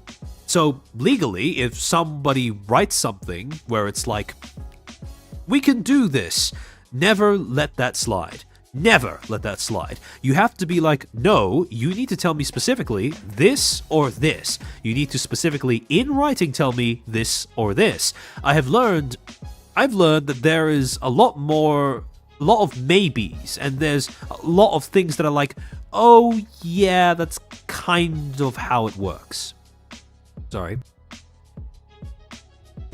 And I've learned to just be like, I do not understand. Explain to me, in your words, what this means. Explain to me, just to explain, this is what's happening, correct? Are you willing to XYZ, correct? Like, it's... You have a question from a couple of streams ago about dating advice. Oh, baby, people will... Oh my, I mean, business is just like dating, right? I guess where people promise you the world. So definitely I've noticed that as well, where I've learned that in order to get you to sign papers, people will promise you the world. And actually, something that Shy Lily told me, God bless her. Shy Lily has told me before, she's like, I don't care what people tell me. I need to see it on the contract. That's how she said it. She said, always make sure that what people tell you, you come back to them and say, put it in writing. And I've started doing that. And I can't believe I'm at my big age and was never doing that before, but Lily started being like, Matara, tell everybody to put it in writing. Now, some people, when they initially saw this being turned into a clip, speculated that, oh, maybe she's talking about Niji Sanji, maybe she's not talking about VShojo. Well, that would pretty much be put to rest when, on June 22nd, Shy Lily would quote tweet a Zach Bussy post about Iron Mouse leaving VShojo, saying, good thing I trusted my gut feeling when VShojo tried to recruit me. Their contract was riddled in red flags and basically legal robbery. This makes me sick to my stomach. Please, if you can, support Mouse and the IDF. So, yeah, turns out VShojo, in actual operations, it was only different from its worst competitors in optics only. So, by the end of this entire thing, it turns out that, yeah, both of the memes that VShojo relied upon were not only lies, but fucking dead. All that's left are the associations, the sentiments, the conditioning, the programming that they left behind in the minds of VShojo's fans, and apparently some of their talents too. However, still leaves one question. How was VShojo planning on keeping the grift going? Now at this point we pretty much know what VShojo's plans for that particular aspect of their business were headed.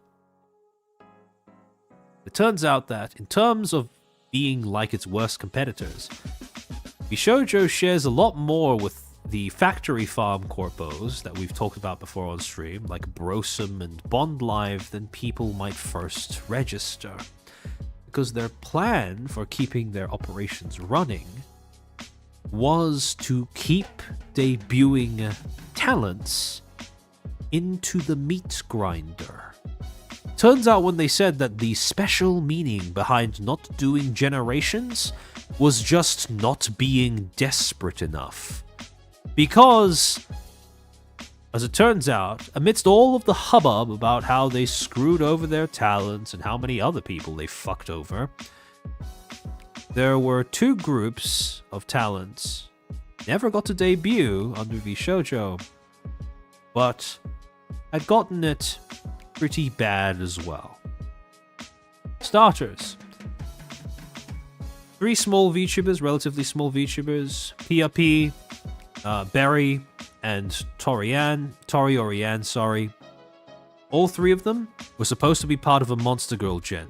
They would release their statements on July 23rd, recounting their experiences with VShojo. Some of this is very harrowing to listen to.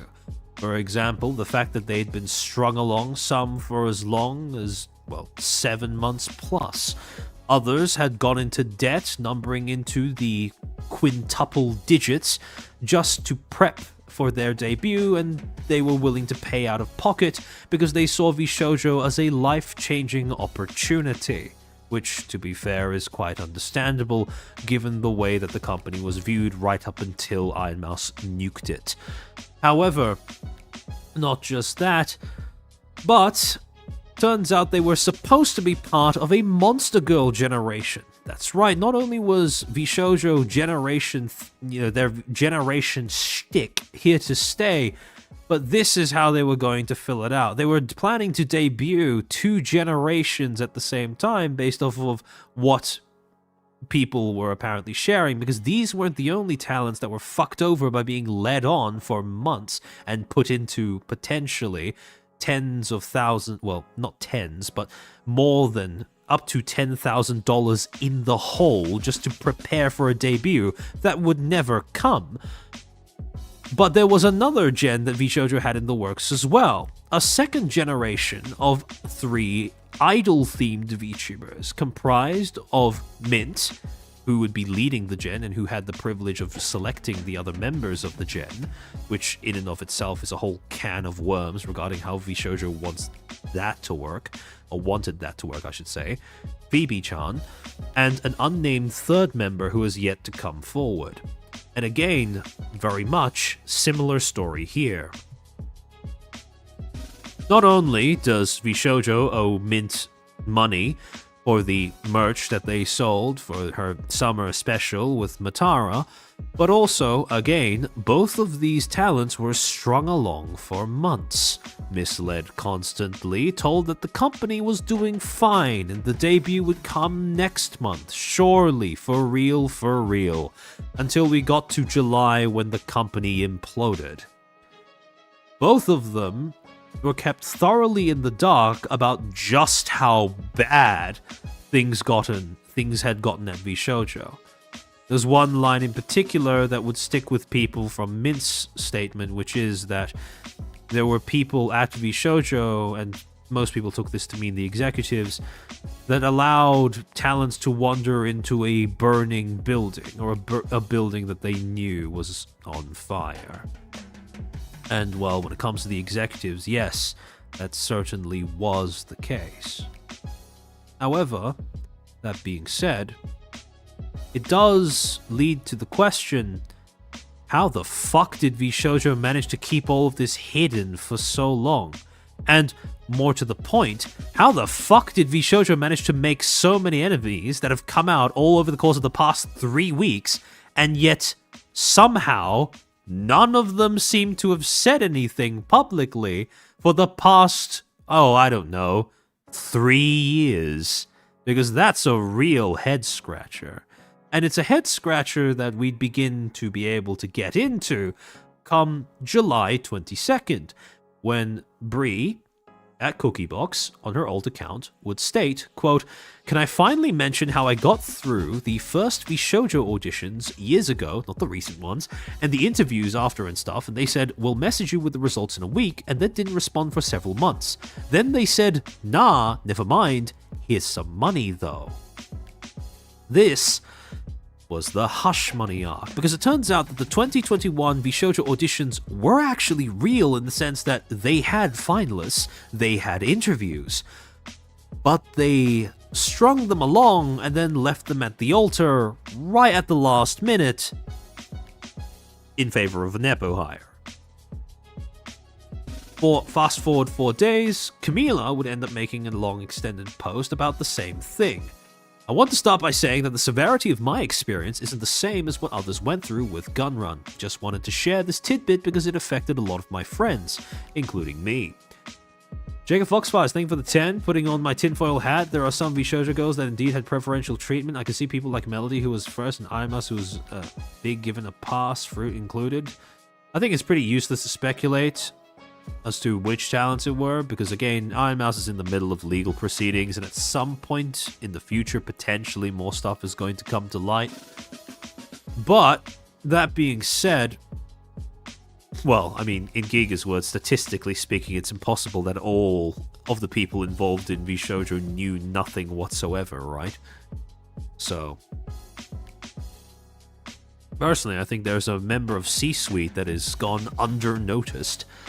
But to go on, in 2022, I applied for VShojo. I applied under my past life. VShojo at the time prefaced that they were looking specifically at smaller streamers. I thought I'd give it a chance because I was very small at the time. I auditioned, I passed. I received an email saying that I would be moving on to the next stage as well as some of my friends. I and others were so excited to have even passed the initial round that that alone was something to be proud of.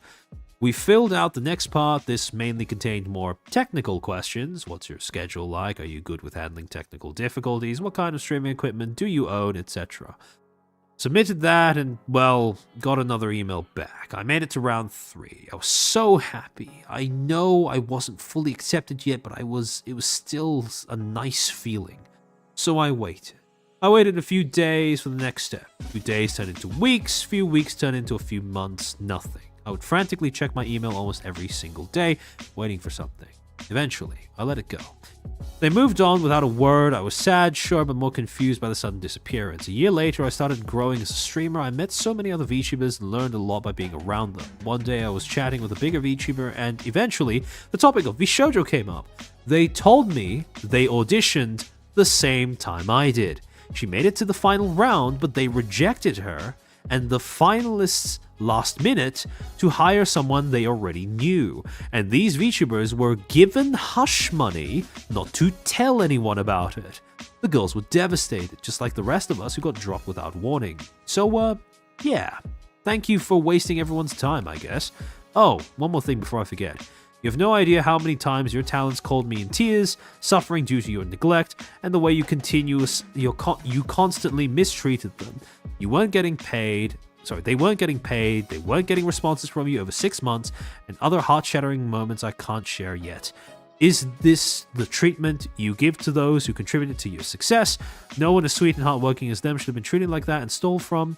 With that being said, I dedicate this to you, and then she wrote an entire song about being led on by VShojo. So, on top of that, this would be the beginning of admittedly a bit of a Joker moment for me.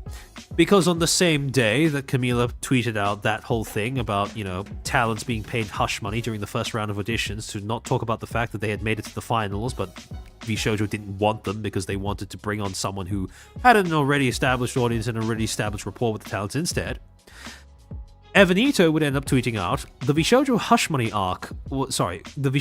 money was a wild arc to live through. So glad it's now public knowledge. I think if I'm remembering correctly, Shindigs also made a post not too long ago, which was basically, if you want to look like an industry insider whenever something big happens, just tweet out, so glad it's public now. And then you'll look like someone who knows things, which I find to be fucking hilarious in the context of this. But Kevin, thank you for the 5. Talent first, my ass, case on 2025. True and real. So, you have the VShojo, Evanita coming out and saying, oh, so glad it's public knowledge. What do you mean, so glad it's public knowledge? If you had it before, why didn't you make it public? You're not a talent. You're not staff. You had no... Unless you had an NDA, there's no reason to do it. And again, this is something that I'm retreading from the previous stream that I did about Evanito, where he showed up in chat and he was willing to act as a little bit of a punching bag for a little bit. Which, admittedly, I do have to give him credit for. But again, we're going to be retreading the same thing here. And the thing that pissed me off about this specific tweet by Evanito was the fact that throughout July 22nd to 25, what he was essentially doing was tweeting out the entire time, oh, I love indie VTubers, etc., and bragging about the secret knowledge while also being the ally to indie VTubers everywhere. And, you don't have to be corpo, I believe in you, etc., right? For example, 22nd. Independent VTubers, as you may know, have always been my favorites. From the early days of everyone else supporting big corpo, I always supported big indie, with a few corpo VTubers who are my friends. I think now is a good time to remind you all that as VTubers you can do your own thing and be just as successful as an independent VTuber. It will be more difficult, but I believe in you. I think the proof is in the pudding, with people like some of my closest friends blowing up in the last 7 months with no corporate help, just my simple guidance on YouTube. I want all of you to feel this level of success, so keep your head up and keep trying. And then this post where he quote tweets when he takes a screenshot of Gunrun's Twitter profile and says, "Do you think if I DM him and ask, he'll tell me what his thought process was?" And then Arzahara says, "All those parties they kept throwing were probably fire." And then Evanito then responds by saying, "Wait until you hear about it, the one with $2 million in gold bars." And finally, on July 25th, Faith, VTuber, married to Coefficient, would end up saying, "VShojo parties were pretty lit, not gonna lie." And Evanito would reply saying, "That's probably where the money went." Wow, geez, I wonder why someone would think that. And I wonder if maybe, perhaps, before the company collapsed, it would have been a good idea to blow the whistle. Or maybe warn people, you know? And then Faith replies saying, "I drank 4 Long Islands, 3 wet pussies, and someone else's vodka sours one of the nights. I feel bad now." And then Evanita replies by saying, "Drinks and food were free. Venues always nice. Ain't no party like a VShojo party." And then on July 22nd, Azahara would also make this post containing 4 clips from Evanito dated around April of 2023, where he would allude to knowing that there were hush money payments being given out to audition finalists in the first round of auditions, and that VShojo hosted these parties that he was able to attend, and during a few of these parties, they ended up invited him to meetings that he should not have been privy to, meetings between the CEOs of various different companies. He refused to say. And understandably, with these clips as context, I would be normally more than willing to be a bit more lenient because, in terms of judgment, because hey, at least he was the first to publicly talk about it and blow the whistle. Except when the July auditions rolled around in 2024, he would end up showing up beneath VShojo's announcements and basically playing along with the act that everything was still fine, or had somehow become fine in between them sending out hush money to blow off audition finalists from the last time it happened. Big announcement of applications to join VShojo now open. So, like, if I don't have to be a VTuber, can I still apply? Guys, this could be my big break. Should I audition? I may not be a VTuber, but if you want genuine advice, I will be going through the application and giving advice to anyone in chat on stream right now. And again, with this in mind, all of the previous sympathy that I might have held for him as the first person to come out and publicly say they're paying people hush money to shut up about how corrupt the auditions process was, all of that basically turned to ash. Because if you have that knowledge, why the fuck would you then go back to playing along with the charade come 2024? It's been a year. Do you really think that the company would suddenly become magically less corrupt within that time? Then, not just those replies to the post, but in an entire, he made an entire guide about how you could possibly apply if that was something you were interested in, right? For the people in my DMs asking me for advice on how to apply to VShojo, genuine advice incoming. 1, I'm not even in an agency, so what makes you think I'd know? 2, I'm not even a VTuber bro, I just know these people. 3, I personally have helped scout talents for other agencies in the past, and what I look for in a talent is simple. Someone who can unequivocally be themselves and showcase anything that they are doing in a fun, entertaining manner. Basically, I look for people who follow the Pope in the pool ideology. Instead of just telling the audience the boring bits, show them something confusing, yet fun and interesting while you explain those bits. Think of a Mr. Beast video when he does an ad read and still has a challenge running in the background. A creator who can do that is already 99% ahead of most others, and that's who chose the agencies the agencies looked at them and accepted them. Anyhow, be yourself and good luck. So, quite understandably, upon seeing this switch up between 2023 and 2024, and after seeing him vague post about, oh yeah, I'm so glad it's public knowledge now, this was something that I had a little bit of a gripe with. And so I ended up quote tweeting that post with, again, the Bible too. Controversial take, we should start shaming people for only speaking up about exploitative practices in this industry after a major disaster has already happened. The talents who managed to get through the final stage of the auditions process have a valid reason for saying nothing at the time. They likely would have been blacklisted from every corpo in the industry. Many of them have still expressed a desire to join a corpo at some point in the future, even in spite of their experience, so their hesitance is completely understandable. VTuber adjacent people, and those already on the inside, have no such excuse. As soon as Gunrun announced the company was shutting down, some of the ex-talents came out to publicly confirm that there were members of staff who were caught leaking confidential information. Giga even went so far as to say that they, whoever they is, know who these staff were. No one has saw fit to share when said staff was hired or what their aliases /were/are. Until more information comes out, everyone is suspect. According to the recently leaked slide deck, this was basically a slide deck that was leaked on the 26th, which basically contained information that VShojo was using to pitch themselves to possible investors. This was what Giga was probably alluding to when she said that the main thing that Gunrun did was fundraising, or basically attempting to con an investor into giving them more money before they died as a company.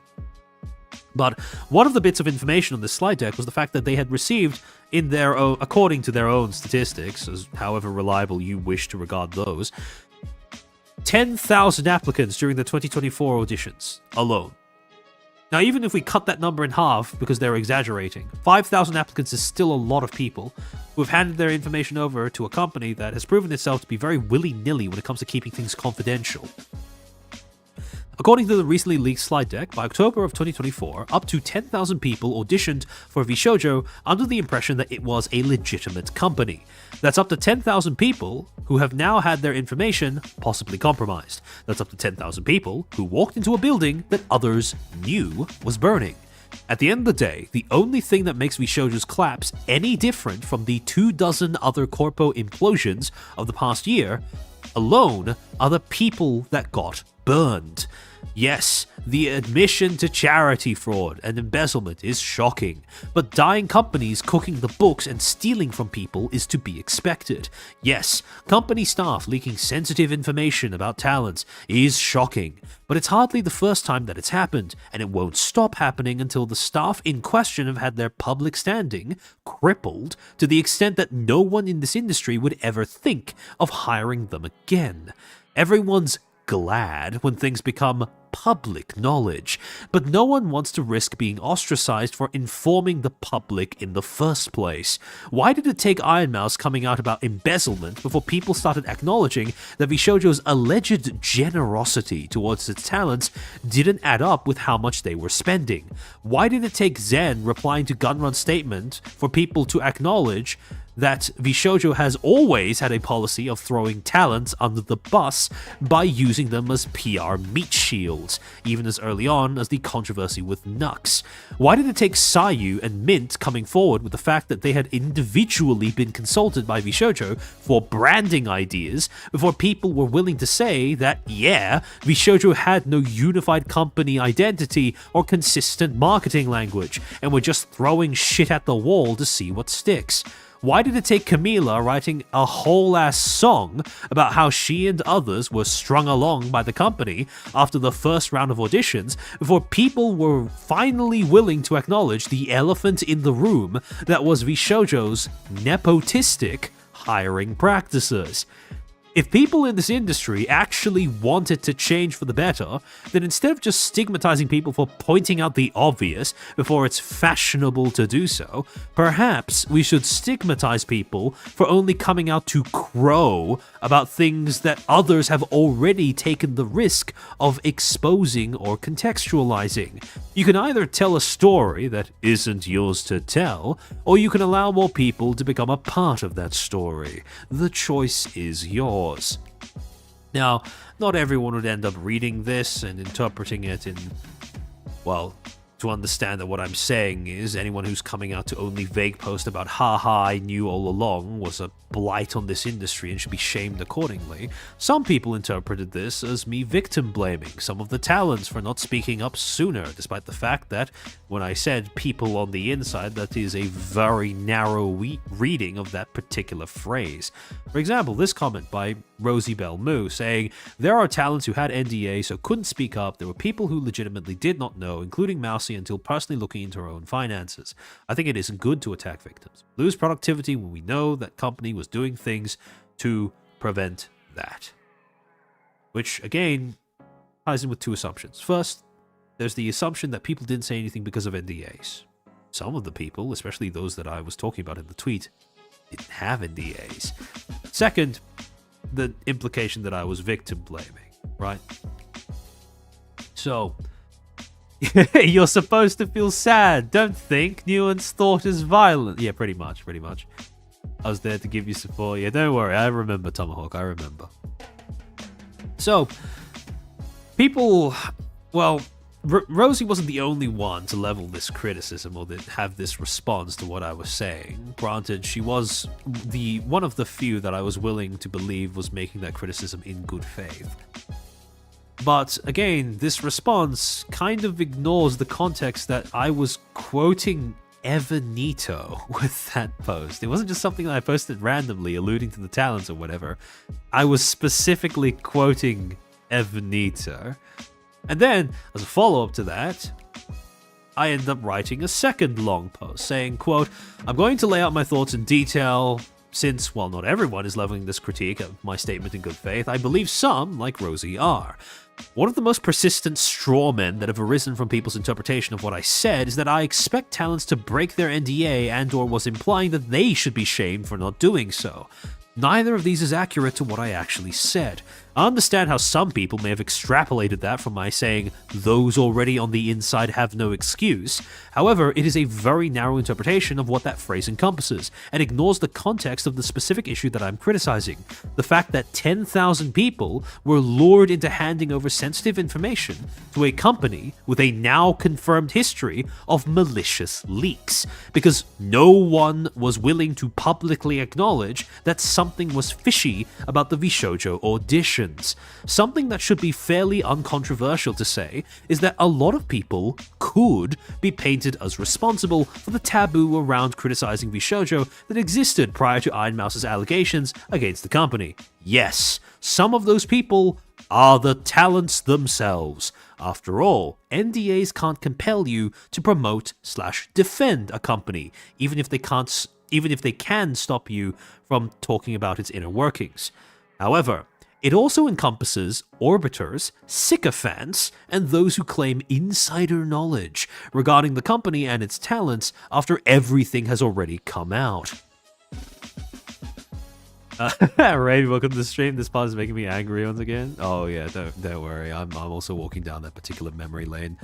Tectone and Evanito were not victims of VShojo. The former held them up as an industry beacon until the embezzlement allegations. He then went on to flex his apparent insider knowledge of the company's depravity and how he had known, quote, for 15 to 16 months about their issues, which he claimed to have tried to warn people about using vague language. Yet as recently as April, he publicly stated that VShojo was supposedly, quote, the least bad, end quote, VTuber agency in a video made after Gura's graduation, where he went on a whole VTuber agencies are all exploitative tirade, in spite of supposedly knowing the entire time that this was a company built on rot and lies. He put it on a pedestal before coming out to crow once someone else, Iron Mouse, took the risk of blowing up the facade. This is the kind of thing that I believe should be shamed. The latter claims to have known about the hush money audition practices for a long time. I've been told that he mentioned/hinted at it either on stream/in a video at the time, but I'm still in the process of finding the source for that myself. This was Azahara's post, by the way, the video clips that he included in it. Sorry, give me a second.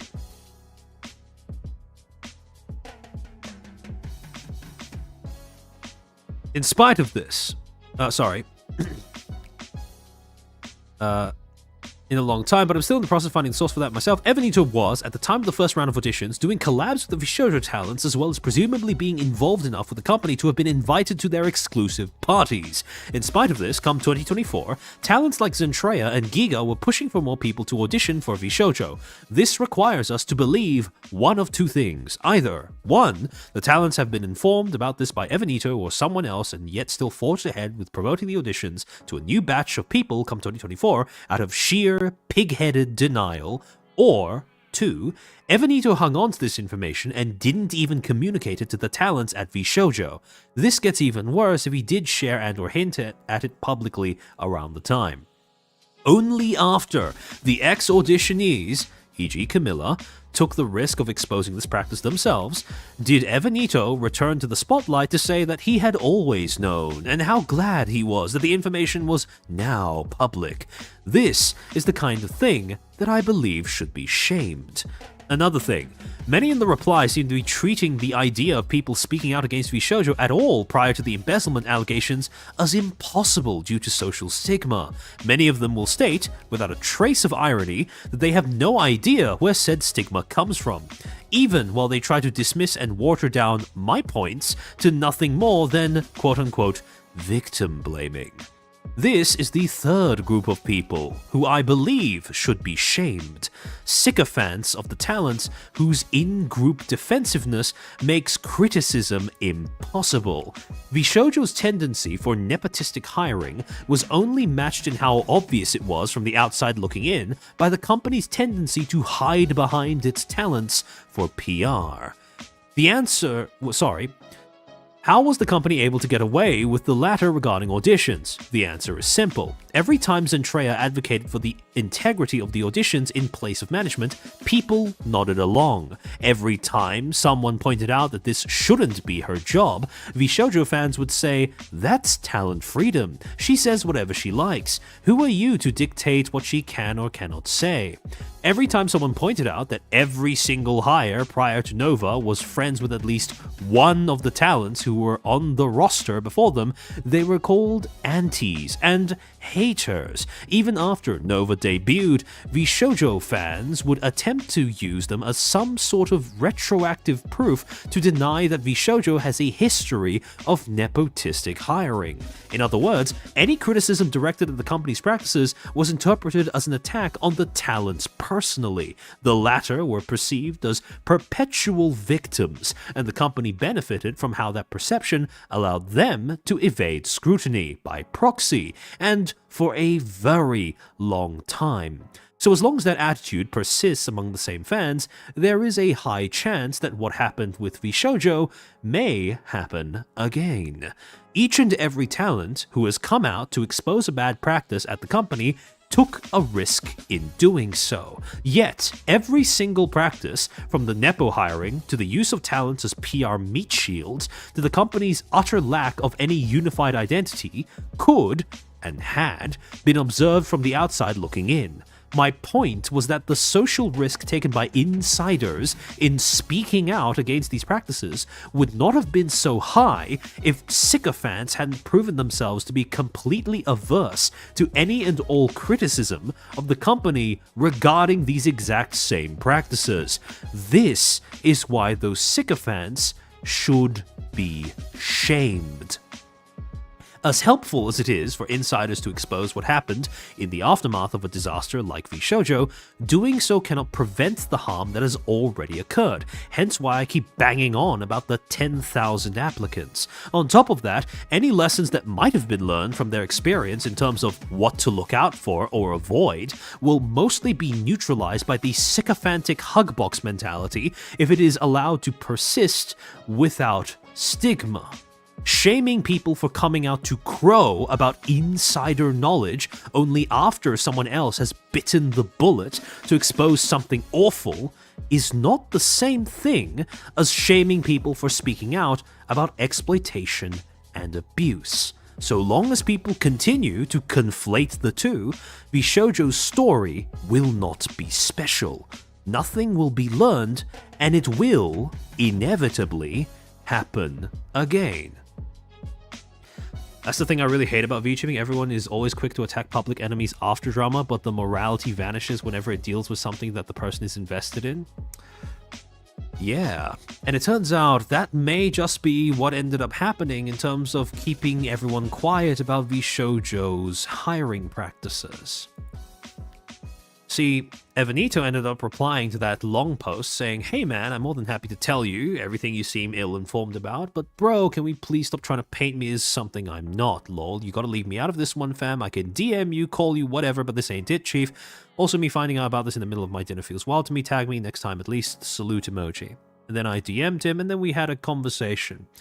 Relatively early on into the conversation, he pretty much came around to my way of thinking, which is, yeah, it is pretty bad that people hang on to information and don't say shit even if they don't have an NDA. Because turns out, Evanito was not under any NDAs from VShojo. So he had this information, he just sat on it. I found it quite difficult to believe that he didn't manage to communicate it to a single VShojo talent, but that's what he told me. And I prefaced the conversation by saying that he shouldn't tell me anything that he wouldn't also be comfortable being made public. Hence why, after having that conversation with him, I then ended up going onto stream and relaying some of the tidbits of information that he ended up giving to me. There was nothing that he told me during that conversation that could not have been guessed at based off of publicly available information. That being said though, what I did want to do was try to get at least some confirmation as to whether some of my speculations was on the money. Now, first thing, he said that he was told after exposing the whole hush money thing on stream in 2023, he was told by VShojo staff to say quote-unquote nice things in public. However, after that, there were a few other things. I knew about the $500 in hush money based off of what people had posted, right? I think it was Bree that ended up posting that on her ult, that she had received 500 specifically for shutting up about the auditions. Now again, like I said in the last, the stream that I did, the Gorilla stream that I did about VShojo, I find it hard to believe that $500 is enough to convince someone to overlook the fact that they've just been screwed out of a ticket to, you know, one of the biggest VTubing agencies at the time. So I wanted to know if, for example, that they had been given something else in order to make the deal a little bit sweeter. So I asked him, were any of the talents who were blown off by VShojo given invitations to VShojo's exclusive industry mixers? And it turns out the answer was yes.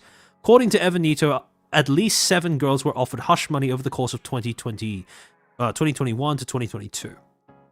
He would end up finding out about these girls over the next few years, and at least some of the auditionees who were paid hush money were not given anything to sign before receiving the money. Now that was a big thing, because to me, that's what ended up changing my mind about, okay, I think that all of the people who received hush money, who were blown off by VShojo at the final stage of auditions, not saying anything, yeah, I understand, etc., etc.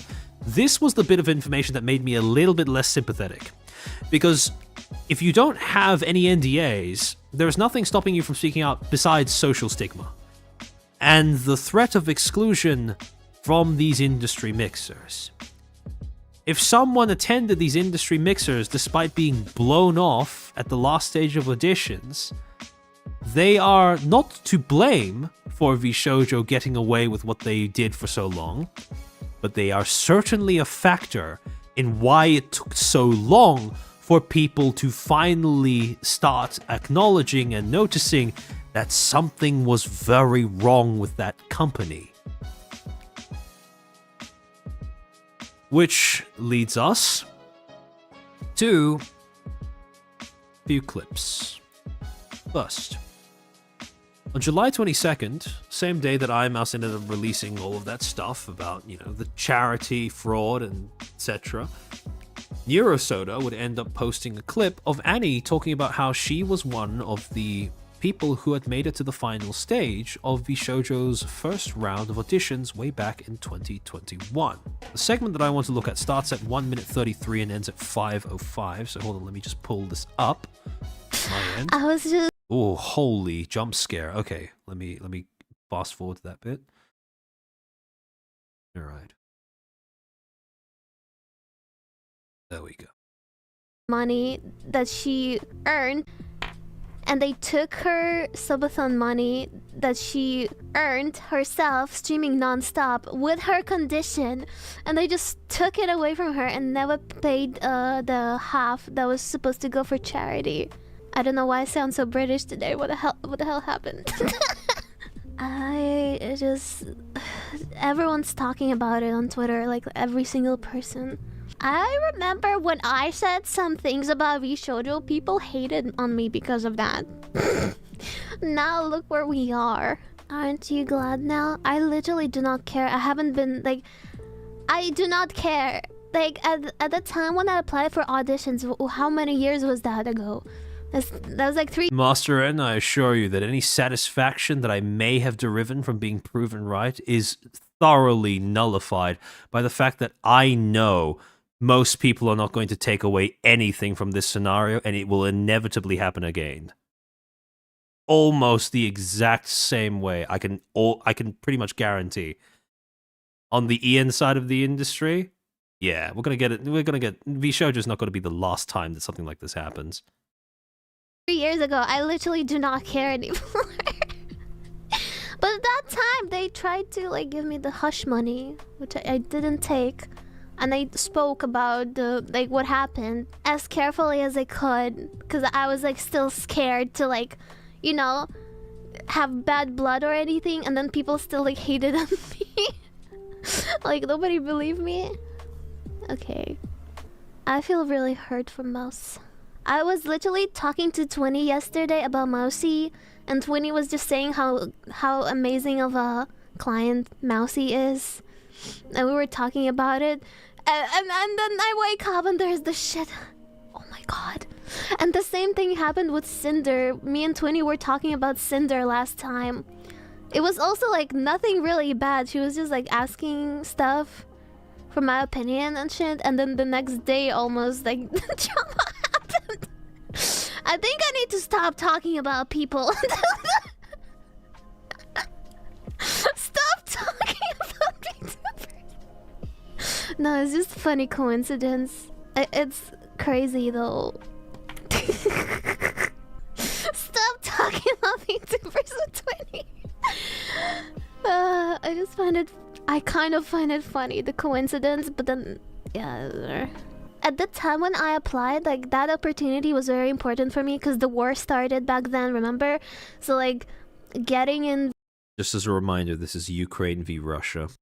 VShojo was the light at the end of the tunnel for me, that I could maybe work it out for myself and feel better, and then be able to help my parents more, because at that time, I didn't.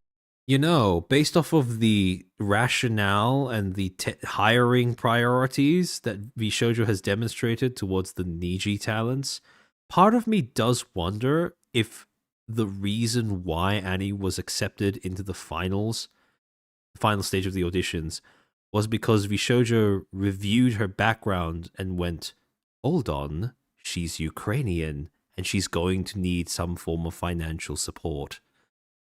I do wonder if they were looking for a vulnerability like that when they made the decision as to who to accept into the final stage of the auditions, given how predatory the company has turned out to be. Yeah. My fans were not like the greatest. And I also wanted to somehow stay in Japan, and they would provide a visa to Japan, which I really wanted. But yeah, I was given hush money that I didn't take. I didn't get accepted. The audition was a mess. Ever since then, I moved on. Like, it took me a while to move on. I moved on. I still like root for the talents. Like, I wear Iron Mouse's necklace all the time, and I have her figure on my desk. How dare they fucking do that? And this is like what I can tell. This is just me. There's like a lot of people that probably won't even talk about anything because they just avoid drama completely. I should do that too, but it's too late. Oh yeah, the new auditions, they definitely are under NDA. I did not have any on NDA. The recent ones... So, that confirms what Evanito said. Because now we actually have it from someone who was a finalist, or someone who says they are a finalist. We have two corroborating sources that I doubt that Evanito and Annie have anything to do with one another. So now we have two different people both saying that the people who received the hush money during the first round of auditions from VShojo were not made to sign an NDA before they were offered the money. 100% did. And nobody can talk about anything. Like, the sad reality is, like, a lot of things you guys will, like, never know. It's all, like, behind the scenes. I guess, like, what you can see and what you know is just, like, the tip of the iceberg. I really don't care about being in VShojo for a long time now. I still feel sad for the people that were there. Alright. Which brings us... Now, again, at this point, we have two things confirmed. Multiple girls who were paid hush money to shut up about the fact that they had been essentially thrown to the wayside in the final stages of the first round of auditions. And second, that these girls who were offered hush money do not seem to have been made to sign any NDAs before they received it. All that is left is for confirmation of what Evanito said, which is that some of these girls were also given invites to VShojo's mixers. If we were to get one other person coming out to say that they were a finalist in round 1 auditions, saying that they also got an invite to VShojo's mixers, then we could actually conclude that what Evanito was saying wasn't just bullshit and hearsay. And that brings me to this clip of Bao talking about the whole VShojo situation. It was posted to her clip channel on July 24th. Now, the segment that we're going to be listening to starts at 3:06 and ends at 21:55. So hold on, let me bring that up. Okay, there we go. 3:06. Apologies if this one's a bit loud. Hold on, let me turn down the volume a little. Which is nice. Yeah, all I really want to say is please go support the 3 girls that were in the Lost VShojo gen. I really wish more people were mentioning that 3 very small... Is that speed alright for you guys? The speed at which I'm playing this? Loud? Hold on, let me make it a bit quieter. Is it still... Hold on, let me play it. All indies were basically trapped in the VShojo shoe closet. Was that audio alright for you? VShojo really wanted to be VTuber Hollywood? I think you're closer to the mark with that comparison than you think.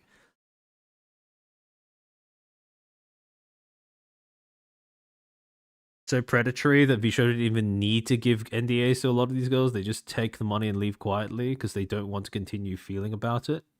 Yeah. Again, like I said, There are certain business practices in this industry that are only possible because of the demographics of the talent and viewers, right?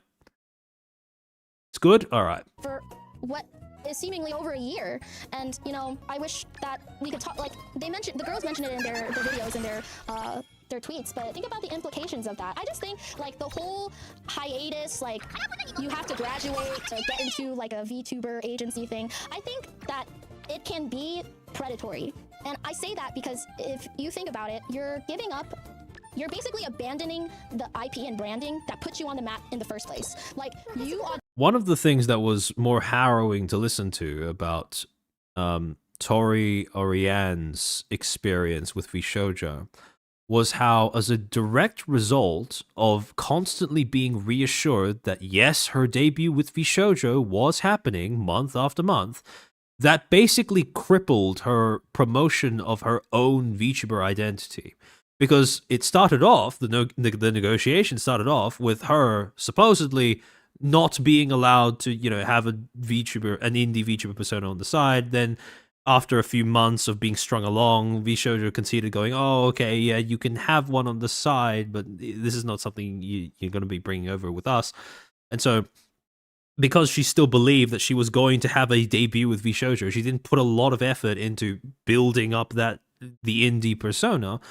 And so, by the time that VShojo collapsed, she'd basically just lost months worth of possible time and investment in her own content, her own channel, her own growth, because of this pipe dream that was dangled in front of her. Auditioned with this persona, with this like portfolio, and now you have to abandon it for seemingly an indefinite amount of time.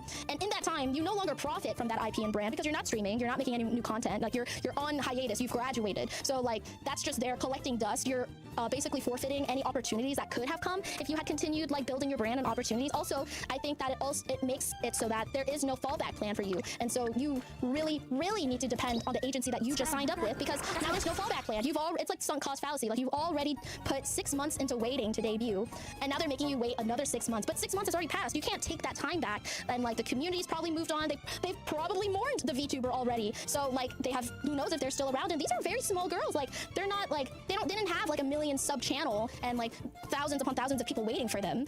And I feel like it just feels so predatory. Like they were put in a position where there was no fallback plan. They couldn't like say or do anything. It didn't seem like anyone in VShojo even knew that they were going to debut in VShojo. And so like that total isolation from the rest of the branch and just finding out like little snippets here and there, from what it seemed like, you know, they were just like, yeah, graduate now, you'll debut like in a couple months. And then they would like update them very, very rarely. And if they did, it was like nothing to do with actual like the rest of the branch. It was just like, oh, by the way, we're changing your budget for debut. It's only $1,000 now. Like that's all we're covering. Like what? Okay, I don't know if I misheard that part in Tori Oriane's video, but they said that they changed the budget that they gave the girls to debut. And like from what I've heard from other people, and yeah, she is correct about that, because that is something that Tori said in her video. The budget changed, got reduced, and she was happy to pay out of pocket just because she was that keen to debut with VShojo. I won't mention who, but they originally were giving out like a very, very big like debut budget. Like I'm talking like 5 figures. So I was I'm just so stunned that like this continues to be a practice. Like let them stream, like let them stream and build up like their own momentum, so that when they do graduate and appear somewhere else, like they're even bigger and it's going to be even more hype than had they, you know, taken a whole year off and just appeared somewhere. Like why? Again, I do feel the need to interject and say yes, this is predatory, because, at least in part, it was VShojo doing it. When other companies have a plan of actually debuting people under new identities, it's not always out of a almost deliberate attempt at kneecapping their growth. It is often for other reasons, like, for example, security, or because they are providing a new IP that they have already invested in creating. However, Bao is correct in that all too often, especially on the western side of the industry, it is used in a pretty predatory manner to make the talents more reliant on the company that they are planning on debuting with.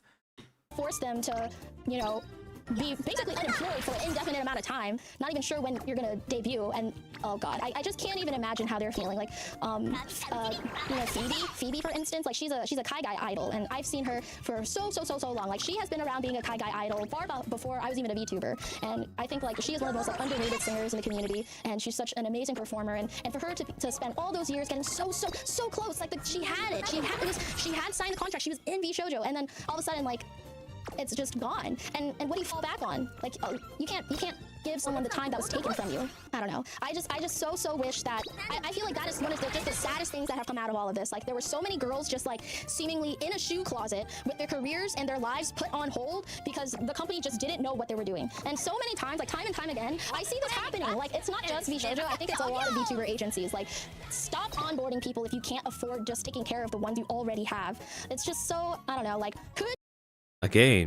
Yet again, I want to point out, this is how deep the conditioning runs. I want to rewind that by a few seconds, just so you guys understand what I'm referring to. Again, I see this happening. Like, it's not just VShojo. I think it's a lot of VTuber agencies. Like, stop onboarding people if you can't afford just taking care of the ones you already have. Now, why would a company do that? Why would you assume that a failing company wouldn't is probably a more pertinent question. Yeah, it does happen a lot. And the reason it does is because when a company debuts new talents, main focus isn't, oh, I want to help these people, or oh, I want to support them alongside those I already have under my wing. It's, I need another source of income. Maybe this new generation will have a Gargura in it.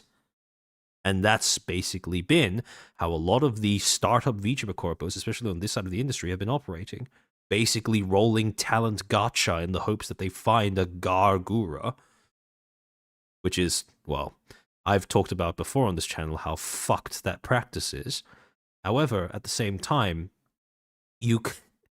Golgura, yeah, pretty much. However, the problem is, I suppose, the disbelief that Bao has at the idea, the utter confusion at that, is part of why that is a practice that manages to succeed in this industry, because people don't seem to be able to register that when a company debuts talents, takes on talents, they're not doing so for the talent's benefit. They're doing so for their own benefit. Now, best case scenario, that benefit is mutual. Worst case scenario, it's only beneficial to the company. That's how they work. It's a cynical business entity. You shouldn't expect them to act out of a sense of morality. The thing that bugs me about talent first being used as a corporate sales pitch, right, as a slogan by companies like VShojo, is talent first as a mindset does exist in this industry, and it should exist in this industry, but it's not the domain of companies. It is the domain of fans and the talents themselves. Only a talent themselves know what is best for them. Only the fans are in a position where they can prioritize the well-being of their talent, giving their supports to their favorite VTuber above whatever the fuck is going on around them. Talent first is the remit, responsibility, and domain of talents and viewers, not of companies. Best case scenario in a company, they are able to put their talents second, right behind profit. That's it. That is how all companies function. Companies, at least, that are actual companies, not paid friend groups. And so, the thing that really annoyed me about VShojo's talent first thing is that it got it all wrong. Because it implied that companies can act as talent first, and it implied that, one, talents don't have a duty to look after themselves first, and two, that, well, what the fuck was the purpose of viewers then in that relationship, right?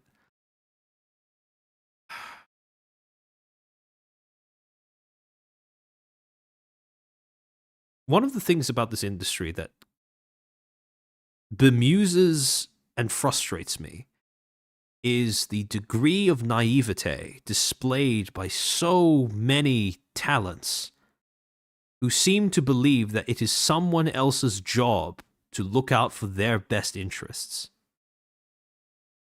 And the proportion of talents who display that trait is matched only by the proportion of other talents who seem to be essentially, well, ladder climbing sociopaths, shall we say.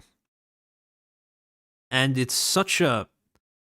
One of the things about Talent First that really irks me is that it hides the fact that you can't outsource your own best interest to a company. Just, you can't, it doesn't work.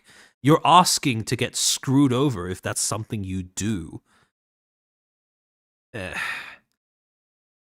It's very, very difficult to convey and articulate exactly how important and how seemingly under-implemented that whole practice of being able to be responsible for your own best interest is in this industry.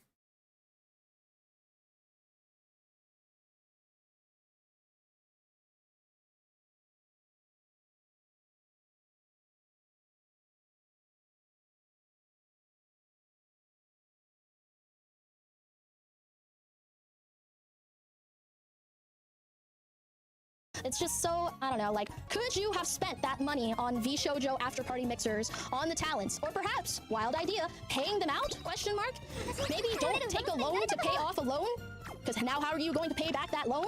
Oh my god, it's just so infuriating. Like, these companies, they just... They feed off of the goodwill of the people that believe in their talents. Chat, you would not invest your money in VShojo if it wasn't for the talents, okay? Like, VShojo by itself is nothing. You trusted these streamers, and this is the thing that I think a lot of people don't understand. Like, when they're from the outside looking in, they don't understand anything about the VTubers. Like, you, the viewer, watch these girls, like, appear out of nowhere with nothing, like, 0 viewers. This is yet another moment where, personally, I get annoyed because she's so close to understanding what makes VShojo especially fucked up. Which is, it's not, you know, everyone likes to say, it's the talents that give the company value. It's the talents that give the company value. It's the talents that give the company value. But they don't seem to be able to register, take that one extra step in reasoning and going, okay, so that means that when the company tries to, you know, cover up its own wrongdoings, who's doing the dirty work for that? Who's getting their hands dirty in actually preventing the public from being able to point out that the Emperor is indeed naked? It's the talents. Perhaps not intentionally, but it is the talents. The problem is you can't say that because that sounds like victim blaming. Yes, the talents are what gives the company value, but they are also its most effective shield from criticism. Those two things go hand in hand. And yet this is something that most people will not acknowledge in this space. Like a little PNG avatar, and you watch them grow from 0 to, you know, where they are now, and then you watch them get an incredible life-changing opportunity into an agency. Like, of course you're gonna be so attached to them, and you're gonna follow them everywhere no matter what. And like, it sucks when like companies take advantage of that and just give you merch. Maybe they don't even give you any merch at all, and then these girls, like, they have, like, they're owed their money, and this is what happens. This is what happened to me with the merch, with the animation studio that scammed me, and it happened to them. They would promise and promise and promise that they would, you know, deliver, and then, you know, you're already, like, a couple, like, this much in. Like, you're already waiting, like, 6 months. Like, what's another 6 months? It's a sunk cost fallacy, and it gets to a point where, like, you feel as if you can't piss them off, because if you piss them off or get on their bad side, then what happens if they just don't pay you at all? Then what? And now it feels like you're stuck. You're in a hostage situation where you're just, like, stepping on eggshells to make sure, like, because you don't want to think about what the implication would be if there really wasn't any money to pay you out. Like, you don't want to think about that. And so you wait and you put trust in these people that were, like, you know, that seemingly had high hopes for you and saw that and gave you value, basically. A lot of VTubers, when they, like, don't get into an agency, myself included, like, it is so hard on our perception and value of ourselves and our content. Like, it sucks to be told that you are not good enough to get into this company. Like, you are not what we are looking for. And, like, you put your all into auditioning, and, like, you're thinking of all the possibilities and all the things that could, you know, all the doors that can open if you get in, and to be told, like, you know, you're not enough, like, that fucking sucks. But then let's say you do get in, and now you feel like a giant wave of gratitude to, like, I want to make everyone in here proud, like they invested in me when I was just like a little guy, and like this means the world to me. And you know, to slowly watch that veil kind of tear away over time must be so confusing and so hard to even discern, almost like. And now like I'm This is where a lot of people are going to be of two minds about how to approach that issue. There are going to be people, like myself, who believe that the solution to that is to simply tear the veil away before harm happens. There are others who believe that... How do I say this? That it is okay to keep the veil there at least until something really bad happens. Right? I'm not sure how best to articulate this, but one of the things that does perplex me is people will talk about how there is this veil of how the industry operates, right? This a romanticization of how the industry works, of what you can accomplish, given your abilities, etc., etc. And then if you go and actually try and tear it down by, pointing out the obvious, many of the same people will stigmatize that. And it sort of leaves you in a place where you're not quite certain what people actually want, right? Because I suppose it comes down more to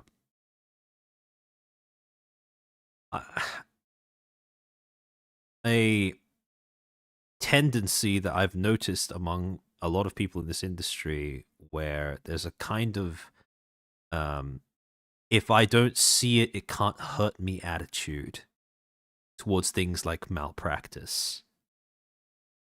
And then when the thing does hurt someone, there is this collective social pressure to pretend like there is no way they could have ever seen that coming.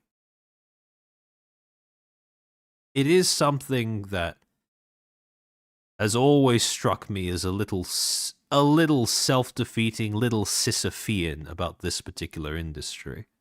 seeing that like there were such aggressive NDAs that the girls literally could not speak to each other about like their payouts, and that's what causes isolation between victims. This is exactly what happened with the animation studio that scammed me and like a billion other people. We weren't talking to each other, and we just thought it was like an outlier. We were the outlier. We didn't know how many other people were involved, like because no one was talking to each other, and that is a tactic so that they can get away with taking advantage of you.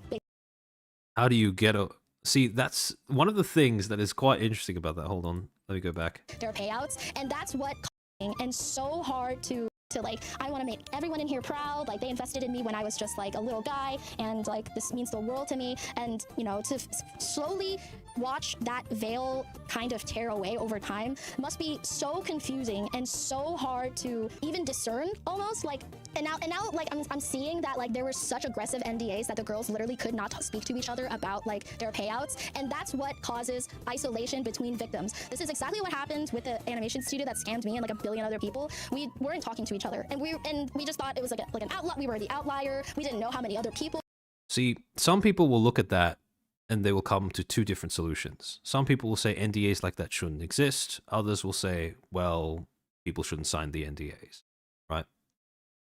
And the thing about VShojo that strikes me as being particularly tragic, I suppose, is realistically, what could VShojo hold over the heads of its talents to make them sign NDAs, besides their own inexperience with sticking up for themselves as business people, and perhaps whatever, you know, personal, emotional, psychological baggage they walked into the industry, into the company with. Because realistically speaking, they don't own their IP. They have audiences that love them even before they join that company, and the revenue does not go through VShojo before it gets into their bank accounts. When you actually break it down to the number of things that they can possibly threaten, the most that they can do is threaten to sue you. And I get that that sounds like a ridiculous thing to write off, right? But a sad thing that I've noticed is a lot of people in this industry they only see brand damage as a cost when they are the ones being inflicted with it. They don't see how it can act as a deterrent against people taking certain action. Yes, it may be financially possible for a company to mount a case against you, but that would basically be signing their own suicide warrant as a brand. Because this is an industry that generates value off of how liked someone is. And again, it's... realistically speaking, I'm not really seeing a lot of things that they could have held over the heads of the VShojo talents when they owned all of the things that made them them. And yeah, I understand that, you know, the threat of being sued is probably big enough, but I mean, now people are coming out to talk, not because it's impossible that they will be sued, but because, well, the cost of it would be too high for VShojo to afford, seeing as they have no money left. It's just that people don't perceive reputational cost as a thing, which means that people get themselves into situations where they stay silent, and then they get inflicted with a reputational cost anyways, because their ex-employers insist on slandering them to people behind their backs. I just don't see that that's a winning play, I suppose.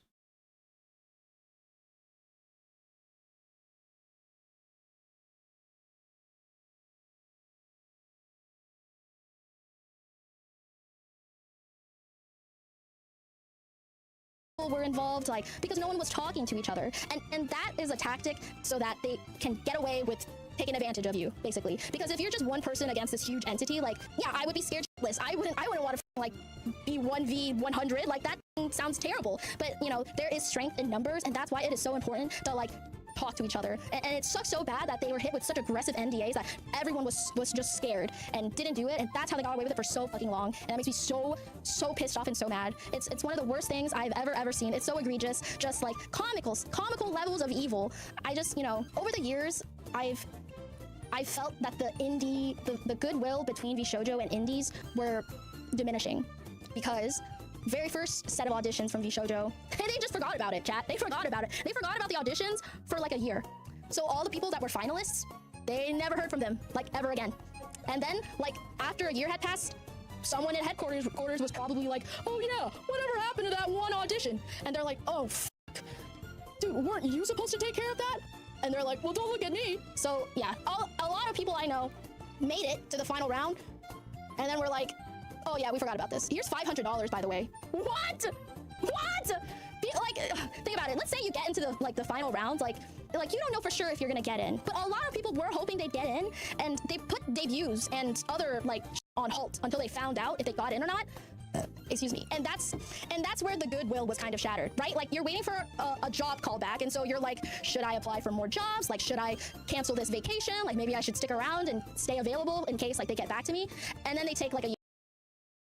As much as I understand Bao, she does realize that the reason her scams happened was because they were recommended by friends. I would assume so, yeah. I would assume so. Hello? Yeah, of course people are gonna be upset. And then you know, the auditions for the second round happened, and then like we were just like, nah, there's no way, we are not auditioning again. Like, we are not putting ourselves through that ever again. Are you kidding me? That sucks. They're probably gonna make us go through that again. But you know who did audition? See, this is where I can't tell if I'm simply reading too much into her words, or if that's actually, like, again, like her saying that she was a finalist, because she says, and then you know, the auditions for the second round happened, and then like we were just like, nah, there's no way, we are not auditioning. Because at this point, when she's saying this, right, we could very easily refer to indies as a collective, right, waiting on seeing the results or whatever. Again, like, we are not putting ourselves through that ever again. Are you kidding me? That sucks. Through that again. But you know who did audition? The smaller indies that probably weren't. And then, like, you know, referring to us again, I'm pretty sure she's just talking about, you know, being a spectator in indies as a group, right? But it is a little difficult to tell. When that happened, or the smaller indies that like hadn't made it to the final round The royal we, yeah. to actually know what happened, because like that whole incident, like we were very like no one really knew who. And here's the thing that kind of rips that comparison apart between the scenario she's currently talking about and the thing that she was talking about when it came to Vishojo talents leaving and being forced to, you know, sign NDAs that made them unable to discuss things like payout with one another. None of the indies that received hush money, based off of what we have heard, were under NDA. They could have talked, they could have said something, Annie did, but she, well, according to her, she got dogpiled for doing so. That's the real reason why people don't talk about things. At least the people who don't have NDAs. Social stigma. And again, this all ties back to the point that I was making throughout previous streams of how, for most people, social stigma is not a thing that they view that they can change. It's just this invisible web of, you know, this invisible web of rules that they have to operate within. Who made it is the thing. So no one was talking to each other, and that's where it happens again. It's the isolation tactic. Like, we didn't know who actually got in and who made it or not, and so like the isolation tactic doesn't really work, right? If, you know, how do I say this? Isolation tactic, when you actually have some sort of like tangible threat, yeah, sure. Isolation tactic, when it's mostly just social pressure, that can be changed. That can be pushed back against. You just need to recognize that fact first. Which again, most people in this industry unfortunately don't seem to be able to do. we're like, oh, so they also gave you $500? That's crazy. After a year of waiting, if you actually got in or not, that's crazy. I don't know. It's so, I don't know. I don't know. You think that the people that pretend to be your family would never do that to you, and then you realize at the end of the day that like all the love. The other thing though is when she says that all of the indies were waiting around, going like, oh, you know, people were paid hush money, etc., etc. We're not waiting for that to happen again. That makes it sound like the we, whoever the we is, actually knew that this was going on, like prior to all of that happening. They just didn't know that, you know, each individual person was maybe being paid money, but they all knew that something was wrong. They all knew that something was wrong with the VShojo audition process. But no one said anything, even though no one was under NDA, even the ones who did receive hush money. So then the question gravitates back to what kept everyone silent. Love you put into your job and your work and the workplace that you're in was just like a means to an end for someone else. See, Strikers, that's the thing. Even Bond Live didn't manage to pull that off with 100% success. Their first EN Gen, right? That EN Gen managed to get together, despite the fact that management was actively trying to pit the girls against one another and keep them from talking to one another. That first gen managed to get together, figure out that their company was fucking them over, and then leave all within less than a year of debuting under Bond Live. If a bunch of talents in an exploitative shithole like Bond Live can do that, and those are not talents that have the same pull, the same numbers, the same whatever, as like, you know, Iron Mouse, Centrea, Giga, whatever. If they can pull that off, one has to wonder, okay, what happened with VShojo? Because one of the things that I've been trying to really hammer home is when you really look at it, VShojo's controversy is not special in any way. The only thing that makes it special are the people that it affects. Every single company that is in the process of dying, like, okay, how do I say this? When a company is dying, and it is run by unscrupulous people, it is almost expected that they are going to try to steal from someone. Usually that someone consists of the talents and the fans. The only thing that made VShojo special was they chose to steal from charity as well. Ayan Project stole from fans. They still don't have fully fulfilled merch orders. And the talents, well, the ex-talents, I should say, were still getting shit for that about, what, a few months ago? Recently as a few months ago. And Ayan died in 2024. Another thing, Ayan also stole from its talents. because they had donathon money that they didn't manage to pay out. And yet, again, nobody really shed a tear for that besides the talents themselves and their fan bases. Because, well, dying companies stealing from talents? Just another Tuesday. Now, dying companies stealing from charity, then you have a headline. It's so incredibly, like, how can you trust ever again? How can the one entity that promised you that they would never do any of that to you, like, do that to you and then expect? See, again, if we go one tier above that, why are you trusting that entity when they promise you that they won't do that to you? Does that make sense? In my opinion, fuck no. But other people may have differing opinions on that. Expect you to be normal after that. And again, this is conditioning that most people don't seem to pick up on.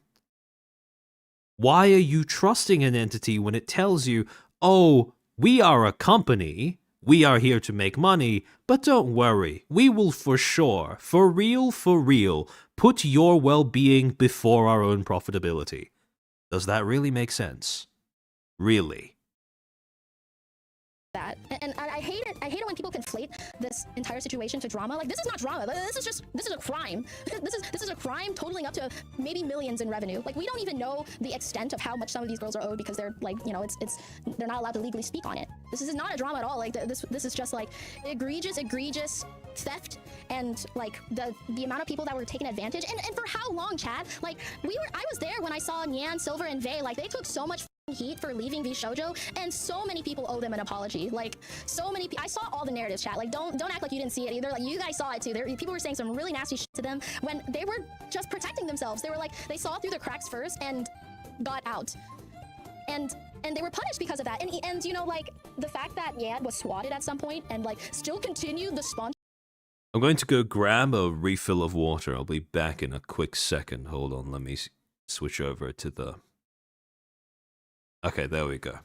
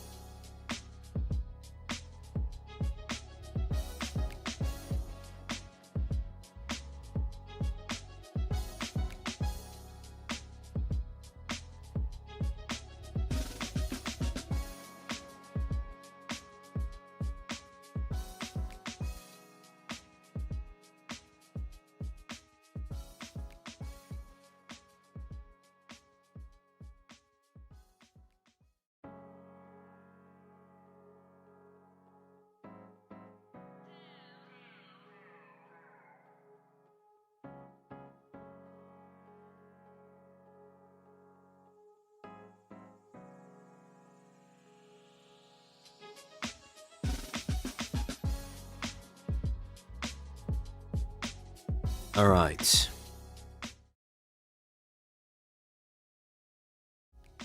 Okay, we're back. Don't we have a hydration screen? We do. I just forgot to flip to it. All right, let's keep going. Sponsorship, and then was not even paid for it. Like, you don't care about your talents. You don't care about your talent safety. How can you say that and then not even pay her out after like a literal life-altering experience happening midstream? I don't know. It's I don't want this to sound. Well, hold on. Let me figure out how to word this. When someone says, I get that this is probably Bao being rhetorical, but when someone says, "How can company do X immoral thing?" For me, that is the same thing as hearing someone say, "You really think someone would do that? Just go onto the internet and tell lies?" Because that is basically what it is. A company not paying out Nyan because they can get away with it is just, you know, a company, admittedly run by shitty people, doing things that are probably to be expected of a company that is willing to threaten its talents with being sued just so they sign an NDA on the way out. I think that's pretty par for the course.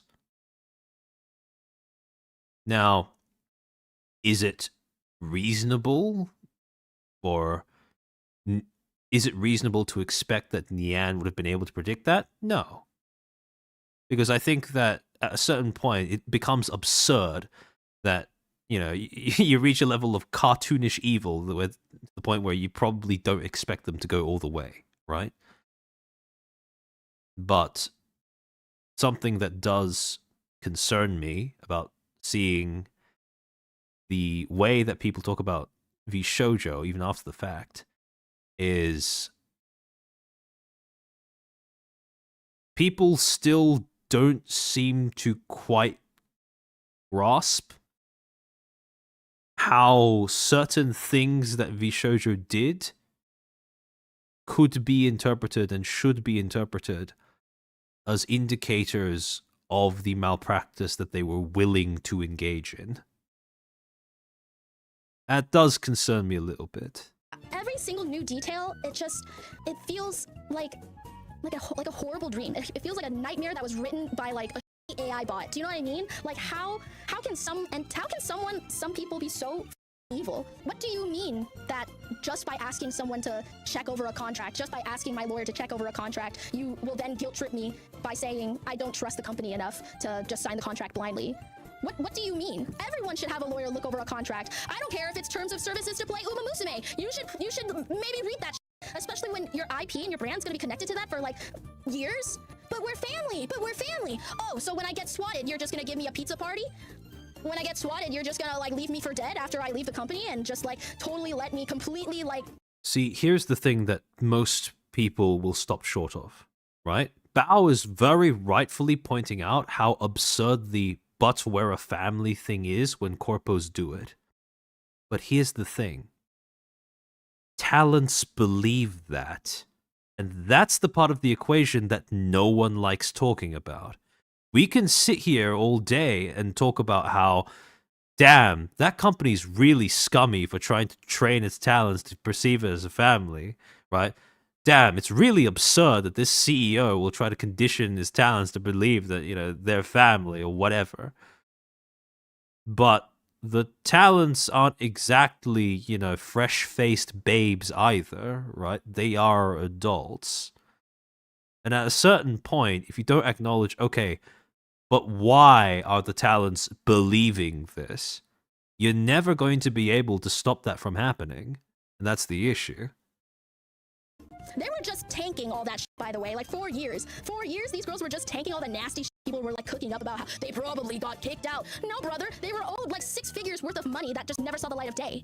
And it's crazy that the people that trusted VShojo the most, the people that like saw the dream, shared the same dream, invested in it, knew that there were some cracks but were willing to fix it, those were the people that were punished the absolute most. The people that like got out were the people that, you know, saw that shit and wanted to protect themselves. I don't know. It makes me so f***ing sad. Also, can I say, I've been to the mixers. Like, your co-founder should not be drinking to that extent, okay? Like, I've seen this guy go to parties, like, smash. Like, please, like, if you're gonna be doing that shit in a public setting, like, maybe don't do it when all, like, your like, potential clients are around. Jesus Christ. Did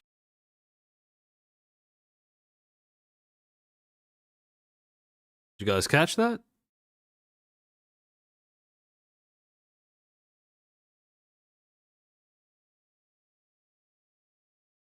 Been to the mixers. It does make you wonder, Because a lot of Vishojo's decisions can be boiled down to ineffective C-suite, does make you wonder just how many people in this industry attended those mixers, just how many people in this industry saw the CMO co-founder, I assume she's referring to Mountain Dew, make an ass out of himself while being drunk, or possibly doing worse. How many people saw that behavior? And why is now the only time that the public is hearing about that? I think people would factor in quite significantly in their decision to apply to a company based on whether their co-founder and CMO is a fucking drunk and a druggie. I think that may factor into people's math quite a bit when evaluating whether they would like to work in such a company. And again, that's not something that's NDA.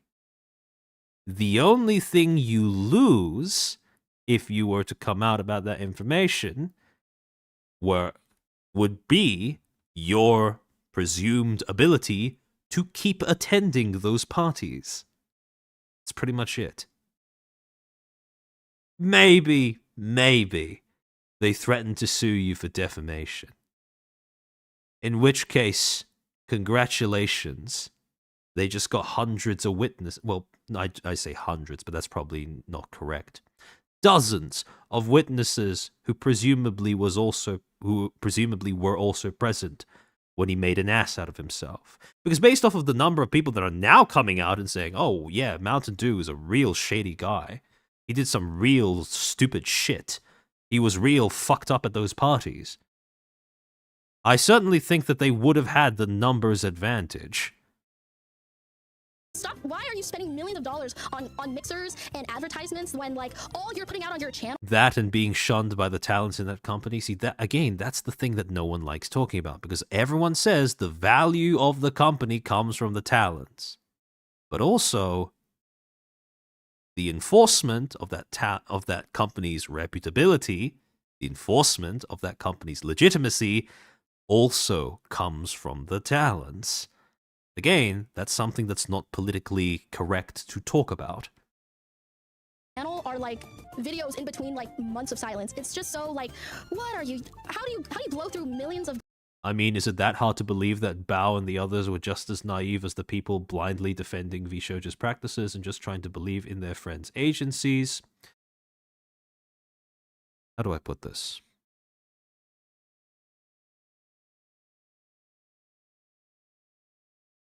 How hard it is to believe scales up with how many people we're talking about and how many of them are grown adults. Because to me, if you are a grown adult and you display that degree of naivete, I don't trust you to act with the capacity or, well, I don't trust you to possess the capacity to enact even the most basic forms of agency, if that is really the case. If people are capable of looking out for themselves, you would assume that they would also be able to identify a rat like that.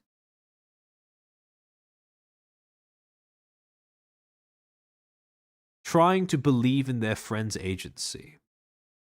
The other thing is, I don't quite get the impression that that is something that Bao is talking about here. She's made it very clear that there's a distinction between believing in the talents and believing in the company. And she does not trust VShojo one bit, even though she has been very vocal about the fact that she sympathizes with the talents, and something that, you know, she does, I suppose. It's something that she sympathizes with the talents, and they are, you know, people who she feels are worthy of support. Bao did fall to a couple of scams, not the small scale either. I believe she was naive here too. How do I say this?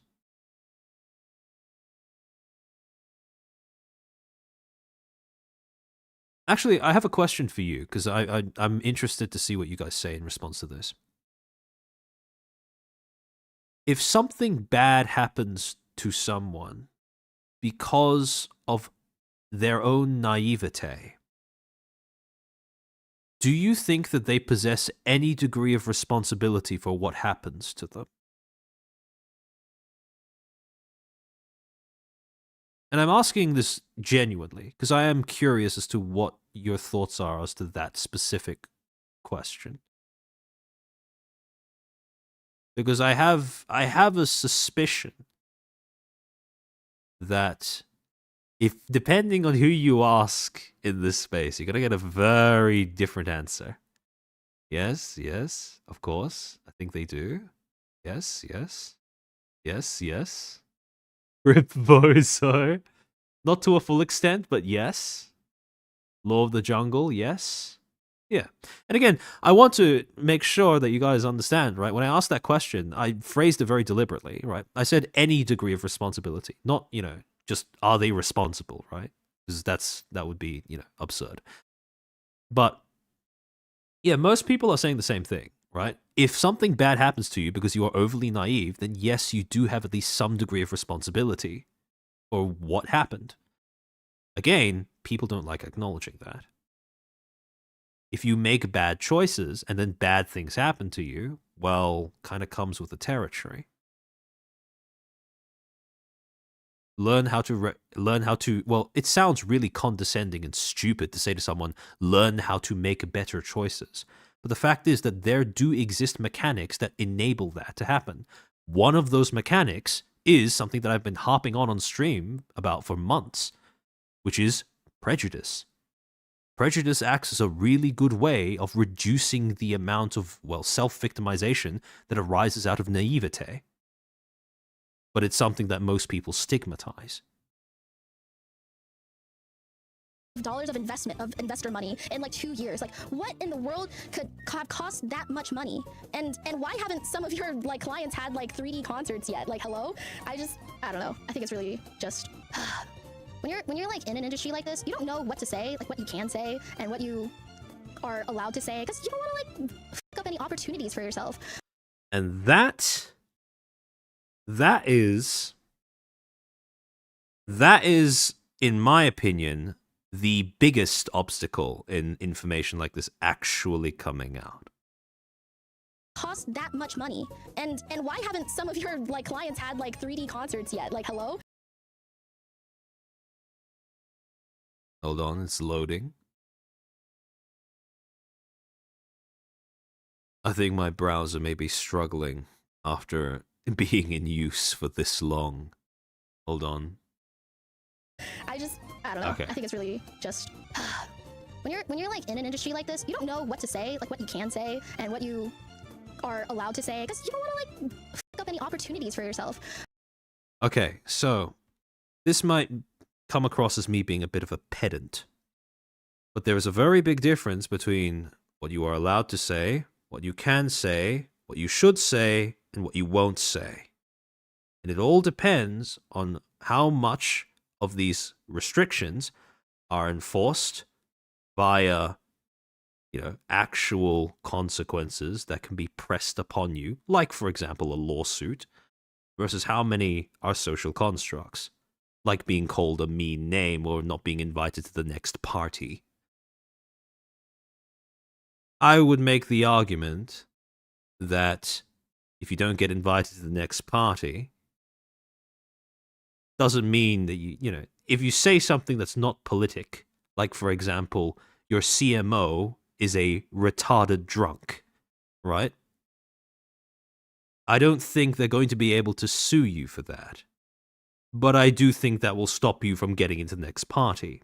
That doesn't mean you can't say it, but it does mean that you won't say it, or that you shouldn't say it if you want to get invited to the next party.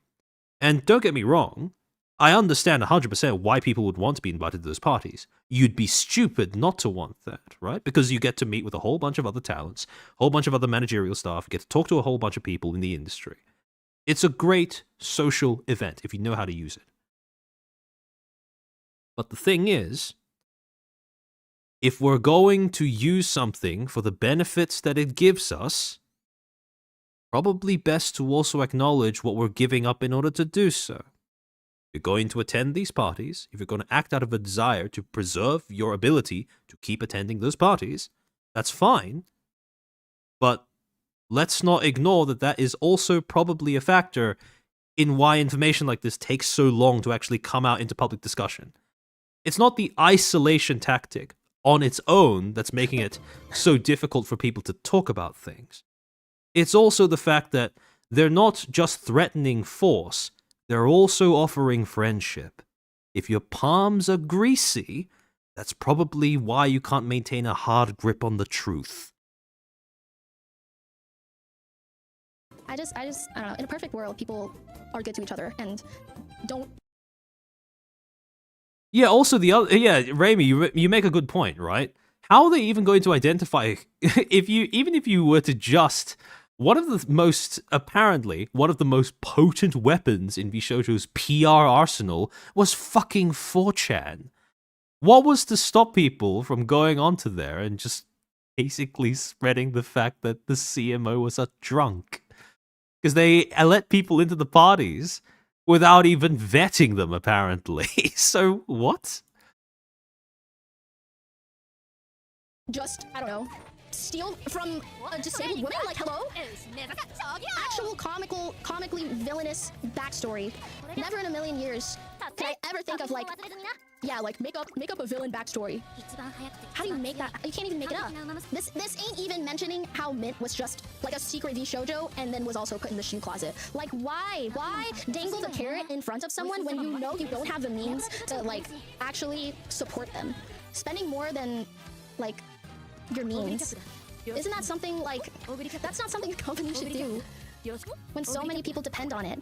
What if I exploded, chat? I was not intending on talking about this, but goddamn, this it makes me so mad. Like, it really reminds me of when, like, the old days. I saw Psy talk about it, but, like, MCNs on YouTube. Like, we all thought that, and I was a part of it too. Like, I got bamboozled. They took like $1,000 from me. Like, I signed up with an MCN on YouTube, thinking they'd, like, help with my channel and my content. No, dude, they did jack for me. Like, everything they did for me, I could have done myself. And I feel like so many VTubers need to know that. They need to know that you can do this yourself and you don't actually need a company, because most of the time the companies don't even offer that to you anyways, unless you're. The way that you do that, the way that you get VTubers to realize that, you have to do it for them at least once and show them how it's done. Give them a tutorial, take them through it, hold their hand, walk them through it. Because VTubers should know has never helped a VTuber know anything. I'll be completely honest. You're like their 1%, 0.1% talent, and even then, like, look what they did to Iron Mouse. It's so fucking egregious. Like, and thank God that she has so much goodwill of the people that love her, simply of the virtue that she's a wonderful, kind person, and the community came together and rallied together to try to make not even it was none of their wrongs, making the wrongs a right, but it was not even their fault. Like, have you seen the tweets of these girls saying, like, I will just, if you have not received any payment from VShojo, I will just pay for you? Like, how in the world are the people that are the worst victims of this doing cleanup for the company that f***ed up to begin with? Like, where the f*** are they? Hiding behind a lawyer? Oh, so when like the girls are asking a lawyer to look at their contract, you can't trust them anymore. You think that they don't trust the company enough to just sign the contract. But when you actually f*** up, then you hide behind a lawyer. That's so like hypocritical. They're on the yacht. Yeah, clearly. I bet they all share the same damn yacht. Haha, NDA, can't talk about this.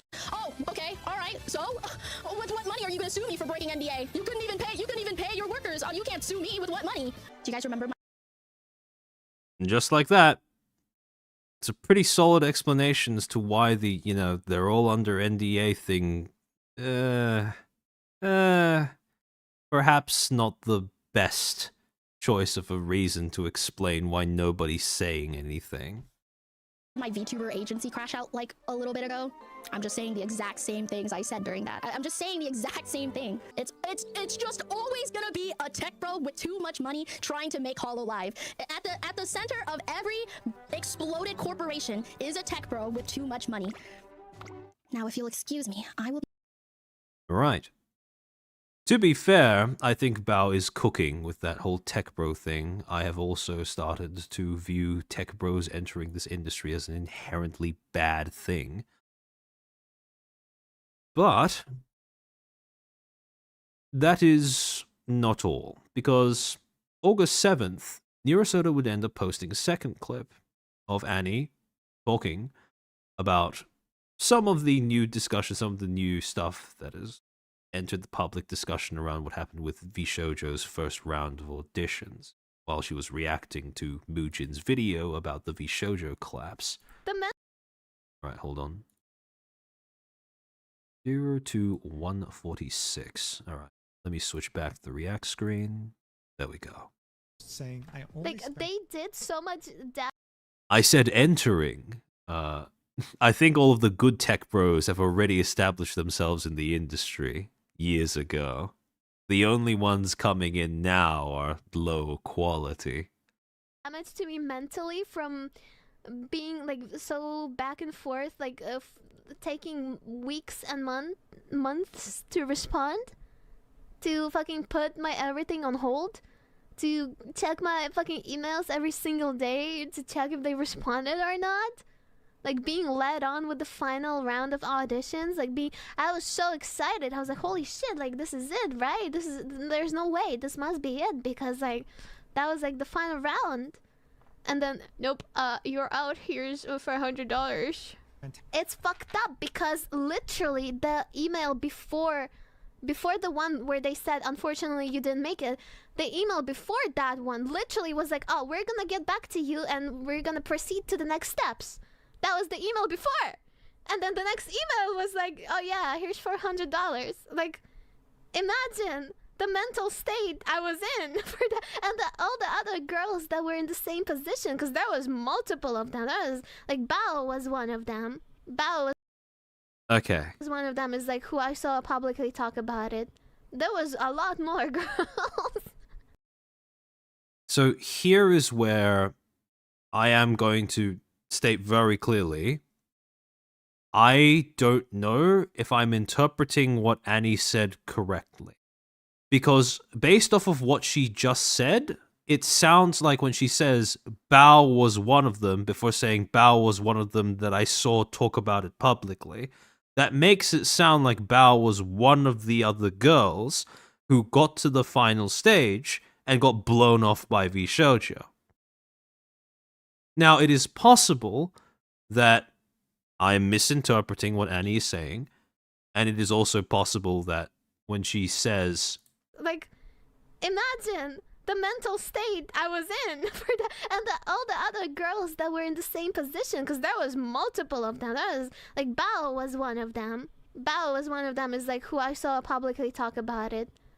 It is possible that when she says, you know, Bao is one of them, and then she says Bao is one of them that I saw talk about it publicly, it is possible that maybe she's, you know, mixing up the two. But again, it sounds like to me that Bao was one of the people who got into finals of round 1 auditions with VShojo. That's what it sounds like to me, what she's saying, because of the way that she's phrased it. All the other girls that were in the same position, because there was multiple of them. That was like Bao was one of them. Bao was one of them. Is like who I saw publicly talk about it.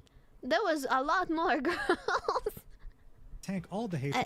When she said Bao was one of them that publicly talked about it, that didn't make it. It didn't sound like her saying that Bao was just one of the people talking about it. Because she started off by saying Bao was one of them, and then started saying Bao was one of them that I saw publicly talk about it. It made it sound like she was reiterating first that yes, Bao was one of the finalists, and then Bao was one of the finalists that I saw talk about it publicly.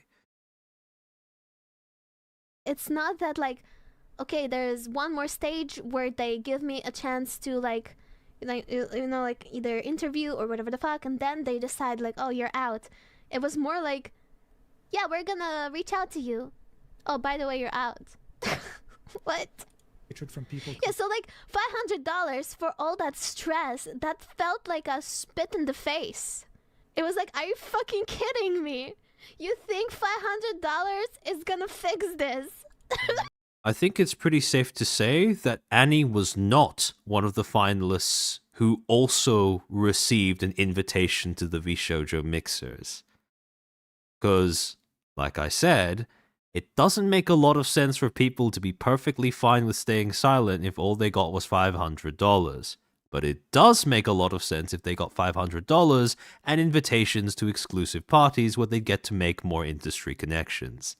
After all, yes, getting blown off by VShojo would probably piss you off. But if you were any sort of competent content creator, if you were any sort of, well, social person, you'd probably still grab at the chance to attend one of those parties. Because at the end of the day, even if VShojo pissed you off, even if they bruised your ego, at the end of the day, it's just business, right? And you can't deny that continuing to be able to attend those parties is good for business. But what about this whole That's about the end of the clip where Annie talks about that particular thing. So, again, I don't know, based off of that. Again, the phrasing makes it sound like Annie is saying that Bao was one of the finalists who was in the same situation as her, as in being offered hush money in order to not talk about what happened in the auditions. But when Bao talks about we and us, it sounds like she may be using we and us to refer to indies in general, keeping track of what was going on with VShojo's round 1 auditions. In her VOD and video, she didn't say that she was herself a finalist. So, again, I could be misinterpreting what Annie is saying. That is very possible. But that's what it sounds like to me. And if that is the case, if Bao is somebody who was a finalist, who was blown off, but who also ended up getting an invitation to the VShojo mixers, and presumably attending, again, not to blame for VShojo managing to keep as tight of a lid on what they were doing as they did, but certainly a factor.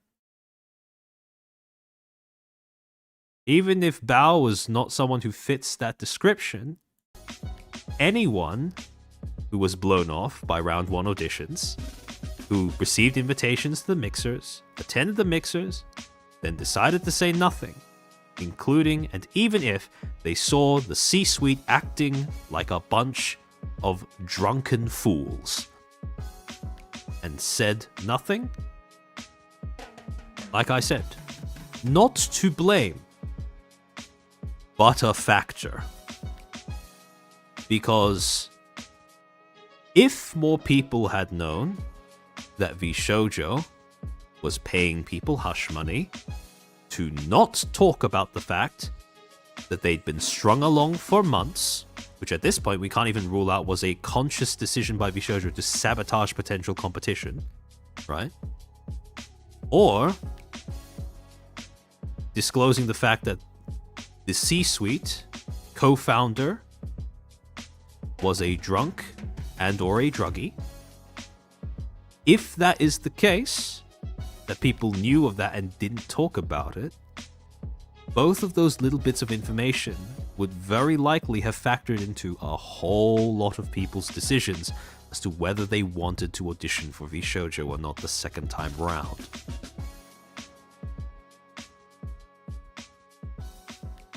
And that's something that I don't think a lot of people are going to want to acknowledge. Because, well, requires you to start doing a little bit more than just vague posting or saying, I believe in you to somebody. It requires you to start naming names and pointing fingers, and both of those things require risk to yourself, socially speaking. At the end of the day, these 10,000 applicants, one of the things that does strike me as being quite depressing about this entire thing is if it wasn't going to be those 6 talents who did end up getting conned into, well, being VShojo's Monster Girl Gen or being VShojo's Idol Girl Gen, they weren't really going to have too much trouble finding 6 others, because they had 10,000 applicants to choose from.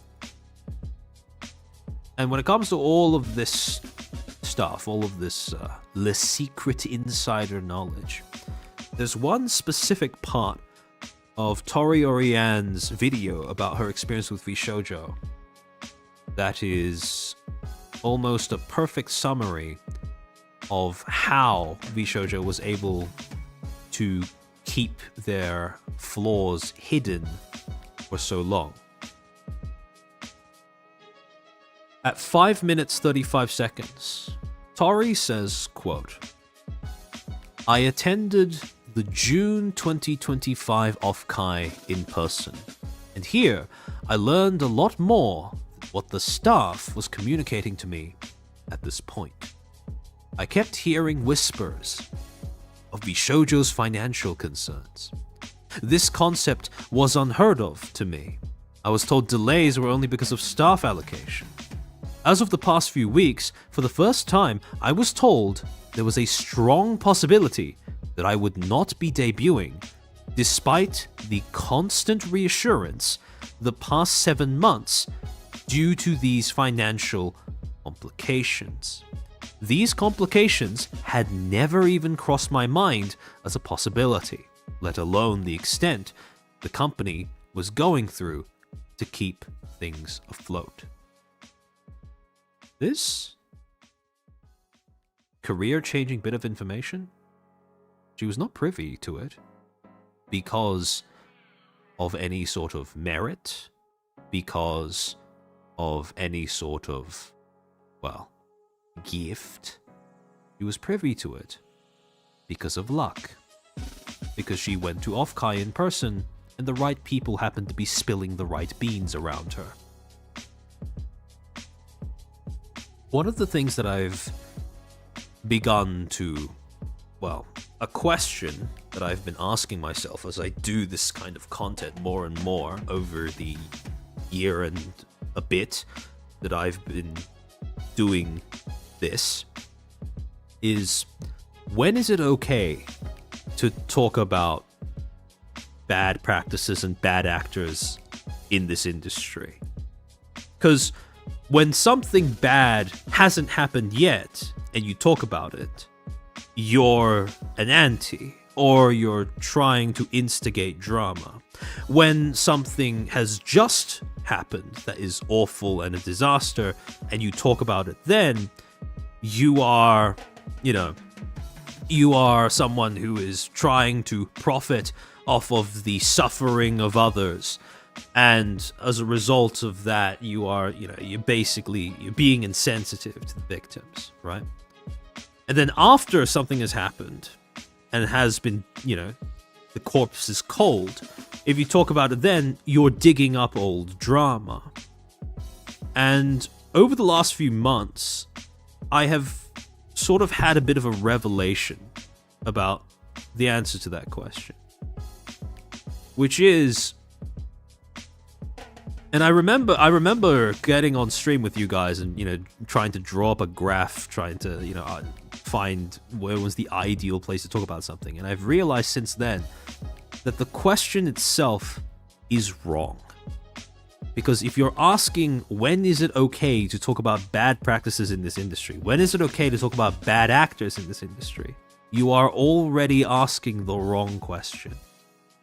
Because it's not a matter of when, it's a matter of where. The real places where you get to talk about this stuff: backroom meetings, secret dealings, exclusive parties, and industry mixes. And if you're not invited, tough shit. Better luck next time. Get good, I guess. Depressing reality seems to be that this is the state of the industry. If you want to talk about bad things that are about to happen, if you don't want to get burned, well, best either find a way of getting into these spaces or become friends with someone who does have access to these spaces. And people wonder why VTubing has a whole problem with people trying to quote-unquote make friends, not out of a desire for some sort of genuine social connection, but out of some social convenience, out of a need to boost their careers and ladder climb. No shit, that's going to be a problem in this industry if you create perverse incentives like this. If you want that to change, the answer's simple. Remove the incentives. Talk about these things. Share that information even if it gets you kicked out of a party or so. And if you don't, well, that's fine as well. But know that you're doing it for your own career. And if you're going to do it, what's to say others aren't going to do it too? No shit they're going to do it. Because, well, everyone wants to maintain access to being in the right place at the right time to hear something that might just save their career. It really boggles the mind that things get this bad and people don't start asking these questions, or at least not publicly. Good morning. Good morning, everyone slept through this. Wake up, the chair is still here. 2 sodas plus now. Welcome back, Sock Daisy. Welcome back. But yeah. Out of all the things that I've come to realize about this industry, this is by far the most depressing. Because it really is just access.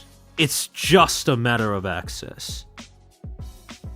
You want to talk about something? Well, best make sure you can access a space where you get to talk about it with other people. That's it. If you're not in this space, well, too bad. Again, I want to stress, what if Tori did not attend June 2025 off-Kai in person? What are the chances that she just would have never learned this information until Iron Mouse blew up the company? Sounds like the chances are pretty high. Sounds like this was a bit of a career-altering encounter. Potentially. Now imagine if she'd managed to hear those rumors. For example, either rumors that the CMO was a drunk, or that VShojo was running out of money in, let's say, November of last year, or October of last year, or September of last year, instead of June 2025. This is why I despise that kind of access journalism. Access journalism-esque, I suppose, throttle over information that this industry seems to favor. Because if it's about access, then equality, egalitarianism, and opportunity are fucking jokes. I do realize that I am probably sounding a bit more doomer, but one of the things about looking at this whole failure with VShojo is realizing just how many aspects of it are not unique to VShojo. The whole trying to isolate talents, turn them against one another, and not allow them to talk about anything. Bond Life did that. Not sending out merch, leaving artists and contractors unpaid, leaving talents behind to pick up the pieces and the mess. Idol, EN, did that. Stealing from talents and from fans, Ayan did that. And depending on how some of their charity donathons went, there is perhaps a reason to maybe consider that maybe Ayan has a few more similarities with VShojo than have been publicly discussed.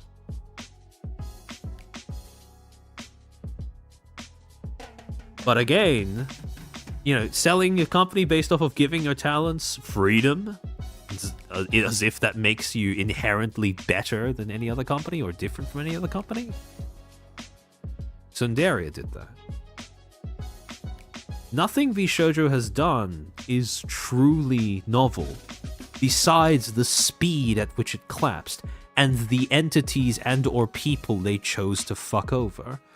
And at the end of the day, that's the thing that most people care about, I suppose. It's not whether they steal, it's who they steal from that gets you a headline. VShojo was the best of all the worst small failed corpos. I guess VShojo really is a case study in what would happen if you took one of those shitter corpos that cropped up and died in 2024. Of like what would happen if you just took one of them and you gave the CEO $11 million. I think when you really boil it down, you're actually keeping track of what happens among the various different corpos in this industry. Not just the ones that are still alive, but the ones that have, collapsed. Yeah, it's depressing. Because the same thing happens again and again, and, well, nothing changes. Because people don't learn anything from them. It's crazy to me. One of these days, VShojo will be a question in jeopardy. One of the things that I was talking about, and I'll probably make this short because I've been streaming for 10 hours plus at this point. Well, when I said before, right? Hold on, let me switch over to another screen while I find the tweet.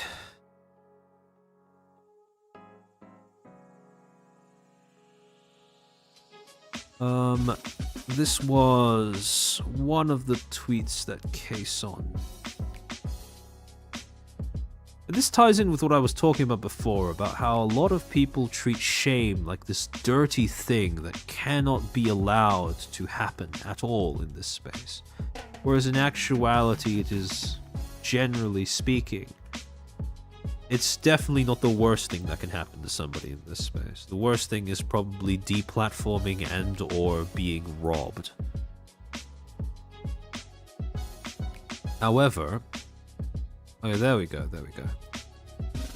Let me see if I can pull it up on Twitter so that I can find people's responses to it. You gotta split the VOD, you're at 10 hours. I'm pretty sure, doesn't YouTube cut it off at 12? Because if that's the case, then I will probably cut it off at a little bit past 11 hours, if it ends up even going that long. But, hold on, let me take a look. See if I can find it in my bookmarks.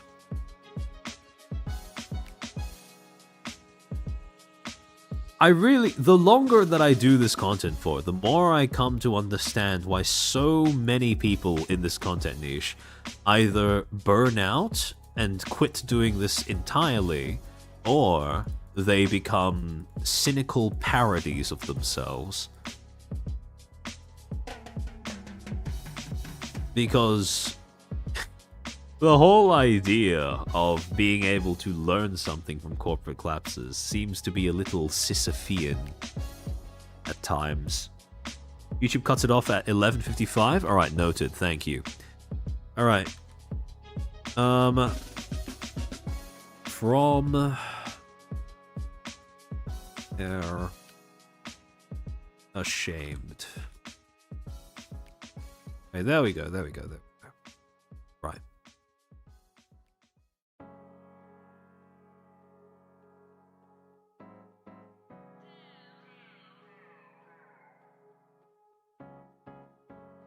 Hold on. I'm trying to find the right case on tweet.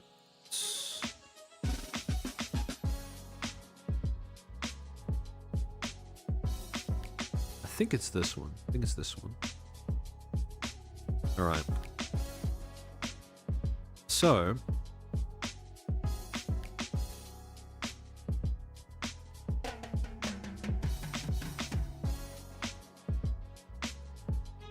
let me find, because there was a video as well. Let me see if I can find that.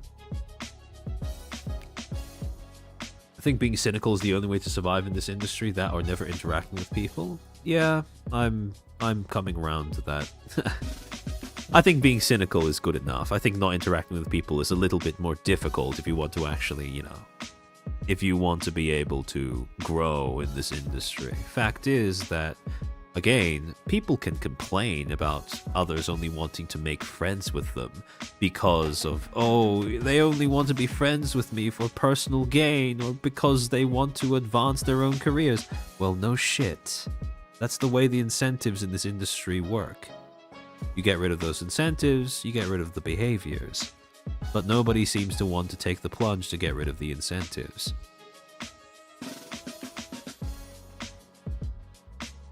I do want to make it very clear. I'm not under some sort of delusion that I am going to be able to get people to change that part of the industry in any way. But, like I've always said, if you ever get tired of having to wait around for other people to tell you when a company is good or bad and you would like to have the tools to spot that for yourself, that's what my content aims to provide.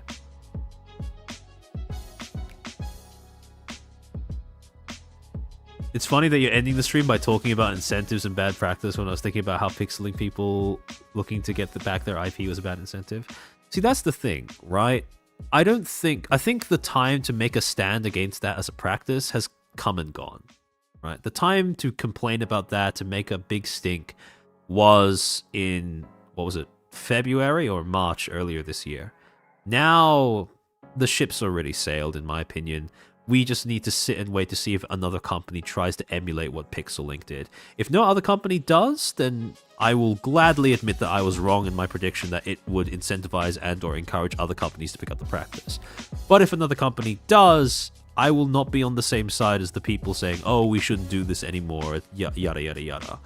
Because again, the time to actually take a stand was the first time that it happened.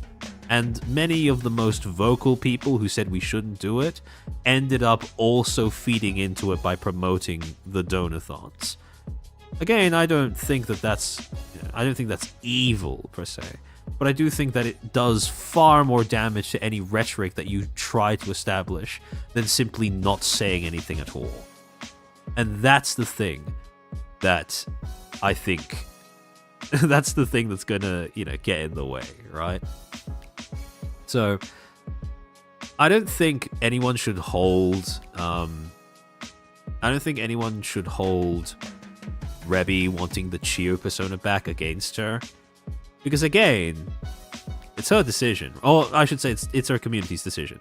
No one else's opinion matters in that scenario.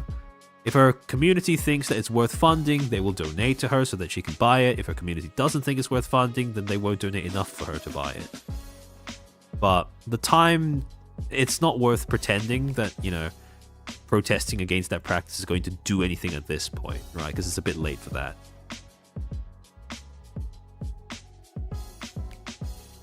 This will definitely make it harder. Vishojo, Walker, and Idol Ian form the legal malpractice Wonder Life, and Ayan will form the talent treatment, and I'll form the head.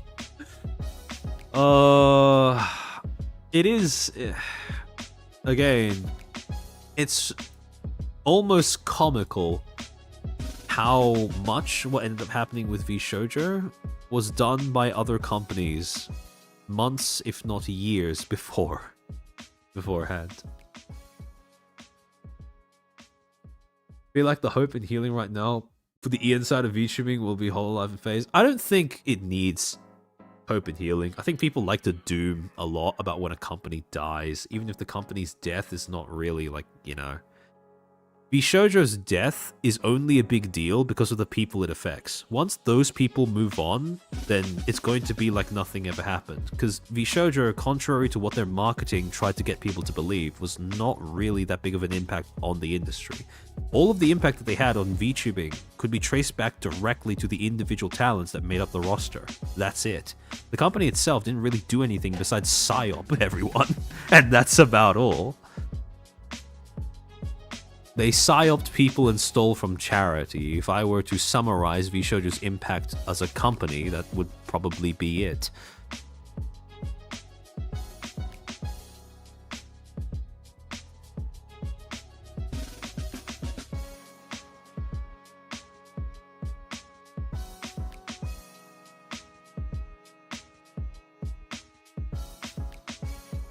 Alright.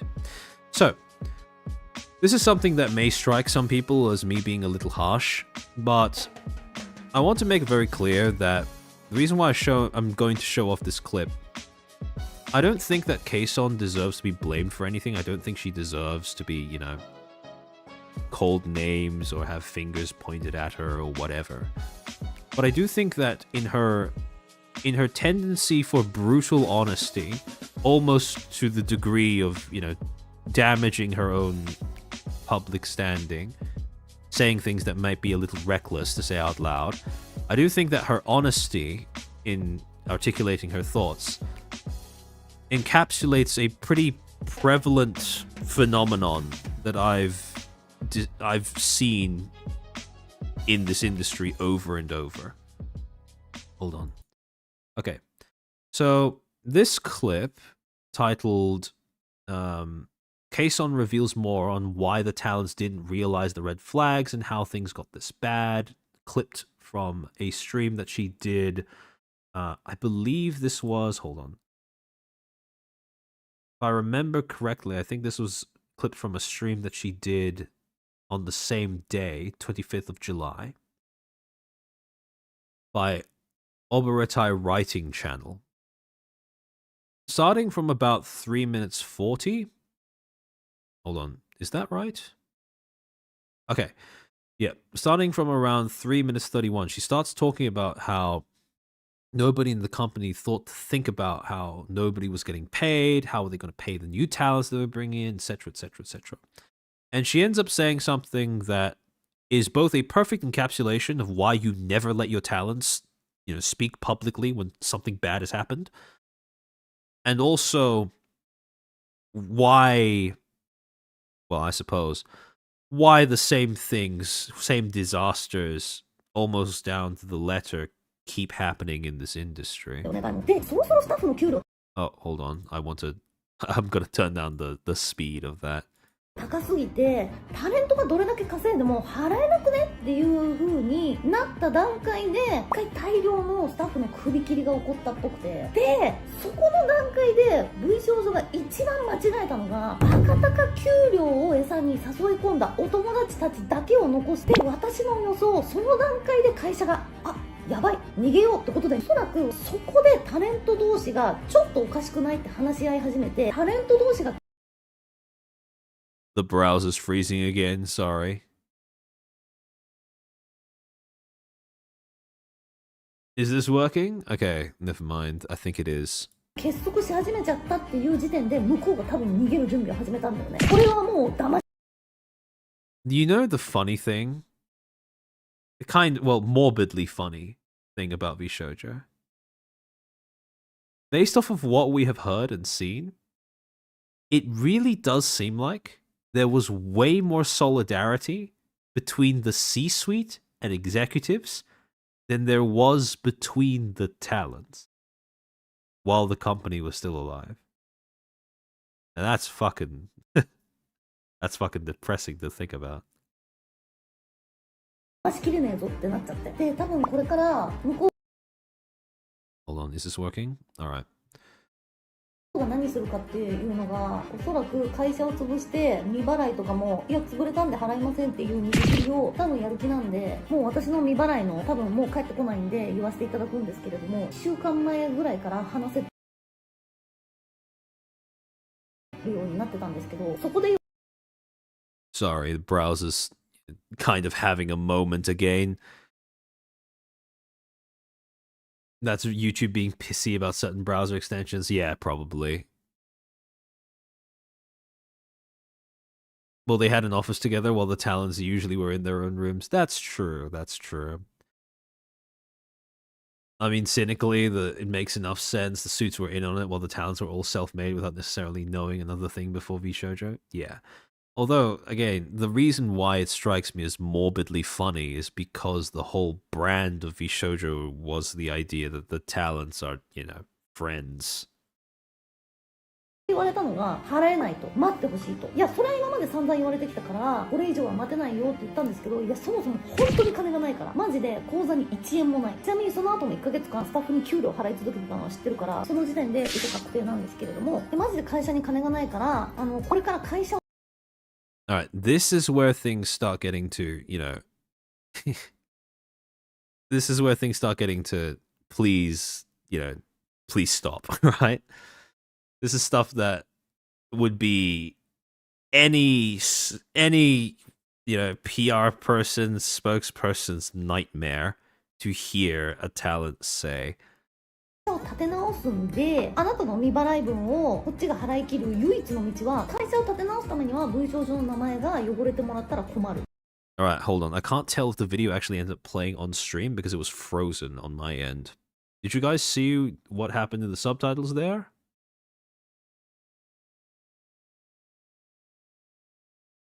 ここで言われたのが払えないと待ってほしいと。いやそれは今まで散々言われてきたからこれ以上は待てないよって言ったんですけど、いやそもそも本当に金がないからマジで口座に1円もない。ちなみにその後も1ヶ月間 Oh my, okay, why is it frozen again?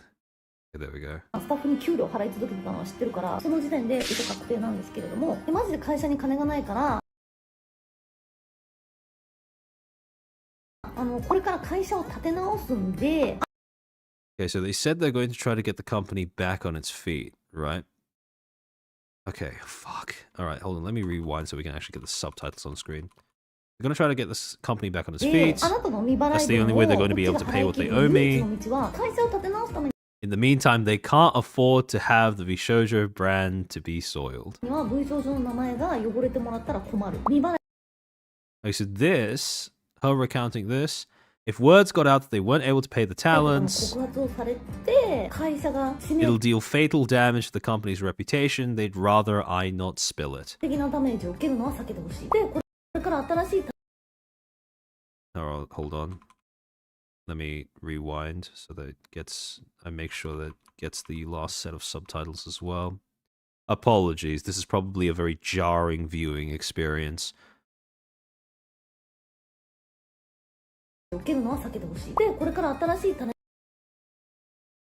So since they'll be bringing in new talents there, and those girls will be bringing in the money, that's how they said they were going to pay me. Again, this is... You don't... As a talent, you don't want to say that. Again, very valid question, right? If you're going to use the girls to try and pay me, then how the fuck are you going to pay the girls?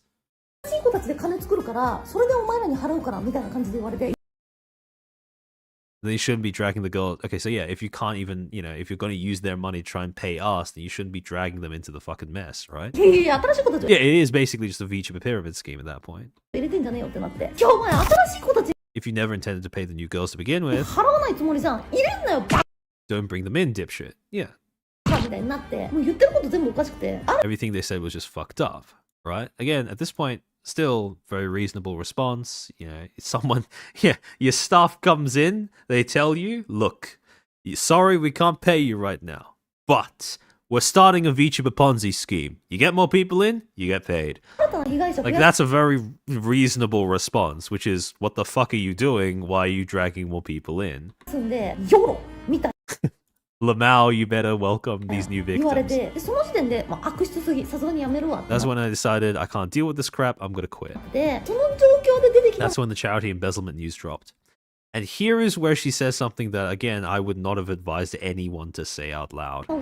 Assuming the subtitles are accurate. The thing about them trying to milk money from the new talents, they should have never brought them on. Hold on, let me... They were gonna be able to shut my mouth about that. And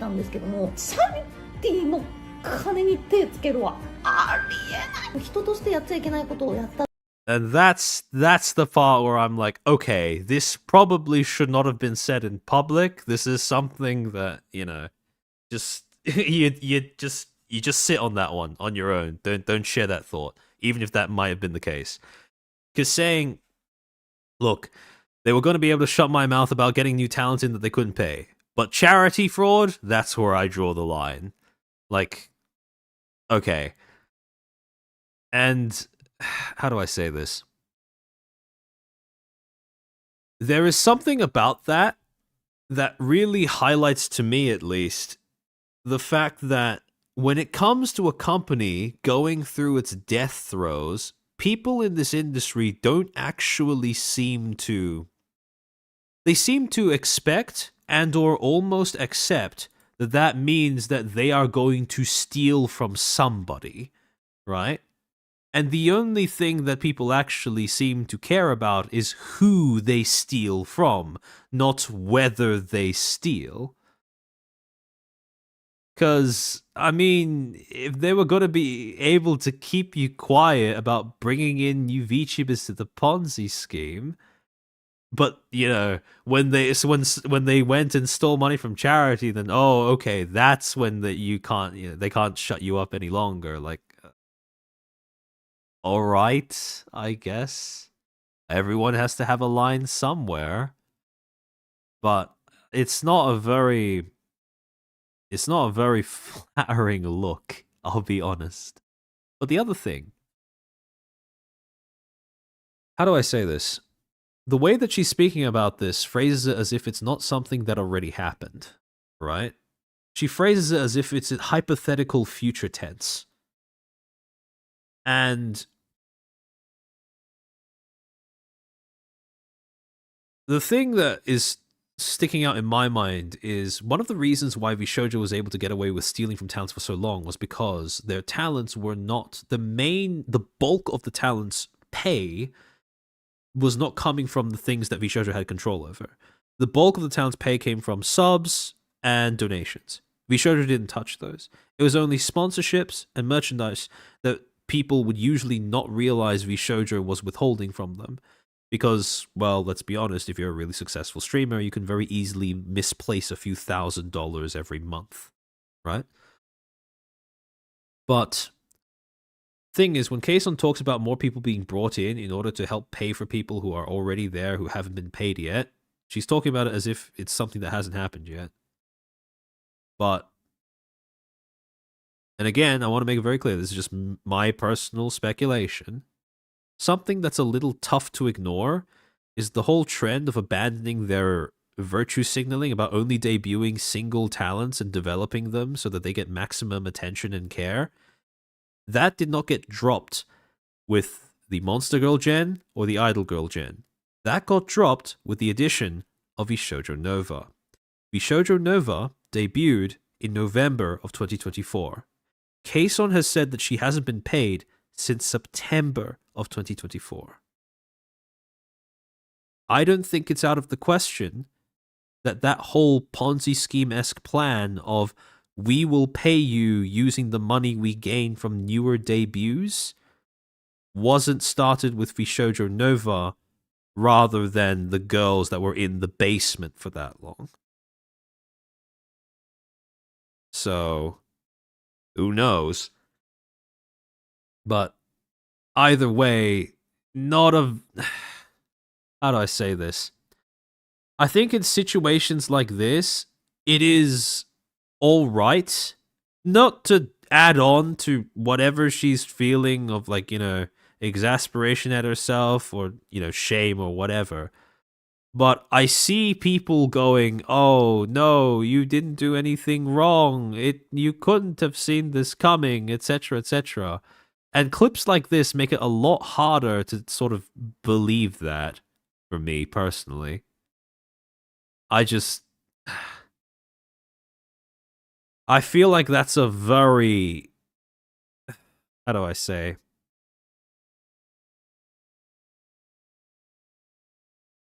You have to turn a blind eye to a lot of things if you're going to continue with the stance of, oh, you know, perfect victim and all that. You did nothing wrong, you angel. There's, you know, nothing you could have done differently, etc., etc.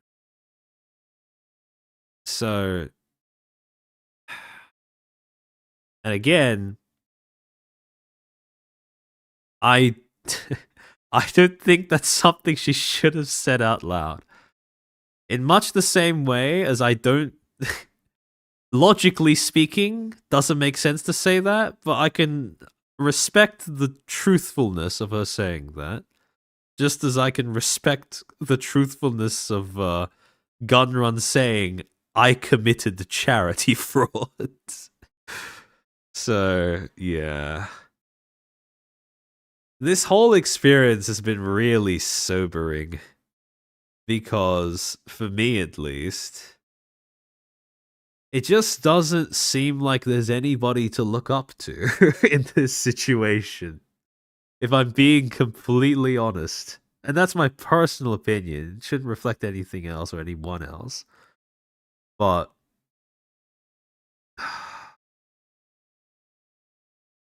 it's a rough watch if you keep your eyes open, I suppose, is the way that I'd put it. Yeah, talents are not good at PR. Not at all. Not even slightly. I heard that Gunrun has a... Oh, yeah, no, I saw. One of the things that Giga did raise is, you know, one of the reasons to why she and presumably other talents are being a bit more cautious in terms of how they press VShojo is because they have sensitive info in the hands of people that, to put it very mildly, have proven themselves to be very untrustworthy with that kind of stuff. So it does really suck. The talents are basically fighting from a losing position because of the fact that, yeah, they do have sensitive information in the hands of a bunch of, well, unsavory individuals, so to speak.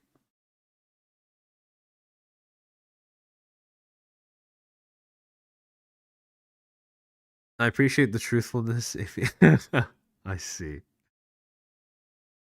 I mean, she has the right to control who gets to interact with her, etc., etc.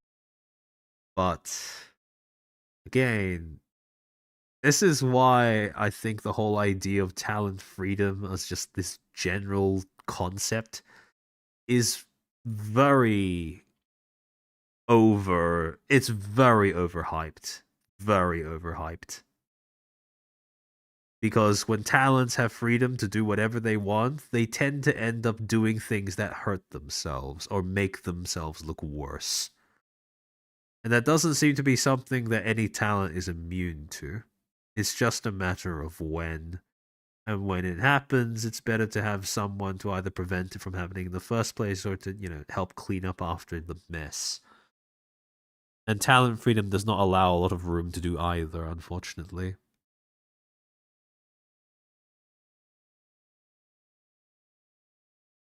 Made a few concerning statements which you kept contradicting yourself. Yeah, Again, like I said, it doesn't...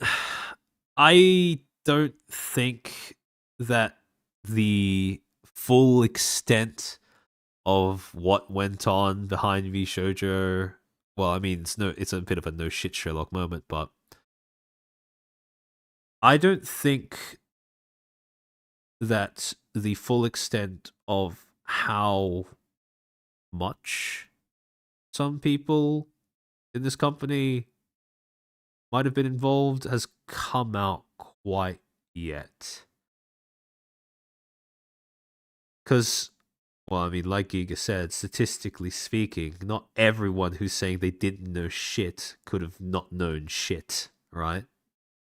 Now, I'm not very interested in playing a game of Among Us, so I, for one, am just going to sit back and wait to see what ends up panning out. And, well, seeing if anything arises from the legal proceedings that Iron Mouse is currently in the middle of with VShojo. I hope she's managed to really screw them in court, because that company has a lot to answer for. But this topic, I don't think this topic is done, but I think it's managed to pass out of mainstream public consciousness for now. Not sure when it's going to re-enter, but when/if it does, it's probably going to be because something pretty big happened, or something pretty big is now being talked about. I don't know if it's been asked before, but what corpus do you think have true talent freedom or closest to it? See, again, the point of that vocabulary is to throttle the way you think, so that you think of talent freedom as this sort of like on or off switch, right? In reality, most corpos have some elements of freedom. It's just, you know, which types of freedom do they get, and two, to what extent do they receive those freedoms, right?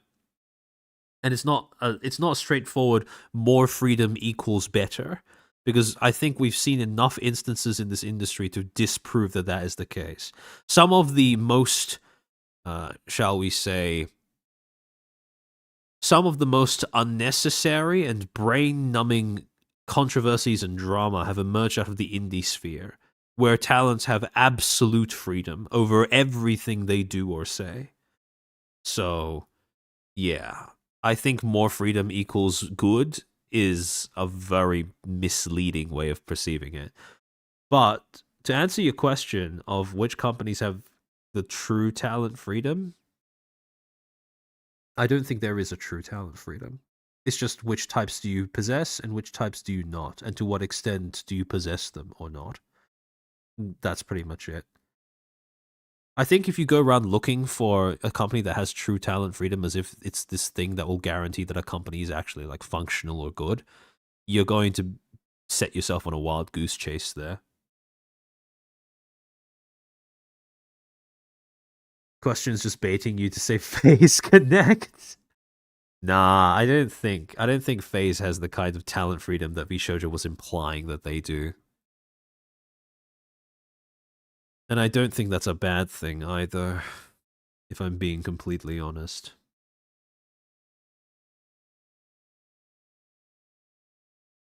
Melody's been hiding. Oh, don't think I haven't noticed.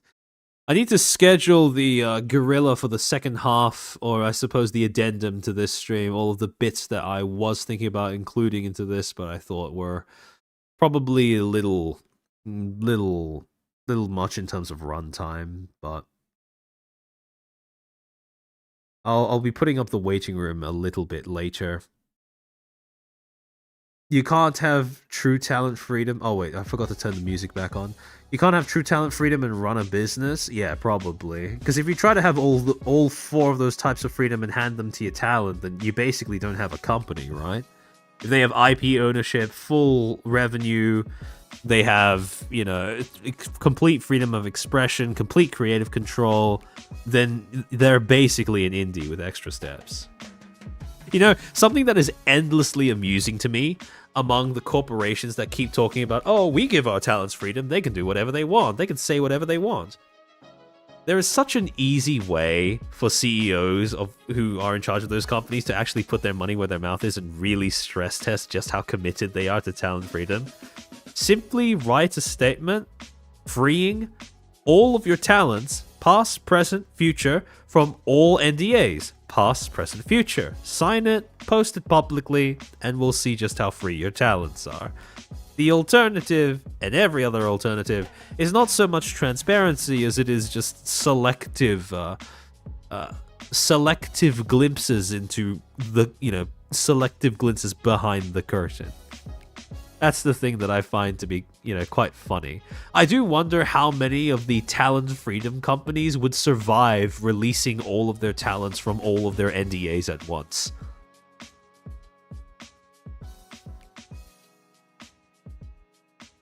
Okay, then say the gamer words. The gamer words are no more NDAs. Talent freedom is called being a management group like Mythic. Yeah. Because again, to be fair, I don't really know what management Mythic does. I mean, they have people on call that you can vent to if that's something you need. And they'll also handle things like getting you sponsorships and stuff like that, and presumably merch. But I mean, I don't think that's quite the same as sort of overseeing your growth. And also, Mythic will only take in creators once they've reached a certain level of growth. Mythic is more, you know, a place where you go once you're already successful, rather than a place that will give you that success or give you the opportunity to build that success from scratch. Even Mythic have a non-disparagement clause. There's no true freedom in Mythic. Yeah, because the whole true freedom thing is a misnomer. Anywhere where you need to rely on someone else to give you some form of monetary support.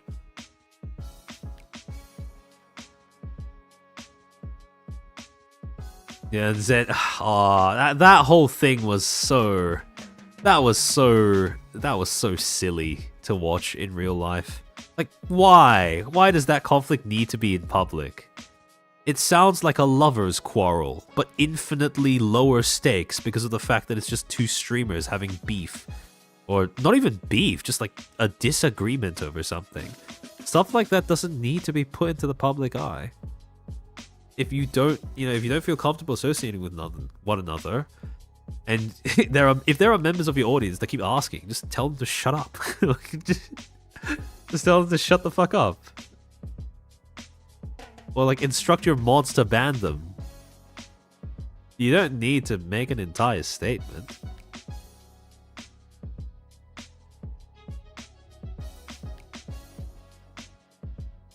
Zenshi maybe, but in state of Zenshi is not. Yeah, maybe. Would VShojo get caught faster if the merch industry was less shitty? I don't think so. I think quite the opposite, right? Because one of the few things that VShojo's fans were actually pissed about were actually pissed at the company about was the fact that their merch system was fucking awful. That's about the only thing that I ever saw VShojo fans complain about. So, yeah. That's just messy? Yeah. Yeah. So there's 50 Google Docs a week. People are going to burn out the public on Google Docs. Holy fuck. Mark my words. People are going to be getting compassion fatigue in record time, so that anytime someone posts a Google Doc for anything, we're going to get to a point where people just tune out. VShojo owns, yeah. VShojo owns. No maturity? Yeah, maybe. That's probably it, to be honest. Google Doc meta got stale super fast. Well, I mean, everyone has the same template, right? Hold on, let me pull up stream. Let me pull up my donors real quick to just get to the ones that I missed as I was yapping. Because I am probably going to be ending the stream relatively soon because we're getting dangerously close to the 12-hour mark. Hold on. I'm going to conk out so hard after this stream is over. My sleep schedule is so completely and utterly fucked after this stream.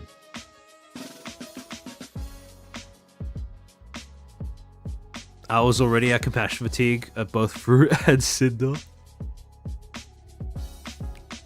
Yeah, the Cinder thing does seem to have been bizarrely intense. Bizarrely intense.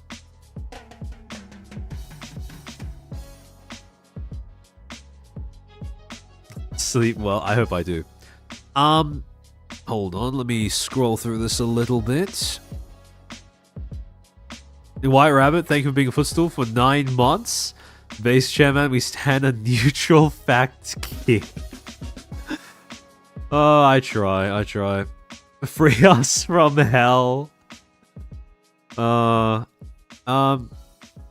thank you for the 2. Who is this chairman? They all sound the same. You can't say that. But I think you said that when we were watching that clip of Annie talking. Jacob Foxfires, thank you for the super. It's self-sabotage. We have people within the quote-unquote community that are easily put their tails between their legs, and we see how it builds up with VShojo. Yeah, I can very much see that being the case. Jacob Foxfires, thank you for the 15. I agree with how unacceptable this is. Going back to Cinder controversy, she was doing just fine, being able to get away with things till someone bit the bullet, but no one is willing to do it. Yeah, pretty much.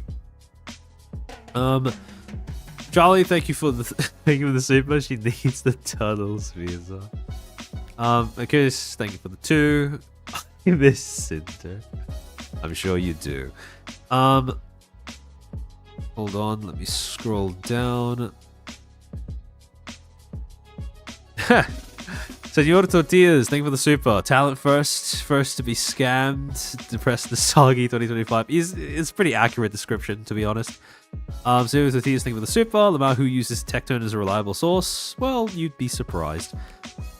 Jacob Foxfire, thank you for the super. Putting on my tinfoil hat, there are some VShojo girls that indeed got preferential treatment. You see people... Oh, yeah, no, I mean, it's not a... I don't think it's a rat that some talents in VShojo got preferential treatment. I mean, look at how they left Fruit's Google Doc on Twitter while asking Kason to delete hers. Like, let's not pretend like that is a very fair, balanced, and neutral enforcement of whatever rules they have. That's very obviously not the case. Master, I think about the super. Western VTubing bad is as dumb as All Corp was bad. Fair enough, yeah. Again, it's something that sometimes I catch glimpses of why people think that sometimes. Senor Tortillas, thank you for the super. Holy smokes, is this going to be another 14-hour? Well, we got pretty close. Let me just check. Charlie, thank you for the super. I think Gunrun needs to go to the sauna. Who knows? He might already be. Jacob Foxfires, thank you for the super. The Vindication, huge armchair W. Again, any satisfaction that I might have derived from being right about what I am right about is shot by the fact that I don't think people are going to learn shit from this, if I'm being honest. Like, I try to catalog things for the purposes of giving people an easy reference point, maybe understanding of some of the psy-ops that, marketing, some of the psy-ops that pass as marketing campaigns in this industry work, but that's about it.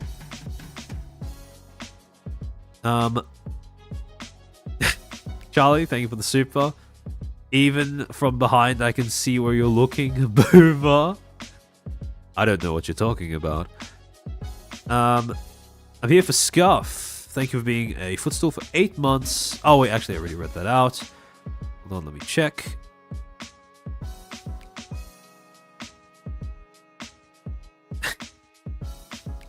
Charlie, thank you for the super. Keep in mind the cash flow issues are years old. Yep. Thank you for the super. I think the talents at VShojo... Oh, wait, actually, I already read that out. The Sexy Dwarf. Nice name. Thank you for becoming a Footstool. Welcome to the club. I hope you enjoy those emotes. Hold on. My stream elements just scrolled upwards again. Oh, you guys keep... Okay, it's you. You keep making it scroll up. Alright, Yugure, thank you for being a Footstool for 7 months. Is something to read. Good night. Thank you. Hold on, let me scroll back down.